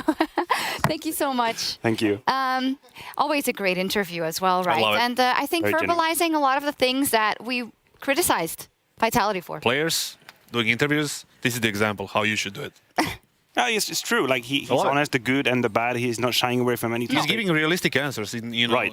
like the real one. He is not giving like any generic stuff. He's just, you know, And very you open. can, I like how we can just firsthand feel the tension, like it's still physically within him. Like this end of game was something crazy, and he was still very much tense. He talked about stress, and this was definitely a fine hurdle to go over. Yeah, it's one of my favorite players to interview for that reason exactly. They will be facing Vitality. No, Vitality will be, well, also maybe. Kind of in a roundabout way. Yeah, maybe. But Heroic for a spot straight to the semi-final. Poetic. But we have another best of 3 coming. It is an elimination game between FaZe and IHC after this.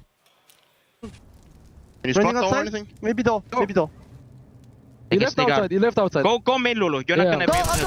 Outdoor. Pushing now. One more. Nice. 4v2. One more coming. Yes!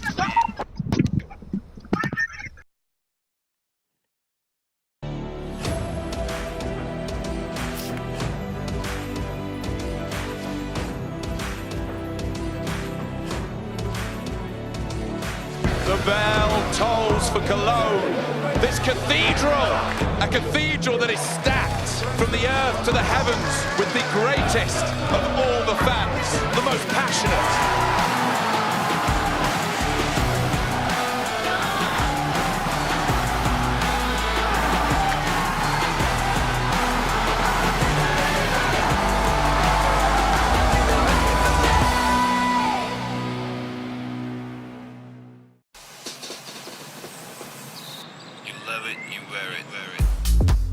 Wear your passion. Share your passion. Wherever, whenever. Gaming is a lifestyle. Get your merch at shop.eslgaming.com.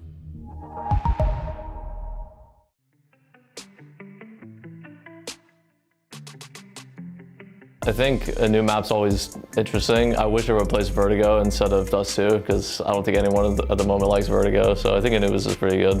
I mean, first reaction for me was this is great, because I've always honestly kind of hated Dust 2. I kind of hoped it would be Mirage that went out from the pool, you know, since the map hasn't been like changed in any way for a lot of years. And then when I saw Anubis, as everyone else, I was pretty shocked. It was a nice feeling when Dust 2 was removed, but Anubis as a replacement wasn't my expectations. I thought it was gonna bring back like Cobble or Train or something like that, more classic, but a new map is always fun, but yeah.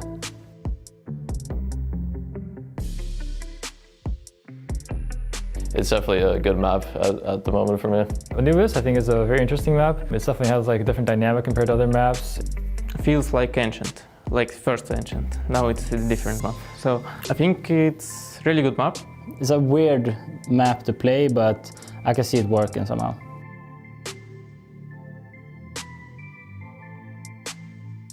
I think I'd fix the FPS. There's a lot of FPS issues with the map at the moment, but that's all that comes to mind. I'm enjoying the map now. Maybe you know someone might find something, but I'm fine with it. Small tweaks overall would be good, but overall I think the map is solid right now. Maybe they will change something, some positions or something. Maybe I don't like only HE grenade from A plant to like stairs from T side when you're coming to water, because I think it's not fair for T side and for CT side as well. They can throw the nades and start the round and get damage. Yeah, I would maybe close off like some windows in front of A, so executing A doesn't become so easy, you know, so it's a bit easier to defend the A bomb site as CT.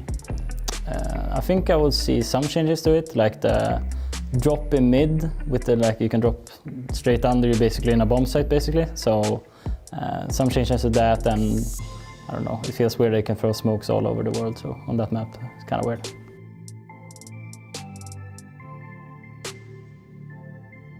I can't really compare it to any other maps. I mean, in terms of looks, it's like Mirage, but no, it actually just feels like a Valorant map to me. I think overall as a structure, it's definitely unique, but if I had to compare it to one map, maybe it'd be like Mirage. Like a Mirage, maybe. Like the A side has one entrance. It's kind of the same with the B on Mirage. No, not really, not from my opinion. I think it's pretty unique. I would compare Anubis to a bit similar to the first Vertigo that came out. That was in mid, it was like a window, you can jump into B site and stuff like that.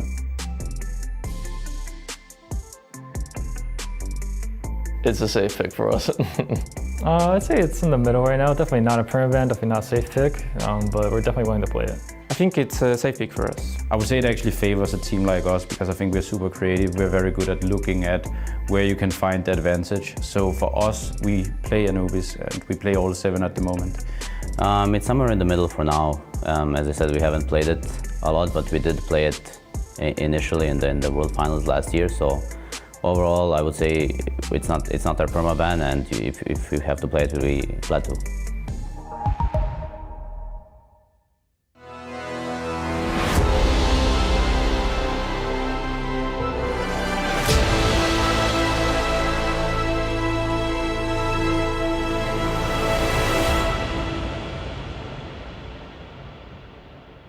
And now they wait. An hour's labor, all for this opportunity. Young gun Techno. It's in this moment that he's feeling more pressure than he has in his career ever before. Buster moving up the short side. Shiro starting to close the net from Market. This smoke, Techno's trying to hide in it. Spammed, but not taken out of the round yet. He's got to do this all alone. The young gun of IHC, and he takes it over the line. The Butcher of Ulaanbaatar steps up with a double kill. And IHC eliminate Cloud9 from IEM Katowice. Wow, I mean, the moment overall, and Harry's casting to perfection, I gotta say. The stress was on them and they had to finish it, and they've had moments in previous series IHC where at the end of the game they weren't sharp enough, right? But they learned their lesson and they make one of the biggest upsets we've seen in CSGO history at Katowice yesterday happen. Oh, absolutely. I think this is almost unprecedented territory when it comes to like Asian teams coming into like big events and having a decently deep run. I know they still haven't made it to playoffs, also looking a little unlikely. What's the better time? What's a better time? But listen, we talk about David versus Goliath matchups time and time again, right? We talk about them, but this is, and sometimes it's a bit of a cliche. In this scenario, I think it's a real David versus Goliath. Sure, you took down Cloud9. New player coming in, they struggle a little bit. Took down Furia, who we know can sometimes struggle against teams like this. Going up against the best team of 2022, though. I don't disagree with you that it's David versus Goliath, but I'm going to just give them a bit more respect because the names you just said, right? Furia, and of course we have all the extra remarks that they weren't firing on all cylinders, right? We didn't see the best Furia, we didn't see the best Cloud9, but that doesn't matter to me. These are still opponents they're not supposed to take down, and I am definitely looking at them with a different eye completely than I did when they stepped into this tournament. Yeah, exactly. I don't care about, like, you know, anything, you know, prior to these wins. It's like, yeah, they lost 16-5 in the opener, but look at that. Pain, they started small, then Furia, a little bit, that was like a wow. Then they lost to Cloud9 after a good Inferno, and then eliminated Cloud9, and that is, you know, the explosion of emotions when it comes to these guys, and like they get into the position to play FaZe, and tomorrow possibly a chance to play in the Spodek. So overall, we should give them respect because they deserved it completely. And let's dive into then how they made this upset happen when they've played well and when they've played at their level that they want to play. What does that look like, Blair? Like, it's interesting, right? We start things off with that loss we saw against Cloud9 and Mirage, and they got completely dismantled. Right there, I'm like, yeah, this is going to be one of those, you know, they might take a map and they might get eliminated, but the fashion in which they dispatched of Pain was pretty impressive. Go up against Furia. This is a crazy thing. Against Furia, they could have made it 2-0. They lose a second map. They kind of choke it a little bit. Furia bring it back. Go map number 3. You expect Furia to close it out, but no, they destroy them against Liquid. Again, the NA champs right there, almost taking the first map. It's just the fact that they have solid fundamentals, and that is a crucial thing about this team, which I love a lot. It's not gimmicky. It's not one player popping off and dropping a 30 bomb. They play proper, solid, on meta, current meta Counter-Strike, and that's why I like these guys. They are pretty good, like you said, at the basics. They're super sharp when it comes to aiming, and they're confident. That's the, you know, trifecta right there to guarantee you potentially good results. So, and obviously we can see them that they're happy to be here, which is, you know, the vibe around the team is super positive. And very calm. Yeah, and, you know, people are saying stand in, right? Okay, yesterday I got a funny message on my Twitter account saying that that Bartak is not really a standard, you know, sub for them, like a random guy. He's the guy who was with them during the last year. He was playing with a couple of guys and he knows what's going on in the team. So he's not like a traditional stand-in. He's like, you know, a more part of the team. And they just have such interesting dynamics, I think. I love that you called it out, you know. The basics are there. The way to play CS in the current meta is there. And it was so interesting because we were watching the game yesterday and you were talking about Annihilation. And as an opper, if you just put in like 1-to-1 against other oppers, you might not say, oh, he's the best in the world. But in the clutch, it's crazy. He becomes a different player. I feel like he's the best clutch opper. Not the best opper at all, not by any means whatsoever right now. But yeah, I love the fact that Annihilation and Score, for me, they're blossoming here right now. Because last year, Score got picked up. He struggled a bit, Annihilation struggled a bit. But right now, they're really making it work. Speaking of Score, we have an interview with him. IHC have been the upset kings so far, but this will be their toughest challenge yet. They'll be going up against FaZe Clan. Now, Techno, thank you very much for joining me for the interview. You started off with taking down Pain, then Furia, now C9. What does that mean to you guys as a team to take down such big names in Counter-Strike? It's just simple, yeah. It's just a big win for us and for Asian scene, I think, yeah. It definitely is. And how much support have you had from back home, from Mongolian fans, other players within Asia? Because we have not seen an Asian team have such good results in a long time. I think it's a lot of support, yeah. Yeah? That's good. That's what you want. Now, you're going up against FaZe Clan. How do you prepare and get ready for them? How do you cause another upset and win over one of the best in the world? We just prepared our mentality and we will try to play our game, yeah. Okay, that's it. And would you like to say anything to your fans back home? Support us.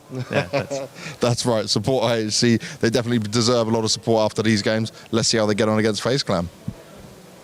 They absolutely do. Last minute Techno got swapped in for Score, but obviously happy to hear from him. We didn't actually yet this tournament, but let's move over to their opponents because I think it's good that we give them the due diligence and the respect they deserve, IHC. But as you talked about already, this is a very big matchup. It is an elimination game, so the pressure is very high for both. And you can imagine maybe IHC has a bit less stress going into this one than a FaZe, who this is a must-win. There's no two ways about this. You know, FaZe started off against G2, and it's yesterday was a bloodbath. Like that nuke. Nuke was one of the best Counter-Strike maps that I've seen in a while. You know, it was such a high-skilled game, headshots everywhere, moves everywhere. So you can see that, you know, 2-1 against the Spirit. It was supposed to be 2-0, 16-12, 16-8, and yesterday they lost in a relatively convincing fashion in the second map against G2 after a disaster a few rounds. But G2 is playing well, so we give them that.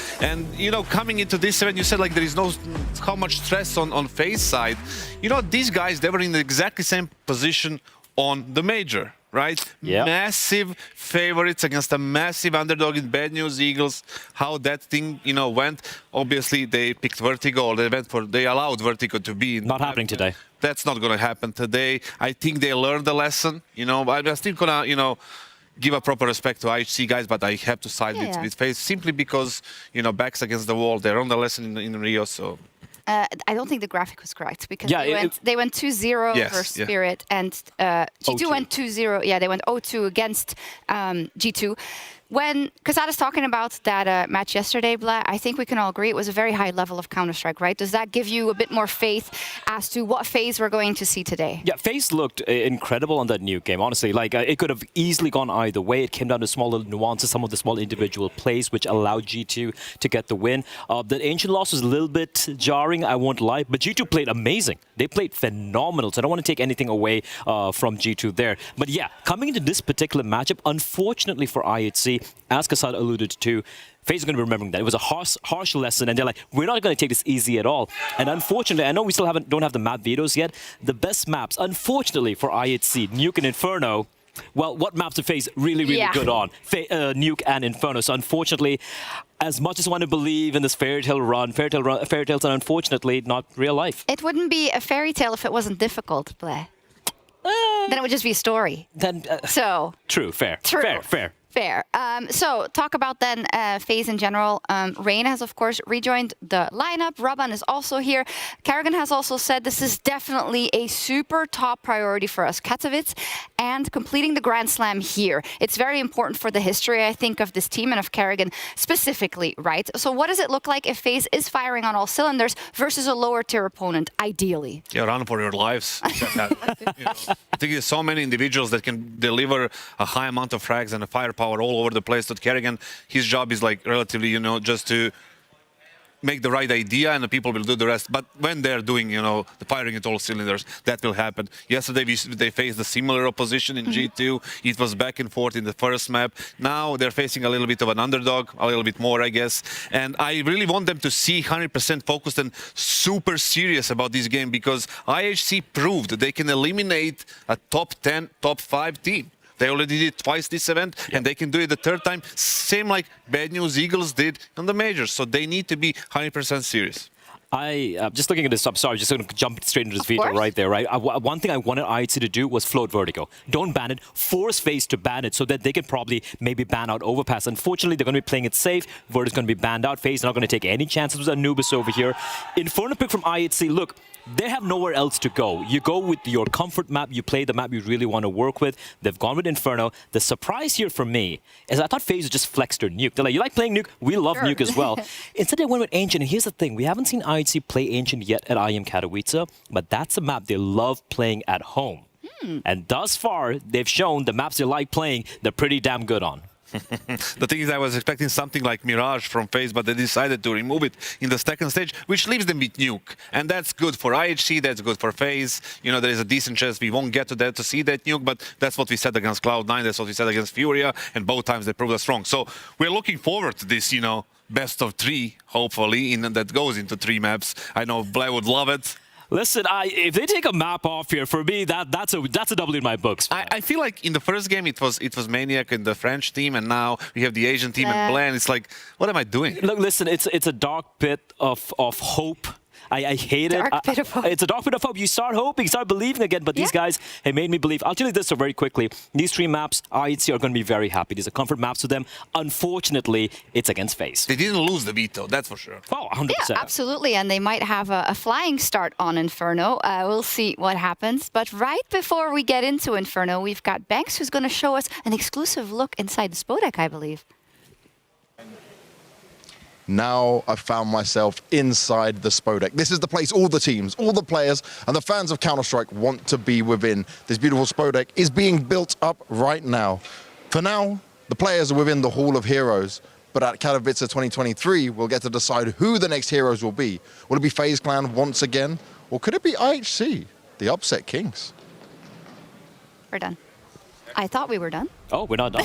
I don't know. We're not done yet. Now we're done. Now we're done, and now we're heading over done to the with caster. Banks, that's for sure. Yeah. Take that, Banks. All right. Analysts, stop talk.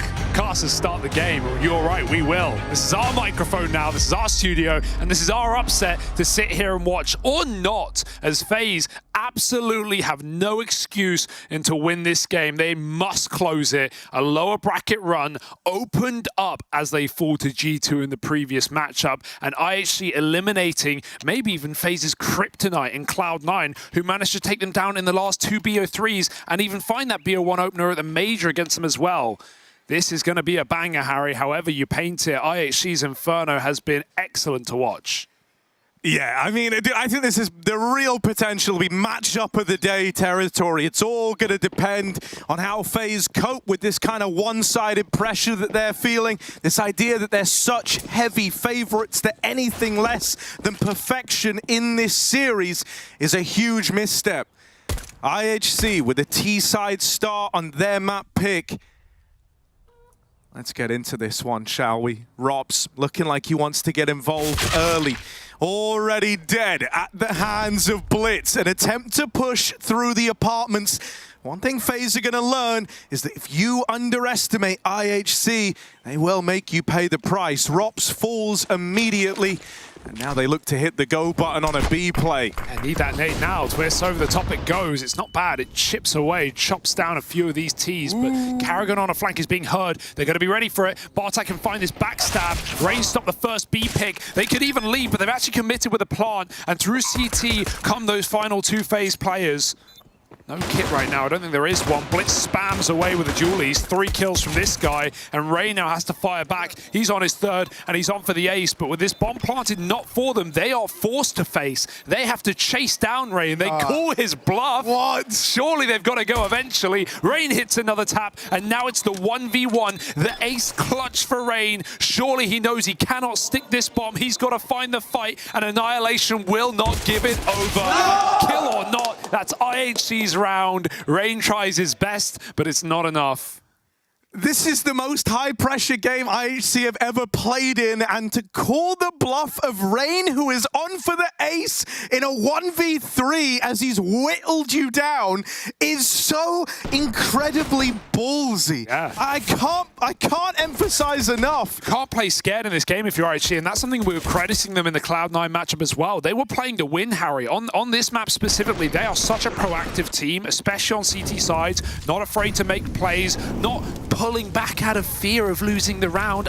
We're underdogs. No, coming in confident, coming in calm. And if anything, you say it's a high-pressure game for IHC, I would say the opposite. I'd say there's no pressure. They're not supposed to win this game. They should never win this game. They should never even be here. The pressure's on FaZe to not fall apart when we've seen this exact roster do exactly that back at Rio against VNE. We'll talk more about that later. It's a quick pop-out apps, and it's an A-site take into 2 pistols. Yeah, Twist inside of the site does have a bit of support moving around, taking up position on the short side of FaZe. But the pit is corrupted. IHC have moved in. Blitz knocks out Karrigan, and Bartak delivers the goods. Twist falls, the hero gun cut loose from the FaZe ranks, and the save call now gonna come in. It's a convincing second round out of IHC. They don't lose a man. It would have been very easy up against the Force for this one to get a little bit weird, get a little bit wild, but that doesn't happen. Well, they're even spreading out to get these kills as well. If Rops had a kit, this would be weird, but no worries right now. And Rain, not guaranteed. In fact, I think the only guarantee is his death. They know there's an M4 in play, and Score's going to look for it. Rain is still cornered after that kill. Oh, he gets out. Yeah. That's sick. It's a backside plant, so... Ooh. Yeah, he dies to the bomb. Oh! Dude, that new bomb on Inferno pisses me off, man. It's so annoying. Like, you're dying. He wasn't even, like, in corner at Sandbags. He was car corner, and he dies to bomb on A. That's so annoying. Ooh, my God. Cole have seemingly defeated Mouse. That's unbelievable. Cole have made vast improvements this event as well. I mean, they've taken some serious names, and now they add Mouse to the tally in an elimination matchup going on to face Fnatic. Exciting stuff all over the day. Upsets galore.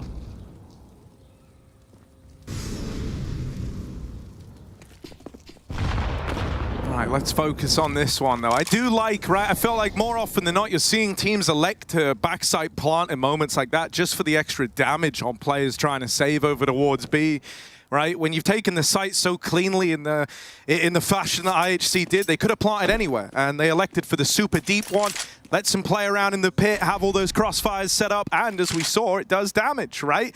Rain fell to it, trying to save all the way over at Banana. It's mad. IHC have proven to be smart cookies throughout this event. Yeah. And they've just improved massively, not just since Rio and not just inside of this event as a team, and of course getting the experience against top teams, but individually we've seen players who have gone very quiet in previous tournaments, like Annihilation, have some massive clutches. He was the highest clutch player of the play-in. He had 5 clutches in those opening few days.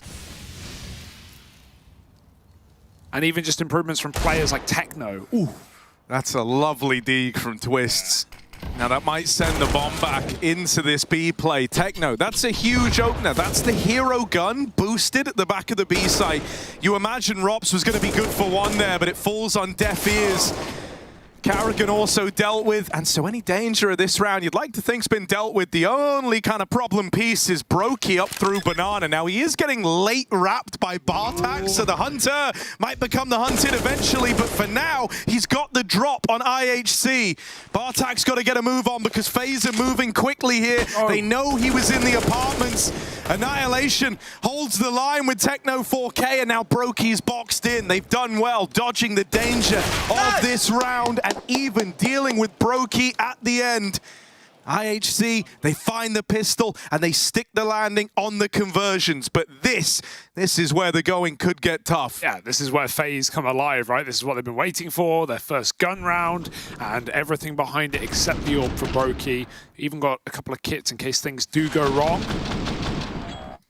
IHC, they've had very good post plants, and that's one thing that I'd say is, you know, obviously kind of expected on Inferno, but can be something so difficult when you're coming up the ranks facing better teams. Not knowing when not to overface, when not to give away kills. Score alone ahead of the molly. Oh, he whiffs the spray though, and Rain follows up through the smoke. That's more like it for FaZe, starting things off on the right foot. And taking 2 kills and bounding out. That could have been an opener for Score. Just couldn't convert the spray.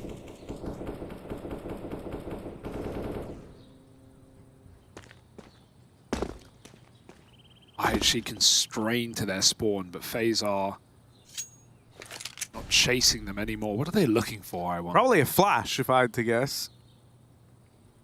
Do they drop one? I mean, they've got a couple already.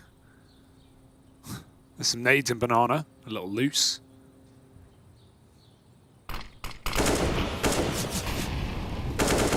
Retaking it. 50 seconds, that's quite nice. Doesn't mean they don't have much util left up, but it doesn't matter if there's no opponents to hold back. Yeah, this is a rough first rifle, right? It kind of becomes a non-starter for IHC. They get locked out of Banana decisively. FaZe triple took it. They really wanted to take this map control away. Okay, Bartak. There's another man here to keep it under wraps. Oh, he's ready. Another man to keep it controlled, contained. But Bartak will reply through this smoke. 15 seconds. Surely not, right? No. Surely not. 1v3. Has to fake it. He slows right down. This has left him with very little time, so FaZe will just look to face him on the attempted plant, and there isn't even time to do it. Bartak just left saving. Brokey will put him down. So FaZe on the board early. And already, I think we're getting a look in as to how they want to approach this, right? That was very in-your-face Counter-Strike. Very on brand for a guy like Karrigan, trying to be proactive in how they approach this. They don't want to give IHC the room because there's no doubting the tactics behind this IHC team. They've got some really nice pieces. They've got some really nice execs. And so FaZe want to try and deny that staging platform FaZe, that take at Banana. They don't want to give you the real estate to play your game, IHC. Yeah, you'd be foolish to, you know, underestimate IHC after the wins they've gotten, and Karrigan ain't foolish. So he's done his homework surely coming into this matchup, and no doubt that IHC would have picked this map coming into the series. It's one that FaZe, of course, are going to be comfortable on, but they would have looked into what they're up against. And Rops is already trying to dismantle the round with a bit of aggro, disrupt this T side. He's forced them into B. Rain's here with a reflash, but they're right round the corner ready to go, and he has fallen first. 4 health for Techno. Can't commit because it's mollied, but there's a smoke used anyway, and luckily enough it doesn't blue fully, it doesn't put out the molly. Actually, he's still going to go through it though. Oh, could be the lineup for Brokey, and there's Karrigan to hold the line. Just Techno left, and he's 2 wounded, 2 hurt from that first fight with Rain. FaZe get a second. The aggro still coming through the pipeline. They're trying to force IHC's hands into these plays, right? Sure, in this round, you're given Banana, you're given the chance to throw your util in, but it's still on FaZe's terms. They very much conditioned you to do that by taking such an aggro pathing through the apartments, getting into the backline. IHC back to the drawing board now as it's just the pistols. Chance to get a little weird with it, maybe. They're going to run through the top mid smoke. Just looking for anything, really. FaZe do look laser focused, though. I mean, yeah, they're keen to take a lot of fights, but ultimately, as good as these young Mongolians are, FaZe know they're better. I'd be very careful with ever saying a phrase like that on Inferno. I did that with Refresh in a 1v4, and we all know how that panned out. Yeah, true. But at the end of the day, I'm not saying that there is not upset potential, because currently we don't know the limit of how good IHC can be. But, you know, as much as IHC haven't played scared this entire tournament, there's no way FaZe can afford to either play like you are one of the best in the world, and they certainly are. I like how much Bernardo control we've seen already in these rounds as well. Rain very keen to push down the extremities as Rops did in ult mid. Annihilation. He's a clutcher, but no armor, so Karrigan will finish him off with the aim punch, and FaZe equalize at 3-3. I do find the map pool exciting. IHC didn't call the bluff. That's what we were talking about the map pool last night in the lobby. They didn't call the bluff by not banning Vertigo, seeing if FaZe would risk it. Obviously, IHC don't play that map. And FaZe have learned what will happen if you leave it open. Yeah, I think it shows a tremendous amount of faith in IHC's own map pool, though, from them, that they picked up Inferno here. I think you maybe could have also made a case for Nuke. Both very good maps for FaZe, right? Two of their best. It's so wow. Oh, hold up. Quick B, and Blitz will have to respect that smoke. I think Nuke as a third is awesome because it's IHC's best map, and we haven't even seen it, I'm pretty sure. At least here in Europe. Or rather, they played Furia and Pain, and they beat them both times, so... That impressive. Oh, fast out in the top mid. A lot of pace on this, through the molly, but Rops out from Boiler, burns them alive. First the Incendiary, and then the Boiler Man comes in. Just Bartak left, all alone. Lovely shot to Rops, but he would need a bunch more. Not going to happen in this round. The bomb's already gotten away from IHC. And so FaZe are doing a very good job of disrupting this game plan to open up. It feels like they've really come into this looking to give it 110%.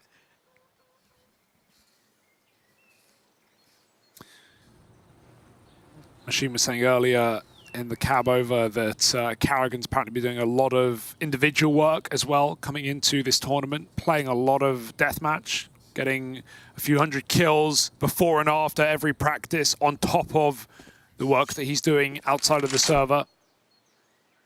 I think we've definitely seen that for Karrigan. He's come through with some excellent individual performances, and on a star-studded team, that's not always necessary, but it's nice to know he can dig deep when times are tough. We especially saw that in that opening BO3 here at the group stage against Spirit, where he topped the entire server with a 1.36 rating. And he started strong here as well on Inferno, 8-3.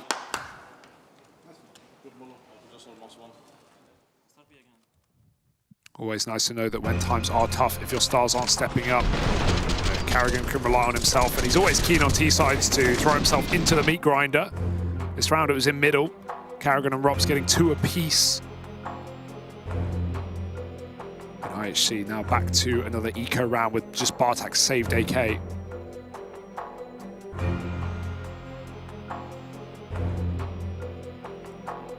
Obviously, one of G2 or FaZe had to be in the spot, that being the lower bracket. But I think they're fairly assured now that Cloud9 are eliminated as definitive favorites of this lower bracket run. Of course, 4 teams left in it, these two, Liquid and Spirit, for 1 spot in the quarterfinals. Whereas G2 and Na'Vi tomorrow will take each other on for that semi or that quarter seeding spot. Yeah, you know, we kind of talk about what's on the line for FaZe here. Obviously, defending champs at Katowice, but also the Intel Grand Slam. Been 1 win away for a little while now. Oh, lovely. An opener here for Rops. Getting involved early. He's been very keen to do that. Often been the one going on these aggro pushes in through the apartments. This round's no exception. He opens up with a kill down through mid and onto Bartak as well. IHC, they're juggling this gun around, entrusting it with Techno, who does have armor behind it. But he's going to need to give us a truly special round here. Yeah, it would be almost poetic, you know. We said last year, at least, if FaZe did it at the Major, for example. Found it into Grand Slam, got that big milli, their 4th victory, but maybe it would be just as poetic for them to find it right where it started, in the Spodek. A year down the line later, for FaZe to take that. But it's also great that we're at a time where we don't necessarily have that era for any team, any guaranteed favorite. G2 certainly coming into the year very, very strong. Na'Vi, we're uncertain for, always a guarantee to get out of groups. How much further, we'll have to see.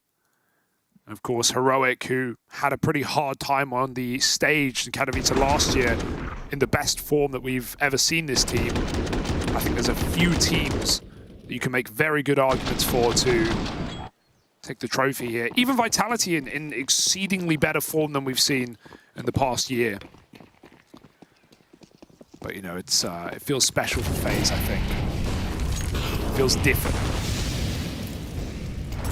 Now we got the AWP for Annihilation out in this round here.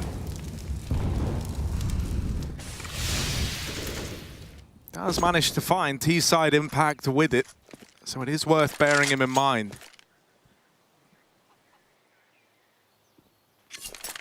Brokey and Rops double set up in the apartments, but in this round, FaZe are giving a fair bit of respect to IHC, right? A lot of these rounds have started off with some key area of the map getting taken by FaZe Clan. Not this round. Instead, they're sitting back, waiting to see what the response is from IHC. More freedom, more room than they've been used to getting in this game so far, but this is where a bit of control is flexed. A battle for top banana ensues.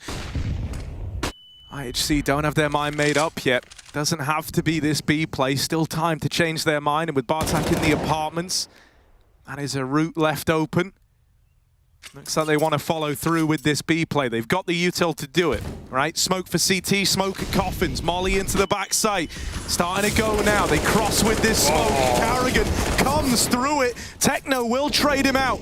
That's given a route to the plant here in the 3-on-3. A chance for the IHC squad as FaZe slow on the rotate. Rob's still over towards the A side of the map. He's a long way away.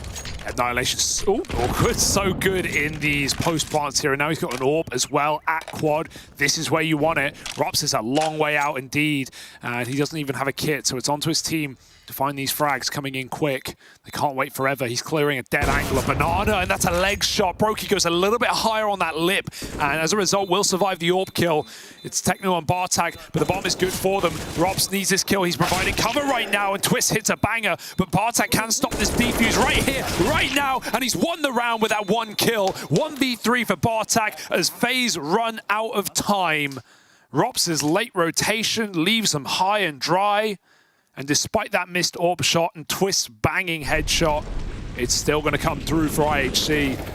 Carrigan did all he could, man. Through the smoke with a double kill on that spray. But it's the objective that comes up for IHC. Yeah, just playing a time game around the bomb.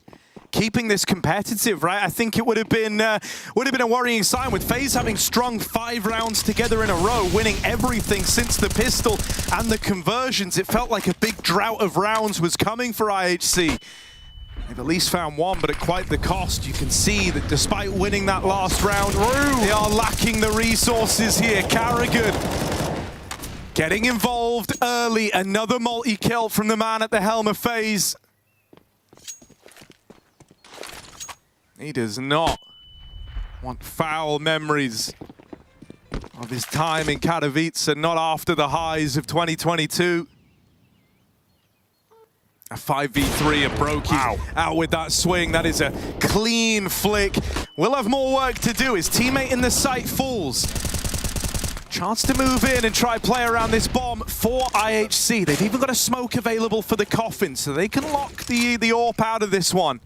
That CT smoke will fade soon, though, and the bomb hasn't made it across yet. Got to go quick. spam is very close for Karrigan.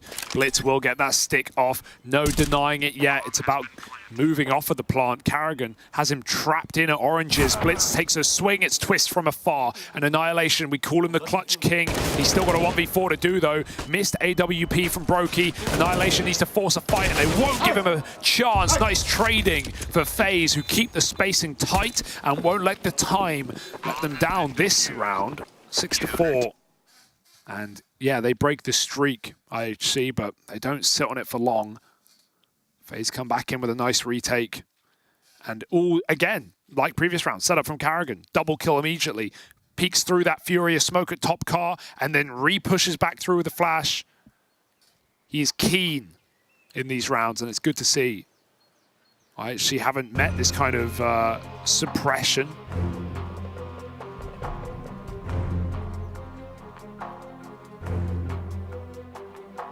Yeah, I think it's even more important because it's Karrigan the one to do it, right? Like, he's going to be looking down the line, getting you fired up, you know, and you see this guy running through banana smokes, multi-killing, finding a lot of success. It's going to inspire the troops.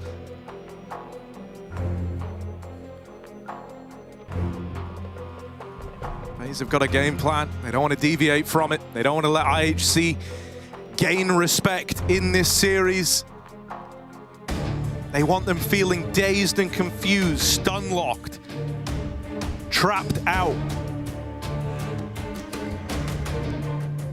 And they're on their way to that. Once again, locking down Banana, not letting IHC build the foundation of a round in the previous. This time, 4 up ult mid. IHC have got their eyes set on taking this apartment's control away. Blitz is going to leave himself alone down towards Banana. Just keeping FaZe's attention here. Rop's waiting back in the boiler. He's been good in this position, but this time everyone will move on past him. Oh, there is a bit of a gap here, right? The only vulnerability is the apartments. Brokey shot in the back as Rops trades places, but Techno 4K opens up with a double. They're even ready for Rops, and that is a shutdown. That is a lockout. The A site is off limits. IHC own it, and FaZe are left saving. This round is over quick as it began. So cheeky as well. It's just the perfect remedy to FaZe's setup with 3 in middle. It looked like Blitz was in mid to throw that high flash over pit and set them out of apartments. But as soon as Brokey takes that shot, I should go screw it. We know the AWP is down for a millisecond. Let's take it. They hop out of apartments. No one was even watching it, and they shoot him in the back of the head. Even Twist didn't turn. Maybe the molly put him off, and he thought he was covered on short, but my God, Rain, he's crispy right now. Deep fried. But it's still the round for IHC. Dude, even the hunt in this moment, a lot of teams here would elect to build up their own money. IHC were wanting to take FaZe's away. They throw 2 players at it, but Rain and Karrigan both get out alive.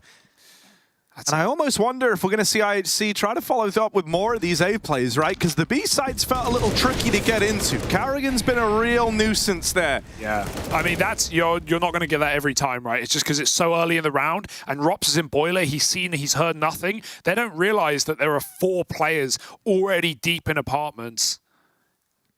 IHC get there way ahead of the timing in FaZe's head.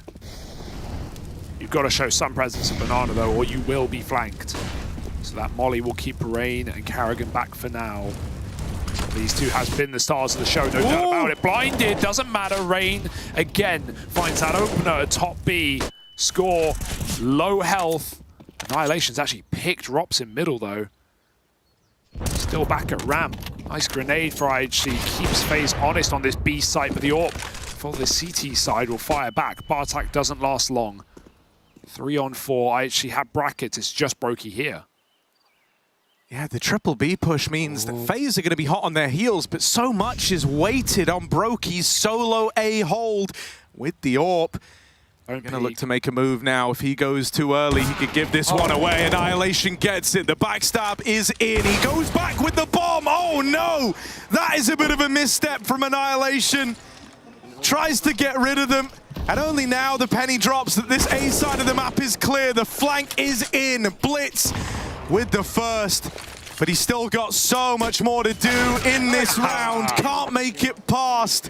Oh, what an error. I don't think they realized there was a triple flank there. Like, it's the sheer numbers of FaZe. Right, Brokey solo A. He even peeks ahead of when he should with his flank coming in, but he's trying to assist them, and that just gives the pick over. It gives the pathway into A for IHC.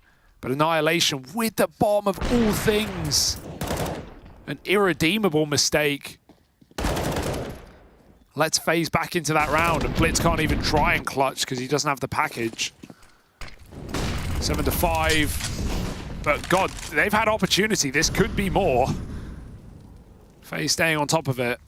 App's climb is silent, so Robs doesn't know for sure, but he's in the right spot, and the right angle, and gets the right kill. Blitz out.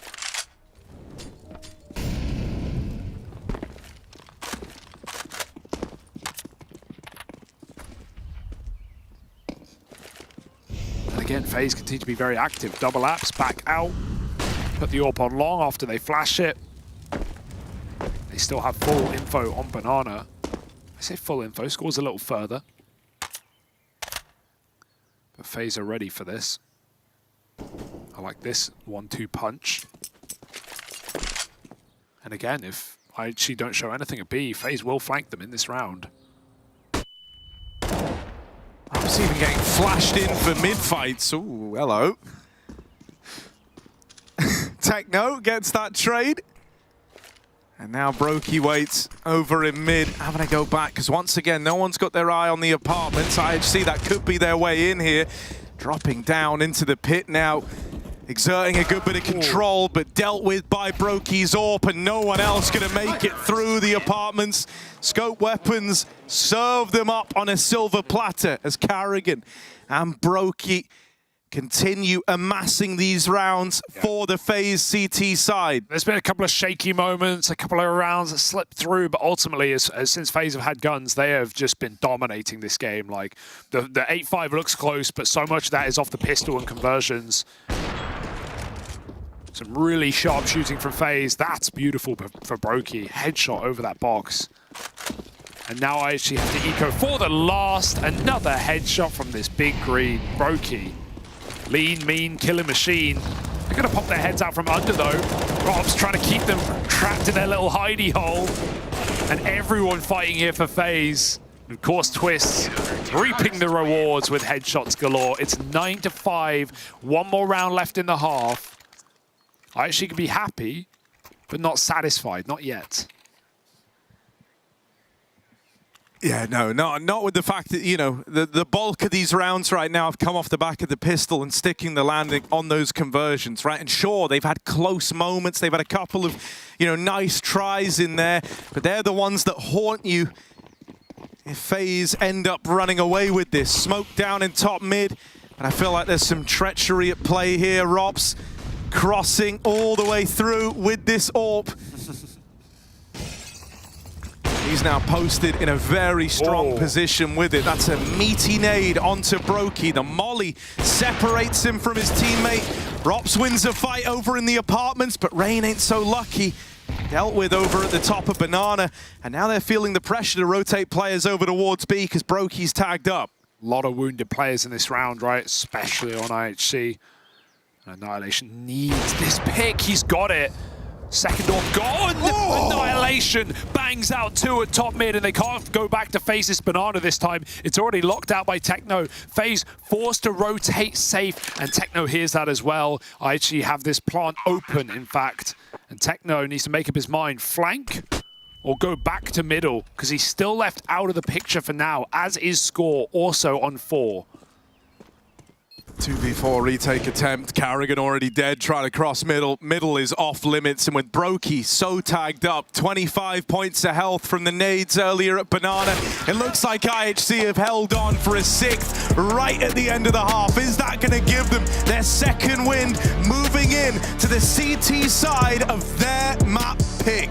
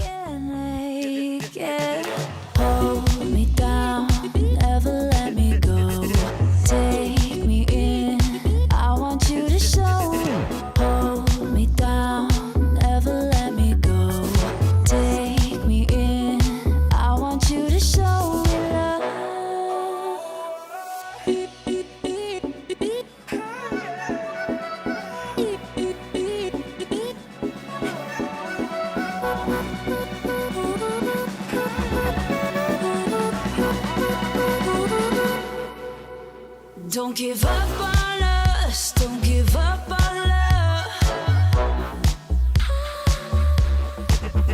Don't give up on us, don't give up on love. Hold me down, never let me go. Take me in, I want you to show. Hold me down, never let me go. Take me in, I want you to show me love.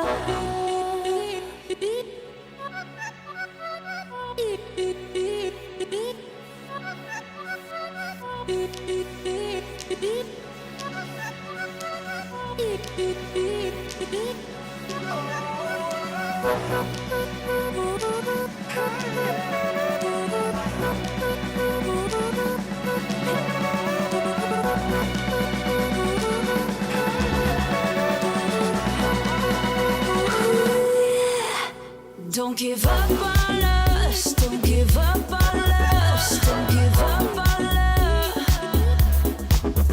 Don't give up on us, don't give up on us, don't give up on love. Hold me down, never let me go. Take me in, I want you to show.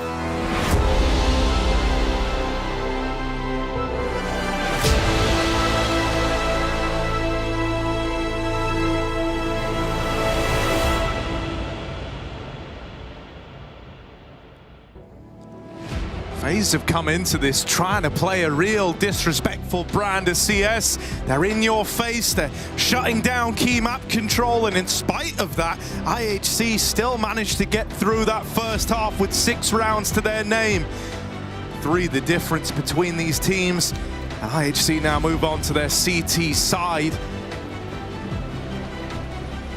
Got guys like Annihilation stepping up with that AWP. He found them a couple of key rounds there, a couple of key entries, and that was T-side AWPing.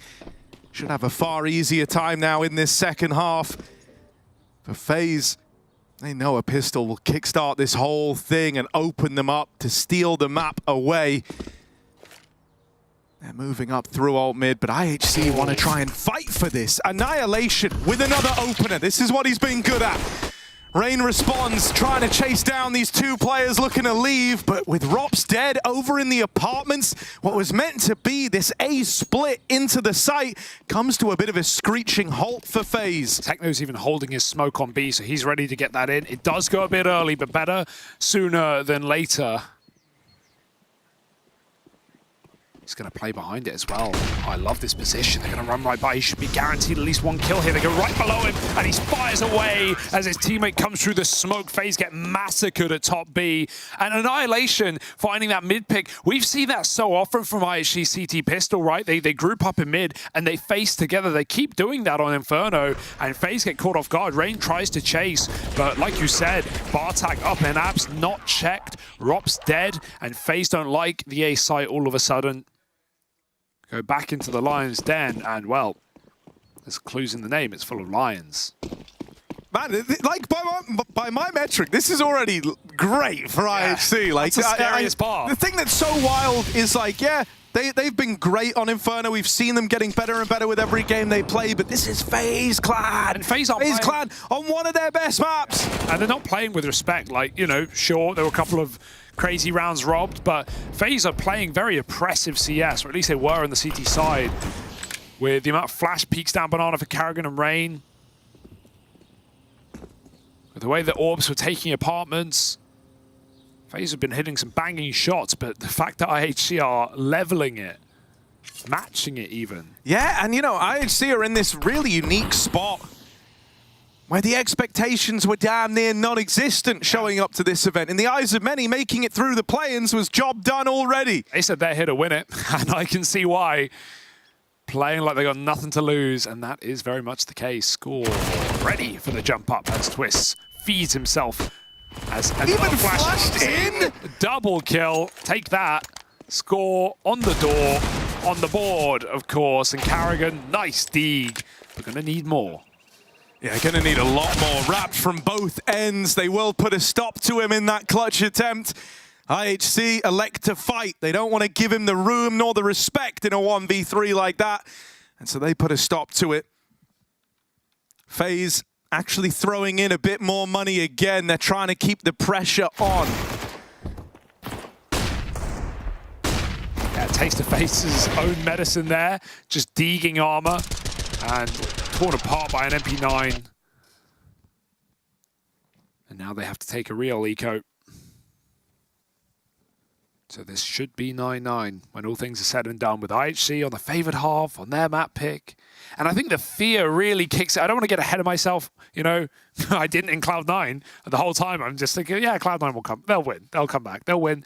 But when you lose the opening map as a big favorite in an elimination game like this, that messes with your head, man. That really does mess with your head. It's not like FaZe have made any errors like they did at Rio, you know, letting Vertigo through, that whole veto shebang that really, that probably did tilt them a little bit. But just losing the first map and feeling like you're on the edge of defeat to such a wild card team, I think that is scary. And I think that is a big part of the mental game for any team, even FaZe. No, I mean, and it's an incredibly unique pressure, right? It's not one that you feel a lot either if you're a team like FaZe Clan. Yeah. You know, you can even have matchups where it's versus a more tenured, more experienced squad. And, you know, you're still the heavy favorite. You still bear that pressure. But it really is this idea that for IHC, there weren't expectations. They've exceeded every step of the way. Yeah. They've kind of blown us away throughout this whole tournament. And so, you know, they're in their stride. They're like brimming with confidence. It feels like they're shooting for the stars, because why not? And for FaZe, it's this idea that this is a matchup they're supposed to win. There's not even celebrations on the line. If they do, they're one step closer to Katowice, to the playoffs, but they're not there yet. Absolutely. And I think the craziest part as well is we didn't even, you know, we saw potential in ISG back at Rio, but we didn't see any kind of crazy wins. I think they only fielded that one win against 0-0 Nation in that elimination game. But otherwise, you know, a loss to Outsiders, a single-digit loss to EG, gotten 2-0 by OG with, close maps, but that makes these wins all the more impressive, because they've been 2-0ing and grinding out 2-1s against top 10 teams like Furia and just about Cloud9. Something else I'll say as well, just to continue my kind of pro-IHC rant here, is that unlike in other maps gone by, in other series gone by, you've often kind of had like an identifiable slow start from someone on the ranks. Sure. You could maybe say it's Score, who's just down bottom of the board, but man, like for the most part, it feels like they're all switched on right now. Yeah. Which is a nice feeling, right? Because sometimes you have guys like Techno 4K falling a little quiet, struggling somewhat, and then having to build into a series. But he's come into this one rip-roaring. Yeah, we got some audio issues, as you can see, for the IHC boys, so just making sure that's all getting figured out. Admin's on the side already, and FaZe just have to sit there and mull in it. Never ideal, especially when you're on eco as well.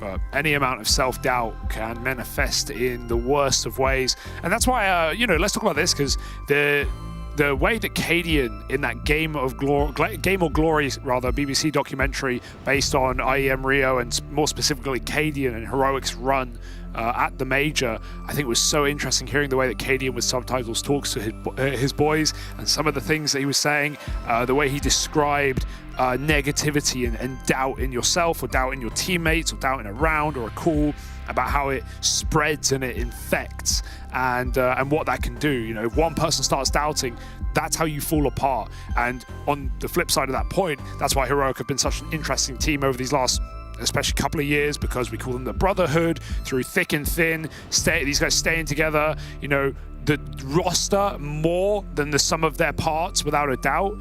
And you know, I think the Brotherhood there is an interesting talking point. So tying it back to FaZe, there can't be any self-doubt. There can't be any worry or any disbelief in a game like this, where you are such heavy favorites. And that, that in essence, gives the edge to the underdog to a degree.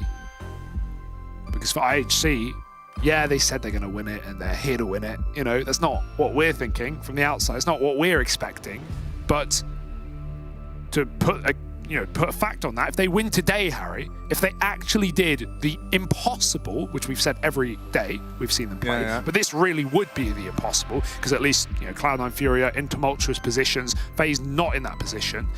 I think you have to seriously open up your eyes to the possibility that IHC could make a run, because it's not like the crowd back in Rio put them off. They were playing against the crowd, against 0 Nation on those 12-3 games. They 12-3 2 maps. They lost all the way back to overtime, and then they closed in overtime.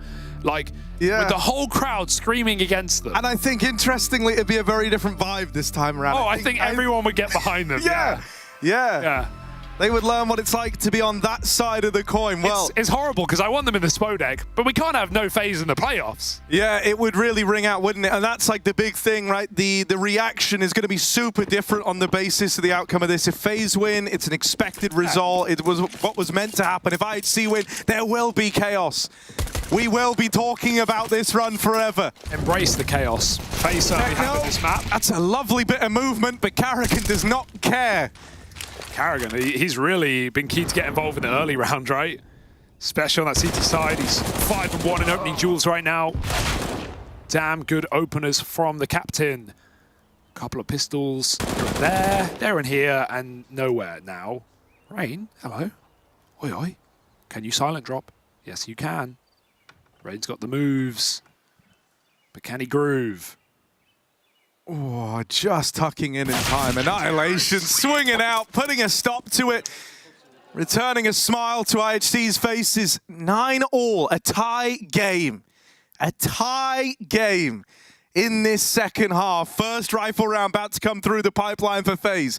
This is our real good look in to see if they're going to be able to pick this one back up. And again, reality check, right? We're 9-9, but 6 of those rounds are from pistols and conversions, right? Soon as FaZe went 0-3 down, they got guns. They went on a streak of 5 rounds in a row. I have the same expectation here. But Annihilation's got his AWP. So let's see what IHC want to do to open this round. Triple B, sending score into the fight. Artak and Apps. FaZe want to go through this B smoke, perhaps. Looks like it. Flash getting teed up. They won't go through just yet, but everyone's here lying in wait. Good damage on that nade. Oh, really good damage the second time around. Quite the way to open, but they don't want to lose it. I can't believe Score's gotten out.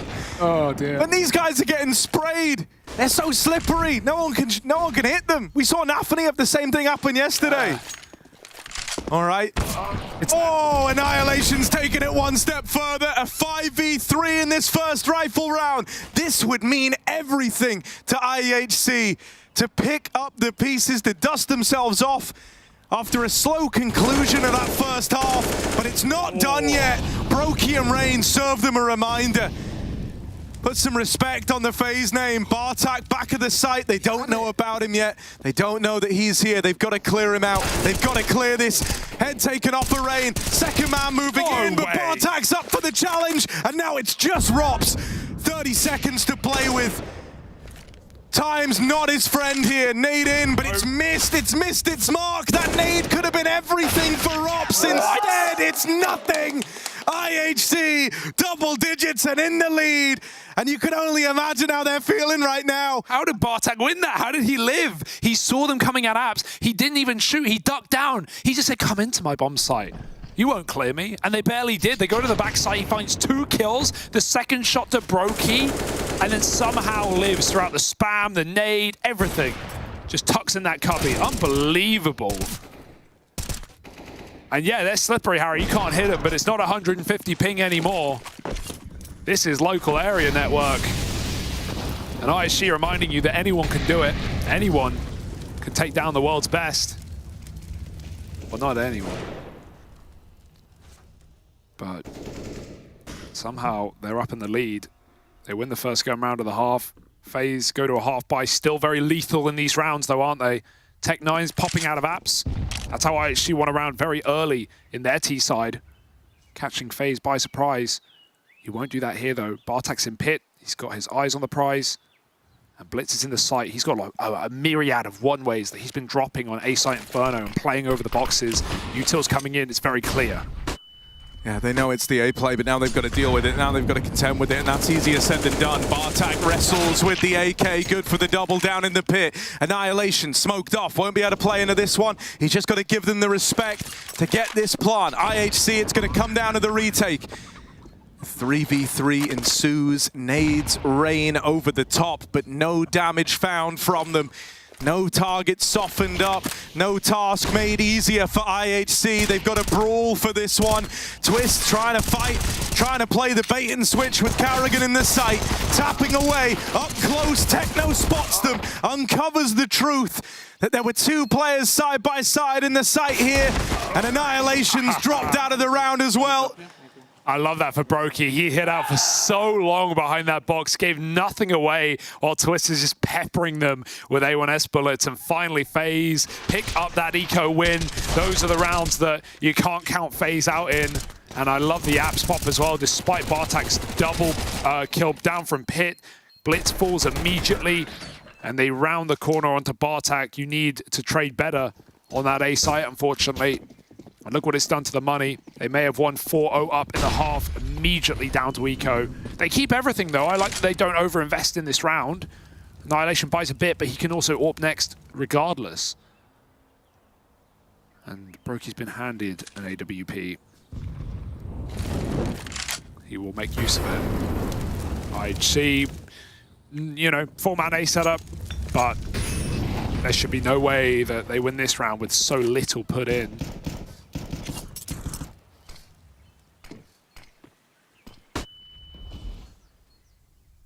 Yeah, and if FaZe go B, that's the round. Yeah. IHC are trying to remedy that by pulling some extra resources over. Ops wins a fight in the apartments, so already the 5v4. The rest should just be a formality here for FaZe as they group outside of the B site. There shouldn't be a lot that IHC can do to change the outcome of this round. They might have basically everyone here, but with just the pistols, it's not going to serve them well. I think they were going to try boost over the coffin smoke there, but he just jumped into the ground and FaZe heard the step. Bartak with some Kevlar to save. A little bit can go a long way. But, of course, Rops is in alt mid, making sure no one pushes. Same time, doesn't want to go in apps and give out his gun. Why offer up freebies to IHC? Make them earn it. And FaZe have earned an 11th round, and with 5 alive right now, so building up their own bank account so IHC can't find a couple of gun rounds and put them on pistols. Very important for FaZe to just not hunt here and keep everyone up. And so they shall. 11-10, FaZe back in control of this game. But I do think about that Cloud9 matchup, and I do think about the amount of plays that IHC had in their pocket on CT side Inferno. Lots of flash pushes through smokes and not really even fighting for Banana, which could be an issue for sure against a team like FaZe. But in terms of anchoring the site, they kept getting away with more than they should have. So let's see how that looks as FaZe go for B plays and gun rounds. Orbs out. But no util means Annihilation is almost certainly peeking down Banana. Oh yeah, he wants to be involved. As mentioned, getting these kind of opening fights with the AWP, getting the ball rolling, it's been his specialty here on Inferno. Great nade down through mid, finding some good chip damage, and there's that AWP firing off the early 5v4, and when that AWP rings out, it puts the fear in you if you're FaZe. It sends shivers down your spine. He's done it to you again. Excellent utility damage, right? 2 nades. And they've done 100 or 99 damage in this round from IHC. Now with a boost up, great position, but this is one that FaZe will be ready for. However, Annihilation might just grab a kill and get back. This could be a 5v3 before FaZe actually get a commitment in. The Molly's going to trap Annihilation, but all he needs is one shot to tee IHC up for this round. In come the flashes. He takes a blind shot. Now he's really rumbled. Smoke on the Molotov. They don't check the boost. They were chasing the AWP. And Score fires through for 2. Annihilation hits his from the back of quad. And Brokey now needs a highlight, but they go through the smoke. They don't respect FaZe nor Brokey in the clutch. And they find 11th with 5 alive. This is such a legit performance that we're getting. They're so confident in that moment there. Someone called Blair. Is he okay? His heart's racing more than them. They repel the B play. FaZe, they try to keep it simple after losing that first man. They think it's going to be as easy as running down the B site with that CT smoke in play, and it's not. Unreal. He didn't even drop back. Call for a flash, try and get the reload off. Nope, just goes through. And you know, I think one of the things that's so mental, because I see some folks out there still sleeping on IHC, still doubting, right? And, you know, with the other games, with Furia, you can say, yeah, you know, they come off the back of Rio, of the kind of highs, but also a bit of a fallout for them in terms of, you know, it felt like if they were going to win a major, that was going to be the major they were going to win. And, you know, there's been doubts around Art and his style of calling before. For Cloud9, they've had changes. So there's been caveats. There's been reasons why you could have tried to cook up some idea that this team's not legit. But with how competitive they are right now, my God, they're making a name. And this is not the first step for FaZe, right, in terms of losing to an underdog. They've seen that at Rio, and they will not be here to make that mistake again. Flash up, double logs. If FaZe don't molly this, they do, and they hit the shot, but the second player must swing, and Twist denies it. We needed someone to step up in this round, and Twist will fill that void. Bartak flashed into middle, finds Karrigan. FaZe need to commit as a unit. They need to make up their mind, and they know A is weak right now. That is the object of their desires. Score's rotating round. 3-on-3 with a minute on the clock. Score will get here in time. This is scary. It's the 2 low-health players entrusted with the A hold. Annihilation is very far removed, and if he's left retaken with the AWP, this one might fall on deaf ears. FaZe, this is their chance to course correct. In they come. Rain traded, but Brokey's there to pick up the pieces. Nice. And Annihilation is too far removed from this round. Good call for FaZe. It almost felt like they were splitting out too much in that round for a moment, but I think Karrigan probably called them back and made sure they cooled off in a 3-on-3. Don't play into the madness too much. Don't let IHC pick you apart one by one. That's so quick. And the weird thing about Annihilation is it's like, Blair talks about on the desk, like, he's the best clutch AWPer at this event, but he's not the best AWPer. And like, that's a fact. Like, he doesn't hit every shot. That's certainly true. But this guy has pulled out a lot of clutches in play-in. And he's played a lot of very important positions on their CT sides, as an AWPer always does. Ooh, that was scary. But he was, in my eyes, the problem piece, the latest acquisition back at Rio as an AWPer, and he was a problem. But he has not been anything but a solution here in Katowice.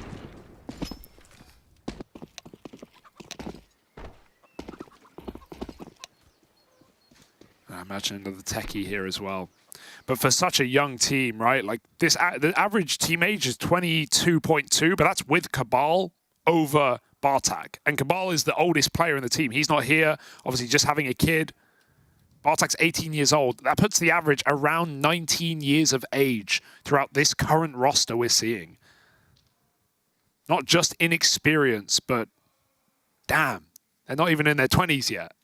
Yeah, you know, and I know that, like, you know, their kind of run back at Rio, there was a certain degree of, you know, they were playing versus the guys they'd kind of watched play and create the game that they're so in love with, that they're so involved with, right? And so there was that element of being starstruck about it, right? That's not the case anymore. Let's take a look over at the B stream as well. Over here, we got Team Spirit taking on Team Liquid. It's a pretty close affair. It's an interesting one, and it even maybe tees us up for the lower bracket rematch between FaZe and Spirit, depending on results. I think, obviously, Liquid are definitely the scarier team there in current form, you'd like to think. I don't think FaZe would be too scared of Spirit right now. And of course, Liquid even beat IHC in their opener pretty easily as well. With a strong Inferno start for IHC, but they couldn't close it. I wouldn't even call this game a strong start. This has been back and forth from the get-go. But all pistols and all conversions to IHC in the map so far. Only 5 actual gun round wins. Oh, Techno, very dangerous. FaZe, they're going ahead of it, and that's a great spam through the smoke onto Bartak. Now it's just the AWP, but if FaZe wait these Molotovs, they're about to go. IHC look like they want to try and push down Banana, come in with a fast flank. If they did this quick, they would have had the backstab. Instead, they might have missed this window. Annihilation is solely responsible for the A site, and they're already in. Too many angles, too much responsibility, and Rain locks him out of the round. FaZe with 5 alive. This one is a FaZe clan round all damn day, restoring a little bit of faith here. Not the kind of ropey nature of some of the other rounds gone by. They get that opener and they deliver on it. Yeah, that's the swing round, right? Not just a kind of low buy for IHC, like maxed out with an MP9. Yeah, they have the AWP, but they can't even save the AWP, and FaZe keep everyone up. So, in terms of the money, it's perfect. And now, actually, a couple of rounds in a row goes a long way on the T side. FaZe poised to take this map away.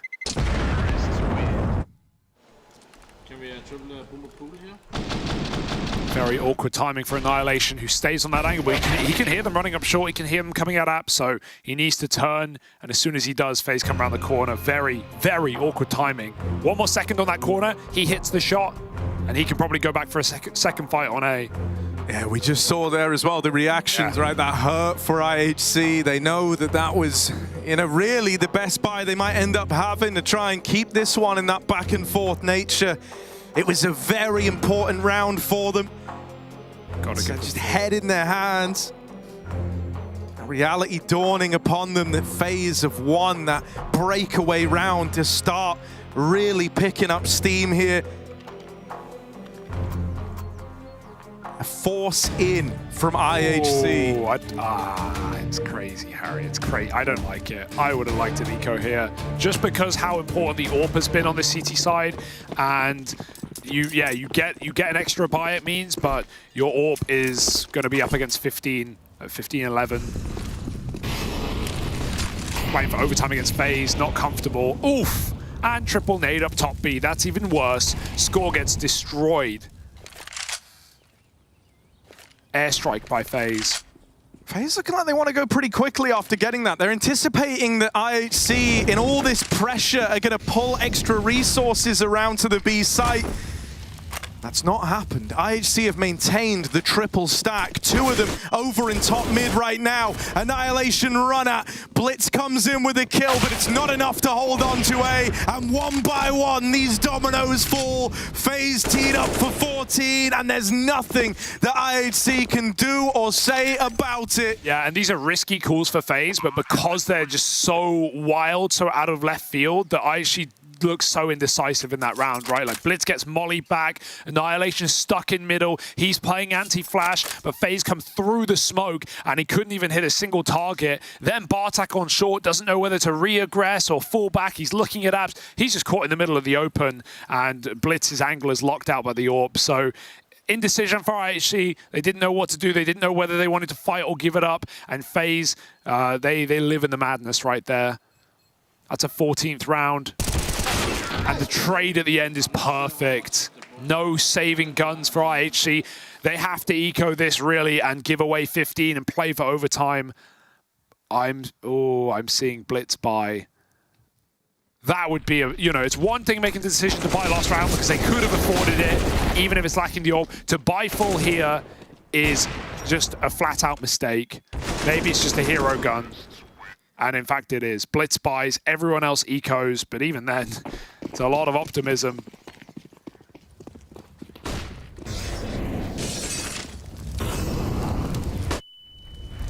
All right, Captain putting it on his own shoulders to go hero mode. Karrigan certainly did on CT Banana. Blitz looks to do the same, but what FaZe been after this entire T side is these A hits, even when they find B picks. Twist tasked with holding this B push, but it's just a boost up. Ooh, he's going into it though. Yeah, moving back, ready for it. The hero gun already cut down. It does fall behind the wall, so it's been retrieved, but moving on up. Twists is aware, gonna clear him, score, beheaded. And the rest of FaZe hitting the A-bomb site, moving in. This one feels set in stone here. 15 for FaZe, right around the corner. The hero gun accomplished nothing for IHC. Twists has won the B fights. The one man left is Bartak in the A-hold. He makes it exciting, but only for a moment. Yeah. So many players there to get that trade. Very nice to see FaZe in this extremely high-pressure spot where many other teams have come crumbling down, and they don't mess it up. They find 15 first. They are in control. That's reassuring with the amount of damage that IHC have already done here in Kato. I mean, yeah, dude, like, FaZe are a very, very hard team to put games away against, right? That's from the experience, it's from the tenure, the belief of this squad that in the long game, they've got it, and that's something they're always going to have over IHC. Yeah, you know, one narrative people like to assign to Karrigan is that, oh, the you know, 15-round choke, etc. And even though it has happened, I think one of the coolest things about FaZe is their consistency in overtimes in 2022. They closed out so many. Yeah, I mean, just think back to Katowice Grand Final versus G2, the overtime final. Ooh, Karrigan, what a play. It's so ballsy. He just beats him to the punch. He hears the low ammo. He goes through with no flash. Annihilation, hit this shot or your game is over. Karrigan will end it for you. The captain leads the way into A, and it's only a mag 7 up in apps. He's even pulled the pistol. Desperation for IHC, and it's sinking in now. FaZe are on your doorstep, and they have knocked down your front door. 5-on-1. FaZe on IHC's map pick. Look to secure it and start this series off right. Yeah, it crumbles for IHC as we get into crunch time. FaZe lights out. Karrigan, like a rabid dog, just let loose over towards long, mops it up. Great stuff from the captain of FaZe to inspire confidence in this series. Their map pick of Ancient coming down the pipeline next, and it looks like they're in great form.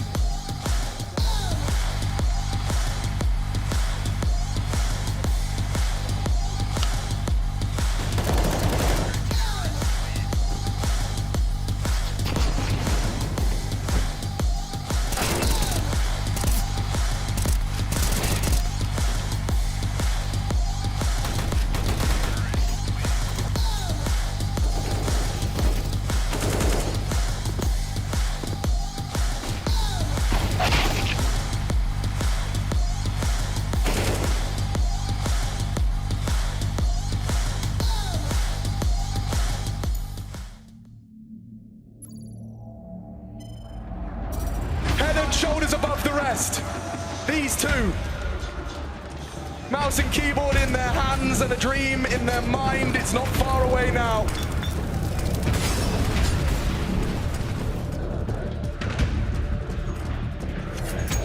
Twists, what is this? This is so smooth, so aggressive, unchecked, unscathed. Into the site. FaZe, knock it for 6. Now they evaporate. Open door. Just Yeah, everybody knows what to do, right? Yeah. Drop my smoke. Going top hut and then they top side. Get up the door, man. Yeah, I love him. I'm gonna fake fucking chaos and search for him. Only main as well. Hit a deep outside from main. Fuck. Got bomb after guys. Look first. We haven't seen him operate this up close and personal. Sure, he's liked the aggression, but he's been found out before, and Twist, talk about his impact. Second early. Smoke second. Okay. Follow go. Go. Pushing main. Understand. That's it. Close side. Boom. Make it. Nice, sure. Top hand. I have radio. Tight. Fighter. Round player. Heaven. Nice. Fucking go. I love you, Russell. I fucking love you. Let's fucking go.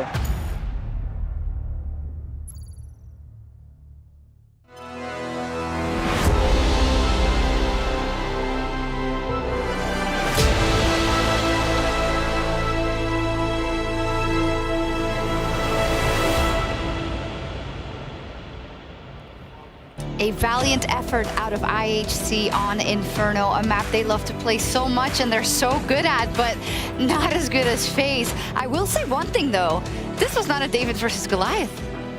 It was still a David versus Goliath. I mean, it is in essence and definition, but I didn't see one team get completely blown out at all. Oh, absolutely not. I think we should.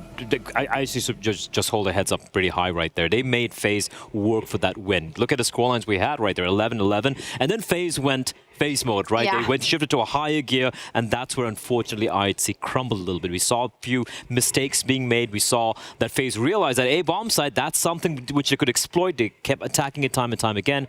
IHC, unfortunately, at the end, not quite able to deliver. What really impressed me was the fact that they brought the fight to FaZe, even in the first half. I like the way they went into Banana aggressive. They tried to, get the control of it. They were not scared of whoever was there from FaZe, even though we know the old individuals from FaZe are, pretty much terrifying when it comes to... So the thing is, like, coming into the actual first half, fighting for Banana against Carrigan and Rain, who delivered the multiple rounds with multiple kills, show me that, they have respect, but they're not scared to go against FaZe, right? Yeah. And said they got 6 rounds in the first half, which was really pretty respectable. In the second half, they got like 11-11, but like you said, the experience and the sheer firepower and raw skill kind of prevailed in this game. Yeah, I mean, like, winning 7 out of the final 8 rounds right there from FaZe. But again, like, just going back to what I said earlier, FaZe like, okay, this is kind of making us feel real uncomfortable right now. Maybe memories of Rio coming in, Carrigan's, all right, guys, we've got to close this one out. Yeah. Everyone woke up.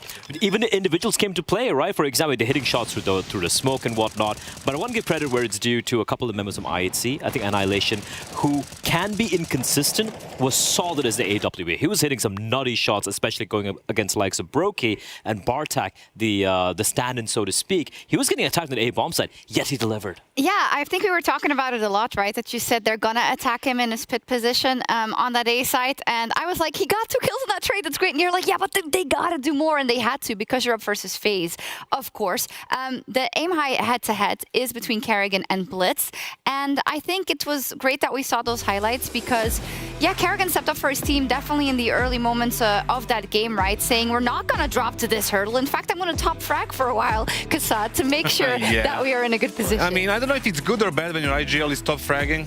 In some situations, it can be good. So, I mean, I'm not going to be mad about it. Yeah, I'm not going to be mad about it, but then you question the other. But the thing is, like, they got the win, which is most important thing. That's how we had Blitz. He might be the chess master, but, the game master was right here on the server. His name was Carrigan. He delivered, and 1-0, it's not the perfect CS, but it was better than what IHC had. Ultimately, 1-0, we go to Ancient. FaZe's pick. Now that's gonna be very rough, I believe, for IHC, because FaZe now got this load off their shoulders. They won the first map. Yeah. Even though they're the super favorite, you always love to win that first map. It's much easier. But for the side of IHC, I'm actually kind of curious to see their Ancient, because like I said earlier, Nuke, Inferno, Ancient, the 3 maps they play quite a lot back home. We've seen their Inferno, we've seen their Nuke. We haven't seen their Ancient yet. And again, they have absolutely nothing to lose right now. You already put up a fight against FaZe on Inferno, getting 11 rounds. That's pretty impressive already. And right now, without the pressure they don't have on their shoulders right now, if they can make things even more interesting on the Ancient, I'm just going to be happy for them. Yeah, we'll see indeed.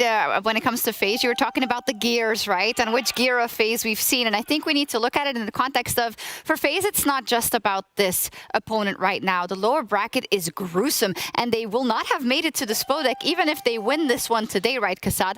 So are you kind of looking at this next map as, okay, I want to see the top out of FaZe if I want to give them a chance to go in a deep run in the tournament that is ahead? Yeah, definitely it will help them if they go 2-0 in the convincing fashion, just going like 16-5, 16-6, whatever it is, like super convincing. It's going to help them boost the confidence for tomorrow's game, which is going to be the winner of Spirit and Liquid, which is not going to be an easy game. No. We know that Spirit's individuals are super, super skilled, and obviously we know that Liquid can show a good game here and there. And, it's not going to be easy overall getting into the Spodek right now, simply because they lost to G2 yesterday and put themselves in a lower bracket. But like you said, I think this is a must kind of statement type of win for them. Not just to show the world or anybody, it's to prove to themselves, okay, we had a bad game yesterday. Today we're going to win. Tomorrow we're going to win, and we'll see you in the arena. Also, like the fact that they picked Ancient, right? Just yesterday they lost to G2 in a very, very convincing fashion. That was their map pick as well. So for them picking this map into IET, it's for them kind of,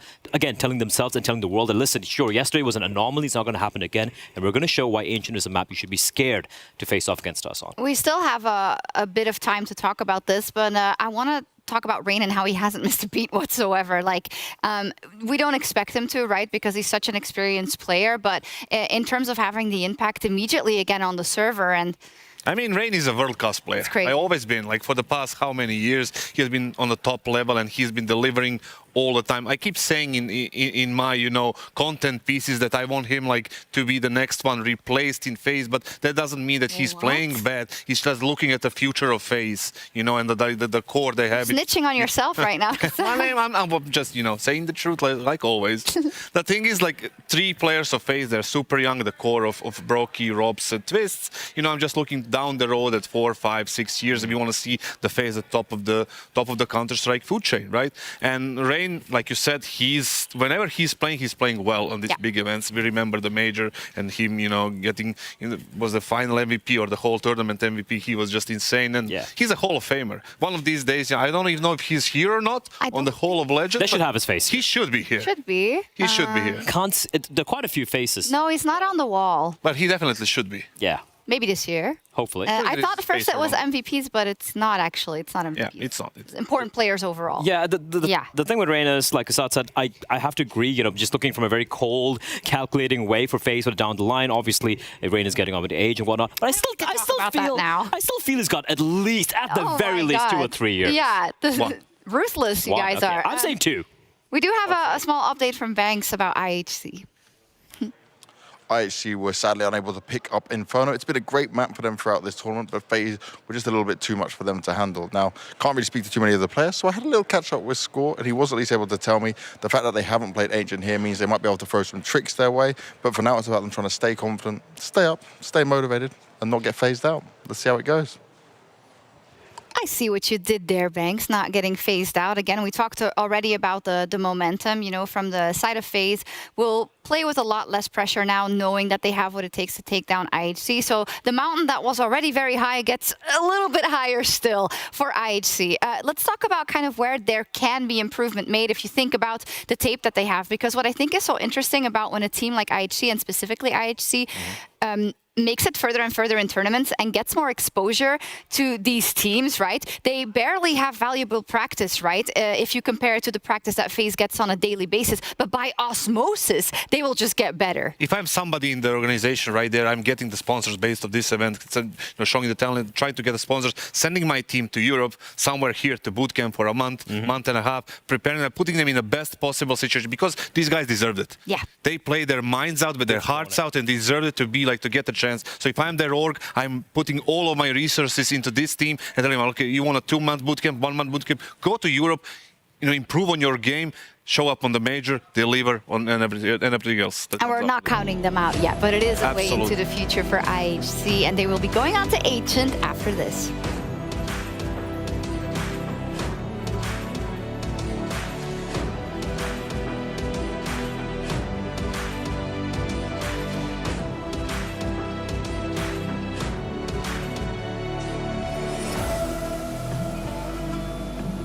The bell tolls for Cologne. This cathedral, a cathedral that is stacked from the earth to the heavens with the greatest of all the fans, the most passionate.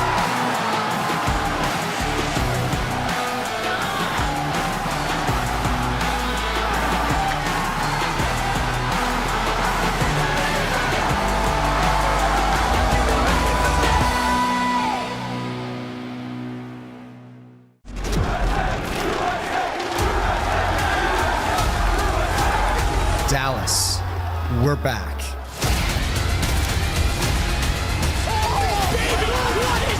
Counter-Strike is in our DNA. It always has been,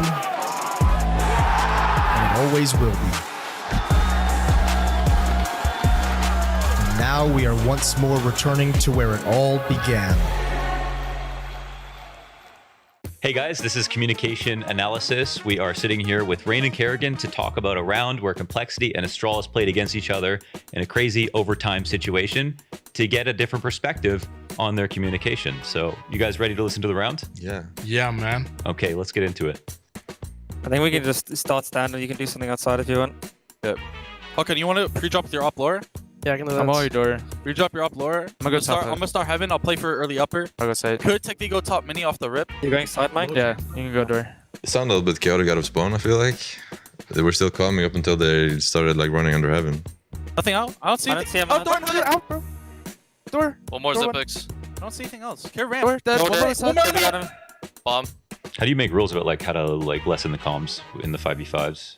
We have like set setups. Yeah, I think set setups, but we also I think they talked a lot on A on how they would react as like would jump on top of Mina then after doing something, and I feel like with me and Twist we're playing it very natural on A. Yeah. So like we know the first guy has a set role, second guy has a set role, and then we say I'm gonna go specific position, the other guy plays off that. But I feel like I'm going Mina, the guy is controlling what to do inside, where I feel like when you're playing a side like that you have to play natural. Somebody has to take care of door and take care of Mini, and as they actually just finished talking, all what they said didn't matter because it was very explosive A round. Yeah. So all that talk for 10 seconds actually didn't matter at all in that sense. The gap's outside right now. Yeah, we're both lobby. We have time. Can I drop vent? No, not yet. Could if he timings me right now. I'll get it, don't worry. One of them's 10 HP, guys. Molly from door. Oh, mini. Molly, many. Very random. Door, open door. Other unknown, but one of them still think. Where are you? In the vent. Yeah, okay. Is the wall 100 HP? Not sure. I'm staying around, they might walk out. I have a molly for retake. Yeah, all nades, but... Hide one, blue. Jumped. Yeah, I'm coming towards A. Outdoor one jumping. Outdoor one jumping. I think he's secret. I can molly silent for you. What kind of event? On site. Hit. He's up heaven! Heaven. In heaven. One guy is saying, I think he can be secret. I think he's secret.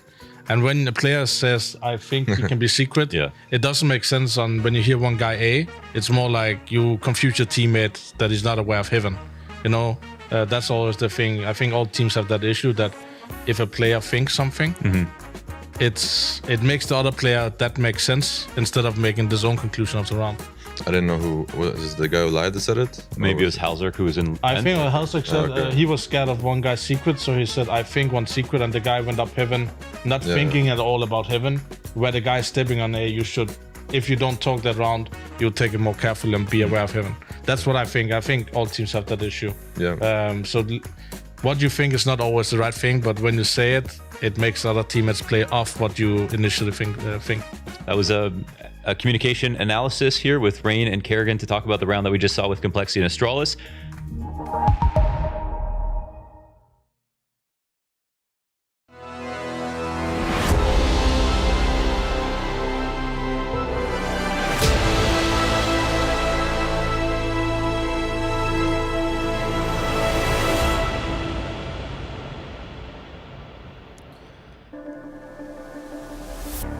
After falling on Inferno, IHC take to FaZe's map pick of Ancient. First time we've seen them play it here on their tour of Europe.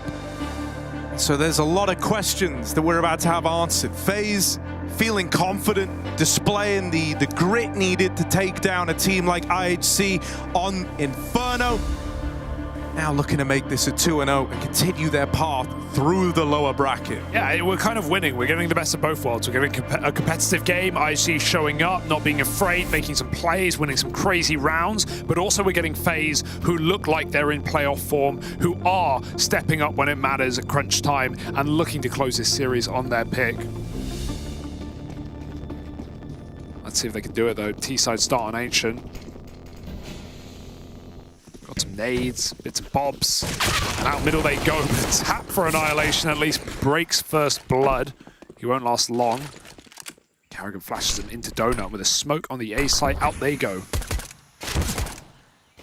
It has been spotted by Blitz, but he's trapped in at default. Really has his work cut out for him here. Good for one, does his part in the round, but Artak ain't so lucky. Score tries to come through this CT smoke while Techno 4K gets involved. 2 kills in the blink of an eye. Leaves it all on Rops. Pistol rounds have been very kind to IHC, and this is no exception. That's now 3 for 3 in the series as they get control of Ancient early.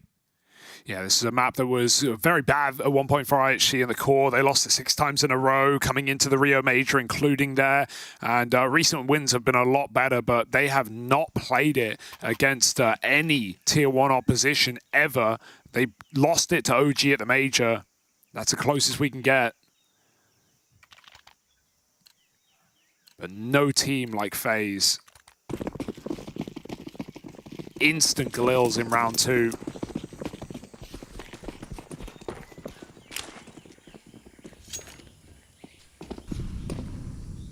FaZe move through him in. The Donut player is not even close enough to really hear anything. They're walking the entire way. They are about to completely surprise IHC. No eyes on this site. Blitz is coming in quickly from CT Spawn, but smoke is down and at least flashes do keep Carrigan cautious. Rain wins his fight, and honestly, that might be the round. They've got a plant. It looks like they want more. Oh, Brokey. Playing with fire here.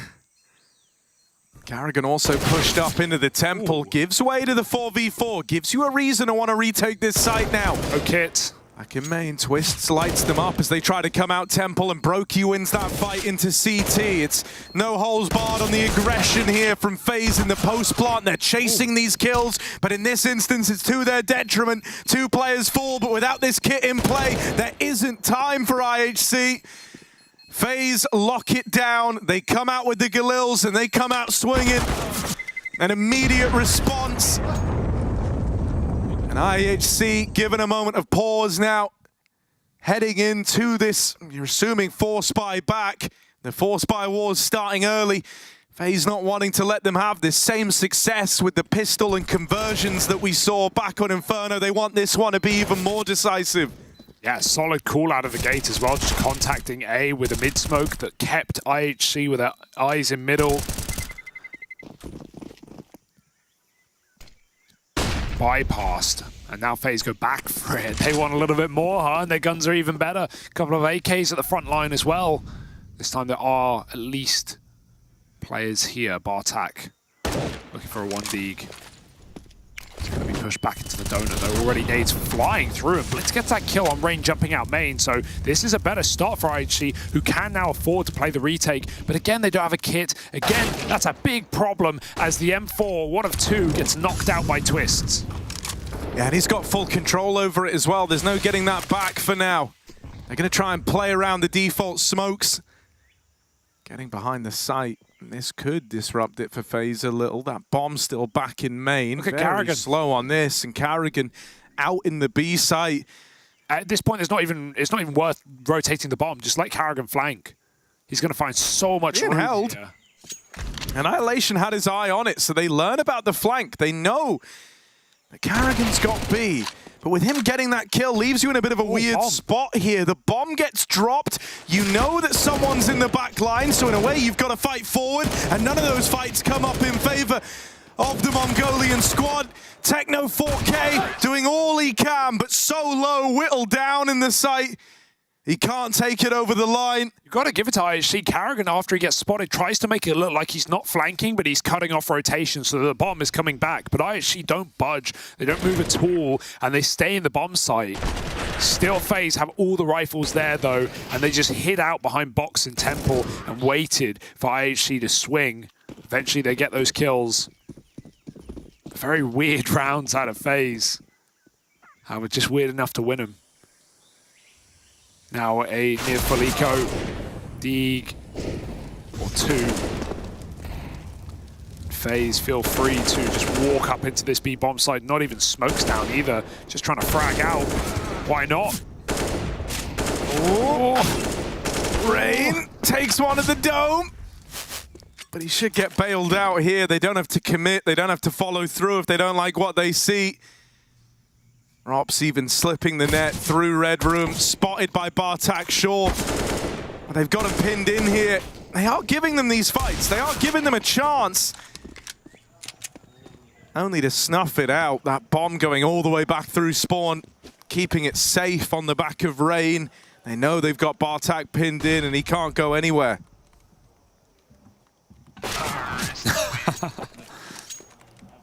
End it with ease. FaZe 3-1 up. I wonder what's going on the B stream though. Right now, Liquid on map 1 are looking to take the dub against Spirit. That would, of course, mean that the winner of this will face the winner of FaZe IHC as well for the final quarterfinal spot left up in this group. FaZe expect to get there, and this rifle round will be a huge deciding factor if they can run away with a T-half. Annihilation's got his AWP started B on long side. FaZe smoke their molly to swing out mid with a flash. Bartak goes back to Donut. Young player in a very difficult position. FaZe are gonna assault him with utility, forcing a smoke out and getting even further room in mid. He's got a bit of support in blitz, but FaZe, they might just walk right past this. Red smoke soon to fade. Ooh, good pickup from Bartak, and Techno's going to add another one to the tally. This has not gone how FaZe envisioned it. They try to flex this mid control, they try to take Red away, and they end up looking all the worse for it. Bartak, that's a lot of damage. Sure, he comes up short, getting the kill, but he spots the bomb rotating away. He brings a player down low. FaZe are trying to fight their way back into this one. Score had the chance just there. Brokey taps the bomb and now up and leaves. They heard the rotates over towards B. It's a race against time for the A side of the map. Rob's going to move in first, but he's got to hold the fort. Does manage to make it across in the temple. No way. Blitz running at them, tries to deny the plant, but has given up the 3v2. They catch Rops leaving. And now it's left to Brokey in the clutch. Yeah, Blitz tunnel vision as hell there. Didn't even consider that Rops would try and cover that. Nice shot from Rops, but it's up to the AWP. And again, lack of kit has been the issue in all of these retaking rounds. This one is no exception. Brokey soon to know that they're both coming into the site. His mid is clear. He's covering the cross from main. Got to swap sides to actually check that bomb. They can tap him, inflict some paranoia. Good grenade. Brokey's low, they're up close, and he hits his shot. There's the tap, but there's simply no time. This round is done, and Brokey now knows he's going to run away, keep his AWP going, and a 4-1 lead for FaZe. What a clutch out to fake the bomb on B. And he even dies at the end, Techno. But Brokey goes out, he fakes the bomb. Score could have just killed him at the back of the B site there. But he holds a shot for a second, and Brokey gets out, bounds back to A. Yeah, this is a bit of a sad round for IHC. It all the makings of them picking up their rifle round, but it falls on deaf ears. FaZe managed to claw their way back into a 2-on-3. And the cracks are starting to show. Blitz is clearly feeling the pressure in ways that we haven't seen yet in these games. I think that was a very uncharacteristic move in the last round. And it's a sign of the times. Yeah, I'm not even really against it, but he knows that he's giving away info because he's running through the molly and he just tunnel visions one player. Like, there's one thing to put the pressure on, there's another to just pretend that Rops is not there with his teammate, covering every step of the way. Look at the room FaZe have. They are abusing the A site right now. Going here every round, or at least ending here. Rob's in main, here's them step close. They're already coming out Donut, they know where to look. The comms come through, and even though all the pistols are here, well, now they're not. FaZe win every fight with ease. And IHC, this ain't Inferno anymore. Yeah, this is where, you know, for IHC, I think the fact that it's ancient is very troublesome, right? We say that IHC have like a almost Eurocentric play style, but you know, oftentimes with all the maps we've seen them play so far, there's been big improvements each time it crops up in a series, right? You can really feel the adaptations map to map with this team, and Ancient is one that's been untested here versus top-tier opposition. FaZe, meanwhile, they've got their reps in on this map. They've got a lot of ideas, a lot of depth, and so it's going to be a very tall challenge for IHC to contest with that. Makes sense. Makes sense. 5-1, yeah, it's a brutal beginning.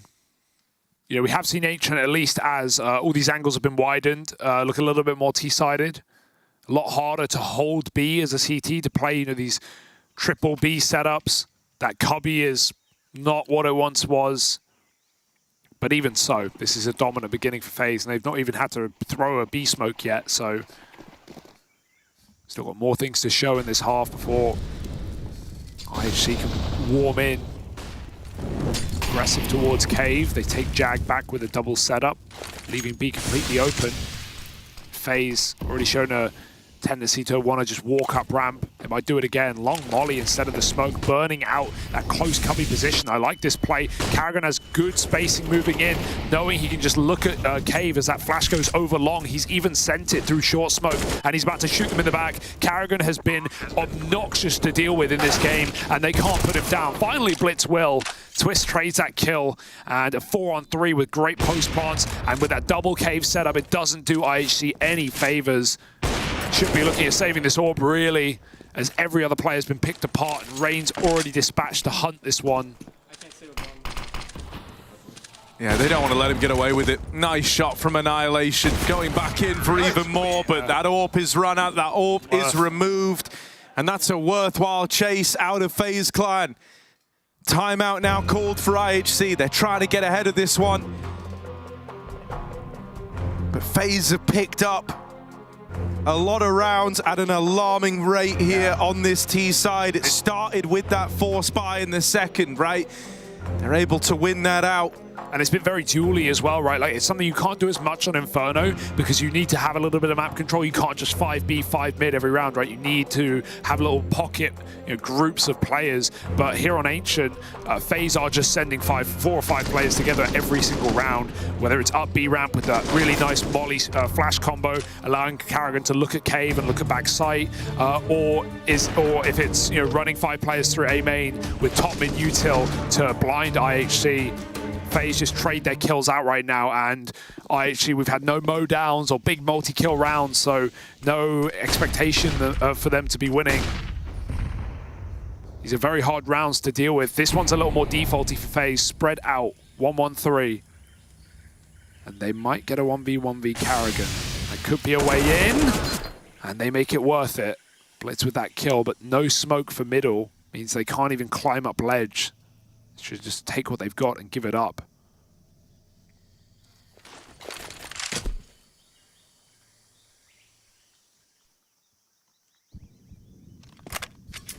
Oh, that score really didn't spot them. One smoke. That one bit of util drew the attention away from B. Now Score still comes up with the goods. And even though they were midway through rotating off of the site, the round ends in the blink of an eye. I guess the benefit is, like, it's not like you got uprooted and you lost your anchor spot in B. Those are more of the anchor spots, playing really deep on long and playing those for that long range. And FaZe have already clearly worked out that I actually like playing heavy Cave just by the fact that they ran that previous BXX and this time they plant for long, not for Cave. So he's able to stop the plant as well. But wow. That was a quick round for IHC out of nowhere. All the kills, even in middle as well. After one smoke over A, almost faked them out entirely. Again, double Cave. And Rops using lineups to make sure the smokes stay in the same place. That's smart. So they don't roll. And you can throw all 3 of them from the same position. That's very cool for Robs. Save these lineups.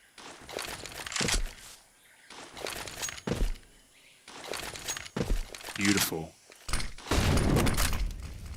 It's a lot of smokes raining in over the top. Re-smoke in main is nice for Blitz, but he can't stop them coming through it, and the default player dead in the water. The A site abused again. Score delivers a bit of hope for a moment. A faint glimmer, but Rops is keen to snuff it out. Dealing with Annihilation's wrap alleviates a lot of the pressure. You know these guys are grouping, looking to move in together. Techno stepping up, but now Twist's left to get past. It's clean, known for his headshots. Out with the swing, he'll put a stop to it. FaZe Clan snuff out that hope that IHC were desperately holding on to. And that one's gonna hurt. It's another one of these rounds where you're at the disadvantage, you're building back in, right as it's all starting to peak, the emotions are building, you get locked out. And again, it's not like IHC have lost their ability to aim, man. Look at this kid Frag. Hits every headshot coming out of Temple, but Twist with a nice off angle. And you'll notice FaZe keep using this wide plant as well, not really playing donut post plants in many rounds. Safe from that position. It's a lot harder to get on that defuse as well, considering how many more spots it's open to. No box cover, nothing. Marvel at that execute though for Rops. That was a Temple smoke, a CT smoke, and a donut smoke in an instant. FaZe have a very good looking Ancient right now.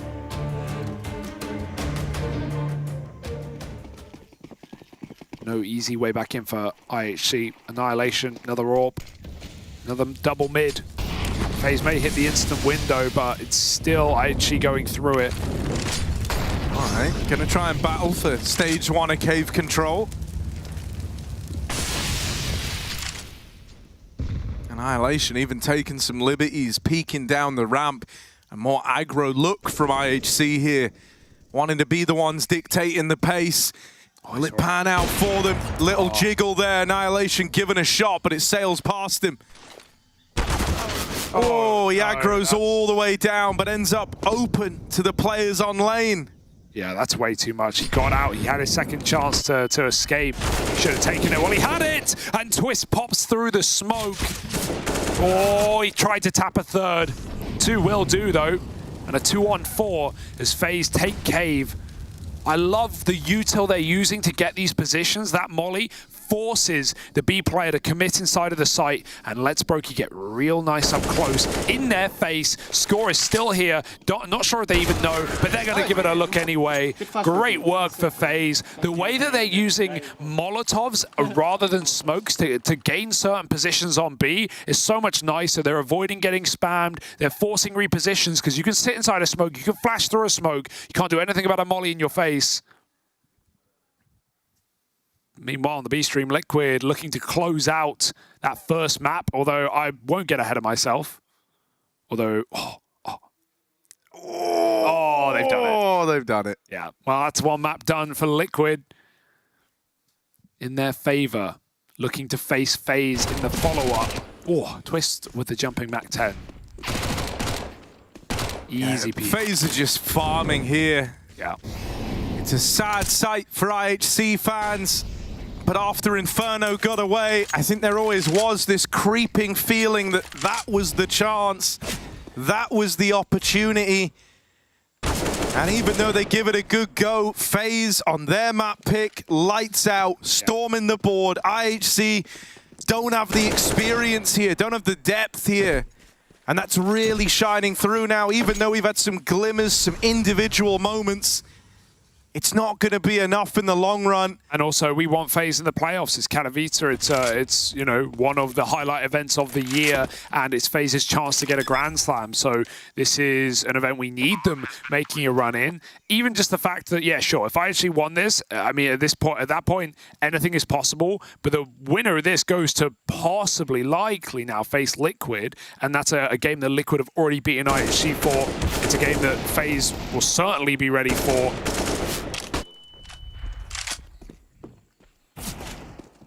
And I think regardless of what goes on here in Ancient, a lot of credit and a lot of appreciation must go towards IHC from what they've accomplished in a very short space of time and some of the teams that they've taken down at this tournament already. The likes of which we've never seen before. Oh, how does Score die there to the A site plant? You know, it's been years since an Asian team made a run like this. Sure, Tyler at Sydney to top 4. But even so, the caliber of the teams that IHC have taken down in this path, I think, is the most impressive part. Yeah, and that part is the bit that's like nothing we've ever seen before.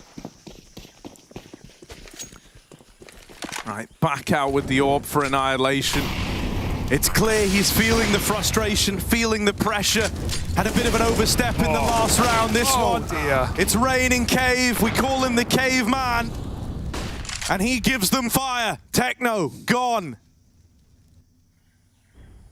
A 4v3. Oh. Everyone trying to make heroic plays for IHC, but it's only digging the grave deeper. They don't know about Bartek. He climbed up from mid, so they will have no clue, no expectation for a player to be here after a double Jag pick. But is that going to win them the round? It feels unlikely to say. The plant probably won't even be for him as well. Even if they go for a standard ramp plant, it's not going to be open. And hey, Karrigan's coming in. Bartek's played this very patiently. Yeah, he's full waiting on this. Yeah. He's trying to inspire the troops by making the big hero play happen. Right now, the bulk of the team are watching him try and navigate a clutch over towards this B side of the map.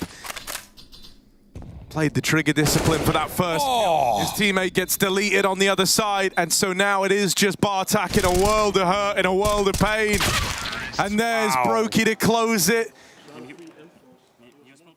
FaZe are running away on this T side, and there is no stopping them. Yeah, and they should keep it up, right? They didn't look stressed on Inferno, even though maybe they were feeling it, and they certainly don't look or feel stressed right now. They are trying to get as many possible rounds. They are not going to give any inch in, any way to recover this game for IHC.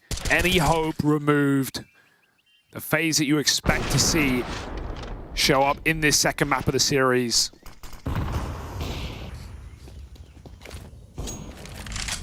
They want the glory, and they're going to get it. Nice. Ooh. Go on. Yeah, Brokey's just waiting. Take that AK, I dare ya. Rops taps out Bartek. The D down ramp does something, but look at the space FaZe have taken. Already running through the red smoke. Oh, Score turns away, but he does still recover and drop the bomb. Oh, Brokey on the mid-rotate. That would have been one hell of a flick, but it's too much to ask. And Rops, I believe, all the way in CT, having a move through the donut.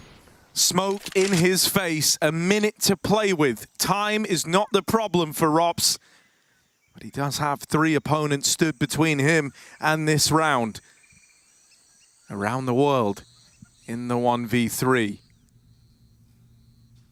Gonna have a chance at the mid-fight. Gonna have an opportunity to find one out on an island. Annihilation is just about to get out of the danger zone. And so Robs, this first point of contact, this first fight is gonna happen as he goes looking for donut control. No time for this.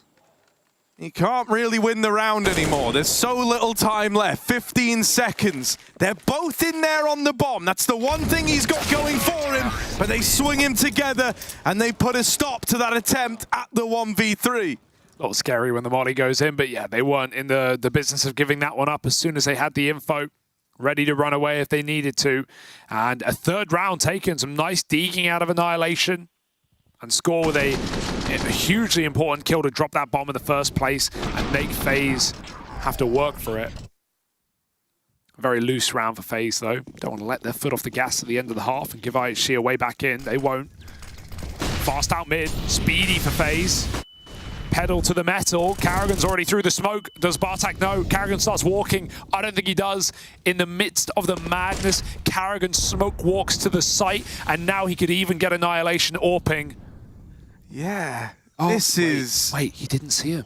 They've missed each other. Oh, he's thinking to himself, A's way too free. How am I this deep? He's going to call watch out in A main, though. So they should still be able to check Annihilation in this position. Temple's also the option. Karrigan, smart man, reroutes round, and now is behind Annihilation. Oh, he's gonna kill him. Easy one for Karrigan. He didn't believe it, Harry. He knew it was too good to be true. And now he's cut off the B rotate. How disorientating for IHC as well. You think you're building a picture for how this round's going to play out, and then you die to nowhere. If you ask IHC how that just happened, they would not have an answer for you. They do not know how Karrigan got there. They're fighting ghosts. And so it's on that move from the man at the helm of FaZe. They look to find 11, every angle considered, every path to this retake being watched. IHC will not be let back in this round. And so FaZe are shooting for 12 at the end of this first half. Oh, the bomb. IHC keep them pinned in. Yeah. But FaZe can afford to lose players. Money is not the problem here. Yeah, I'm just glad we can have some guns for IHC. Save the orb. Let us, you know, see Annihilation fire up a few more opening kills, possibly. But it feels inevitable as to where this series is going. FaZe with that Grand Slam mentality. The first of many wins they need to add to their collection on that road. And bigger bosses to face down the line. Whoa, they have just been wrecking these mid spawns as well. Blitz has usually had a teammate by his side. Bartok's not there this time. In Donut, Rain with Molotovs again. This is scary for Annihilation. Not really how you want to use the AWP. But he's got to make it work anyway. Karrigan. I'm scared he's going to go for a no-scope. No, that's pretty quick. Clean shot, but gonna need a bit more. Gonna need a couple more of them. If IHC want a fourth, FaZe are rerouting. They've been very mobile. They've been very, very quick to change up these rounds on the fly. They drop down into mid, and now they look to split A. That was nearly the opener. Twists will secure it, taking heads off, taking scalps, and now it's just Score left standing. Faster through Temple than they're ready for. Chance to drop the bomb, but it gets away from him, and it's lights out for FaZe. Just 4 rounds away from eliminating IHC.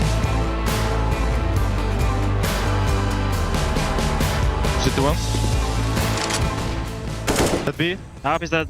I'm sitting right now. Score killed me CT. I have Temple. If you clear, could be Tommy has Molotov and flashes for Temple. I lost the radar. Temple. The other guy. That's the other guy. Both.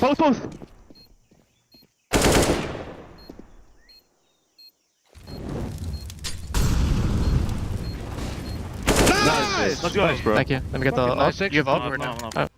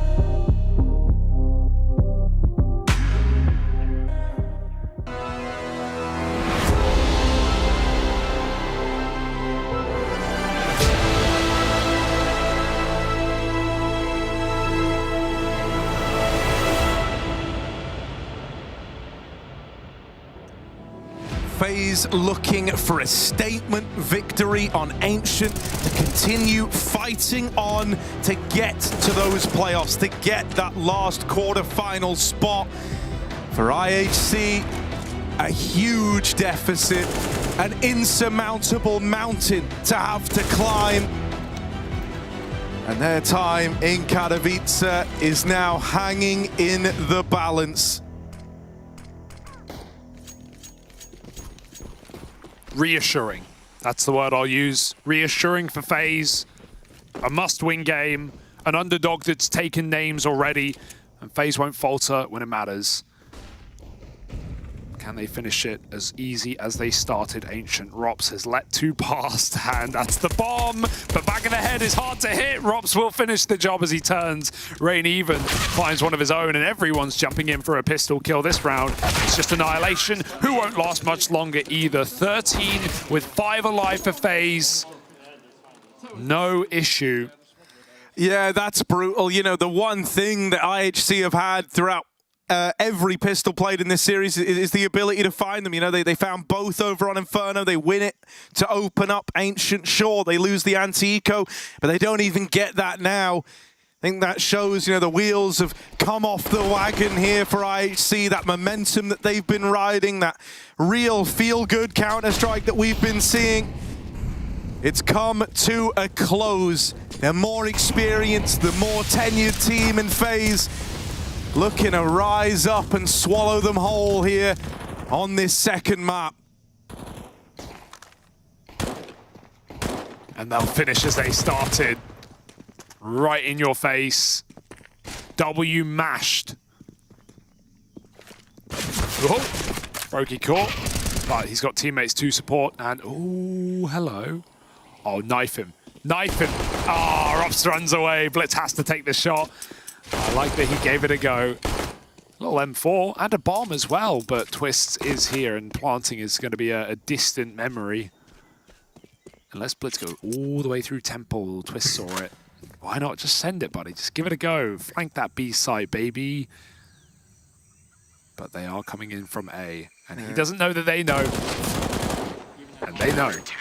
Easy round for FaZe. It was only Glocks. It was always meant to be. But now we get to see, sadly, only one T-side rifle round to decide whether IHC have what it takes to battle against the best. They did on Inferno. And hey, their map statistics look great on Ancient. But facing Tier 1 teams is a different beast entirely. And as ready as IHC have been for this level of opposition, not on this map, not yet.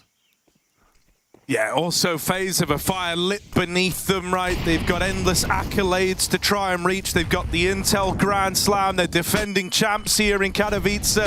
And even more so than that, after their faux pas at the Rio Major, they've got a reason to be giving this 150% right now. Trade early for IHC, a 4v4. As Carrigan's knocked out of the round, they're going to group outside of this B site, looking like they want to try and move in. Contact, Annihilation. Up the ramp side, no util to telegraph this, but Rops is still throwing in this flash on a timing. Brokey gets spotted, getting run at. He's got support from Rops. There will be the response, there is the reply, but look at Rain right behind them, ready to go. They turn to deal with him, they can't win that fight. And so now it's Score throwing into this clutch. He knows that both players are here. There's a path open towards A right now, and so he's gonna take it. I think they've already read it. Twist, he didn't hear a step, he just knows that the info goes both ways. If Score's gonna make this call, I will beat him to the punch, but Score, oh dear. This is weird. He could even flank Twists or back to that B bomb site. They're back to back right now. Twist saw him. Oh, no, he didn't. Score, knife out. Dead man, sadly, starts to run, and Twist made that read. Love the rotate from Twist. Even though he almost missed the timing, he stops it from getting weird. And FaZe Clan ready to finish the job. Business as usual. Focused faces. And IHC, no reason to feel bad about themselves. They have had a stupendously good tournament. Created a lot of new fans and a lot of new enemies. And we will see them again, no doubt about that. Yeah, next time for this team, going to be Pro League. Have a chance to catch them there. For FaZe, looking to continue this lower bracket run. They've got a point to prove, and this is them showing it. Rain, Carrigan, getting all the glory here, ready to walk it over the line. And the rest is just a formality. Inferno might have been close, it might have had some promise, but here on Ancient, it's no such feat. It is utter domination. Bartek through the smoke and showing that individual prowess, the one thing IHC have really brought to the table here in Katowice, but it's a calamity too far. FaZe slam the hammer down as they're known to do so, and Rops is here to close the series 2-0. FaZe Clan do it. They eliminate IHC here from IEM Katowice. A star-studded performance from FaZe. Everyone looking good. Carrigan at the helm, fragging high in this series as he did to open as well. And for IHC, commiserations. They may not have won the series, but they won our hearts. Yeah, they certainly did. You know, this one's going to hurt. You can tell their faces. It's dawning on them now that as high heights they reached in Katowice, all good things must come to a close. Nothing but respect between these teams. And for FaZe, they've overcome their demons, right? In Rio, they fall to the Bad News Eagles. They fall to the underdog. They do not repeat it here in Katowice. With the Intel Grand Slam on the line and it all to play for, they're trying to put their best foot forward on this lower bracket run. Yeah, we got James down on the sidelines. Let's check out what the boys have to say. Yeah, I think he's getting to them in just a second, but we wanted a word with Twist first. You guys are already talking? Oh, yeah. Why not? Yeah, why not? Indeed. Congratulations, Twist. We had this in mind as a David as Goliath matchup, which I think it is when you kind of look at the experience, right, and the accomplishments, but still it's one that you have to take very seriously in IHC. So how was the experience on the server versus them? Yeah, I think Inferno got a little bit shaky. Obviously, we didn't really expect them to pick Inferno. We thought they would pick Nuke because it was their comfort, and I think they would just want a comfortable map pool against us. But I think they still got a good veto. I mean, they picked Inferno, they got Nuke as a third, so they played it well. Yeah, we knew that they were dangerous. I mean, they took down Furia and then they took down C9. These are very good teams that they beat. So obviously they kind of solidified themselves as a threat in the tournament. And yeah, just prepared, took it a bit calm and just wanted to play our game and, you know, have a good chance. Were you a little happy that Cloud9 got knocked out by them? A little bit. I mean, it's just shocking. I was more happy for IHC than I was happy that C9 lost, you know. I also wanted to add to that, like the Ancient pick coming in from you guys, right, after the game you had yesterday. Was it kind of like kind of trying to prove to yourselves that, hey, you know, this is still our map? We honestly felt like we got pretty unlucky on our T-side Ancient and really didn't get to do some of the stuff we wanted. We got a lot of map control and it didn't really reward us, you know.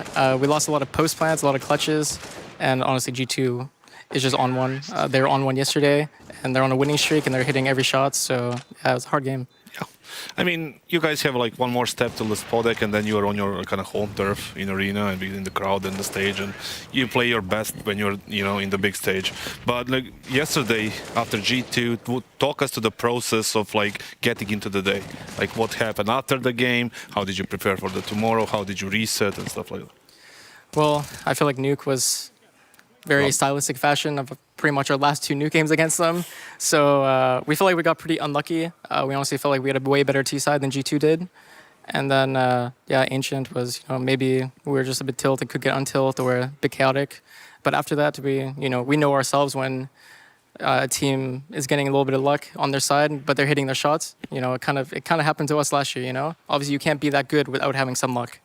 And, yeah, just prepared as usual. Watch the games, anticipated our matchup, and you know, just like for any other team, we prepare as usual. Mm-hmm. Do you feel that you took a step forward? Because watching it was a very high level match as well, right? It's not like you got blown out at all. It was actually very close at a lot of times. So you feel like you're making up enough weight in that if you were to meet them later in the tournament, which is probably likely, that you would have, you know, their number?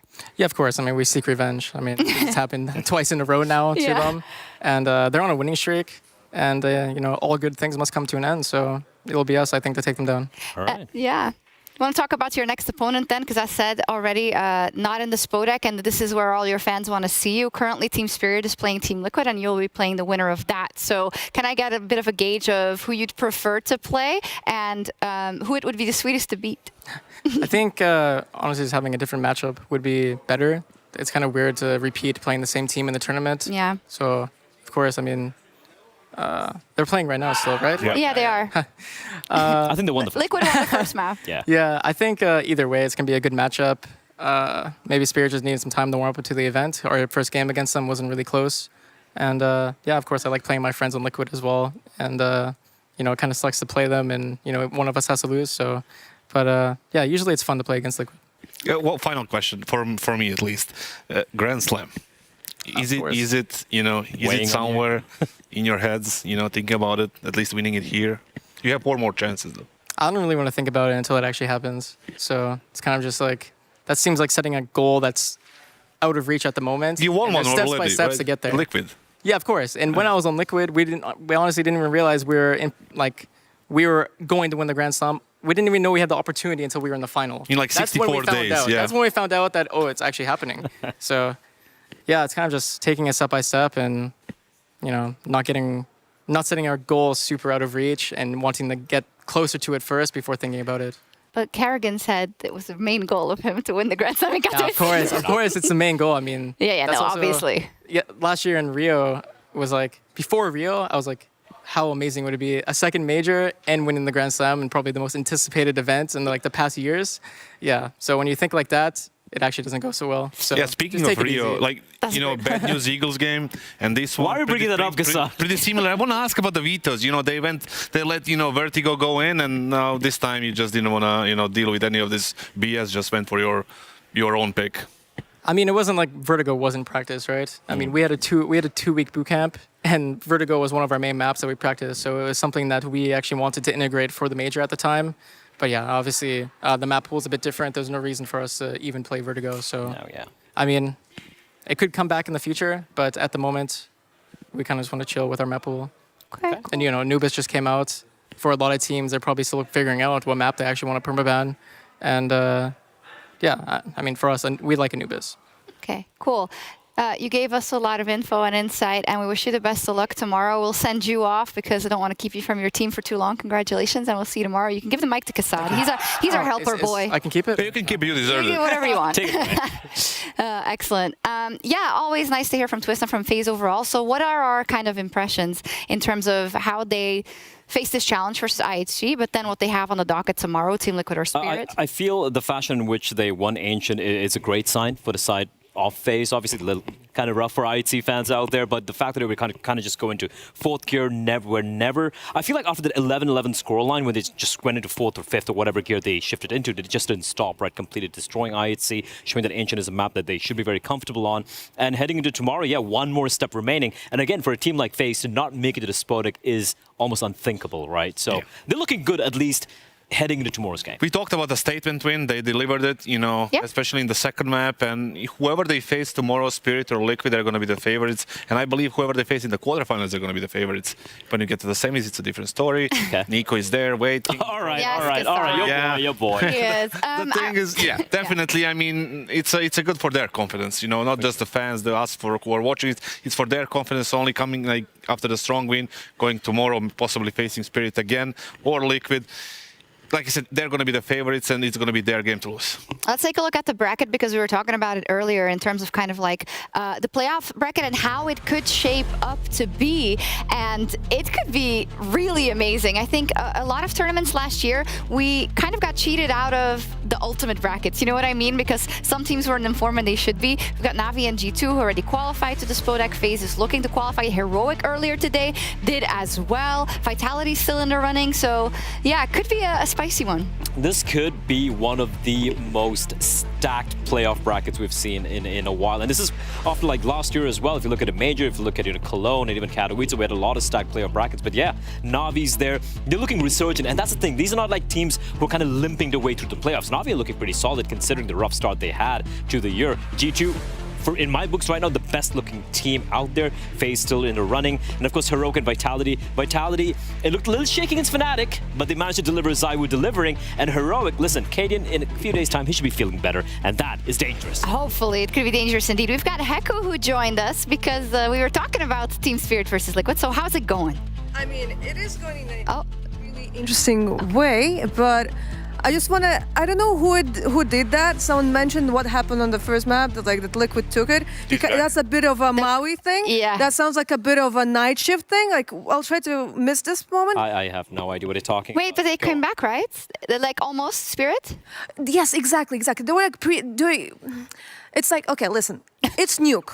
It's Nuke. And we know that for a really long time, Team Liquid, they were banning Nuke. And for a reason, because, Kinder didn't really play it while he was on Outsiders and so on. But it kind of felt like a bait. It really felt like as if Team Liquid were like, okay, we are going to play Nuke and we'll destroy you. And they were really successful on their CT side. And then, even though there was kind of like a comeback on the T side, I mean, Spirit just could not do it. And right now it's Overpass, and it is the map pick of Team Liquid.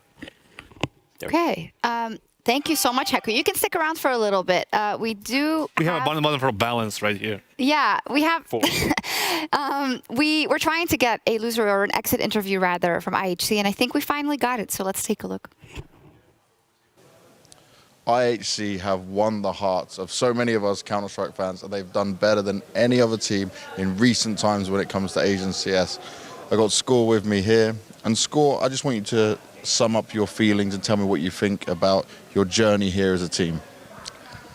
It means a lot to my team and my teammates and my country, because it's like in my country, new kids, upcoming new kids take so much motivation from us. Maybe they're gonna make better from us in the future. Yeah.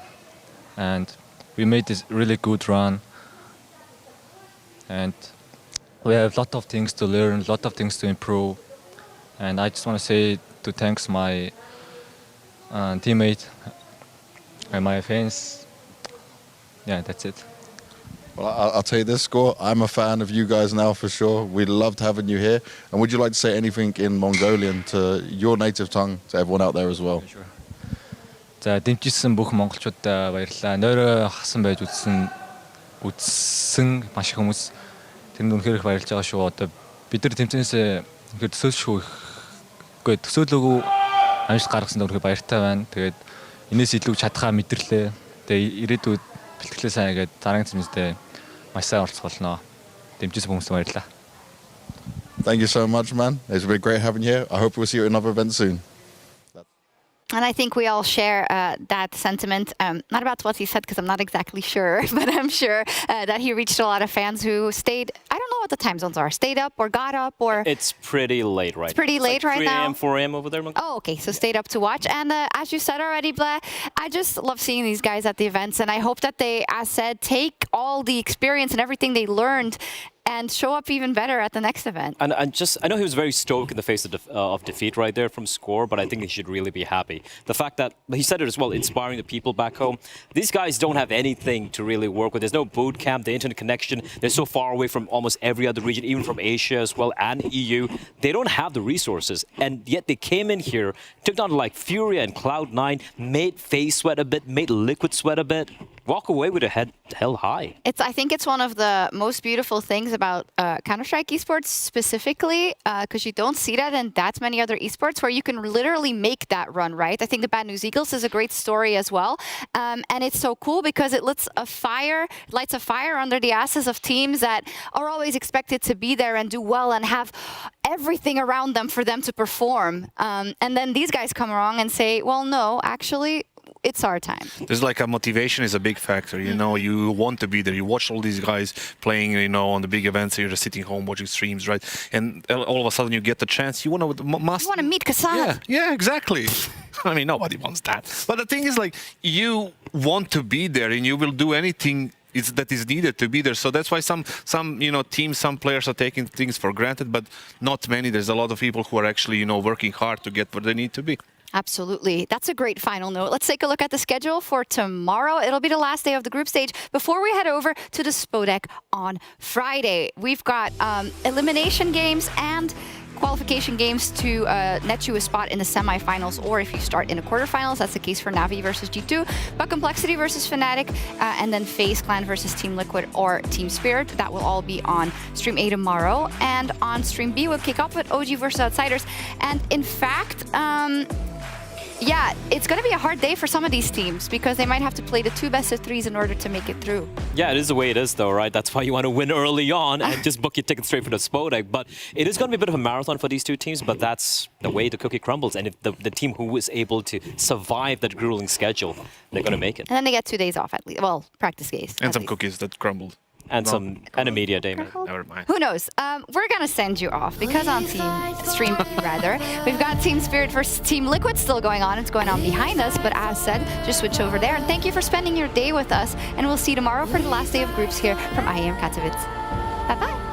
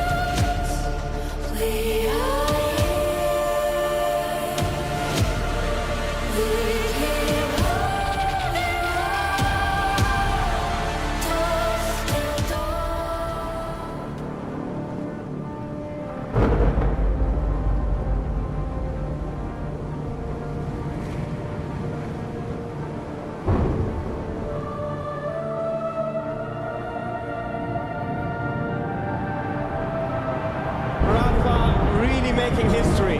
Absolutely phenomenal.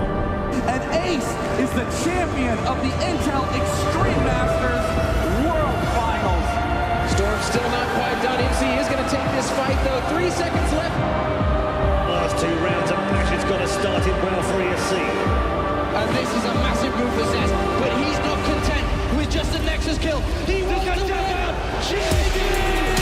And it's all done. A flawless win. Unbelievable Rogue with a 4-0 victory over Classic. And they did it again in the grand finals. It's Navi! Give it up for your Intel Extreme Masters World Champion!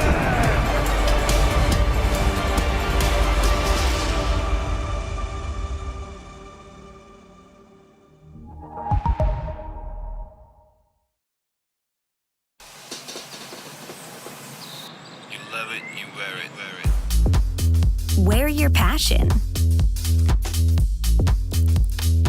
Share your passion. Wherever, whenever. Gaming is a lifestyle. Get your merch at shop.eslgaming.com. The bell tolls for Cologne.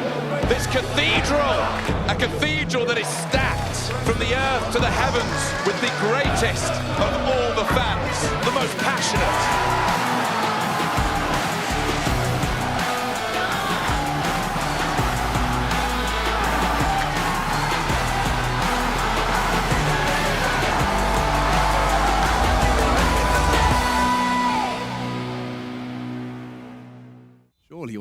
clock, Nitro. Don't give him the fight unless they want to do it together. Oh no! Okay, OC saves them there. Had to make sure he found the head before the bolt. A nice attempt from Wonderful. Always a threat, but I'll tell you what's more of a threat. It's Team Liquid with 7 rounds and 12 grand in the bank. Spirit absent without leave. They're getting run over here. Dumpstered right now. OC will pick up this AWP. Hallie will call an emergency meeting. Getting thrown around the server here. And the layering of flashes from Liquid on that take was fantastic, right? So you see the double nose flash to make sure they're dealing with anybody close.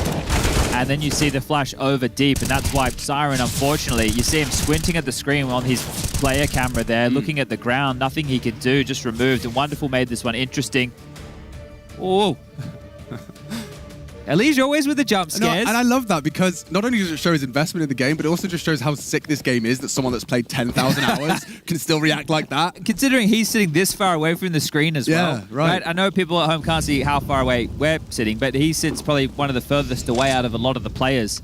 You compare him to Yakinda, for example. Yeah, and take notice of Siren setup next time he's on the full screen. That's, where that keyboard is. What's he doing?